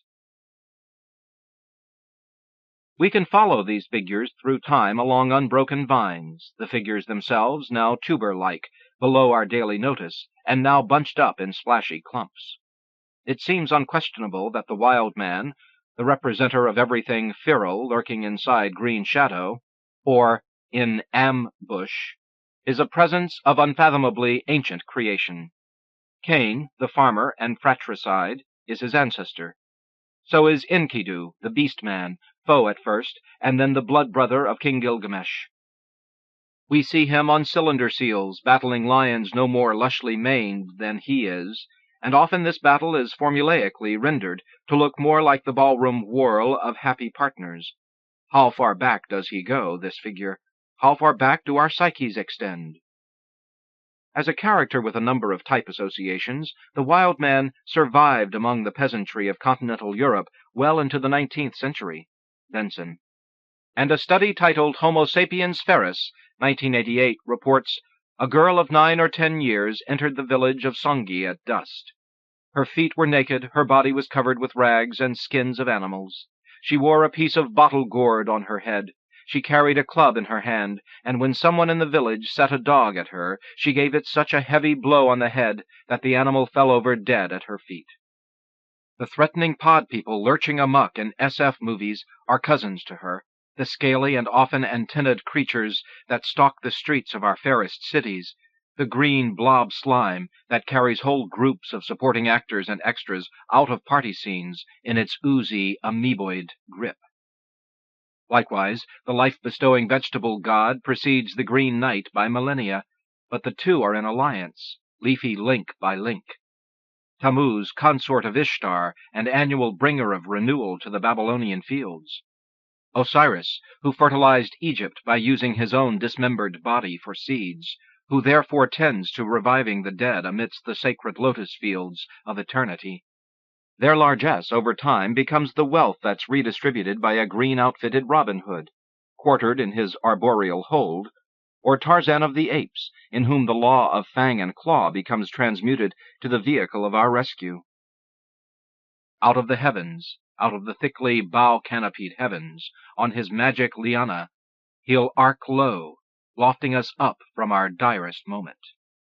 The same green chapleted face that peers down from the corbelled arch of a 13th century chapel smiles winningly when pushing canned peas and green beans in the valley of the jolly ho-ho-ho green giant, who would later, with the growing kiddie audience in mind, be awarded the youthful sidekick, Sprout. It isn't much of a secret that Jung washes clean for us, out of the murk of the ages. Green is the color of the Holy Ghost, of life, procreation, and resurrection. Fraser, in The Golden Bough, details numerous leaf-clad May Day mummers, the Leaf King, the Grass King, Jack in the Green. Ronald Johnson quotes Lewis Spence. I have seen him at South Queensferry, where he is known as the Bury Man, a boy on whose clothes large numbers of burrs or seed cases have been so closely sewn that he presents the appearance of a moving mass of vegetation. In Kenneth Koch's kookily feisty poem, Fresh Air, the stifled spirit of 1950s American poetry, all too hangdog and dyspeptic, is saved from its enemies in the halls of publishing houses and universities by a breath of sexual fervor, intuitive consciousness, and unchained craziness, blowing in over the green of the ocean. O green, beneath which all of them shall drown. Nobody knows what to think. No, make that everybody knows what to think. It simply isn't the same thought. In the days that follow his being booked on murder charges, Vonnie Coleman, 16, is become a cause célèbre, and certain do-good groups are organized in his defense. He's young. His face has a ruggedly puppy-dog power that attracts and encourages kindness. There are rumors that the father was in debt to local hoods, and Vonnie became the easy fall guy. His various versions of that night conflict. His so-called confession was hammered together, after all, from the splinters of trauma. Anyway, if he did pull the trigger, the rumors say that his parents abused him and photographed it. What about the legal rights of underage suspects? Much media flap. It doesn't help, however, that his fingerprints are coating the gun. Killing one's parents in sleep takes on a grisliness unnatural even in houses long accommodated to TV reportage of running blood. If the average result of the average roving reporter is to be believed, our average Joe and Jane in the street would like to see Vonnie Coleman brought to trial as an adult and have him sentenced to being eaten alive by rats, an inch or two a day, until only the flesh of his head is with us, begging mercy, and then the rats start at his mouth. But for my friends and myself, the tragedy and its grievous components are part of a picture so large we can't look at Vonnie Coleman except through a history scope or mythology scope, and, caught in this focus, he takes his place in a sad continuum sized to the cosmos we live in. He dips sharply out of our consciousness for a couple of hours, then sneakily stitches back in. A day is made of its zillion and umpteen stitches, joyous, tormenting, whatever. In the immediate moment, any one of them, half a brainwave long, can knock our breath into orbit and drop us to our knees. They're like the stones comprising those Nazca lines in Peru. You need to see them from an airplane's height, and then there's a chameleon or monkey or star, a meaningful pattern. At Pandora's Box, Exotic Dancers, I buy a lady called Angel a drink when her set is over. On stage, she threw sexual heat like an opened furnace. Now she nearly cowers inside the minimal spandex bands of some chartreuse excuse of a costume. She says, "His face is so innocent. I know he didn't do it. And if he did, then we should give him money, you know, government money, and let him start a new life in a different country, don't you think?" I think we should have 5 minutes of the innocently flirtatious discussion I'd guessed her overpriced drink would buy. But she's heard all the stories, including mine. I know, there are only so many stories. Later, on my way out, a guy says, "Start by chopping off the son of a bitch's trigger finger, then his gun hand, then the arm. I'd like to make my own kid watch that so he'd learn." Outside, a patron's left his car lights on, who knows how long. It reminds me somehow of Vonnie's face, as the cameras always deliver it, his eyes wide open, the rest of him blank, and beams of useless energy I can't understand are burning out into the void. We've seen this face before. This isn't our first broadcasted pathos. This is Vonnie's face, is Vonnie Coleman's specific face, who could be you or me, but for genetic dice in chance's hands. Yet we can see that this face is cut from a template. The face has preceded the boy. The face will remain when he's only a thimble of elements spilled out, recombining. Confusion can be useful. For instance, the casserole of opposite meanings attached to the Green Knight, Benson finds an intentional ambiguity that is part of the Green Knight's essential character. Merry, then scowling. Intruder, and later, host. Unappeasable fiend, but, in a snap, indulgent friend. The poet, says Benson, capitalizes on this ambiguity, taking care that his audience remains unsure of whether the green implies good or evil until the very end of the romance. And what these seemingly conflicting meanings have, at bottom, in common, is the Green Knight's utter otherness. As Benson claims, he comes from another world altogether. Savior or nemesis, citizen of our own psychological shadows, or sudden visitor from some actual but undiscovered kingdom. Nature in all of its howling fury, or nature in all of its mysterious, verdant nurturing. The green is an economy for stating all of these and more at once, because, no matter the immediate nuance, above all else the Green Knight always represents a mode of life completely opposed to that represented by Gawain. You betcha. That humongoid presence equestrianed there in the light of the sconces, his skin the color of spinach leaves. Whatever we are, he's else. In Henry Reed's lyrical novel, The Green Child, published in 1935, the title character is in many ways a different creature wholly from that figure hulking enormously into Camelot 800 years before. A slim, defenseless girl. A foundling, she grows up into a slim, defenseless woman, with the same ageless, innocent features, informing her countenance now, as in her childhood, wraith-like, fey. Distinctions notwithstanding, though, her lineage is the green warrior's. Her skin was not white, but a faint green shade, the color of a duck's egg. It was, moreover, an unusually transparent tegument, and through its pallor the branches spread, not blue and scarlet, but vivid green. And what this betokens, obviously, is someone from an earth that's not our earth, from a mode of life completely opposed, as Benson puts it. Read, the psychology of the green child was a different matter. In a sense, it did not exist. I say, in a sense, it's always existed, parallel to our own, and it will clatter through the castle's staunch portcullis when we least expect. Green can't be more other than as elven green, the leafy and briery hiding places of troll and of gnome, often their skin color too. Think quick of the witch in The Wizard of Oz. When the Green Knight first bursts into Arthur's stronghold, phantom and fairy the folk there deemed that startling being. We're talking pointed ears and impossible laws of physics. We're talking magic rings and chariots drawn by caparisoned mice. In a way, then, the alliance of green otherness with fairy lore is its consummate expression. Or its consummate expression at a given moment. We live in another moment.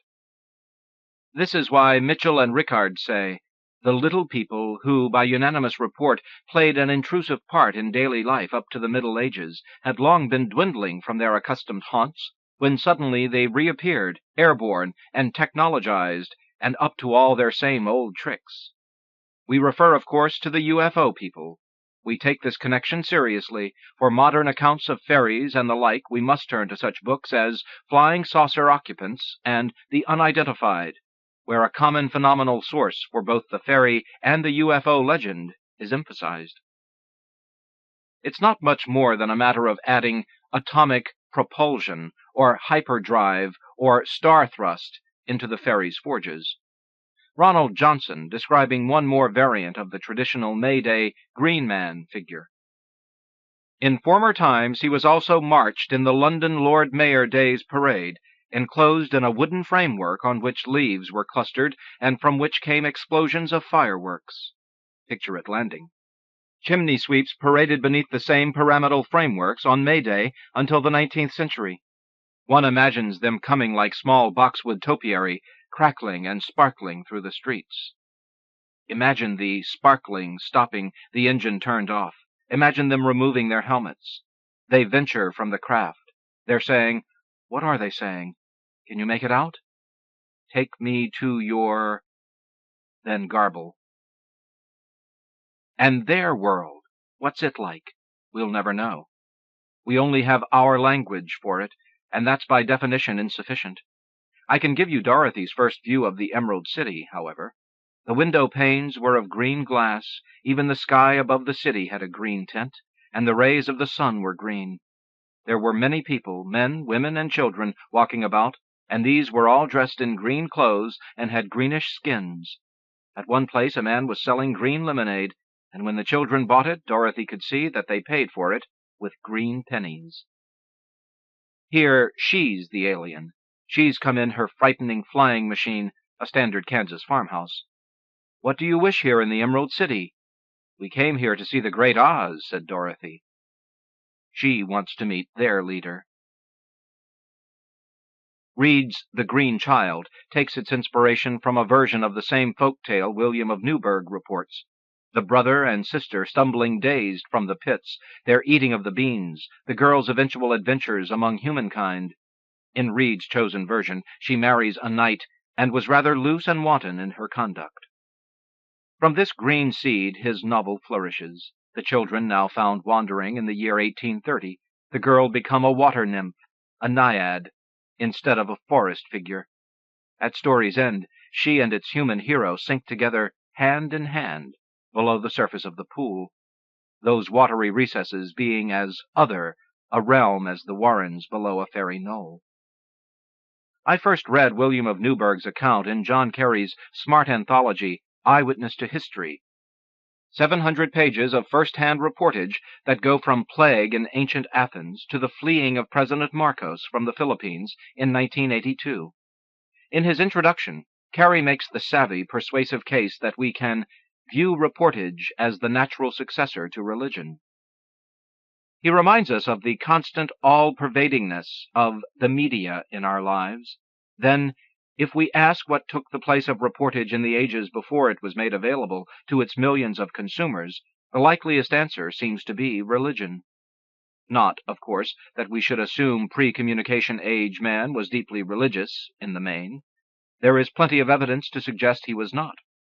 But religion was the permanent backdrop to his existence, and as reportage currently supplies modern man with a constant and reassuring sense of events going on beyond his immediate horizon, and with a release from his trivial routines and a habitual daily illusion of communication with a reality greater than himself, it's easy to see, among many other revealed connections, our tabloid babble servicing us the way the wonder-working tales of charlatan relic peddlers must have once. If we admit the fairy denizens, the green-girdled, pipes-tootling, impishly tricks-playing pucks and pans of the whispered tales, are truly the residua of ancient gods, diminished but refusing to be hooked totally off the psychic stage, then we can see our saucermen, yes, and Consuela Alvarez's celery dermis boy-child, as the permutations of raw needs and faint glimmerings of understandings that cycle with steadfast fixity through the surface, burble, and flux of human history. Schuyler and I have made up. Tonight there's the ritual smooching. All of the details some aspiring short story writer might observe and scribble into an entry book. The gooey pet names, the shared reserve of reference cues that trigger giggling, the 100 knick-knack specifics through the room, are ours alone, and we've toiled long in their compilation. But who would deny the case that our love, as much as our sorrows, reenacts the patterns we're part of, inevitably, from cloverleafs and infinity signs of submolecular needlepoint to redshift, supergalaxy, Big Bang universe swoosh, a flush, a fondle. Jung relates our deities with our bug-eyed extraterrestrials. In the threatening situation of the world today, when people are beginning to see that everything is at stake, the projection-creating fantasy soars beyond the realm of earthly organizations and powers into the heavens, into interstellar space, where the rulers of human fate, the gods, once had their abode in the planets. Reed, with one apt metaphor, connects his water Nixie, she of the aqueous depths, with skyscape. At the last, when she returns to her pool after 30 years passed among humans, her face was transfigured, the narrator tells us, radiant as an angel's. But Tasha Coleman, 15, doesn't want to hear that the pain in her heart is part of a graphable, over-governing schema of repetitions. She really does say it that way. There's a pain, and she points with a wickedly polished but raggedly chewed-at nail, in my heart. Her face in the TV screen is so very hurt it's barely composed into faceness, and it seems to shimmer in front of us, is more like the reflection of a face in trembled water. She had spent the night at a girlfriend's home. She woke up on a different Earth, Earth X, a world where her parents are dead, and her older brother, I love him still, and she makes another heart tap, is supposedly their murderer. I don't imagine sleep will ever be the same for her again, or being awake for that matter. Do they let her walk through the house? What does she think, approaching that bedroom door? Think may not be the word for it. What she feels, though, she's said, a pain in her heart. I believe it's a real, physical excruciation she's talking about, is something like a fish hook stitched beneath the cardiac skin. And she won't stand your highfalutin BS or mine about the general shape of pain and its many guises, including the Greek myths, blah, blah, blah. She's had it up to here, and we can just go fuck ourselves. The only thing she has in the world right now is that pain, in the back-and-forth threads of nucleic jelly in every cell of Tasha Coleman. That pain. There's no assuagement, but at least she has the knowledge that her pain is monumentally singular. Never before such agony, and never again.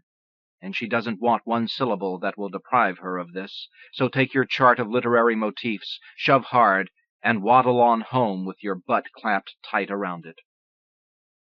Later on, I suspect, she'll turn to one of those larger shapes for comforting. An example, in 1945, when Amazing Stories published a factual article by Richard Shaver, an exposé of the civilization that lives inside our hollow Earth. The number of letters from readers leaped from 40 a month to 2,500, and stayed that way for the next 4 years while the Shaver reports continued. In the Earth live Deros, evil creatures whose tech machines shoot rays that cause our wars and traffic accidents, our cancer, and our sexual dysfunction. When a hobo is arrested while attempting to wreck a train because a voice directed the action. Deros at work. Like Satan's minions, they relieve us. They relieve Avani Coleman of a pure responsibility. Or maybe Tasha will join up with the saucer-spotting priest, awaiting the grand arrival, the day salvation will simply be handed over to us, no questions asked, and those who want can leave this veil of suffering in the rounded titanium belly of the mother ship. In this cosmology, Jesus Christ is the greatest extraterrestrial of all. She'll see it, that organizational shapes, recurrent matrices, cannot be escaped. They form a unity on macro levels, as surely as we're the momentary cohering of subatomic particles, dot and wave, that dance their stately pavans in the least of our gestures. She'll see it, but not now. Now she walks at night through the house she was born in, whimpering at its familiarity, stopping a moment to feel her own self beat like an ocean in storm at her own self's borders, and clutching, actually pantomiming clutching, her pain to her breast. I'm going to stretch next to Schuyler tonight, and love her with all of the luck we've been given so far, and I suggest you set down this page and do that with somebody too. Who is it we see when we look in the mirror, that rounds the weary corners of our own eyes, furtively, gone in an instant? Wild man, mild man, monster, saint. This began with the Egyptian Old Kingdom, 2500 B.C., and it can end there well enough. I have a textbook of religious art through the centuries, and it starts with the winged Ka, a form of soul, as it flutters over a pharaoh inside the tomb. It looks like a fledgling hawk, though with the head of a human. The face is concerned. Many pages later, there's a sample of Marc Chagall's Message Biblique. Perhaps you know it. The world, the sky, are done from a palette of pinks, an urgent damask, a more rougy pastel, the range of rose and pouting shell lip, pink, all pink. And through these heavens glides a single angel bearing a candelabrum. All of the suffering she's seen becomes the accent lines of her eyes and mouth with a tenderness. Her face is deeply green. Against such pink, she's like green fire. Is it a prayer? I don't know. It's a kneeling. Nominated by David Baker, Stephen Corey, Stephen Dunn, Kent Nelson. The First 6 Seals, by David Wojan, from Poetry Northwest. The first 6 seals. I saw a scroll. It had writing on both sides, and was sealed with 7 seals. Revelation, chapter 5, verse 1. Seal 1. The 3 Christs of Ypsilanti.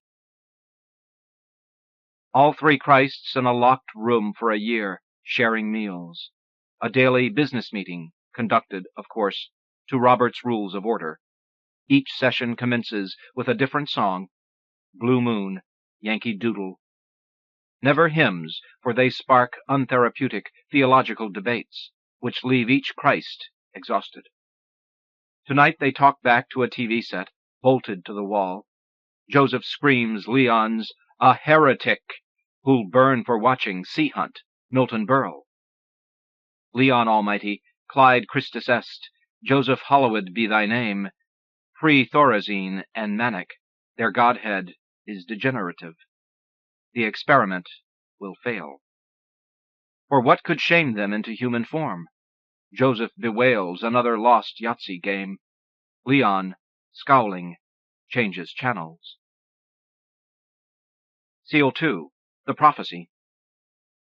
Then Mrs. Clark received the final message, spoken to us from her trance.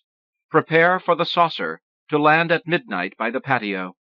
December, in Wisconsin, it had snowed all day. She urged us to stay calm, to remove all metal objects from our pockets and clothes, for in the spacecraft's heat they'd scorch our skin. We threw down earrings, belts, and coins, sliced the zippers from our pants and skirts. We gathered in a circle in the yard and waited for the mother ship's approach on this final day of the world. Someone spoke of this snow as the world's last. Mrs. Clark led us all in amazing grace. Then the silence settled in, the snow swirling up. We huddled that way till dawn. Seal 3. Semiotics, Posterity. These 50-gallon drums, he's telling me. Their water's radioactive 2 millennia. It's breakfast at the artist's colony. His paint-flecked sleeve is reaching for the ham. His grant's not NEA, but AEC. Devise a semiotic, a symbol still readable in AD 4000, some ideogram for deadly. They'll stencil it in red on every barrel they store. I'm working for posterity. His studio's a cactus forest, 6-foot exclamation points, thunderbolts and skulls like teetering stacks of heavy metal album covers. Hardest to paint are the simple things. Cezanne said that, or someone like him. Just call me the goddamn toxic Cezanne. Seal 4. The Ecclesiastical Commission to investigate the receipt of the stigmata by Mary Van Hoof, Marquette University Hospital, 1952. Holy Week in a psych ward cell. Her hands and feet are bandaged, and she claims to feel the scrape of thorns all night against her forehead. The stenographer charts each ecstasy, and all sharp objects have been taken from her room. Blood tests daily. Stigmatic blood, in theory, should be iron poor, its salt content low. Father Gray performs his daily interrogatory. How often does the Virgin come to you? Is she, for example, right here before you in the room? What prophecies has she uttered in recent weeks? Is it true your father makes you sleep tied to a chair? Your mother, is she often hurt by him? Is it true he broke her collarbone? What sort of hair shirt did he make you wear? Seal 5. Cathedral Building, a photo of Chernobyl. Inside the reactor core, a zigzag pulse of light drilling through the wall's 6-story crack. The lead-robed worker turns to us, the camera flash reflected in his goggles, white-hot asterisks, exploding spiral galaxies. He'll die of thyroid cancer in a year or two, but the work will last at least a century. Slow retrieval of deadly debris, the crew stabbing trash in Dantescan gloom, like artisans in an antimatter Salisbury or Chartres. They'll wreath their labor in a concrete dome that's 7 miles across, mausoleum of shattered atoms. The lead-robed worker turns from us, descends a stair. The camera hisses as the film rewinds. Seal 6. After the Funeral. Inside the Bible on his bedside table, an address decades gone, Albee, S.D., and Property, R.C. Wojon, P.F.C., the 12 Steps of A.A., Expect a Miracle. Embossed in Gothic lettering, the O2 tanks and tubes, a Kleenex box, his watches, bookmark at Revelation, verses scored with X's. Now the trumpet blast. Now the Lamb breaks the 7th seal. And now the wormwood star, like unto a torch, comes thundering from the sky beside his marginalia. Prophecy. With triple exclamation points. Father, where art thou as I call? Upon what journey didst thou embark, that such signs could point thy way? Nominated by Linda Beards, Mark Jarman. Guilt Trip by David Lehman. From Antioch Review. Too much coffee. His mind was racing. Relief of tension. Was fucking no more than this? Love no nobler than parking? She specialized in making him feel bad. He wanted her, anyway. Something other than the law of mimetic desire. I want you because he does, was at work. He had watched enough movies to understand. Vietnam was the product of bad grass, a paranoid trip on the IRT, and the garbage was growing, a living organism like the monster in a Japanese movie, circa 1954. What a strange, wonderful island America was, a monument to impermanence and ocean foam. Old people lived there, arguing noisily in slow elevators, over 53 cents off for orange juice, minimum purchase $10. The scar on her belly convinced him she was telling the truth. He wanted her anyway.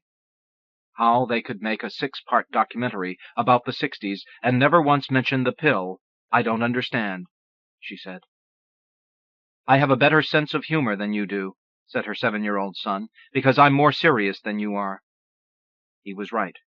In the fresh green breast of the new world, he had sought a compliant nipple.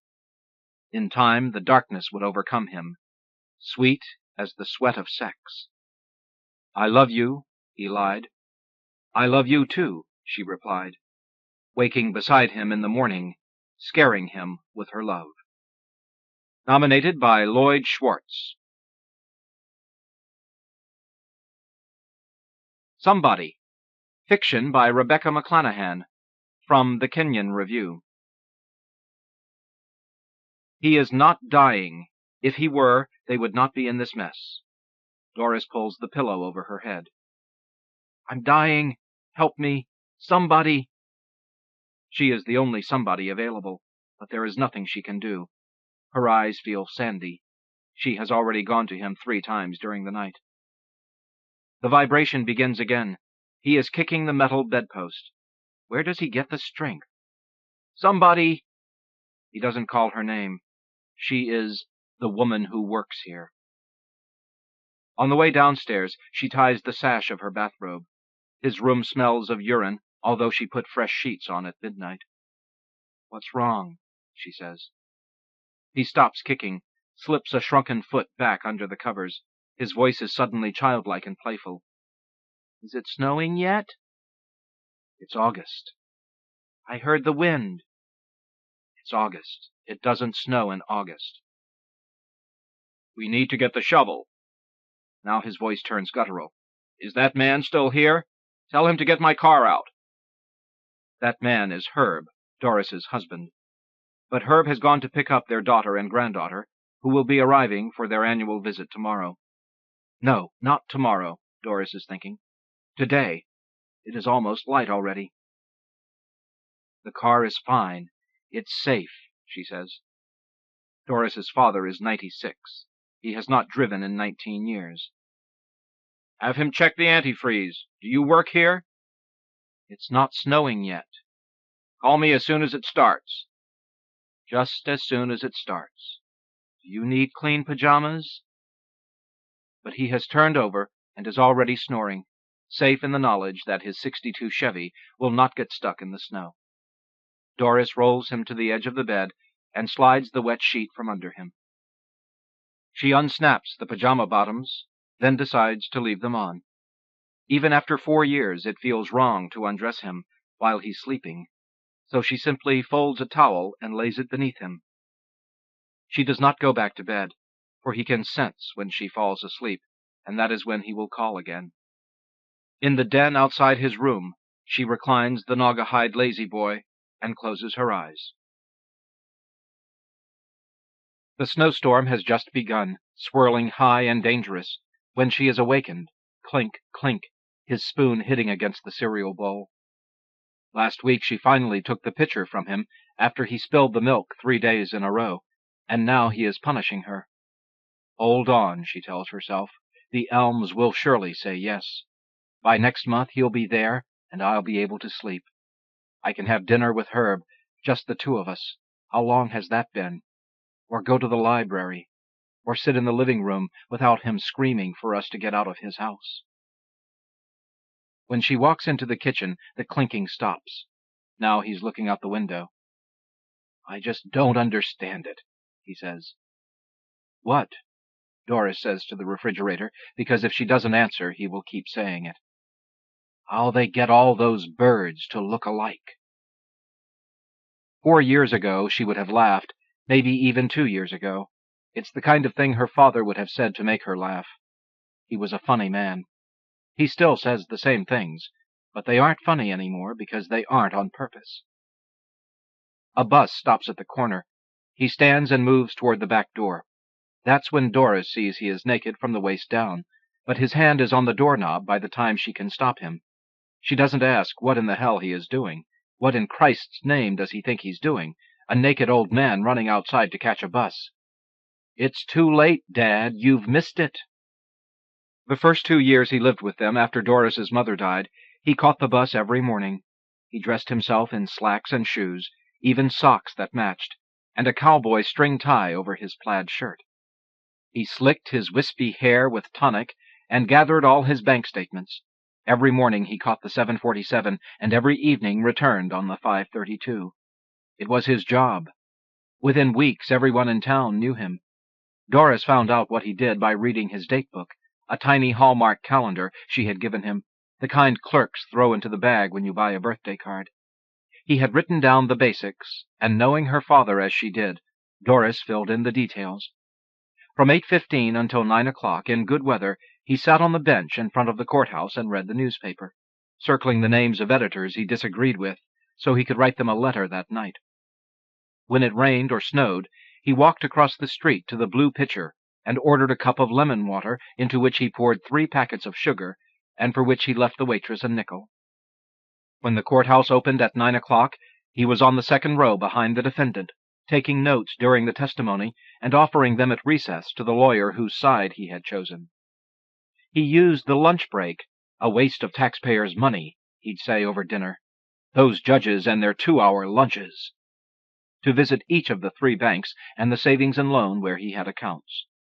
Once a month he'd take his Social Security check, divide it 4 ways, and deposit it equally in each bank. On the other days he'd simply check on his balance, asking each teller to write it in his book and update the interest, which rarely changed more than a few cents. But not just any teller would do. He picked the youngest, prettiest tellers in each bank. Sometimes he took 1 or 2 of them to lunch at the Blue Pitcher. He always ordered a grilled cheese sandwich and a pickle. The first Christmas after her mother died, Doris wrapped 27 boxes of chocolate-covered cherries, which her father had withdrawn money to buy, and drove him to town, waiting outside the banks and the courthouse and the Blue Pitcher while he delivered the candy to my friends, as he called them. Christmas night, a bleached blonde who could not have been more than 25 knocked at the front door and asked for him. "We have a date," she said, giggling, "for a movie." And Doris's father appeared, wearing a new string tie and carrying the last box of chocolate-covered cherries. When she finally gets him bathed and into his slacks, it is nearly 9 o'clock. Maybe he will sit in the chair for Donahue so she can make the meatloaf for dinner. Her father likes Donahue, the way he stirs up arguments. Oh no, she thinks as she looks at the TV guide, lesbian nuns. Her father hates Catholics, and she doubts he knows gays exist. It will be question after question. She'll have no peace. So while he's not looking, she pushes the mute button and tells him there's something wrong with the sound. Does he just want to watch? He nods, and she arranges the Afghan on what is left of his lap.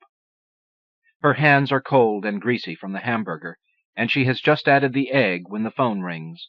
She rubs her hands on a paper towel and picks up the phone. "Hello? Mrs. LeConte, this is Barbara Ludwig from the Elms." The Elms is the last possibility in town. The other 3 homes have refused him. "The committee met yesterday afternoon." "I'm choking. Somebody!" "Drink some water. I'm on the phone." "Excuse me. Go on," Doris says. "We've decided not to take him. I'm sorry, but we can't risk it happening again." It was biting the nurse who had tried to cut his meat during orientation day last week. It had taken 5 stitches to sew up her hand. Unless you want him on Hall C. No, Hall C was not an option for Doris.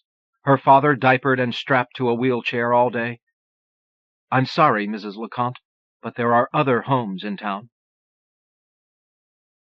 Why is it, after all these years, she can only recall his cruelties? He never even spanked any of his children, and those other things she had witnessed as a child she later discovered weren't cruelties, but simple realities of farm life. The dead chicken tied to the dog's neck was for a reason, so the dog would be forced to smell his victim until the odor of rotting chicken sickened him. In the long run, this act would save other chickens.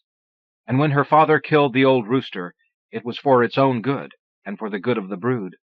The eggs were no longer being fertilized, and if her father had simply introduced a new rooster, the old one would have been spurred to death, or, if it gave up its territory without a fight, might have become mentally disturbed until it wasted away. Doris is kneeling in the bathroom, scrubbing the floor with Clorox. She had left him for 5 minutes, just long enough to run across the street to borrow baking powder for the biscuits. He had tried to get to the toilet in time, and when he couldn't, had simply sat on the toilet lid and kicked off his soiled trousers and shorts. By the time she got back, feces were smeared across the toilet, on the tile, on the den carpet in the pattern of his shoe heels, and the upholstered chair where he now sits, once again naked below the waist except for the black shoes which hang from his hairless legs, like the shoes of a ventriloquist's dummy. She cannot bear to love him any more. When she hears the garage door opener, she throws a towel over him and tries to help him to the bedroom for clean clothes. Last week the nurse weighed him, 93 pounds, but he is dead weight against her as they shuffle across the room, sinking with each step, his knees giving way beneath him. Mattie comes from the bathroom, pulling up her Minnie Mouse tights.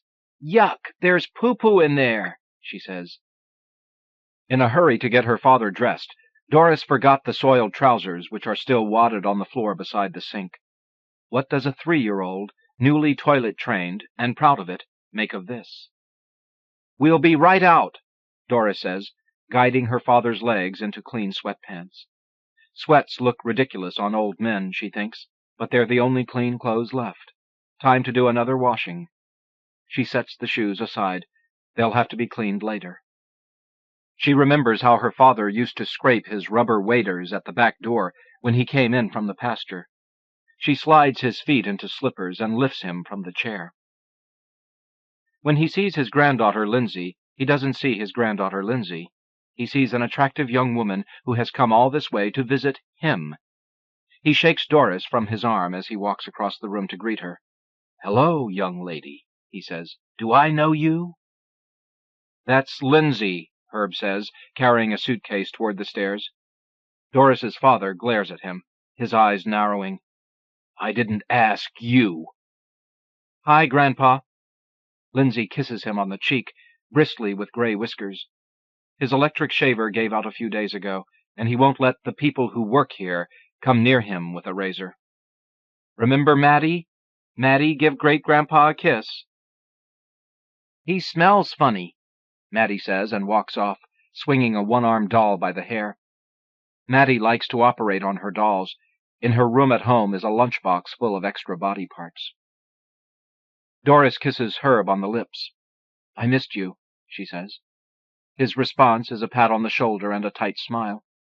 Doris hugs her daughter hard, feeling the muscular straight back. Doris wonders how she feels to Lindsay. Soft, probably. Soft and fat like grandmothers are supposed to feel. "You know her?" Doris's father asks Lindsay. Lindsay laughs. "Always a card, aren't you?" Then when she sees he is serious, she folds her arm around Doris and pulls her close, like the couple in the Geritol commercial. "This is my mom," she says brightly. "I think I'll keep her." Herb is at the door now, reaching for his golf hat. "Anyone for a walk before dinner?" he says. "I'd rather make love to her." At first, Lindsay pretends not to hear her grandfather, who has moved toward her and is stroking her arm. Then she begins laughing. She stops when she sees the look in her father's face. Herb starts toward Lindsay, and Doris's father shoves out a scrawny arm. "She's not yours," he says. "She is your granddaughter!" Herb screams. Mattie has rejoined the group, standing in the doorway. This is better than Sesame Street. "Herb," Doris says, moving between them. "It's okay," says Lindsay. She shakes a finger in her grandfather's face and, in the voice of a cartoon schoolmarm, scolds him. "We can't have that kind of behavior. Come on, Mattie, let's go outside and swing." Herb does not take the verdict from the elms well. He and Doris do the dishes in silence while Lindsay bathes Mattie. He blames me, Doris thinks. After all, he's my father, not his. But as she wipes the counter, Herb comes up behind her and rubs her neck.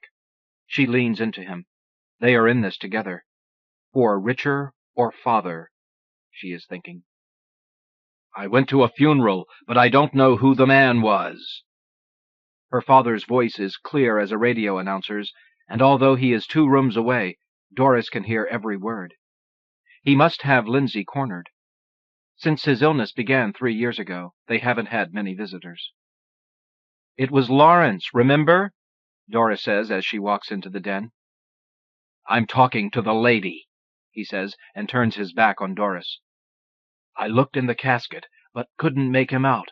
I think I was at the wrong funeral." Doris picks up the afghan, which has fallen around his feet. "It was your son, Lawrence. He died last year. He had cancer." Everyone dies of something, she thinks. She wraps the afghan around his shoulders, but he throws it to the floor. "It's hot in here," he says. "You people keep it too damned hot." She feels her father's hands. They are cold as pennies. "I had a son once, but he died when he was 2. This man looked familiar, but I couldn't place him." "That's right, Dad. One of your sons died as a child, but Lawrence was 74. Of course, he'll never believe that. In his mind, he is a young man. He refuses to use his senior citizen card, and even before he got sick, he wouldn't go to Elder Hostel or to the Wednesday night suppers at the retirement village. A bunch of old people, he said. Old white-haired women. Like me, Doris thinks. "Mother's right," Lindsay says. "Lawrence was my uncle, so that makes him your son. I was at the funeral, too." He grabs the doily from the arm of the chair and begins to twist it. His eyes turn red, then fill, but he holds the tears there. "Yes, that's right," he says quietly. "I remember now." Parents should not outlive their children, Doris thinks. The night Lawrence died, Doris had a dream. The whole family was in it.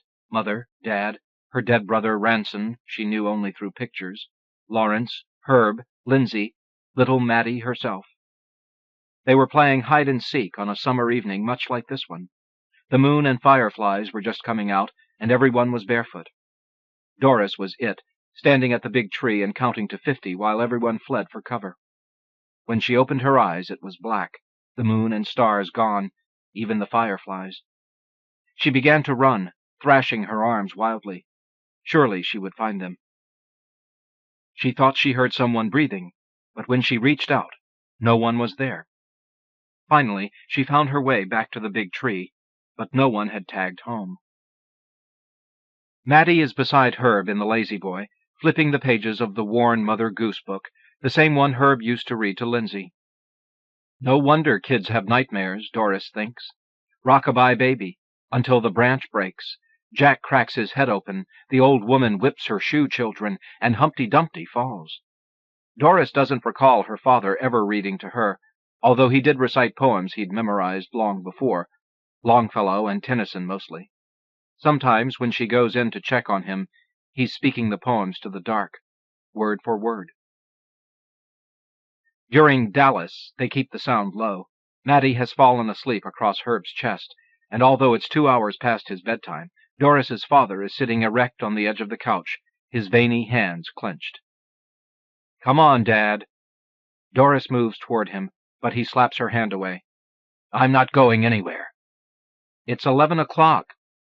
"Come on, Grandpa," says Lindsay, who has been nodding beside him, her feet tucked beneath a cotton robe.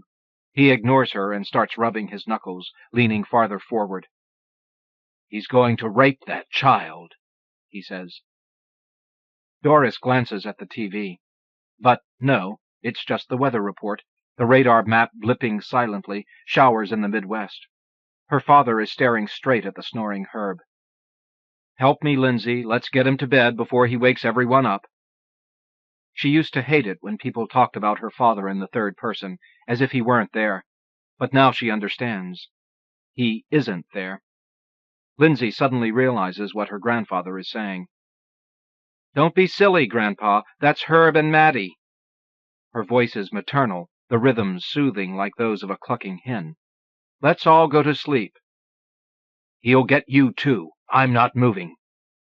His body is rigid, the black shoes planted in the carpet. "How did he get in? Does he work here?" Yes, Doris thinks, we both work here. That's all we've done for 4 years. Herb wakes himself with his own snoring. "Sorry," he says, and begins to stroke Maddie's hair. "Guess I dozed off. Showers tomorrow, huh?" He turns up the volume on the remote control. "Let go of her!" Doris's father spits out each word separately. Herb turns to Doris.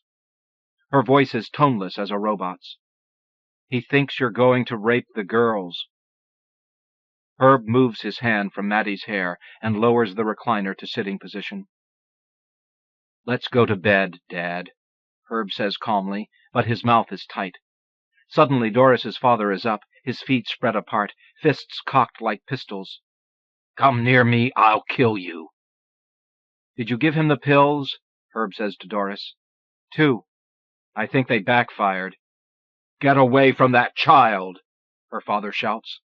His breath is stale, and he spits saliva with each word. Herb stands before him, eye to eye, silent. Doris can see the blood rising in his neck. Then suddenly Herb turns and walks toward the back door. The rape delusion has happened twice before, and Doris knows that as long as Herb stays in the house, her father will not budge. The golf cap will shield Herb from nothing this August night, but by habit he grabs it on the way out. "Need anything?" he says. There is an all-night convenience store a few blocks away. "Milk," Doris says, and as soon as the door is shut, the crisis is over. For now. Her father leans back onto the sofa, his rage buried somewhere in the cushions. He begins to whimper, and it takes both Lindsay and Doris to help him to bed. "I can't find Eartha," he keeps saying. "I've looked everywhere, but I can't find her." Why couldn't it have been Mother who lived forever, Doris wonders. "We'll look for her tomorrow," she says as she pats him into bed. As it turns out, Lindsay's visit wasn't a complete waste. For 2 days, Doris's father seemed lucid. He didn't even repeat any stories except the one about the car. "It was my brother's '26 Ford, brand new. I'd borrowed it for the weekend and was taking it back to him. Little Dory'd been all over me, wanted to go too, but she had the croup and we thought she should stay in. She was a cute little thing, about like her," he said, and pointed to Maddie. At this place in the story, Doris always left the room.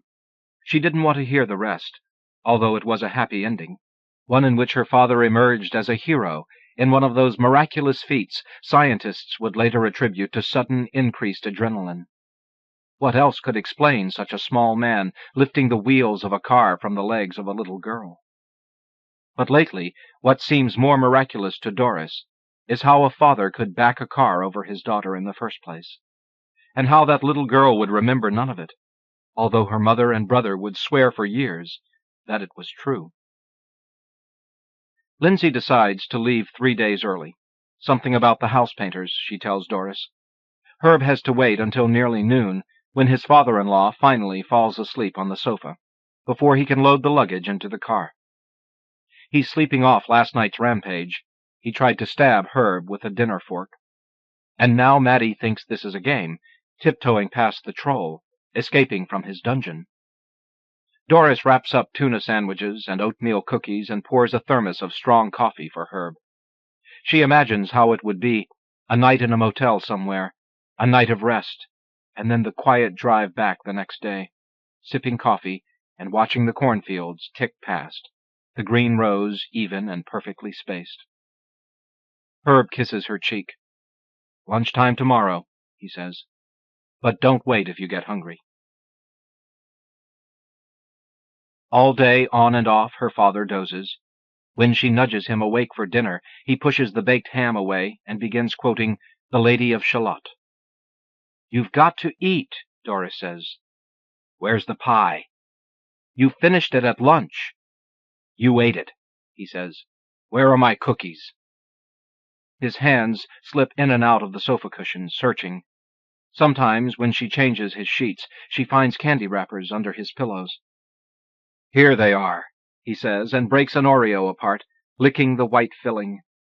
He reaches for the remote control button and begins switching from one station to another, settling on a rerun of Gilligan's Island.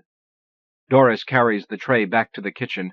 As usual, she has made enough for an army. Still cooking for guests who never come, couples they used to play canasta with, neighbors who drop by unexpectedly, the women from her sewing circle. She sits in semi-darkness and eats her dinner of ham, rice, green beans, and salad. The Oreos will keep him satisfied for a few minutes. He has turned the volume up so high that Doris doesn't hear anything until the crash and the sound of glass shattering. By the time she gets to him, he is lying at the bottom of the basement stairs, his hands clutching the cord of a broken lamp. Blood pours from a cut in his forehead.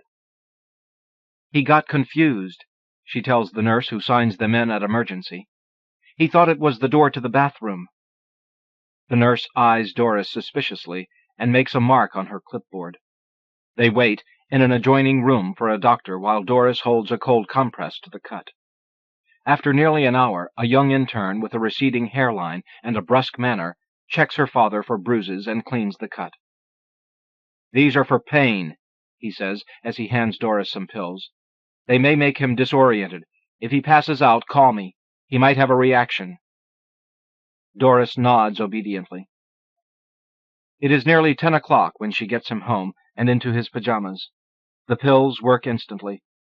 As she positions the white pillow beneath his head, she thinks he has never looked so peaceful.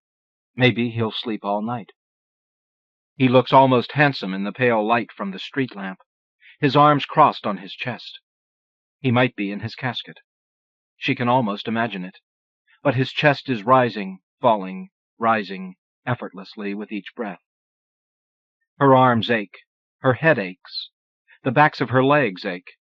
She thinks of taking one of the pills herself, but she'll need to be alert if he calls in the night. On the way to bed, she props 2 chairs against the basement door, just in case. Doris sinks into sleep, like a corpse draped with chains and lowered into quicksand. Her last thought is of those bog people in England that archaeologists discovered thousands of years later, clothing and hair still in place, their skin leathery and perfectly preserved right down to the last scar. Hours later, when she first hears the cry, her eyes will not open. Are they weighted with coins? She tries to fit the cry into her dream, but there is no dream. But there is a cry, a whimper that begins as animal, shapeless in the distance, then forms itself slowly as it climbs the stairway toward her, until by the time it reaches her bed, it is a human cry. "Somebody!" Then a gasp. One foot is off the bed now, and its weight propels the other foot toward the floor, where, like a bat programmed for blind flight, her body aims for the door. The cry descends the stairs just ahead of her. She follows it to the bathroom door and inside. Her father has fallen between the tank of the toilet and the wall. He lies twisted, his limbs folded in a pattern like origami. She stands in the doorway. These things happen all the time. Old people fall during the night. It can't be helped. He had a reaction, the doctor will say, to the pain pills. The cut on his forehead has opened, and bright blood gathers in the hollow of his throat. She looks down at him. His eyes, for a moment, are the wild eyes of the fox she once saw him corner against the hen-house seconds before the bullet caught in its chest.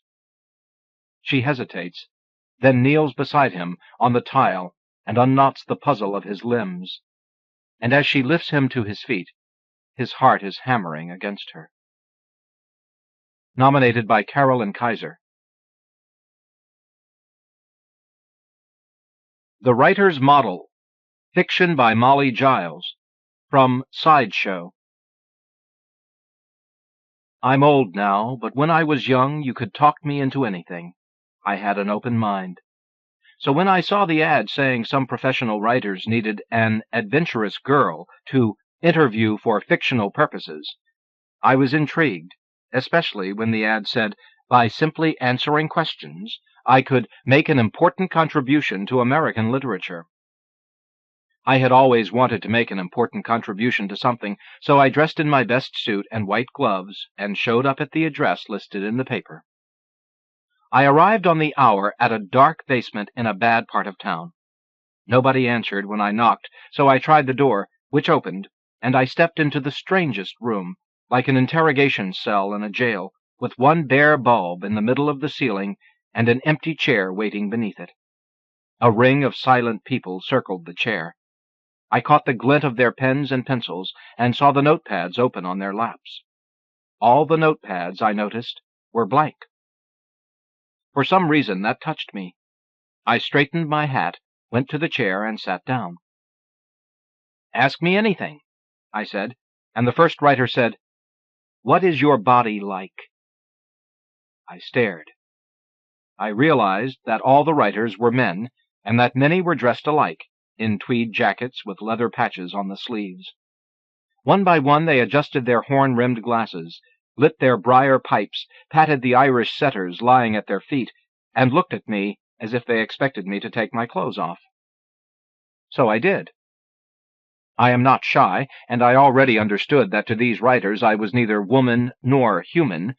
I was an object. An objet, I comforted myself, d'art. "Why are you smiling?" one writer asked, and I told my little joke as I took my jacket off, and another said, his voice sharp, "Do you know French?" And I shrugged as I unbuttoned my blouse, because everyone knows some French, and then I stepped out of my skirt, and for the rest of that first session there was nothing but scribbling and an occasional testy, "How about German? How about Greek?" from the back. I didn't have to do many sittings, stark naked, after that. They had their notes to refer to, after all, and the small room was cold. It wasn't my body they had come for anyway. It was the questions and the answers I gave them. Many of them had seen a woman, touched a woman, had sex with a woman. Many of them were married, but not many had ever really talked to a woman, and this was their chance. "How do you feel about your underpants? Do you jiggle when you run? What is it like to have someone inside you? Does size matter? What does orgasm feel like?" Those were the physical questions, some of them, though of course there were many more. Everything about breasts fascinated them, but nursing. They did not care to hear about that, and very few asked about menstruation or childbirth. They all wanted to know about the first time, and if I'd done it with women, or had it done to me as a child. Nymphomania intrigued them, and they could not hide their disbelief when I said that neither I nor any of my girlfriends knew anything about it.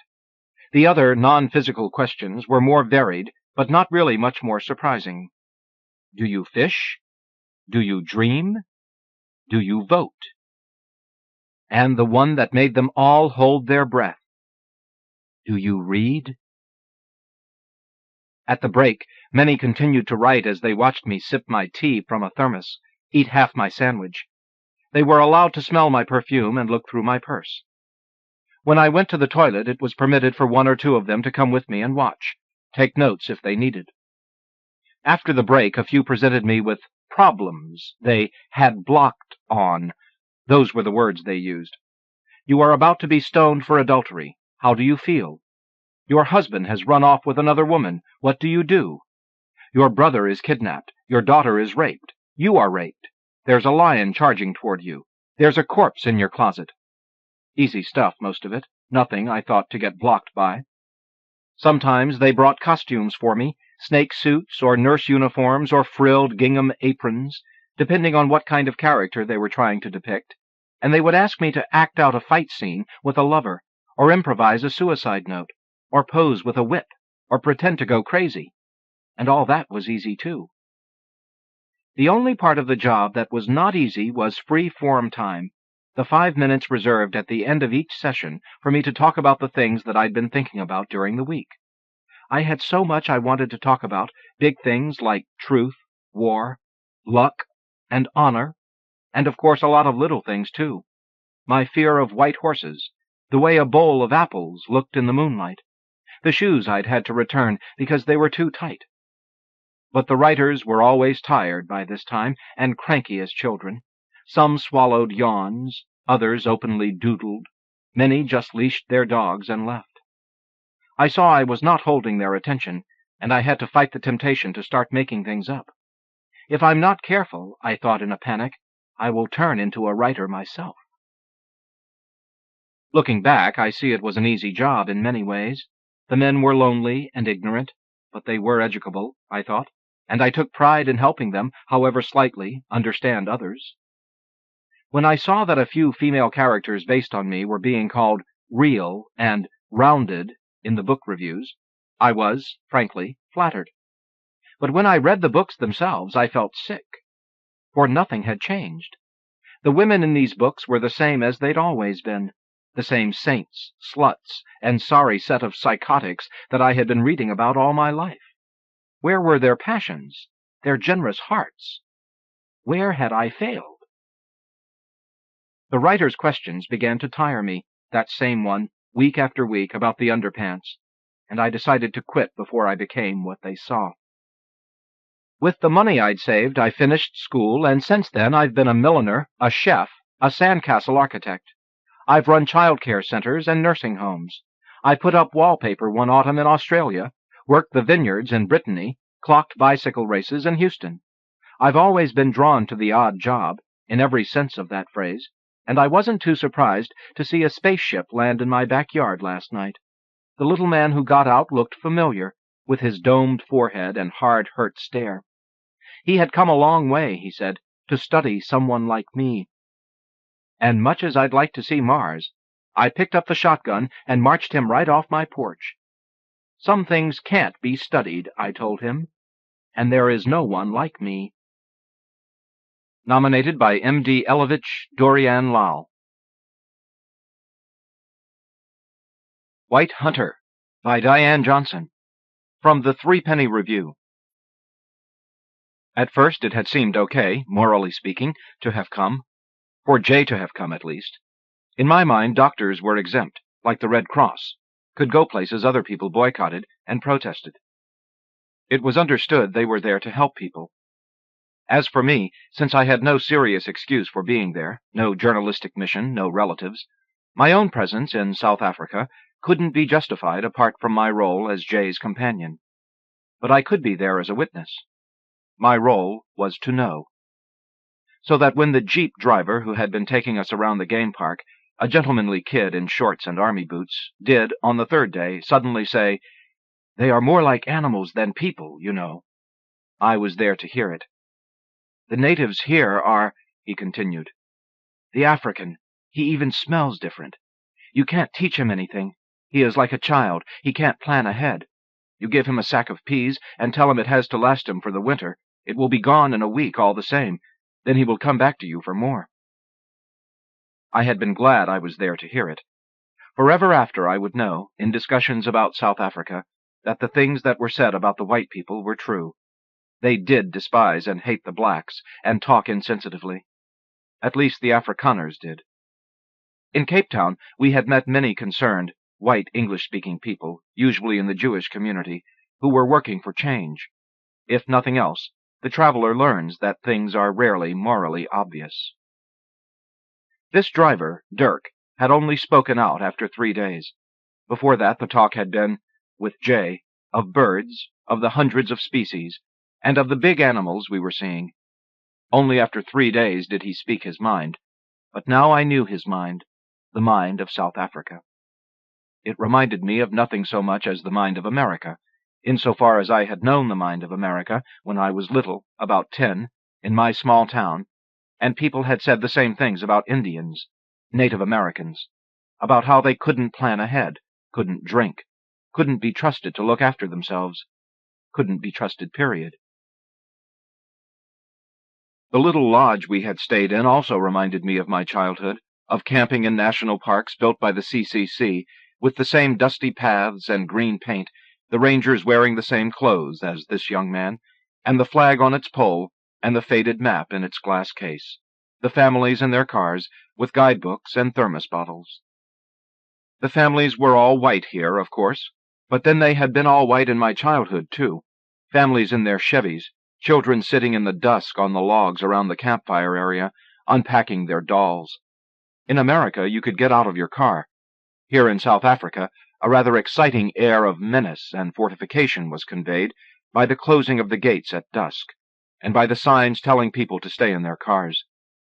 The children in such an atmosphere, of course, stayed in the cars, or safely inside the lodge. Blonde children, sturdy blonde overweight parents, these the Afrikaners, and the English-speaking families, large-toothed and thin-legged in shorts, with binoculars. The gates of this compound were shut each night against wild animals, not against the natives. Jay and I had remarked on the general absence of anxiety in South Africa, the lack of security checks and metal detectors on the plane flying up here from Johannesburg. Across my mind, the newsreels of the 60s, the marches and German shepherds and whips, the fat man called Bull, men in helmets and epaulets and boots, and shadow-like black children skipping, and the mothers and fathers singing, and preachers walking among them, and the mood of elation. We were here by mistake. Jay had been invited to visit a black hospital in one of the homelands, when, with 5 days left on our immutable airline tickets, our passage to that area was cancelled. De Bork had suggested a few days of game-watching instead, first in the Kruger National Park, and then in an adjacent private hotel, luxuriously run by a fellow he knew. These changes in our plans had put Jay in a bad mood. He would rather have stayed in Tanzania. Alternatively, there was a meeting in Nairobi he should have gone to. He does not support changes in plan very well. Still, I couldn't shake off the feeling that I was in America, and couldn't stop thinking there ought to be a lesson in that, if I could think what it was. I had been feeling like this the day before yesterday in the Land Rover, but then had seen a giraffe. There had been no giraffes in Mississippi.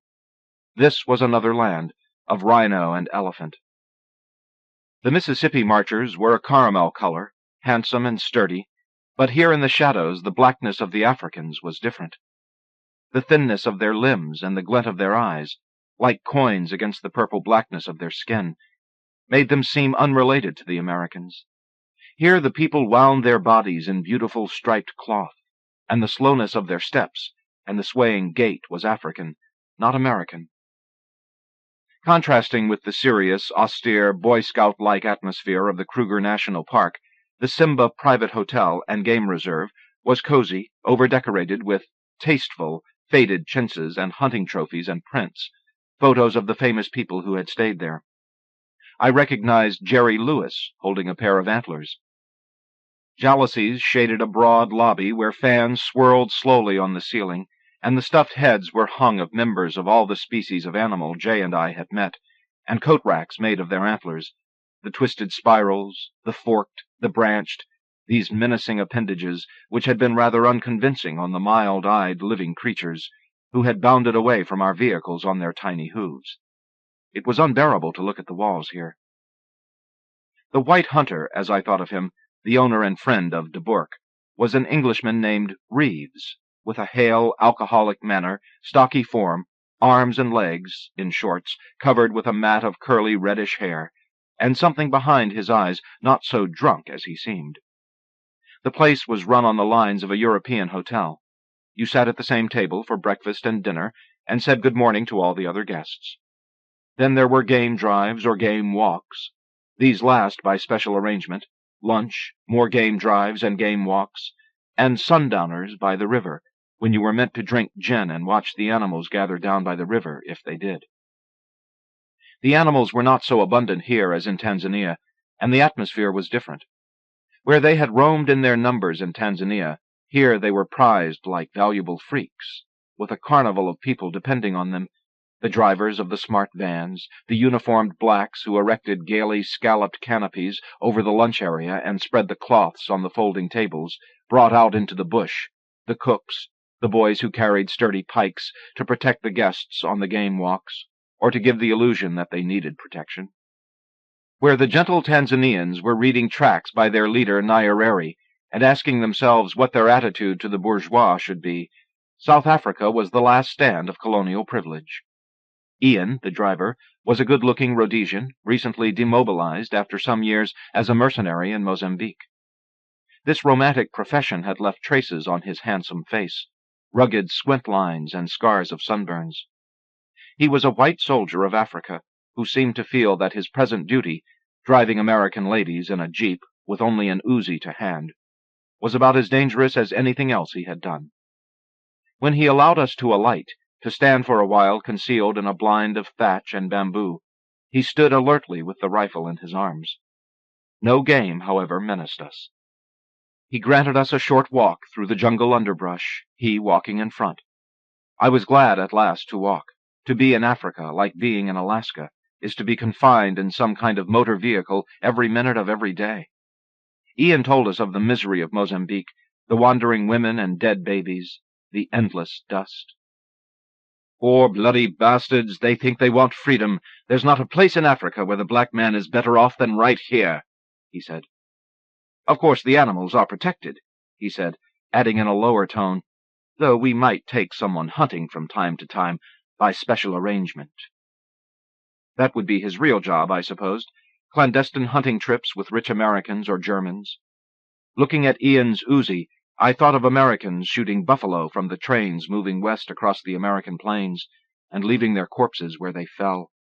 I thought of those rednecks in Florida who teach their children to hunt and kill baby deer. What do you hunt? Jay asked Ian. Well, antelope, that sort of thing, he said, looking off into the underbrush, his tone unconvincing. He has killed elephants and lions, I thought. I imagined them loading tusks of contraband ivory in the night. What if your child grew up to be a mercenary? There was something of the gentleman about his accent, not as harshly South African as some, the vowels a little more English, an occasional complicated word betraying an elaborate education somewhere along the line. From the grounds of the Simba Private Hotel and Game Preserve, Ian drove us back into the Kruger National Park. All the vegetation around here was more equatorial, lush, and ferny than the land farther north. The trees had soft, inviting leaves instead of the thorns of the Tanzanian trees, and flowers and trailing vines laced the branches overhead. A single tree groaned, half bent beneath the weight of an immense orchid plant in bloom, its petals of white and orange making it seem as if 1,000,000 butterflies had landed in it. An African tree orchid, Ian said, was a rare protected species. He said he hadn't realized there was one nearby. At dinner, Jay and I were almost alone in the dining room, except for the glass eyes of the glowering beasts whose stuffed expressions of perpetual ferocity I had found unsettling at breakfast. The white hunter himself sat at a corner table, talking to a woman with blonde hair vaguely wig-like in its brightness. The white hunter did not look at her, but instead scanned the room with his sanpaku eyes. Sanpaku is the word I had read somewhere to describe the kind of eyes in which you see the white below, as well as above and to the side of the iris. It is a sign of bad health, and can be remedied by eating brown rice. The bright-haired woman drank her Pim's cup, clutching it with both red fingernailed hands. From the bar, we could hear the light laughter of a group of men. Black waiters in white jackets gave an air of seriousness to the bringing of pea soup, salad, a roast that seemed to have been boiled and tasted gamey, raising apprehensions about which sort of animal, among those pitiably decapitated creatures nailed on the wall, it had been. We smiled at a couple like ourselves, a man and woman our age, and I marveled at how other women can turn themselves out, nails, coils of hair arranged with a maximum of intention, in the wilds of Africa. I have seen them do it anywhere. It means caring enough to lug a hair-dryer along, or giving up the sightseeing of the afternoon to make an appointment with a hairdresser. Plenty of women are like that. My hair straggled, still damp from the shower, and my arm was spotted with mosquito bites, reminding me of my arms and ankles as a child, mosquitoes and the dreaded chiggers. In the meantime, I had almost forgotten, until now, how it was to have a body all bitten and covered with sores, even though most of the people in Africa do, and India, and wherever you were on any of several subcontinents. Here we dutifully took our chloroquine and hoped for the best. As I was thinking about insect bites, the waiter's hands suddenly intruded across our plates in white gloves, like the hands of a mime. In Spain we had had dinner once in a private house where the servants wore white gloves like this, a fastidiousness that had seemed a little disagreeable, implying the dirtiness of hands. And here it seemed to mean no black hands, only white hands are touching your food. Buffalo or maybe wild pig, Jay said of the meat. After dessert, the waiters detached from their brackets the tiki torches that lighted the patio, and carried them nearer to the musicians, who were gathering at one end of the dining room. From the direction of the kitchen a procession of women entered into the circle of light, and the drums adopted a pronouncedly African beat, excited and jungly, trying to suggest exhilarating savagery tattooed from village to village on hollow logs and gourd marimbas. The women had brightly colored kangas knotted around their waists and were topless. The flickering light of the torches, like the dappled light of an African forest, cast stripes and spots of shadow across their naked breasts. They were light-colored, or darkest black, were small and stocky or tall, willowy Ethiopians, and their breasts were all different, small, low, high, flat, pendulous. It was like a plastic surgeon's book of choices. One woman had the voluptuous fat breasts of a stripper, and another a mere protrusion of nipple. The nipples were black against lighter skin, or small, like the spots on cats. These women began to dance, a dance consisting of standing in one place and bouncing up and down on first one and then the other foot, half bending and extending their knees, while making small dog-paddling motions with their arms in time to the drum music, which imperceptibly quickened. The compelling feature of the dance was simply breasts, jiggling up, down, to the drum beat, faster and faster. Now I noticed that these same women were the chambermaids during the day, recycled as danseuses. There was the girl who had made our bed this morning. Her expression was bored, or, more likely, tired. It was terrible to think that the poor girl, tired after the day, had to take her clothes off and jiggle up and down for tourists. I could hardly bear this, nor could I turn away. In the middle of this strange misery, Jay stood up and tugged at my elbow. His look and the set of his shoulders expressed either his disgust at this exploitation of tired cleaning women made to bare their breasts for tourists at the end of a long day, disgust of the management's idea of us, tourists and Americans, thinking we would want to see the breasts of poor African chambermaids, or maybe just boredom. I had never before walked out of anything, not even a movie, am compelled by temperament to sit transfixed until the bitter end of whatever it is. My heart pounded with excited indignation and relief as I followed Jay out. We heard footsteps behind us on the stair. I still felt irrational fear, as if, having seen something shameful or illicit, we would be pounced on or pierced from behind, as the tigers in India pounce on men in the forest. When I turned at the top of the stairs, I saw it was the hunter himself. "Not our cup of tea," Jay said. "I know," the hunter said, smiling, serenely ignoring or misunderstanding this remark. "What about me? I have to look at it every night. Sometimes it drives me mad." Jay stared at him frostily enough, but must have decided it would be pointless to continue. In the night I woke up hearing low voices coming from the compound parking lot, with the sound of wheels on gravel. I went to the window. There was no moon, and in the absolute blackness I could not see, and so went back to sleep. In the morning we made ready to leave. A young boy carried our suitcases, and Jay had gone into the lobby to pay the bill. As I wandered out into the driveway, I noticed that a truck which had stood by the flower beds behind the garages last night was now parked in a slightly different place, and something lay in the back, covered by a tarp. My heart contracted with fear to see this ominous shape, the size of a large animal. It was just the size of a lion or a cheetah, could even be a zebra. I walked closer, pretending, in case anyone saw me, to be looking at a bird who rustled in the hedge. The manner in which the thing was covered made it obvious that it was contraband. I steeled myself against the sight of the glassy dead eyes of a lion or some other creature I had so recently admired in life. Or a cache of ivory, perhaps. When I thought the porter was looking the other way, I reached out and lifted the corner of the tarpaulin. Underneath was the tree orchid, pried off its support during the night. Were they going to sell it? Transplant it here? I was both relieved that it wasn't a dead animal and indignant that some other living thing had been despoiled. I was overcome, however, by irresistible desire. I could, by reaching out my hand, break off 2 rhizomes, enough to propagate. Of course I wouldn't do it.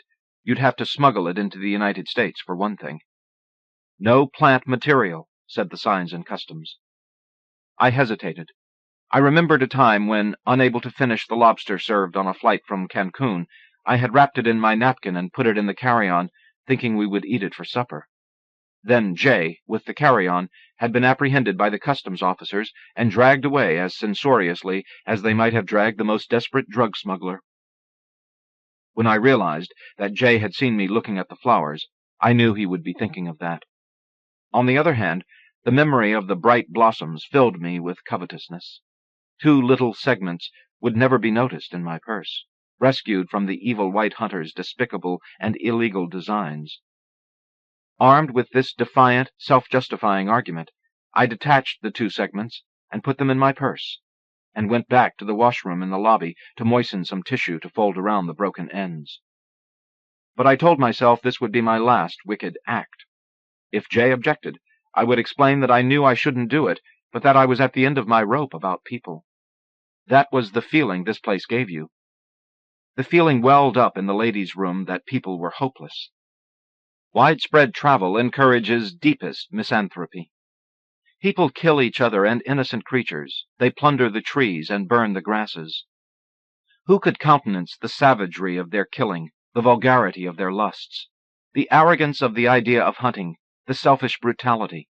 The force of these emotions overcame me. I was tired of travel and wished to live a simple life among flowers, stolen orchids, and animals. A woman cannot do much, but I could become a friend of the sad dogs owned by feeble old people I saw in the streets, being dragged along on leashes, underfed.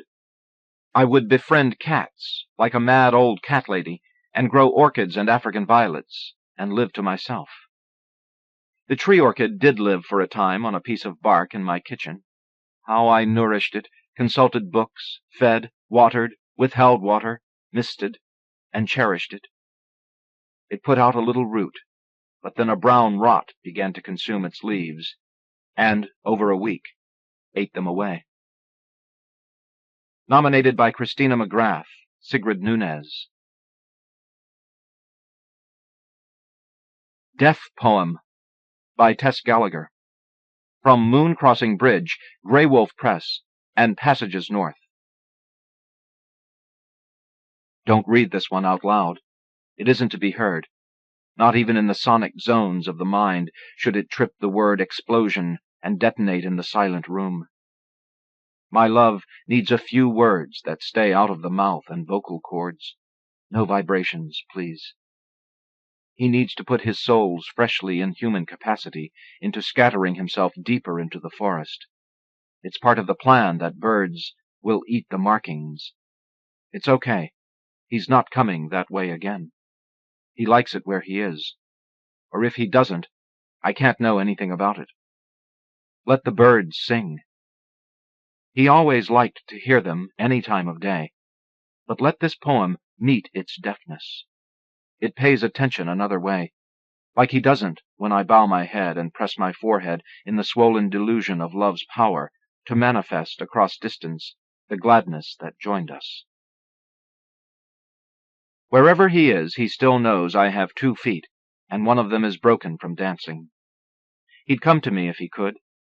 It's nice to be sure of something when speaking of the dead. Sometimes I forget what I'm doing and call out to him. It's me. How could you go off like that? Just as things were getting good. I'm petulant, reminding him of his promise to take me in a sleigh pulled by horses with bells. He looks back in the dream, the way a violin might glance across a room at its bow about to be used for kindling. He doesn't try to stop anything, not the dancing, not the deftness of my poems when they arrive like a sack of wet stones. Yes, he can step back into life just long enough for eternity to catch hold, until one of us is able to watch and to write the deaf poem, a poem missing even the language it is unwritten in. Nominated by Henry Carlyle, Louise Gluck, Arthur Smith.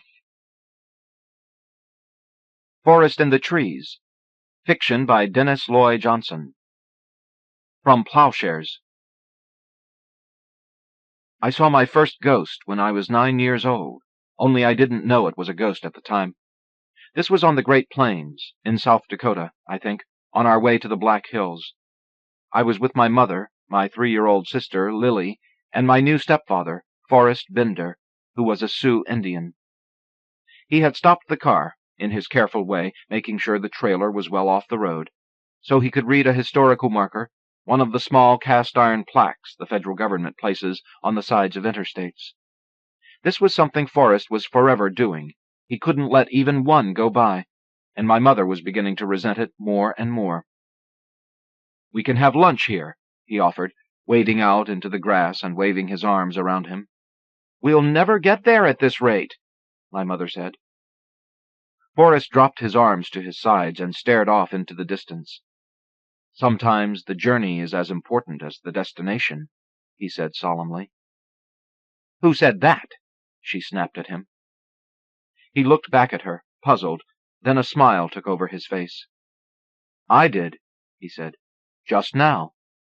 "Oh, please," my mother said. "Spare me." We all knew what she thought. Her use of the phrase had taken on new significance since the time, just a few weeks before, when she'd found a bottle of whiskey he'd stashed in the trunk in the spare tire wheel well. But he wandered off in the other direction, to the plaque. On this site in April of 1876, a train of 82 Conestoga wagons from Harrisburg, Pennsylvania, was attacked by a Sioux war party. Forrest read out to us. All 228 settlers were killed in what has become known as the Pettibone Massacre. "Cripes," my mother said. "The perfect place for a picnic." She was anxious to get to Seattle, where she was going to start a new job working as an administrator at a drug rehabilitation center.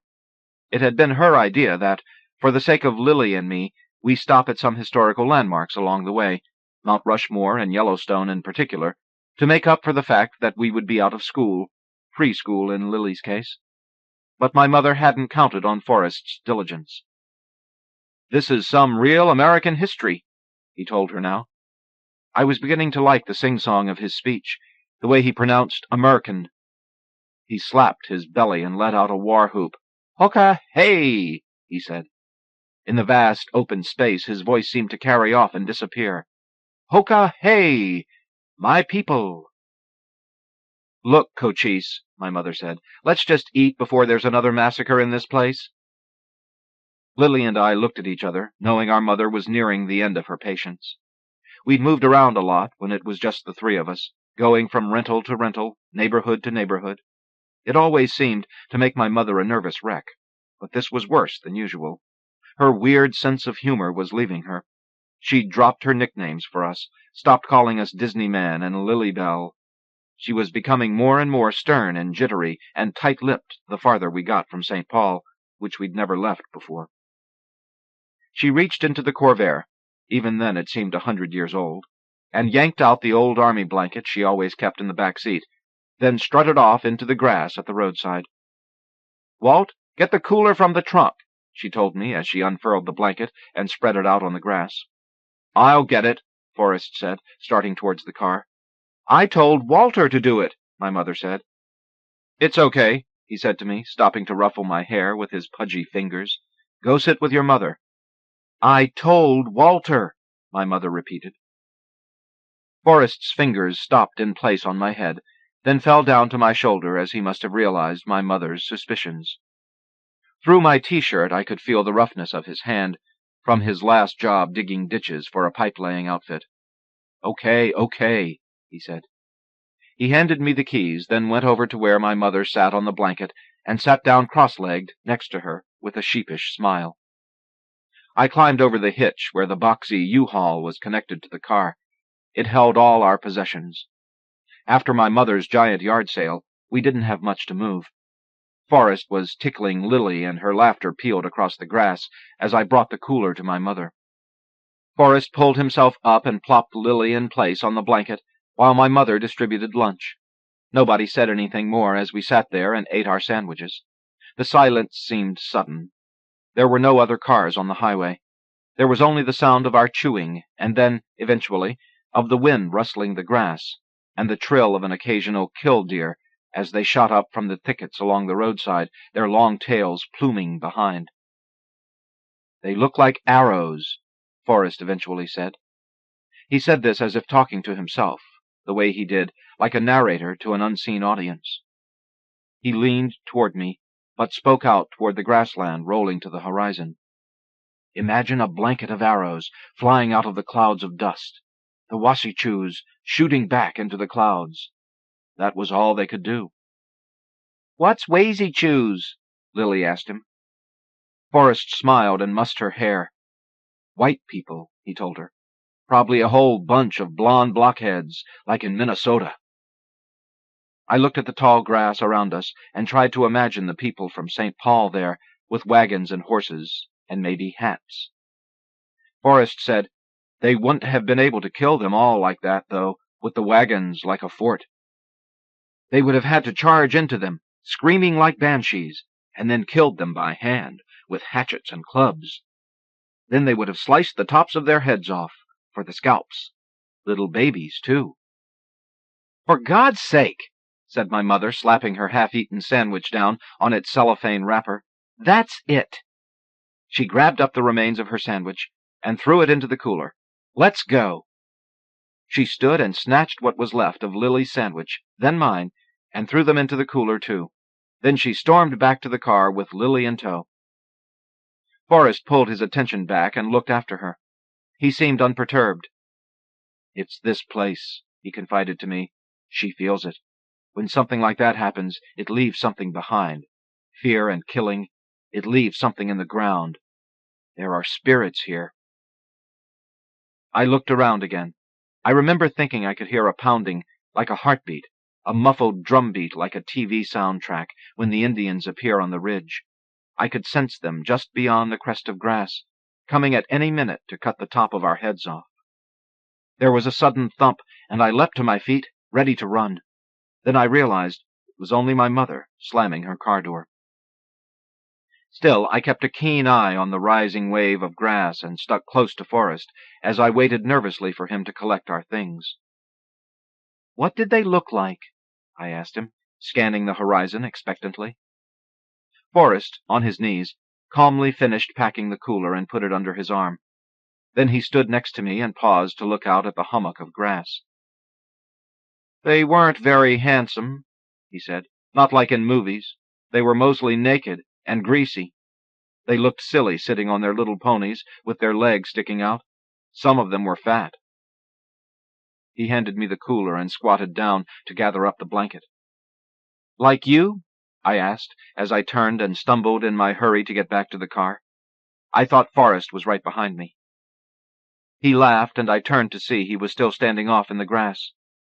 "Maybe," he said. He flapped the blanket in the air to clean it off. "Probably. Sure, like me." And he laughed again. I stood nervously by the open trunk and watched him, a short, thick man with slick hair in a ponytail and skin that was dark against his khaki workshirt, standing out in the waving grass and the clear air, flapping a blanket. But my eyes kept drifting past him, not really seeing him. They were worrying, instead, the verge of grass. My mother stuck her head out the window. "Close the trunk," she told me.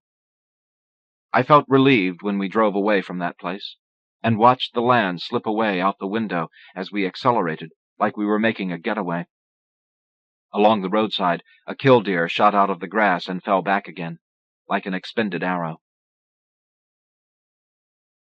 When we'd left St. Paul, we'd stopped in the Minneapolis suburbs to say goodbye to my Uncle Seth and his family. Uncle Seth was my mother's older brother, and on that visit I remember noticing for the first time how much he looked and acted like my mother. Everyone had always said how much alike they were, but no matter how hard I looked, I'd never been able to see it before. Observing it, finally, it felt like learning something about science, a subject I was having trouble with in school. It was like getting my eyes to work better, my senses becoming more adult, like when I'd finally come to understand what my mother meant when she asked me if something tasted salty or sweet or sour. It made me wonder about my own sister, too, as I watched Lily in the backyard. I was trying to follow my mother's directions to keep her from getting into trouble with Uncle Seth's 2 boys, who were 5 and 6 and wild. My mother called them Irish twins, a joke I didn't understand but knew was directed at Uncle Seth's schoolteacher wife, Colleen. I took the opportunity to try and teach Lily some more of the expressions I'd picked up at school, all the while wondering if we mirrored each other, too, without knowing it. I wanted to see her mimicking me up close. I liked the idea of this, so I tried to teach her to say, "No way, Jose." But Lily wouldn't pay attention. She kept trying to pull away to chase after Uncle Seth's boys. I would grab her and pull her back, but she kept coughing in my face and giving me a hard time. When I saw Uncle Seth and my mother go off on the side together just before we were supposed to leave, I'd abandoned Lily to spy on them, hiding nearby behind one of the elm trees, dead from the blight. Lily scooted off happily, her pudgy little legs and arms churning, her coughs coming like small barks as she raced madly after my cousins. Uncle Seth glanced at Forrest, who was off in the driveway checking the fluids in the car, as if to make sure he was out of earshot. I stared at my mother and tried to imagine her with short hair and a deeper voice, in a flannel shirt and work boots like Uncle Seth. "Cat, this is crazy," I heard Uncle Seth say to her. "No, it's not," she said back. "Nothing's ever worked for me here. I've got to start over again." "But you're driving clear across the country." "A new place, a new start," my mother said. "And it's a good job." "It's a depressing job," Uncle Seth said. "And what is this guy?" He nodded off toward where Forrest was visible, bent under the hood of the car. "Practice? Another one of your projects?" Uncle Seth knew my mother had met Forrest at the soup kitchen. She was a volunteer. He was online. "How dare you?" my mother said. "You married him so quickly you don't even know him. He's a drunkard. You want him around the kids like that?" "Don't you tell me how to raise my children," my mother said, tucking her chin down, her voice seeming to get quieter and hotter at the same time. "He's had some bad luck, just like I have. We're both trying to make a change. I know what I'm doing." Uncle Seth tucked his chin down, too. "This is no change," he said, "except that you're going to be 1,000 miles away from your family and friends. Sure, you've got a job, but what about him? Believe me, Cat, this guy is no change." "I know what I'm doing," my mother said again, turning on her heel and moving off to scoop up Lily as she came speeding by. Lily's legs kept churning for a moment, like a toy whose wheels keep spinning when you lift it off the floor. My mother slung her over one hip and went and stood next to Forrest, who straightened up from the car and put an arm around her. He gave my mother a squeeze, then took Lily and lifted her up onto his shoulders. Lily grabbed his ponytail and held it so it stuck up from his head, splayed like a feather. "Ready?" Forrest asked my mother. Lily dropped Forrest's ponytail, grabbed his collar like reins, and kicked at him with her little sneakers. "Giddy up," she said. "Giddy up, giddy up! Ride 'em, cowboy!" Uncle Seth wandered over slowly, examining the ground, then he studied the car. He kicked a tire, rubbed a hand on the fender. Then he turned to face my mother and shrugged. Both of them dropped their shoulders and then moved to each other and hugged tightly. I watched from behind the dead elm, my cheek pressed against the bark, until they called me. That night, when we finally set up camp in the Badlands National Park, I thought how my mother was right about Forrest. He had led to a change. For one thing, there was no school anymore. We were living in a tent now, cooking over fires. This had been Forrest's idea.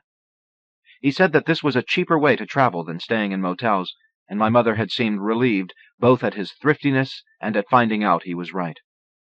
The rangers at the national parks charged us only a few dollars to pitch the tent we'd borrowed from Uncle Seth, and the campgrounds had bathrooms with running water.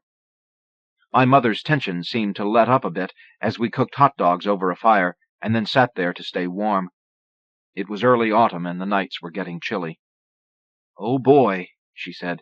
"Wilderness family." Forrest loved it. "I haven't done this in years," he said, looking around and stretching his arms out as if searching for something to embrace.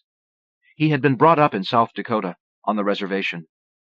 "I'm 7/8", he'd said when he told us about it.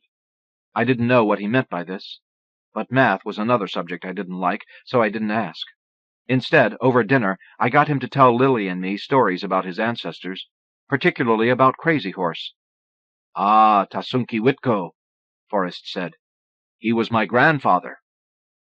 "Right," said my mother, laughing, "and my great-grandparents came over on the Mayflower." "They did?" Forrest said. "Squanto," I said, surprised to find something from school coming in handy. "Squanto was a pretty good guy," Forrest said, "but those pilgrims put one over on him. He should not have trusted them.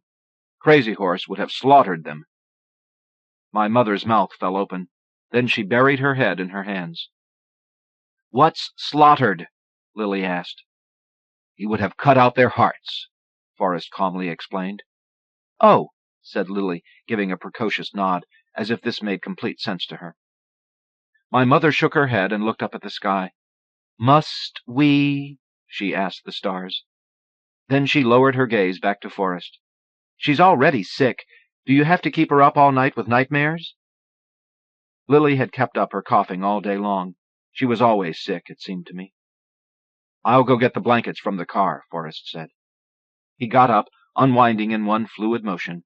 Forrest was not a man without grace, and went to the car.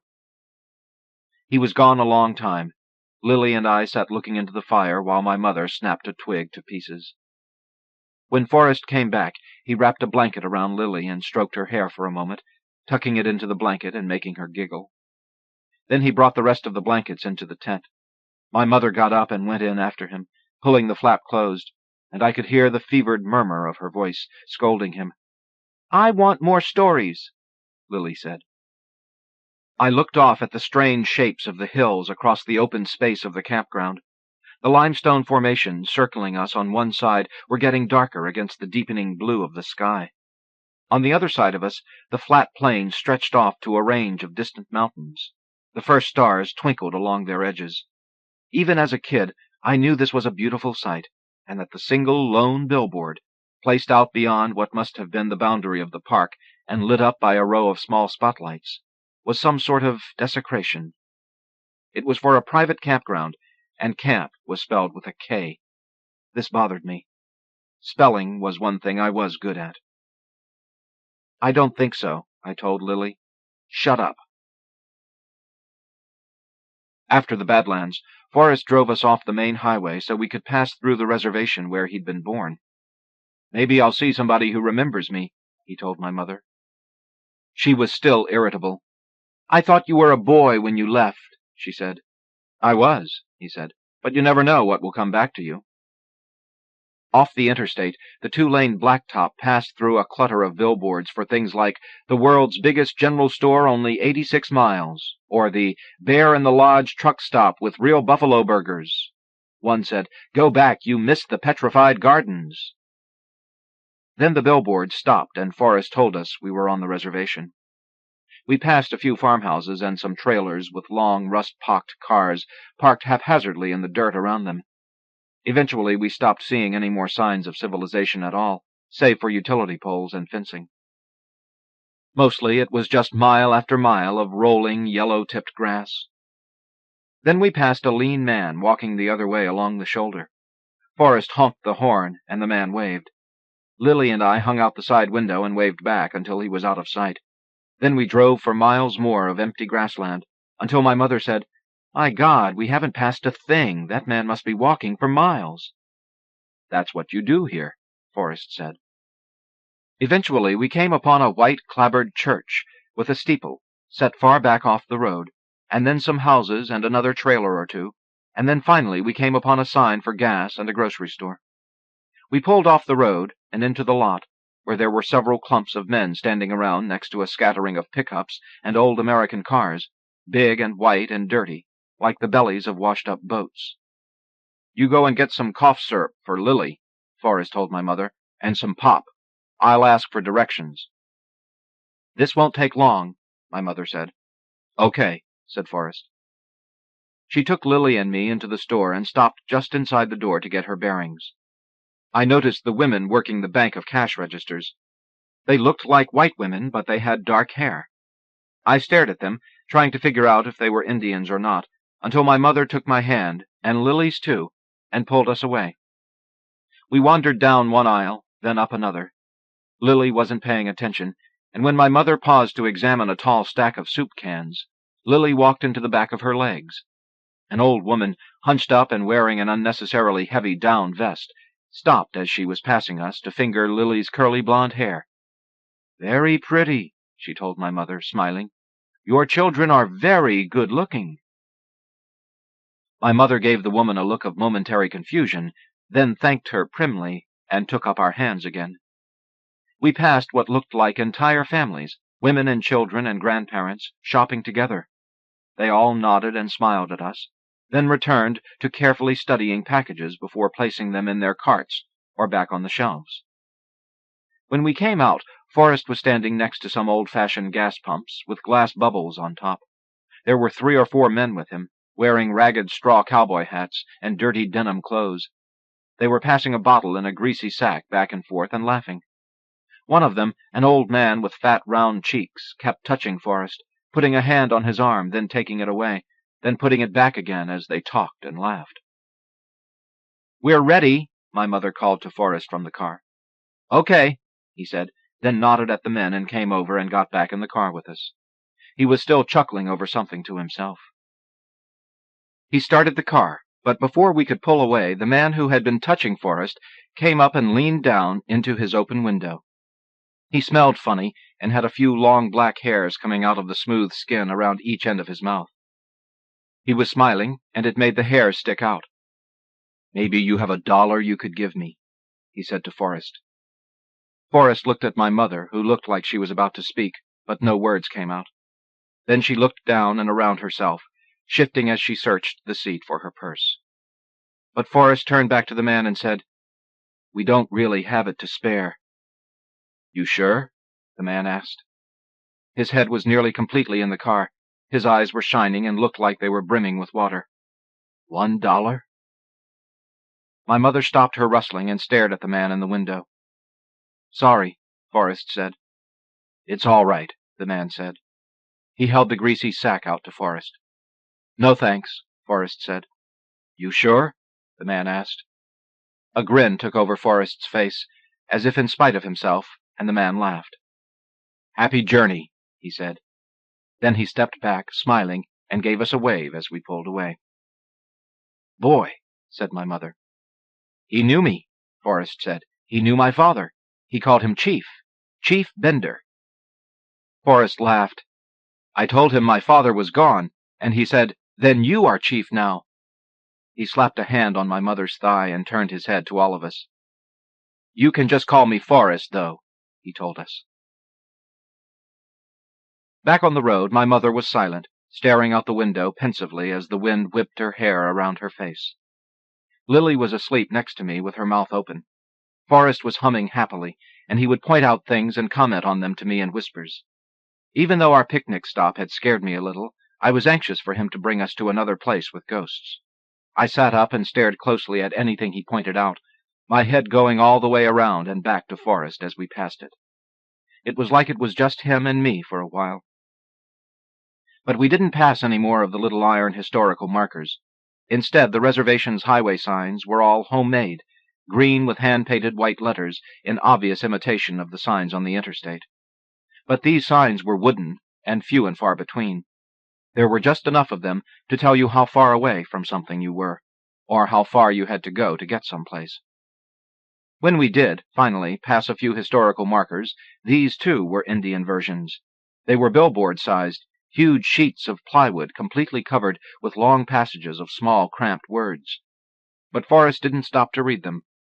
"I know what they say," he told me whenever we passed one, and then he would recite the history of the place, what had happened there, who had died. "Red Cloud died in that house," he pointed out once, when we passed an old, ornate, Victorian-style house, half hidden in a clump of pine and willow trees. "He was a very old man. He died all alone. He was a great chief. He won many battles, but the other Indians didn't trust him, because in the end he was friendly with the Wassachews." I felt a tingle as I had on our picnic, like it wasn't hard to imagine something still there, but not quite visible, like there was an old Indian. I saw him in a chief's headdress, wrapped in a blanket for some reason, lurking in that lonely stand of trees. In between the signs, Forrest continued his breathy whistling or humming. My mother had kept her silence since the grocery store, and it began to seem strange. Good mood or bad, my mother was famous for always keeping up a determined stream of talk. She would even tell you what she was thinking, going on at length about simple errands, or her complex plans for the future. "I'm thinking we ought to do this or that next, Disney man," she'd announce, and then she'd go on to explain it all in detail. Even when she seemed to have nothing on her mind, like when I'd find her staring out a window, she would feel the need to explain. "In my mind, I've gone to California," she'd say. But she was silent now, lost in thought, and Forrest began to notice it too. His music grew quieter, as if he didn't want to disturb her. After a while I got bored, so I woke up Lily and tried to teach her to say, "Give me some skin, man," and to put her hand out flat and let me slide my palm across hers. But she was irritable. She thought I was going to give her an Indian sunburn, which was something I'd done to her when she was little. I'd take her wrist and hold it in place with one hand and twist her forearm with my other hand, until I'd worked the skin red and she was squirming. I hadn't done this to her since Forrest came around, though. I sensed it was one of the things I shouldn't do around him, like talking about my real father. But Lily didn't trust me, so she started coughing in my face again. I didn't like to teach her these things in front of anyone anyway, because sometimes my mother would whack me for it and say, "Cut it." So eventually we got quiet too. When we passed a sign with an arrow saying, "Wounded Knee," we were all surprised when my mother suddenly spoke. "Let's go to that," she said. It was the first thing she'd said since the grocery store. Forrest slowed down and looked at her. "You sure?" he asked. She looked at him. "Yes," she said. "I've heard about that place." She turned around in her seat and mussed my hair, then sat back and put her hand casually on Forrest's shoulder. She looked back out the window and said, "Maybe it'll be educational." Forrest shrugged, and when we got to the exit he maneuvered the car carefully off the highway. The side road followed a small, deep-set, churning river, and the flat land dipped down with it. We were suddenly in rolling country that had been hidden from us.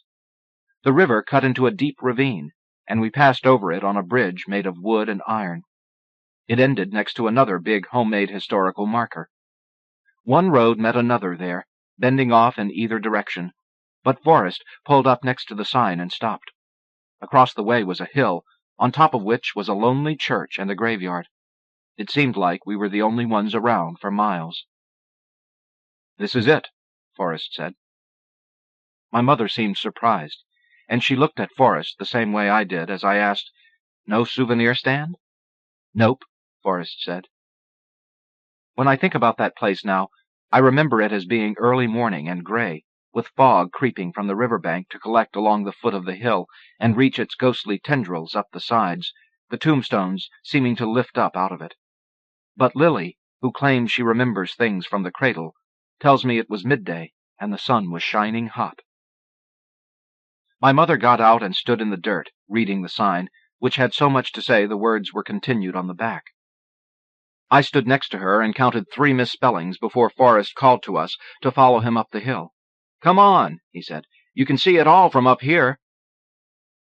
Dreaming about it now, I see myself quiet and spooked, but I also remember complaining that I wanted a soda until my mother finally got annoyed and shushed me in a sudden burst of anger. Then she withdrew, going off to weave slowly and seemingly aimlessly through the headstones. Forrest trailed her, with Lily in his arms, her legs wrapped around his waist. There were photographs on the markers, and I was surprised to see these weren't the graves of warriors with feather bonnets. The photos were mostly of people in what looked like school portraits, or young men posed in modern military uniforms.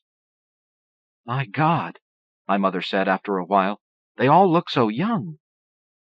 I saw her lips moving slightly as she drifted along, calculating. Then she stopped short. "The average age is about 28, she said to Forrest. And this was another moment of tasting sweet and sour, the first time I was ever precisely conscious of my mother having an age. She was 28, too. I didn't know at the time how old Forrest was. He seemed ageless, as old as my mother, yet at the same time older, much older. But he didn't seem at all daunted by her discovery. His lopsided smile was in place, and he seemed as cheerful as ever. "Yes," he said, "I am an old man, by Indian standards." Perhaps because I had become absolutely desperate for soda, this place did not evoke the ghosts for me of our picnic on the prairie, nor of Red Cloud hidden in the willows. It was a disappointment, and it bothers me now that I don't remember it more clearly. It only comes back to me in bits and pieces. I remember my mother reading out some names. Ann T. respects nothing. Asa walks away. And I have a vague recollection of Forrest squatting down with a blade of grass in his teeth, the white church looming behind him as he told us about the first Indians who had died there. He told us about the soldiers across the ravine with Gatling guns, and Lily said, "What's Gatlinks?" But that's about it. At the time, there were no ghosts for me there. My dreams now are scattered and colored by a wishfulness that I'd been more perceptive then. My most vivid memory is of being a little surprised that my mother did not scold Forrest when he described all the dead children in the snow, their blood a satin blanket beneath them. Instead, she thwacked me on the shoulder when I interrupted him to complain of my thirst.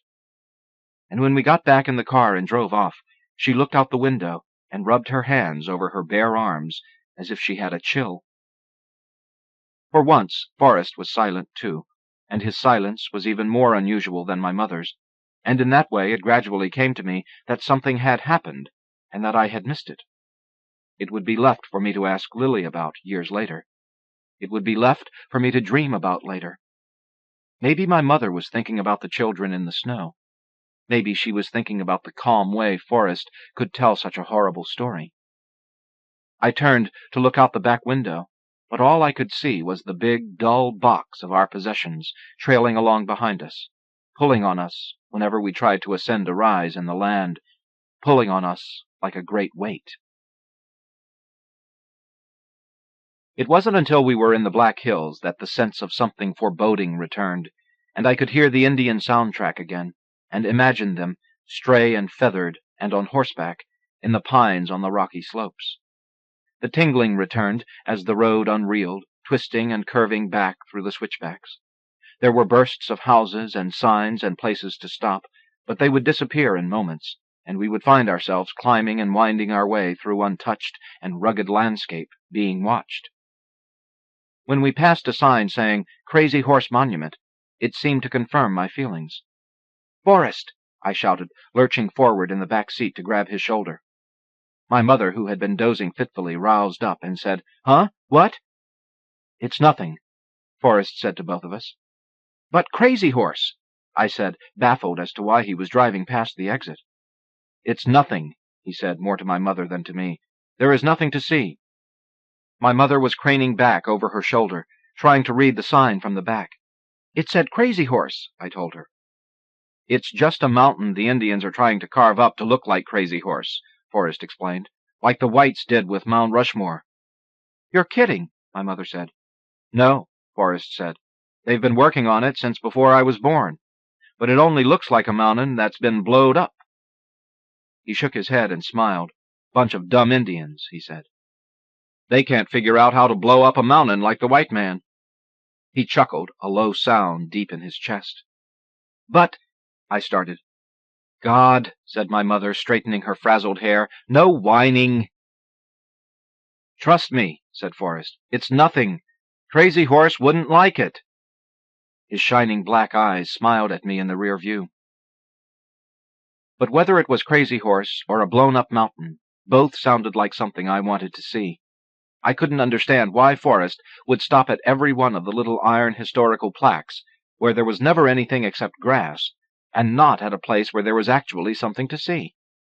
I folded my arms and slipped into a funk in the back seat. The car moved slower and slower as we climbed up into the hills. We kept passing signs for Mount Rushmore, but it never seemed to be arriving. My mother kept shifting in her seat and sighing. "This is taking forever," she said. Lily was coughing, saying, "How much longer?" In my mood, I decided to contribute. "I have to go to the bathroom," I said. "Don't start," my mother snapped back over her shoulder. "I'm not starting," I told her. "Yes, you are. You're starting," she said. "Are we almost there?" Lily asked. My mother twisted in her seat to face us. "Now look, you two," she said. Forrest clucked his tongue. She turned to him like she was going to snap at him, too, but he merely nodded, indicating something in the corner of the windshield. The colossal head of George Washington had suddenly appeared through a crease in the mountains. "Holy cow," my mother said. George Washington vanished as quickly as he'd appeared. The road circled the foot of a mountain, then cleared it, and suddenly, rising majestically before us, was another mountain, on which we could see all four gigantic heads, Washington, Jefferson, Roosevelt, and Lincoln, carved into the sheer rock face. They were skirted by a wash of granite rubble left when they'd been blasted out, a clean, gray apron of stone trimmed in pine. A perfectly white cloud drifted beyond in crystal blue sky. It was an amazing sight. "Wow," I said, all thoughts of mood and ghosts gone. "Cool." Forrest was chuckling. "The white man," he said. "They know how to blow up a mountain." When we got there, we parked and made our way to the gate, unable to take our eyes off the sight, except for Lily, who was whining in my mother's arms. But my mother paid no heed. She was transfixed, although after Forrest paid the entrance fee, she did manage to mutter, "So expensive," under her breath. "I'm hungry," Lily complained. "Shush, baby," my mother cooed, barely distracted. "I'm very hungry," Lily persisted. "What are you hungry for?" my mother asked. "I need candy," Lily said. "Oh," my mother said. "No, you don't." So Lily coughed wetly in her ear. My mother wiped it off unconsciously and resumed her trance, staring off through the enormous windows of the visitor center as we moved toward the outside viewing area. When we got there, I had to thump at my mother's side to get her attention. I wanted some quarters for the binocular machines. She dug out some change mechanically, and I slipped in a coin, but it took me a few minutes to figure out how to work the viewer. My mother and Forrest were no help at all as they stood there in stunned wonderment. But it seemed like as soon as the viewer whirred to life, my mother was pressing up next to me. "Let me see," she said. I pushed her back without taking my eyes from the lenses. "Wow," I said. "Can we go up there?" I was imagining climbing around on Lincoln's nose.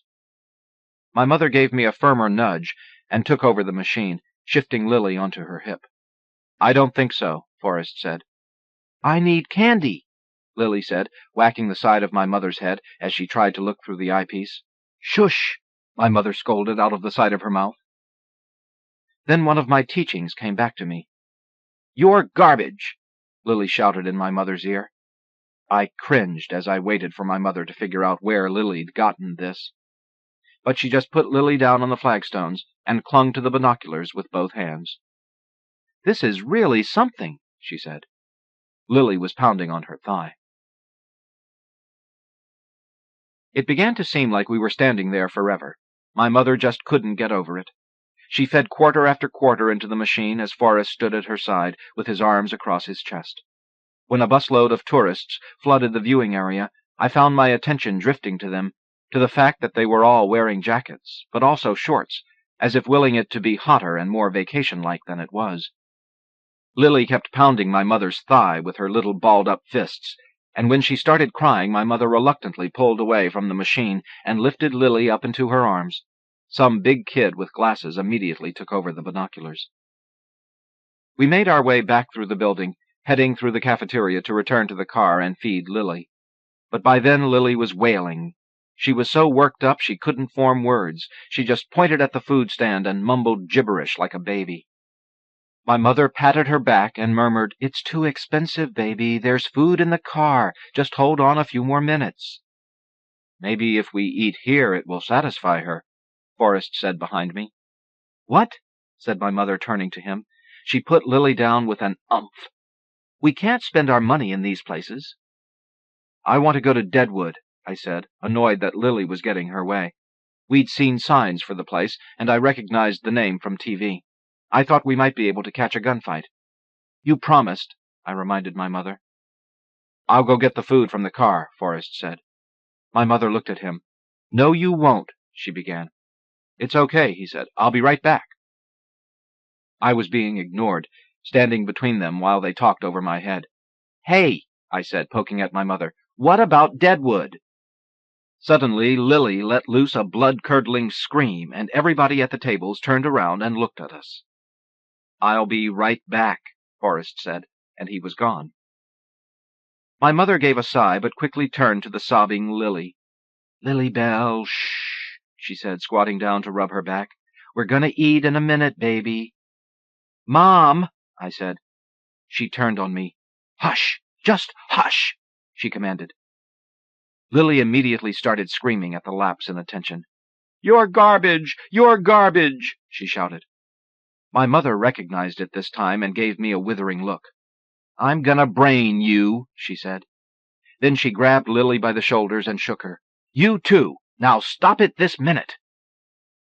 Lily whimpered but quieted down, and my mother led us to an empty table. "You better not go back on your promise," I muttered. "Enough," my mother said. She started yanking napkins from the dispenser and slapping them down around the table like placemats. When Forrest finally came back, he seemed as mellow as ever, but in her anger, my mother's suspicions flared up again. "Better?" she said sarcastically. Forrest was bustling around the table, giving us all sandwiches. He stopped in confusion. "Huh?" he said. "What about Deadwood?" I asked, folding my arms, ignoring my sandwich. "Sure," Forrest said distractedly. "We'll go there." "No," my mother said. Lily had folded her arms too, and was refusing to touch her sandwich. My mother had to take it and place it in her hand. "What?" I said. "That's not fair." Forrest nodded carefully. "Yes," he said. "We may never pass through here again." Lily slapped her sandwich back down on the napkin. My mother went stiff for an instant. "Don't you start," she said to the table in general. Then she picked Lily's sandwich back up. "I'm not starting," Forrest said. "Hey," he said, "when we get to Seattle, we're going to be rich." He laughed and waved an arm over his head. "We'll be flying every place." My mother pried open Lily's fingers and jammed the sandwich back into her hand. "Oh, really?" she said. "You gonna get a job, too?" Forrest's eyes went wide, and he blinked. "Sure," he said. His smile was sad for a moment, then he seemed to snap back. "I'll get a job building bridges. They must have bridges in Seattle. Only Indians are dumb enough to build bridges." My mother snorted. "You're afraid of heights," she said. "What about Deadwood?" I asked. "I said no," my mother said. "We've got to start making time. I've got a job to get to." "Don't worry," Forrest said. "I'll find something." "But, Mom," I started. Lily slapped her sandwich down again, and there was an explosion of lettuce. My mother fell back in her chair and blew her hair from her face. "God help me," she said. "I'll find something," Forrest said again, staring vacantly at his sandwich. "I don't care any more," my mother said. She sank back into the passenger seat and waved a hand of dismissal in front of her face. Forrest took it as a sign that he should drive us farther up into the mountains, to Deadwood. But when we got there wasn't much to see. The saloons looked fake, and there were no cowboys or gunslingers, only a crowd of tourists. We walked along the sidewalks for a few minutes, my disappointment growing deeper and deeper that it didn't look like it did on TV. My mother stayed a few feet behind us, sunglasses hiding her eyes, arms folded tight. We had come to a stop on the edge of town and were staring off at a small mound holding a desultory cemetery that was obscured by signs saying things like, "The Original Boot Hill," and "Visit the final resting places of famous shootout victims," when a man wearing shorts and knee-high black socks came up to Forrest. Forrest had been staring off with a hand shading his eyes from the sun, and he was confused when the man said, "Pardon me, do you work here?" Forrest thought about it for a minute and said, "Well, I work wherever I can." "Oh, for God's sake," my mother said, stepping up. Her big black sunglasses flashed in the sun. "Of course he doesn't work here." The man looked surprised, then annoyed. "Just get away from us," my mother said in disgust. She put one hand on my back and the other on Lily's and steered us directly back to the car. Forrest followed quietly. After that, he began to drive relentlessly, spiraling down out of the mountains and hauling us out into the flat twilight. He didn't even stop when we saw a huge thunderstorm on the distant horizon. Nobody said a word as we watched the curtain of darkness, rent by sheets of lightning, moving toward us, and it looked fearful all the way. When it was upon us, Forrest had to slow the car down to a crawl, but it swept over us quickly, a swift pounding of the car, then moved off to the other horizon as we drove on, accelerating into the following night. I was tired. I could actually feel it in my legs, a muscular tension and numbness from being cramped in the car, and a weariness, too, from all the walking around. The long day of tourism became a jumble of sensations, with each place becoming confused with another, until they virtually blocked each other out. In the void, the excitement of the trip had worn off. I couldn't figure out why we were doing this anymore, and I gradually found myself thinking about home, actually remembering us there as we were before Forrest, visualizing it vividly, like seeing ghosts of ourselves. "We should go back," I wanted to say. In the dark, we couldn't find any national parks, and eventually we had to settle for a private campground somewhere in Wyoming, a small place with spotty grass and clumps of slender, wind-bent juniper saplings. It was crowded with trailers and RVs and station wagons, and the bathrooms had no showers and were a long way off. We pitched the tent between two silvered trailers, working by the light cast through their small awninged windows. When we were done, my mother plopped down on the ground, exhausted. Forrest gathered sticks for a fire. "If you want to go and wash up, I'll watch the kids," he said to the shadows where my mother sat. "Really?" her voice said dryly. It was another moment where we all thought about what Forrest had hidden in the car trunk that one time. He looked down into the pile of twigs. "Honest Injun," he said quietly. The pause that followed reminded me of when my mother used to smoke, and she would stave off anger by tossing down her cigarette and grinding it into the dirt for a long, slow moment. "We're not going to Yellowstone tomorrow," she said. "No more stops." Then she got up and left. Forrest stared after her, then shifted his gaze to the car. I felt compelled to speak. "Tell us a story," I said. He turned to me almost gratefully and folded himself down to sit cross-legged by the pile of twigs. "What do you want to hear?" he asked. Then he reached over and gathered up Lily, who was sitting next to him, half asleep. He cradled her gently in his arms. I wanted him to just toss her in the tent. "Anything," I said. "Crazy Horse?" Tasunki Witko," he said. "Your mother doesn't like me to tell you stories about Crazy Horse." "Well, what Indians are going to be next to him?" I asked. I was thinking about the blown-up mountain, thinking it was going to be an Indian version of Mount Rushmore. Forrest knew what I meant. "Oh, just Crazy Horse. But you are right. There should be many Indians next to him. Red Cloud, Sitting Bull, for sure." "Are you related to him?" I asked. "Chief Sitting Bull?" "No," Forrest said. "I wish I was. But I know a good story about him." Lily murmured in her sleep. Forrest rocked her. The lights of the trailer next to us had gone out, and Forrest seemed to have forgotten about starting a fire. It was just the two of us, sitting in the dark. "He wasn't really a chief. He was Wichasha Wakon, a holy man, what you call a medicine man. But his medicine was very powerful, and the whites were afraid of him. Even when he surrendered, they made him live apart from the other Indians, in a little hut out by a river. He lived there with his wife and some trick ponies Buffalo Bill had given him. They would dance when they heard a tom-tom. But the other Indians wanted to be with Sitting Bull, so they went out to the river too. The whites decided they had to put Sitting Bull in jail, so they sent some soldiers out there to get him. The Indians didn't understand. They gathered around Sitting Bull, and one of the soldiers got scared, and he shot Sitting Bull. Bang! Bang! Tatanka Yotaki fell down, dead, and then all his horses started dancing. The Indians and the soldiers got very scared. They thought Sitting Bull's spirit was in the horses. "What happened then?" I asked. "Hell broke loose," Forrest said simply. "There were more massacres, broken treaties, much blood." My mother stepped out of the darkness, and I nearly jumped out of my skin. "Jesus Christ, Mom!" I shouted. The words leapt out of me. In one stride, she stepped over to me and slapped me hard across the face. She'd never hit me like that before.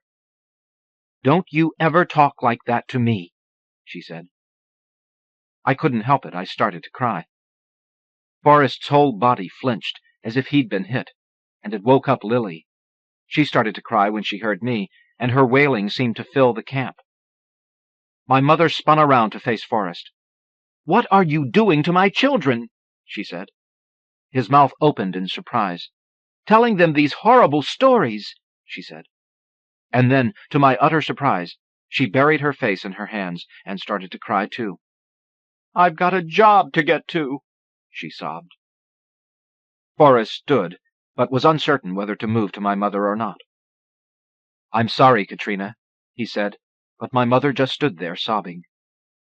"I'll take the kids to clean up," he offered, and when my mother still didn't react, he stretched a hand out to me. "Come," he said, and he led us away from my mother. We made our way through the dark campground, the crickets throbbing the only sound. We spent a long time in the washroom.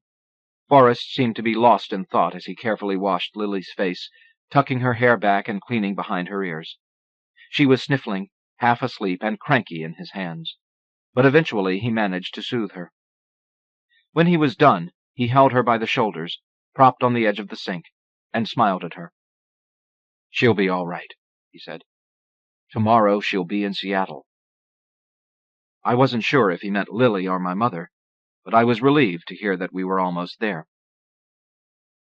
We walked slowly back through the camp, but when we got within sight of our tent, Forrest stopped and said, "Wait."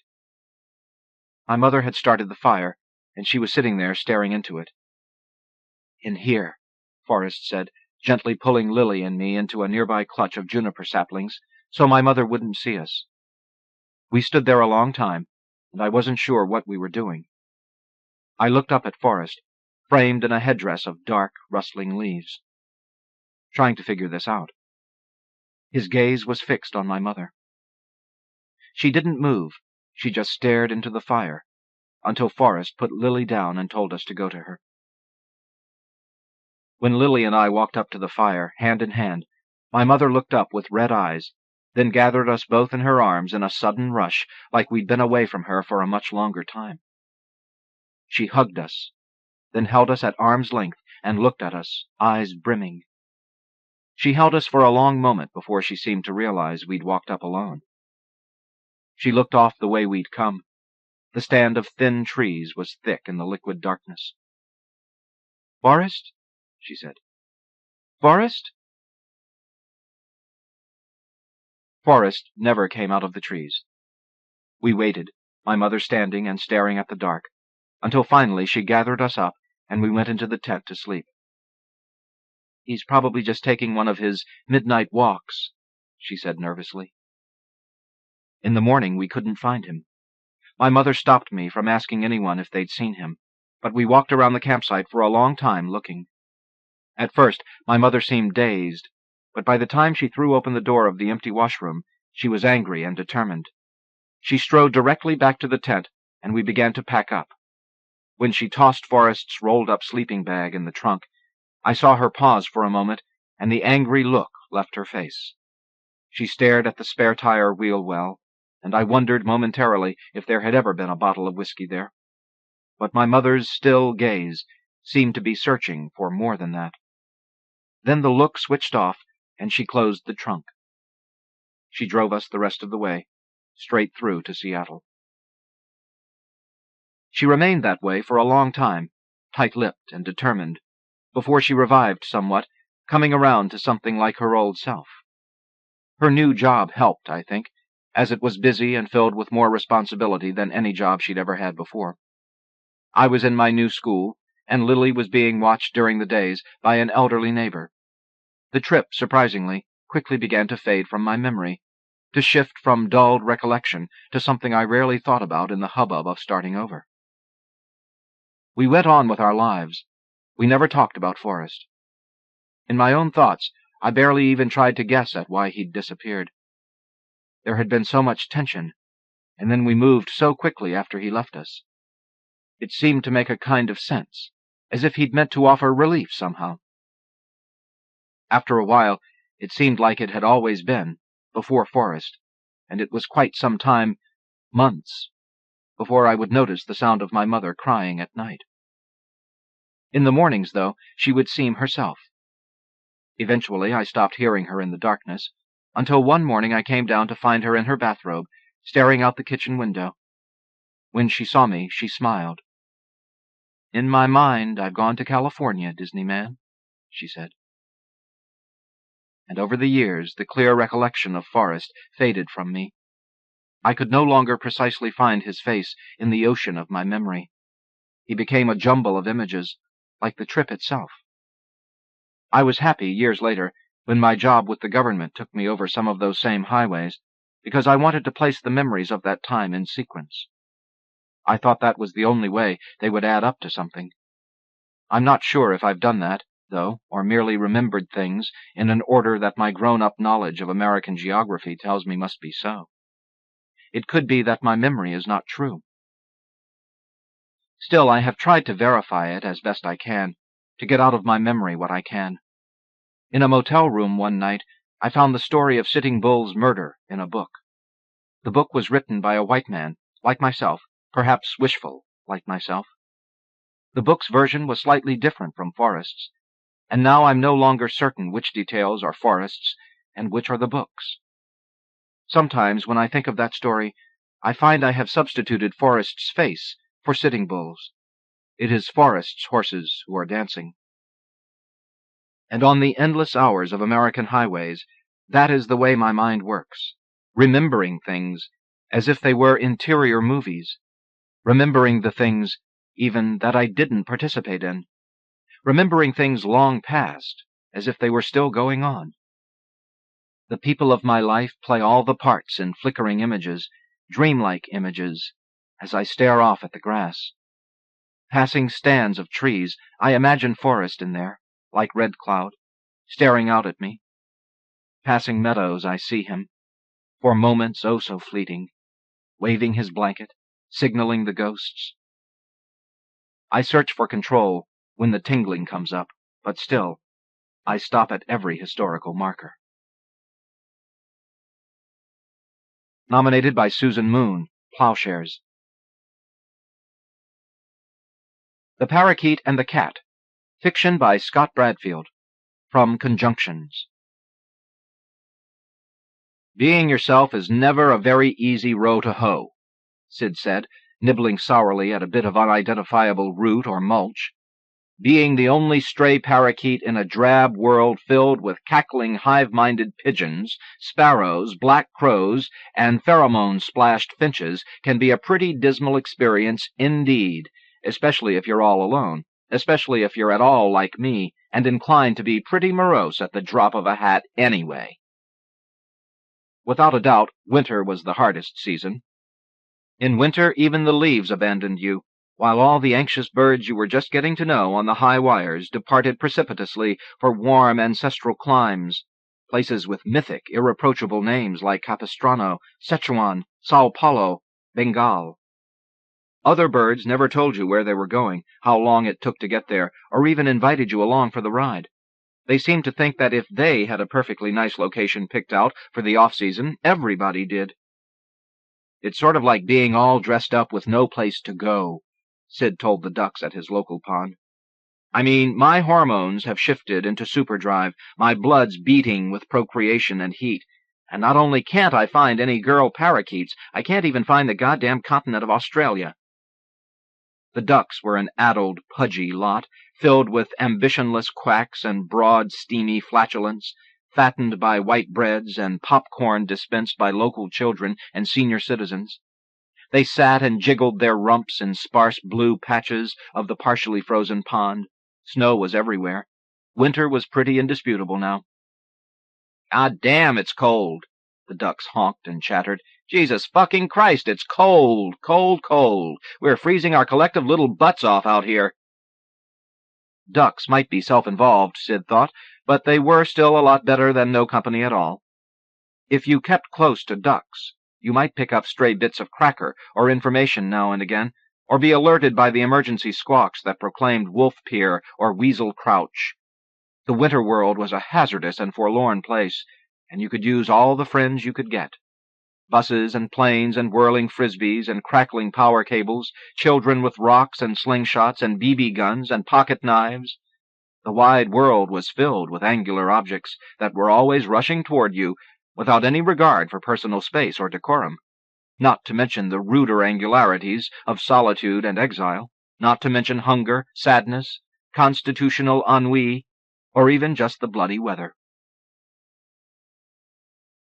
Sid had possessed a home of his own once, a tidy gilded cage with news-printed linoleum, plastic ladders, bells on wires, bright sexy mirrors, and occasional leafy treats of damp lettuce and hard biteable carrot. Beyond the cage, as ominous as history, stretched a lofty universe of massive walls and furniture and convergent ceilings inhabited by gargantuan creatures with glistening forests of hair and long fat fingers. These gargantuan creatures were always poking these fat fingers at you and making you sit on them. They whistled and kissed, or made tisky chittering noises, as if they were really the parakeets and you too damn stupid to tell otherwise. "You think you're Mr. Big Shot when you've got it all," Sid told the ducks, who were nibbling a waterproof, oily substance into their feathers with irritable little huffs and snaps. "Food, water, a warm place to go to the bathroom. That's all you care about. You happily climb the plastic ladder, or happily ping the bell, or happily chat yourself up in the flashing, happy mirror all day long. And everybody's happy, because that's what you're supposed to do. That's the life you're supposed to live. Happy, happy, happy days, all the happy goddamn day long. Happy little morons just pissing your happy lives away in some stupid cage. I mean, you think you're living your own life and all, but you're not really. You're just living the life that's expected from you. That's why you're in a cage, after all. That's why you're getting all that free food." Sometimes, when Sid was feeling especially bitter and over-reflective, he paced back and forth on a sturdy branch that overlooked the most duck-populous rim of pond. He took quick bites out of the twigs and leaves and flung them hastily over one shoulder, like forsaken illusions. Then one day you get sick, just a little head cold, and you're not worried. But the gargantuan people outside aren't so optimistic, and want to know what happens to you then. Want to know where this happy little free ride takes you for a happy spin now. Into the trash can, that's where. Right into the smelly old happy trash basket, whether you like it or not. When Sid stood at the farthest, thinnest extreme of branch, he could feel the faint vegetable pulse of the tree between his toes. He could see the widest horizons of frosty blue pond and white winter sky. Boy, I'll remember that day as long as I live. I'm totally headachy and miserable. I'm coughing up phlegm like it's going out of style. I'm feeling too weak to keep my perch, see, so I dropped down to the bottom of the cage for a few succinct winks. I guess while I was sleeping, the gargantuan people gave the cage a few exploratory thumps. I think I remember that much. But I was too tired to react. I just wanted to take this long nap at the bottom of the cage, and the very next thing I know, bingo! I'm digging my way out of a newspaper-padded shoebox in the trash can outdoors. I'm sick as a dog. I'm so pissed off I can't see straight. I mean, suddenly there's all this space everywhere, loads and loads of space, fat and white and dense, with dimensions I've never noticed before. The always, the indescribable, the everything. I just wandered, and before long I stumble across you guys and this nice blue pond you've got for yourselves. The rest, as they say, is history. Though the ducks might sit and listen to Sid for a while, absently preening one another and snapping at fleas, eventually they grew impatient and irascible. They got up and waddled about self-importantly. "He's such a bore," the ducks complained loudly, flapping in Sid's general direction. "Talk, talk, talk, that's all he does." "And want to know how often the subject of ducks comes up? 0 times, that's how many. In fact, we're beginning to suspect this guy doesn't have any interesting duck stories to tell whatsoever." Being as the odds against his ever running across a female of his own species were something like 13 trillion to 1, spring didn't offer much promise for Sid. This made winters especially hard, especially while the snow fell and icy winds knocked you about. Spring was the sort of dream you had to dream with somebody, and Sid was beginning to feel this particular dream was one he would never successfully dream at all. "Have you even seen any girl parakeets?" Sid asked whenever he encountered random sparrows or blackbirds. Usually they were strays who had suffered recent illnesses or injuries, their eyes clarified by wild, dispirited memories of flocks that had long abandoned them. "I mean, they don't even have to be that cute or anything, I don't mind. And if you haven't seen any girl parakeets, how about Australia? It's like this really big, vast, yellow place, a continent-sized island, in fact. I don't think it's the sort of place you'd ever forget about once you'd seen it. I never saw it, and I dream about it every night." Sid's dreams of Australia were filled with bounding orange prehistoric-looking creatures and black, canny aborigines who hurled hatcheted boomerangs and fired poisoned darts from blowguns. Brilliant clouds of parakeets swarmed in the bright sky, crying out Sid's name, wheeling and singing songs about an ever-imminent spring which would surely last forever. Whenever Sid awoke on his cold branch, he could still hear those distant parakeets singing. Then he took one glance around the frigid, lens-like pond he knew. It was only the routine squawking of ducks. Ducks and ducks and ducks of them. "Look at Screwy!" they cried, for the ducks were eternally ragging one another like old maiden sisters. "He's trying to eat another gum wrapper. And look, here comes Big Bubba Duck, and boy, does he ever look pissed off at Harriet." Raging with secret genetic industry, Sid spent entire days chewing things up, branches and leaves and nuts, punching through their knotty fibrous tissues with his sharp-hooked beak. "This is what I do," Sid told the ducks, flinging bits of wood and pulp everywhere, like a miniature buzzsaw. "I'm a wood borer. I bore wood." When Sid wasn't talking to the ducks, he was tearing everything within reach into splintery little pieces. Day after day, hour after hour, sometimes even late into the night when he couldn't sleep. "I'm a wood borer," Sid proclaimed edgily, his eyes wide with something like panic. "Wood boring just happens to be one of those things I do really, really well." One day, after a particularly dense snowfall, a cat arrived at the pond, bringing with it a murky, hematic odor of cynicism and unease. "Hey there, you guys," the cat said, maintaining a polite distance. The cat was gray, and sat itself smugly on a large gray rock. "Boy, are you ever an attractive-looking bunch of ducks. Seriously, I'm really impressed. I never even suspected ducks came as good-looking as you guys, or halfway near as intelligent either. I guess that just goes to show me, doesn't it? I guess that just goes to show that I don't know that much about ducks after all."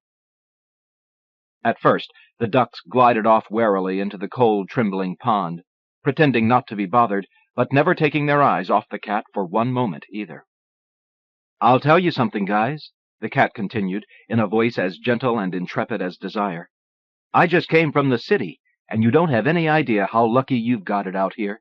What a nightmare, what a cesspool of smog and urine and crime and poverty they've constructed for themselves in the city. Boy, dog eat dog, cat eat cat. Cars running everybody over without so much as a hi or a howdy-do. Bang, crash, roar, crash, bang. I've had enough city life to last me a few thousand centuries or so. Which brings me, of course, to why I've decided to move out here to the woods with you guys. Fresh air, sunshine, plenty of exercise, and, of course, a strictly monitored vegetarian diet from now on. I'm taking charge of my life, boy, and taking it on the road. Call me an outlaw if you wish. Call me a rebel, but I'm tired of living the life society tells me to live. I'm finally going to live my life for myself. Thank you very much. Come hell or high water." While his smooth voice wetly purred, the cat licked his stubby, retractile claws and groomed his long, twitchy whiskers, as if dressing himself for church. Then, giving the ducks a last fond look over his shoulder, he rested his head on the large gray rock and fell indefensibly asleep. "Frankly, I don't think you ducks are exactly the brightest flock of fowl I've ever come across in my rude travels," Sid said, perched high atop a thin, buoyant willow. "We're talking a fat gray cat now, and that means cat with a capital C-A-T, and I can't believe I'm having to actually spell it out to you guys.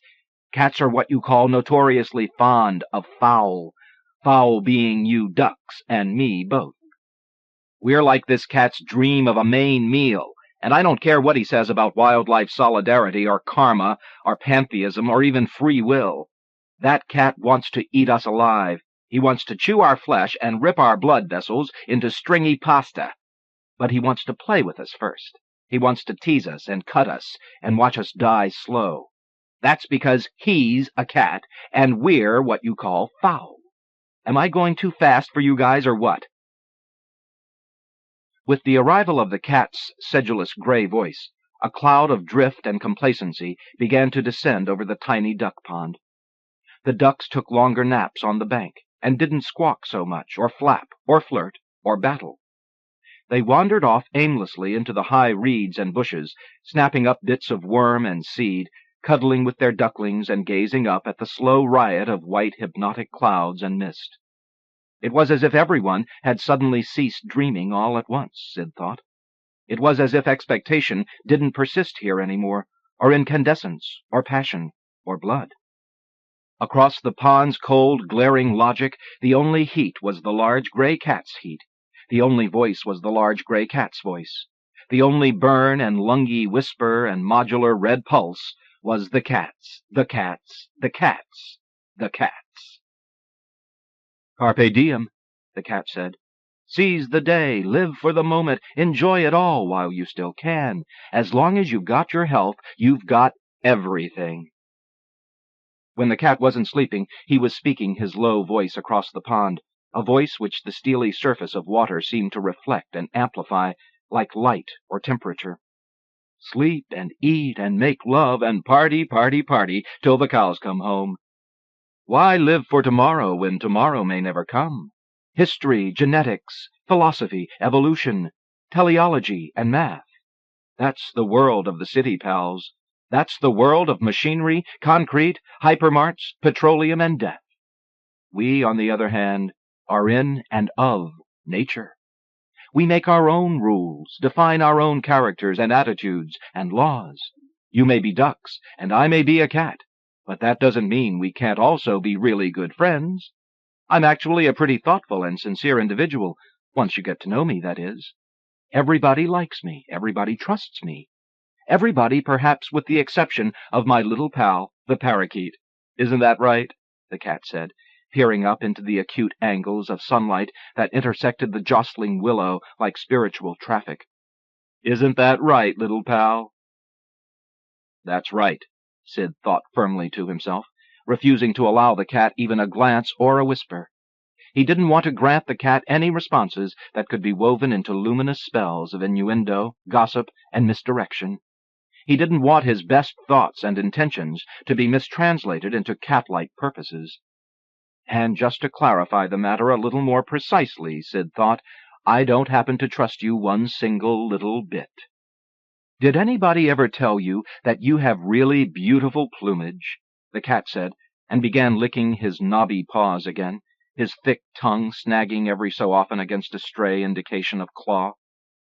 "I know," Sid thought, staring off resolutely at a distant mountain. "My plumage is quite exceptionally beautiful, indeed." Just about the time of the first slow thaw, Sid went for a flight around the pond and discovered the partially devoured remains of a duck concealed behind a copse of blueberries. Flies converged there, and an odor of bad meat and disintegration. Initially, Sid felt a moment of giddy, electric self-displacement, as if suddenly confronted by his own reflection in some twisted mirror. The sky seemed closer, the wind harder, the ice colder. Then, with an involuntary jolt of panic, Sid leapt flying into the brilliant white sky. "It was Screwy," Sid told the other ducks back at the pond, "and just the way I always said it would be. Lungs, kidneys, liver, brains. That cat even chewed the spleen out of him. We got to stick together now. We got to keep alert, assign guard duties and group leaders. We got to remain calm, and whatever happens, stay the hell out of the high brush. Women, keep your ducklings in line. Guys, sharpen your bills against that sandy rock over there. This is war. This is Jericho. This is the final battle. Evil has come to our pond, and it's snoozing away on that big gray rock over there. Evil has come to our pond in the form of a cat, and that cat wants all of us for its next breakfast." "Evil?" the cat sighed, reaching out with its front paws for a hard, slow stretch. "Isn't that a bit much, really? Aren't we all part of the same food chain? Aren't we all equal in the eyes of Mother Nature? Don't go getting all moralistic on me, Mr. Parakeet. Ducks die in this hasty world of ours, and so do cats. That's the law of flesh." And Screwy, if you remember, was not a particularly astute duck. If you stop and think about it for one moment, you might realize that Screwy could have been eaten by just about anybody. So don't go blaming me because of my species, pal. My species may be feline, but my heart is true, and I only wish all of you, ducks and parakeets alike, nothing but the best health, the longest lives, the happiest dreams. "And now, if you don't mind," the cat said, resting his chin on his paws, "I think I'll get back to my own happy dreams for a while." "Quack, quack," said the addled ducks, milling about in a dispirited feathery batch. "Screwy is no longer a duck. The cat is no longer a cat. Parakeets and cats disregard ducks altogether and only talk about abstractions like evil and law and society and war. This is a little too complicated. This is a little too obtuse. Let's do like the cat does and take ourselves a nice long nap. Let's all take a nap and dream of fat, meaty flies in our mouths and a world filled with nothing but other happy, happy ducks." Sid began keeping meticulous census on the extinguishing flock. 57, 56, 54, 40, 39, 37, 31, 25. He couldn't always locate them after they disappeared, but he could quickly sense the general attitude of cool and unworried disaffection that possessed the pond's addled survivors like some sort of inoculation. The survivors rarely looked at one another anymore, or exhibited any signs of affection.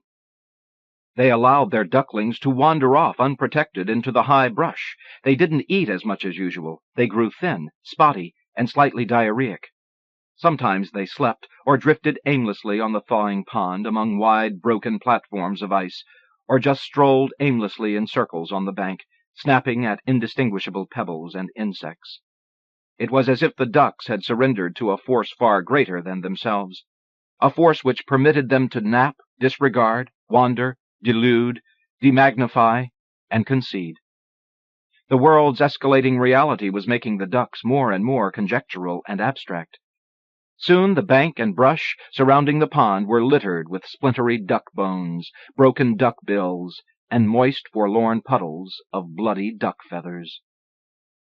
"They don't listen to a word I say," Sid complained to himself out loud. "It's like I'm talking to myself. It's like we don't even speak the same language anymore." "They do what nature tells them," the cat said wisely, sharpening his claws against the base of Sid's willow. "That's why they're at peace with themselves. That's why they can sleep and nap and rest. They realize that the universe is just this big blazing oven burning entire planets for fuel, driving into the long black spaces all alone without any proper destination in mind. Ducks aren't smart enough to trouble themselves with things like morality or justice, and that's where they're one up on you and me. Heaven's a dream they'll dream after this life, and not before. Why don't you try it yourself, pal? Why don't you just take it easy and go with the flow? We all die. We all suffer. None of our dreams hold. It's not necessarily bad, or evil, or tragic, or sad. Just look around you. The ice sparkles. The bare trees sway. Winter's a pretty beautiful season, if you give it half a chance, as long as you've got a nice thick coat to keep you warm. Every night Sid grew feverish with bad dreams and black reflections. He tried to stay awake and watch the cat, who never seemed to abandon the perimeter of gray rock. He could see the cat's luminous green eyes in the darkness, eyes that watched him while he drifted away into near deliriums, lulled by the cat's ceaseless gray voice. "Come down out of the tree," the cat whispered. "Come down and take a bath in the pond. It's not so painful once you know. It's not so scary once you're taken by its teeth. It can even be a very sensual experience, or at least so I've heard. You won't be lonely anymore. You won't suffer. You won't live dreams that always disappoint. You won't feel hope that always flees. You won't know love that always lies." Sid began to lose his formidable appetite. He stopped trying to rally the ducks into assuming tactical deployments and responsibilities. He even stopped boring wood. He sat in the high willow all day long, simply trying to stay awake, drifting into reveries and naps, awakening with a galvanic thrill whenever he smelled the cat in the tree and looked down. "I just thought I'd come up and visit for a little while," the cat said, attached to the willow's trunk by 4 alert paws. "Do you mind if I come up just a little further?" "Oh, okay. But maybe later? Maybe later in the week?" And then, with a casual glance over his shoulder, the cat retreated backwards down the trunk of the tree again, his long tail twitching, his fat rump writhing with a slow, almost erotic beat. What could you count on in life? Sid wondered. Loneliness, predation, crepuscular scurryings, agony and death, and the cold comfort of abstractions. The ducks in the pond continued to dwindle and nap. 23, 19, 18, 12. Winter, Sid thought. Cold and very white. What's it all about? Sid asked himself out loud, half asleep, nearly submerged by his own watery dejection. What's it all mean? Nothing, the cat whispered, or at least nothing that matters. Who really cares? Sid asked. Who's there to hold you in the night, or hear you cry? Who's there to tell you it'll all be better in the morning? Nobody, the cat whispered. Nobody, nowhere. Why's it worth doing, then? Why should I struggle? Why should I even try any more? You shouldn't, the cat whispered, out there in the darkness. You shouldn't struggle. You shouldn't try. Just come down out of the tree, pal. Come down here with me, and I'll take care of you. We're similar sorts of people, you and me. We're different from everybody else. We belong together. At night now, Sid could hear the cat boldly taking the ducks and unashamedly eating them. The ducks hardly made any fuss at all anymore, or emitted any sounds. There was just the rushed guttural purr of the cat, and the wet sound of meat in his throat. Night and annihilation were everywhere. All day long the fat gray cat slept on the large gray rock. Sid knew he couldn't last. He knew he'd have to surrender eventually. First rule, I don't want to be cut, Sid said. I don't want to be bitten or tortured or flayed. I want to go with dignity. Then, afterwards, I don't care what happens. That's just my material substance. That's not my me. But I know I can't do it alone. I'm too scared. I know I'll chicken out at the last moment. That's why I need you. Don't be frightened, the cat said, gazing placidly at Sid in the high branches. Of course I'll do anything I can to help. They embarked one morning after a cold rain. The high, dark clouds were just beginning to break apart. On the bank, a small remaining band of thin, desultory ducks slept together fitfully in the shadow of the large gray rock, wheezing and dreaming. First the cat waded alone into the pond and winced. The water's pretty cold, the cat said, but I've got a nice thick coat, so I don't mind. As the cat began to paddle, Sid leapt weakly from the willow and landed on the cat's fat behind.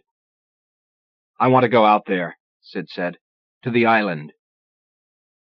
The island contained a few leafless trees and one broken, abandoned children's fortress, cobbled together with planks of wood and old orange crates. Everything seemed misty and uncertain to Sid that morning. He had not slept properly in weeks. He couldn't keep his meals down. He knew what he had to do, but he didn't feel any desperation about it, or sadness, or urgency. He simply knew he was too tired to go on living with the way things were. He had to get it over with, while he still had the strength.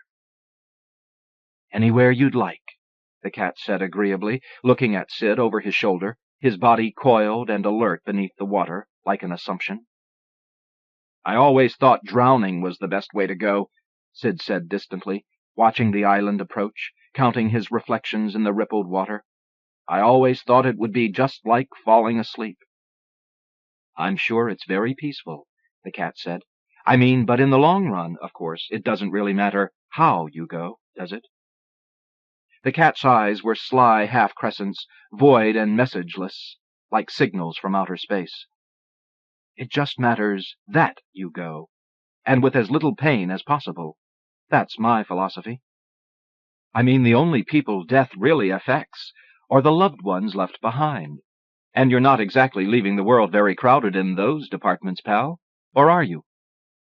"No," Sid said. "I guess not." "Death's pretty much overrated when you get right down to it," the cat said, his voice expanding across the pond with a curt gray clarity. "I don't think death's any more inscrutable than life, really. It's not destination, or conclusion, or loss. I think of it more as translation, a reintegration of the furious self into the selfless, eternally mundane process of living, grinding on and on and on. Not truth, not justice, not morality or law, and certainly not individuals like us, pal. Individuals don't mean very much compared to the eternal burning engines of the night. Space and planetary explosions, and famine and floods and madness and war. I guess I'm what you'd have to call a pantheistic sort of cat, being as I believe— Oh, my!" They were only a few yards from the brink of the island, and the cat had come to an abrupt halt in the water. "What's that?" There was something brittle about the cat's voice now, something tentative and uncatlike. "What's what?"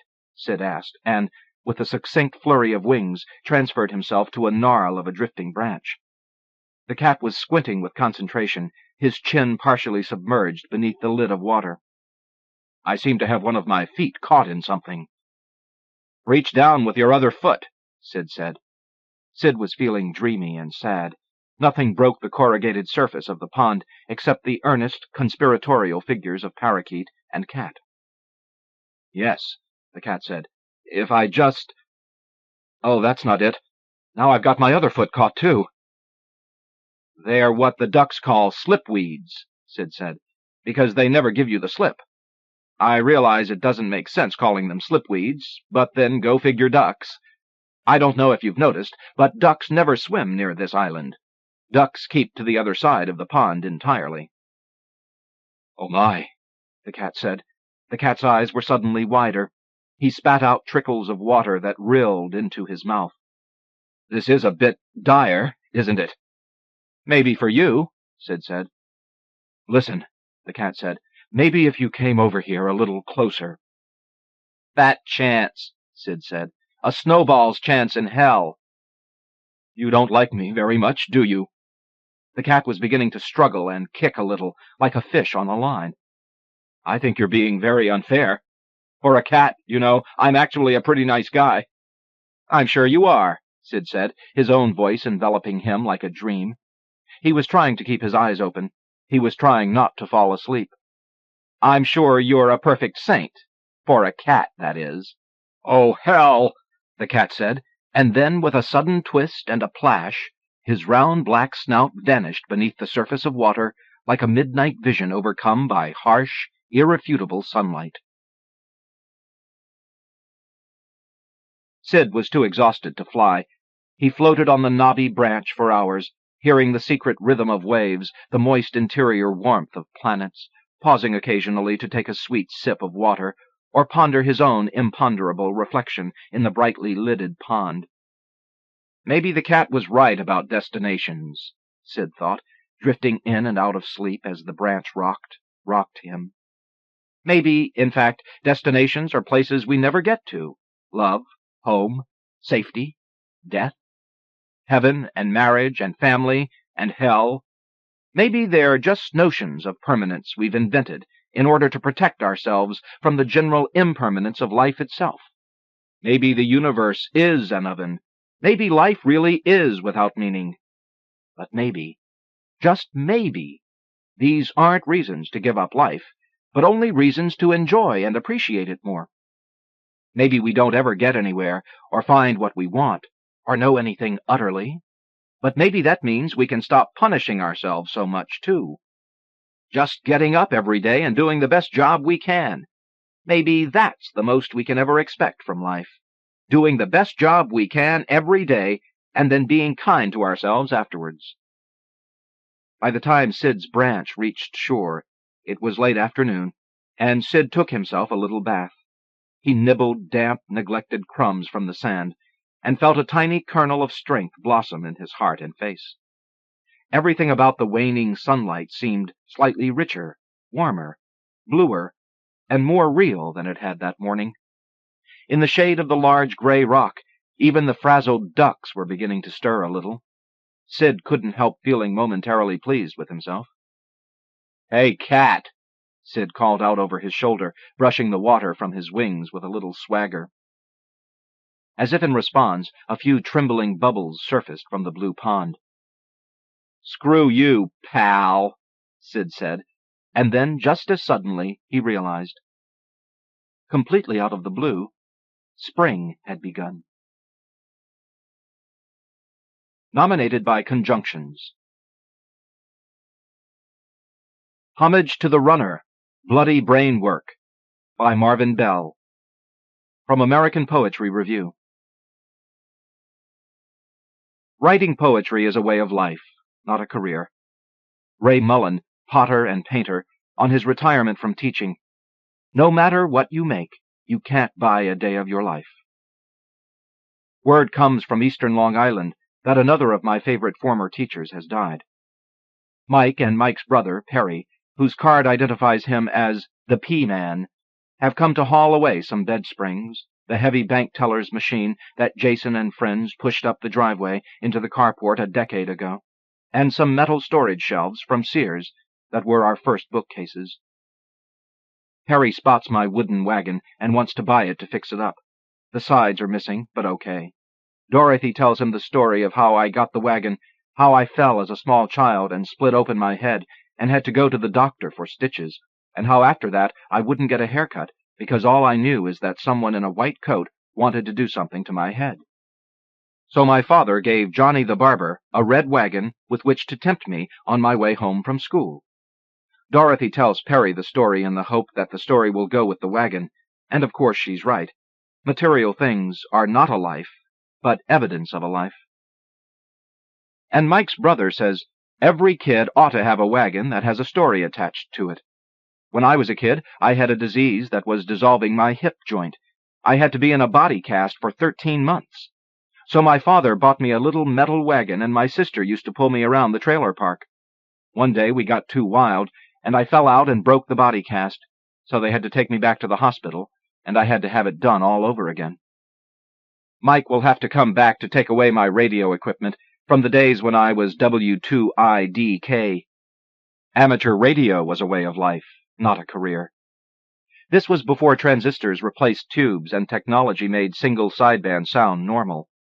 Before that, a voice on single sideband, which takes half as much room on the dial as a normal modulated voice signal, sounded like Donald Duck.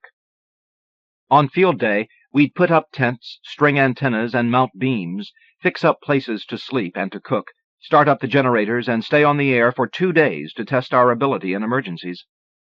Hams were strange people then, oddballs who knew something and who shared their information generously, but who didn't care if others heard about them or not. The shack, an attic, where I first heard the mysteries of shortwave and code, belonged to W2EBT. 2 eggs, bacon, and toast, he called himself, and elderly, bald, and toothless. The shack in the woods where I built my first transmitter, a 20-watt piezoelectric crystal-controlled oscillator, and power supply belonged to the reclusive W2OQI, 2 ossified queer Indians, who showed me how, and I caught a ride to radio club meetings with W2FCH, Herbert Snell, who called himself 2 females chasing Herbie. Now I sometimes wander out to the cliffs at Fort Worden, outside Port Townsend, Washington, where in June the local hams still set up for field day. But now they use TV and fax machines. Their transmitters are tiny, their beam antennas don't have to go up on trees to fall over, and they eat and sleep in campers and trailers. When Mike wants to, he can take away my Lisco 600-watt transmitter, my HQ-129X receiver, which came from the radio room of a Coast Guard boat, my Vibroflex key with its repeating dot mechanism, and the rest of it. I see the CW operators at field day using their mono keys, which have repeating dot and dash mechanisms both, with the result that their fists have no personalities. I learned plenty from my time as a ham radio operator, but I'm glad I didn't stay to be overcome by technical gee whiz and the comforts of home. And Mike can take away my photo enlarger and the rest of the darkroom equipment. Those were great days, the days of Aaron Siskind and Harry Callahan and Ansel Adams and Robert Heineken and Nathan Lyons and Walter Chappell and Henry Holmes Smith and Van Darren Koch and the young Jerry Yulesman and Clarence John Laughlin and Art Sensabaugh and Minor White and a whole generation of hot young photographers gathered around Minor at the Rochester Institute of Technology and around Siskind and Callahan at the Institute of Design in Chicago. I met some of these photographers while attending Alfred University, and others when I lived in Syracuse and Rochester, and still others when I lived in Chicago. This, too, was a community, and creative photography was a way of life, not a career. Nowadays, photography is taught in most art departments. For a while, even after I stopped photographing, I'd be asked to visit photography classes. But the students wanted to talk about photography, while I thought we should talk about pictures. And then when they put up their pictures, most of the things they hung were related to photographs, as rendering is to drawing. These weren't art, they were technique. These weren't compositions, they were symbolic records. The students would resist whenever I suggested they put aside their 35mm direct viewfinder cameras and start using cameras with ground glass viewfinders, so that they could learn about light and composition. They took photographs that were literary illustrations. They were earnest students on a career track, and they didn't, wouldn't, and couldn't understand. There continued to be many good photographer artists at work in this country, but their images soon floated in a sea of images, while viewers paused only for the sensationalistic. As for my own photos, I let them go to seed. I was all set to print a portfolio of nudes, pieces of the body sculpted by light, for Margaret Randall's bilingual magazine out of Mexico, El Corno Emplumado, when I stopped photographing and printing. I had learned to see as a photographer, which was of more moment to me than producing pictures to frame. It was a way of life, not a career. All that remains on our walls from that time are 3 images I made without the camera by printing paper negatives torn from the funnies. Both sides of the page can be seen along with the dots, holes, in the screens then used to print newspaper graphics. I haven't yet decided if I'm going to give away my cornet and trumpet. The cornet is a Bach handmade job, built before the Bach factory sold out to Kahn, a horn which used to belong to Ned Mahoney, who sat second chair to James Burke, the virtuoso soloist, with the Edwin Franco Goldman Band. Many a time my friend Roger and I sat in the front row at the Goldman Band concerts in New York City's Central Park, with the score to that night's solo spread out on our laps. And the trumpet is an Olds Mendez, with 2 triggers, to flatten the normally sharp tones when the first or third valves are pressed, though one can do this by lip. I used that horn to play Jeremiah Clark's Trumpet Voluntary with Dan Clayton in black robes from the pulpit on Easter. Music was my introduction to artists and nighthawks. I don't think I have ever lost the feeling that late hours and creative expression go together. I began this essay after midnight. It is now 3:30 a.m. What time will I quit to sleep? About 6 a.m. We horn players were a community. We tried to make money, but there wasn't much to be made. So it had to be a way of life for most of us, not a career. Yes, my music teacher hoped I'd go to music school, but the idea was to become a teacher. The idea then was always first to earn a living and then to take private time for art. I've seen Carl Fracassini recently, in New Mexico, where he is retired. Frack was my pottery and drawing teacher, and he doesn't expect to live much longer. He asked me to pick some of his drawings to take home. He was a great teacher and a wonderful artist who lacked the pretensions of his colleagues. He preferred to cook and build and hunt and fish and make pots and drawings and create a community among his students, and so he never received the full measure of respect he deserved at the university. No matter to those of us who learned quality and community from him. Mike won't have to take away any pots, except for a couple that Dorothy rescued. I broke them all when I gave up potting. I visit a sophomore core literature class to observe one of my advisees.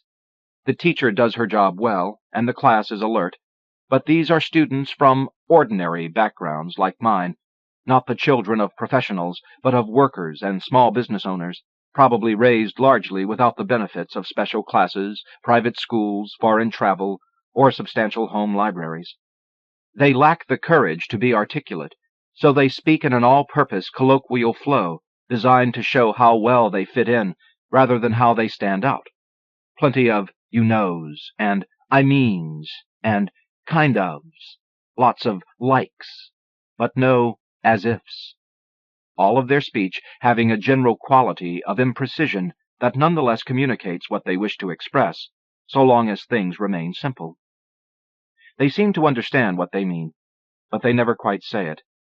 Ultimately, as with imprecision in poetry, when the conversation grows more complex, they will be able to say neither what they understand nor what they do not understand. Most of the time, however, it won't make any difference. In the poetry seminar, we have been reading Bishop and O'Hara, with Dugan and Gerald on tap. Bishop comes up first. What a pleasure to read poetry bearing such precise powers of observation, such precision of language, and such careful and effective rhetorical emphasis, with the courage of open-faced and even-handed syntax, the courage of accessibility, the courage not to overwrite, the courage to have a viewpoint without faking a vision. The whole group feels it. This is one of those seminars in which, if the members of the class want to absorb new influences, I'm game. Bell's rules: 1. No one has to write a good poem, and 2. Teacher has to do the assignment too. The first time, we write poems after the fashion of Bishop or O'Hara. In fact, we write our own poems, but under the flag of surrender to some aspect of another's poem. In a later meeting, I hand out a few poems by Neruda from an early book, Residence on Earth. Let's see if we can combine Bishop's reticence and observation with Neruda's abandon, Bishop's vertical thrust with Neruda's horizontal speed. What I don't say is that it doesn't matter whether or not one can actually do it, but only that the assigned influences and the deadline take the writer away from his or her self-absorption and self-importance, including a priori themes and agendas. Also, that the students give themselves permission to fail, and that they learn, eventually, the value of the arbitrary when it receives sufficient attention, but that is more complicated than needs be said. A little Neruda goes a long way. I make a crack to the effect that our lives are filled with passion and physical detail, while in American poetry, hysteria and anxiety often pass for passion, and filler takes the place of observation. I think to myself, but don't say aloud, that we have a band of poetry critics whose own prose styles naturally lead them to prefer overwriting of all kinds, which they may perhaps think is a signal of literary ambition.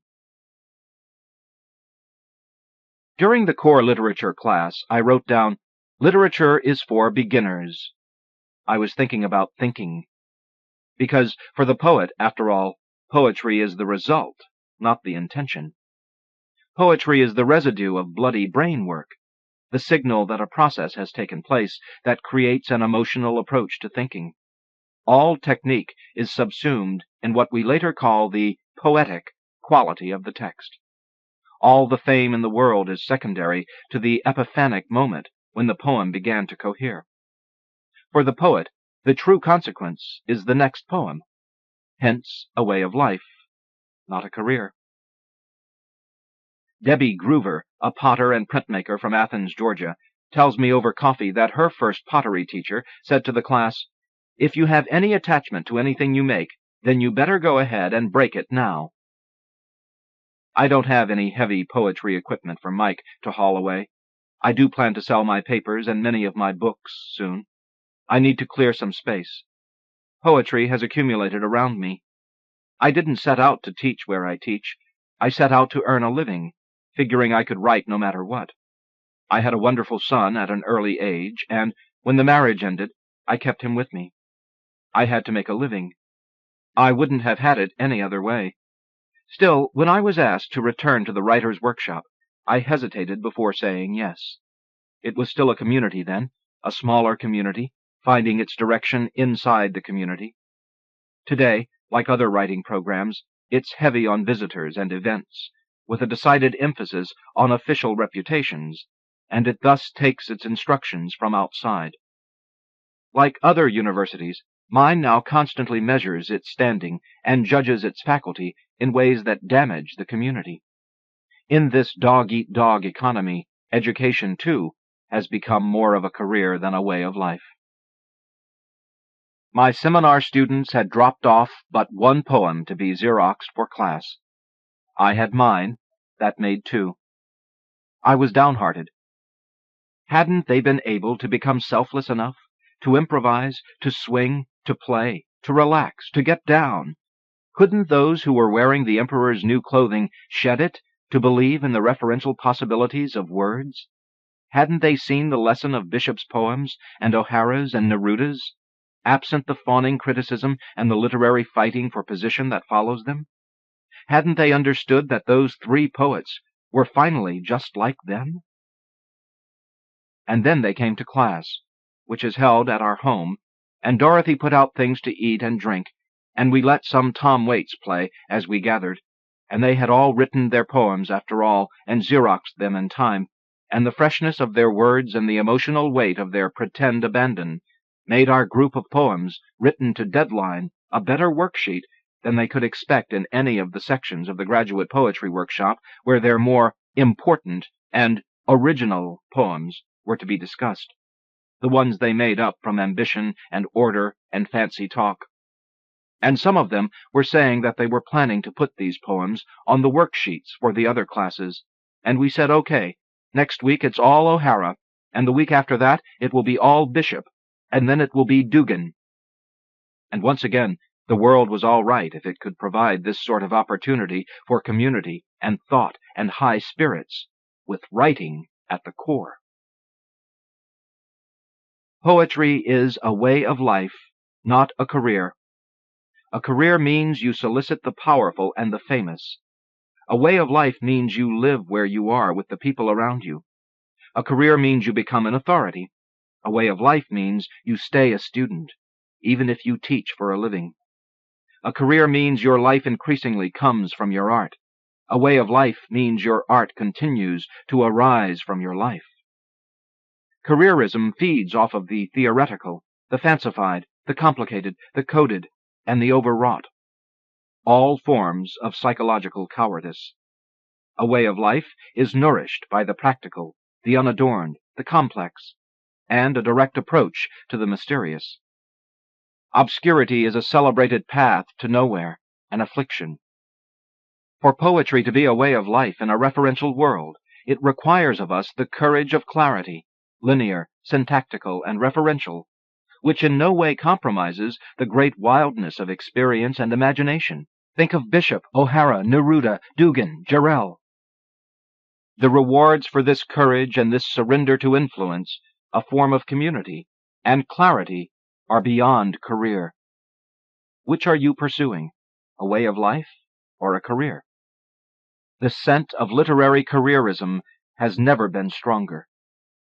Conversely, the need for each of us to find a way of life, to quote a Dugan poem, personal life wrung from mass issues in a bloody time and lived out hiddenly, has never been of more moment. To most of my current and past students, thank you, wherever you are. To W2EBT and W2OQI and W2FCH, to my dead teachers and friends, to the last few who remember how it was in the arts, to those who still practice in secret or solitude, to Robert Heineken on his impending retirement, to the sound of Miles Davis playing standards through a straight mute, to all those in my life with pizzazz and humility whose lingo had the snap of reality and the metabolic shiver of deep feeling, and who did not judge and compete, but laughed a lot, my mortal indebtedness. Nominated by Richard Jackson. Carla, Saturday night at the Pahala Theater, by Lois-Ann Yamanaka.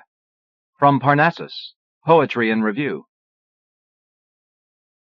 I was shitting 'cause the theater lady, she owned the store where us buy slush after school, and she know I only 7th grade 'cause her daughter our classmate, Nancy.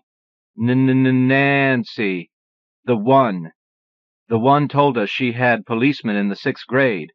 Policemen. Fuzz, brah, fuzz. Yeah, you never know? The theater lady is her mata.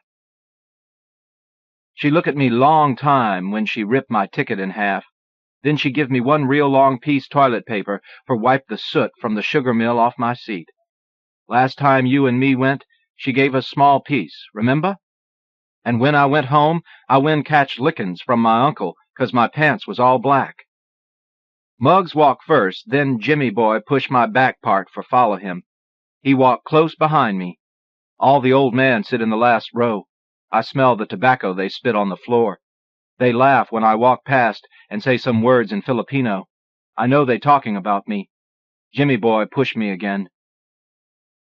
Of course, never have cartoons. You stupid or what? You never seen one X-rated movie before? Me too. Okay, no tell nobody, okay? Had 5 cheerleaders 'cause the movie was Cheerleaders Growing Up. They all was howlay, and they was on one picnic table like the one we get at school. They all was telling their stories. Had one, her was called to the office 'cause she was one bad girl smoking cigarettes in the bathroom. The fat, bolo-head principal, he make her all scared. He say he going to tell her fader. So the cheerleader, she all nuts, right? He say he fix everything for her, but he tell her she no can tell nobody. Then the teacher, he one man, he come in the office. He wearing a suit with one tie. The principal, he sweating already, so he wipe his glasses. The teacher, he one real worm. He tie the cheerleader to a chair. He tell her, "Don't be scared," and he gag her mouth. Then the principal, he take off her shirt, and she crying, her eyes all black underneath from her eyeliner. Then he take off her bra, and the teacher suck her. For real. I saw 'em. "Don't cry," he say, "or we're going to have to tell your father what you did," the principal say. Jimmy boy hand go on my leg, and he look at me long time. I no look at him. "I must do that to you," he tell. Muggs, he laugh and make his eyebrows go up and down at Jimmy boy. Me and Muggs, maybe. "Come my house with us in the back by the shed," he say. "I going do that to you." I try get up for buy popcorn or use the bathroom or something, but Jimmy boy grab my wrist and hold me down to the seat. "You sit right here," he tell, "so you can learn." I shut my eyes. Had 4 more cheerleaders. Nominated by Parnassus, Poetry in Review. The Watcher, by Edward Hirsch, from Antaeus. Leopardi in Rome, 1823. He could not decide if the city at dusk was the furnace of gods or the oven of man, but he was there nonetheless, like an afterthought. What was the world but an interminable afternoon where sunlight smoldered and scorched the rooftops, and heat clung to the skulls of churches? Oracles lay prostrate in the blue dust, and shadows wandered aimlessly between the ruins. Things that were once known were now lost. He examined porticos, columns, doorways, leading nowhere, monuments to crumbling deities, one-armed soldiers, statues with broken genitalia. A temple where Vestal virgins were slaughtered for letting the sacred fire flicker and die out, if only someone remembered how to light it. No one spoke to him on his daily outings, a hunchback going blind, a walking sepulchre climbing up and down the library stairs. He was like a ghost radiating through fog, and he was an eternal connoisseur of absences, of tedious late afternoons in empty piazzas, and overheated nights in cramped apartments. He heard clocks tolling from his bedroom at night, and felt the dull thud of the hours passing. He watched a full moon lingering behind clouds, and saw a terrifying vacuum sealed up around him, like air strangled in the lungs of a tunnel. Nothingness, the vacancies between stars, the barrenness of a hilltop overlooking the arches, the silence of a past that no longer exists. Infinity, the distance beyond distances, an impalpable unborn space, glittering beyond time, the bountiful emptiness of everything. Nominated by Michael Collier, Sherrod Santos, Arthur Smith.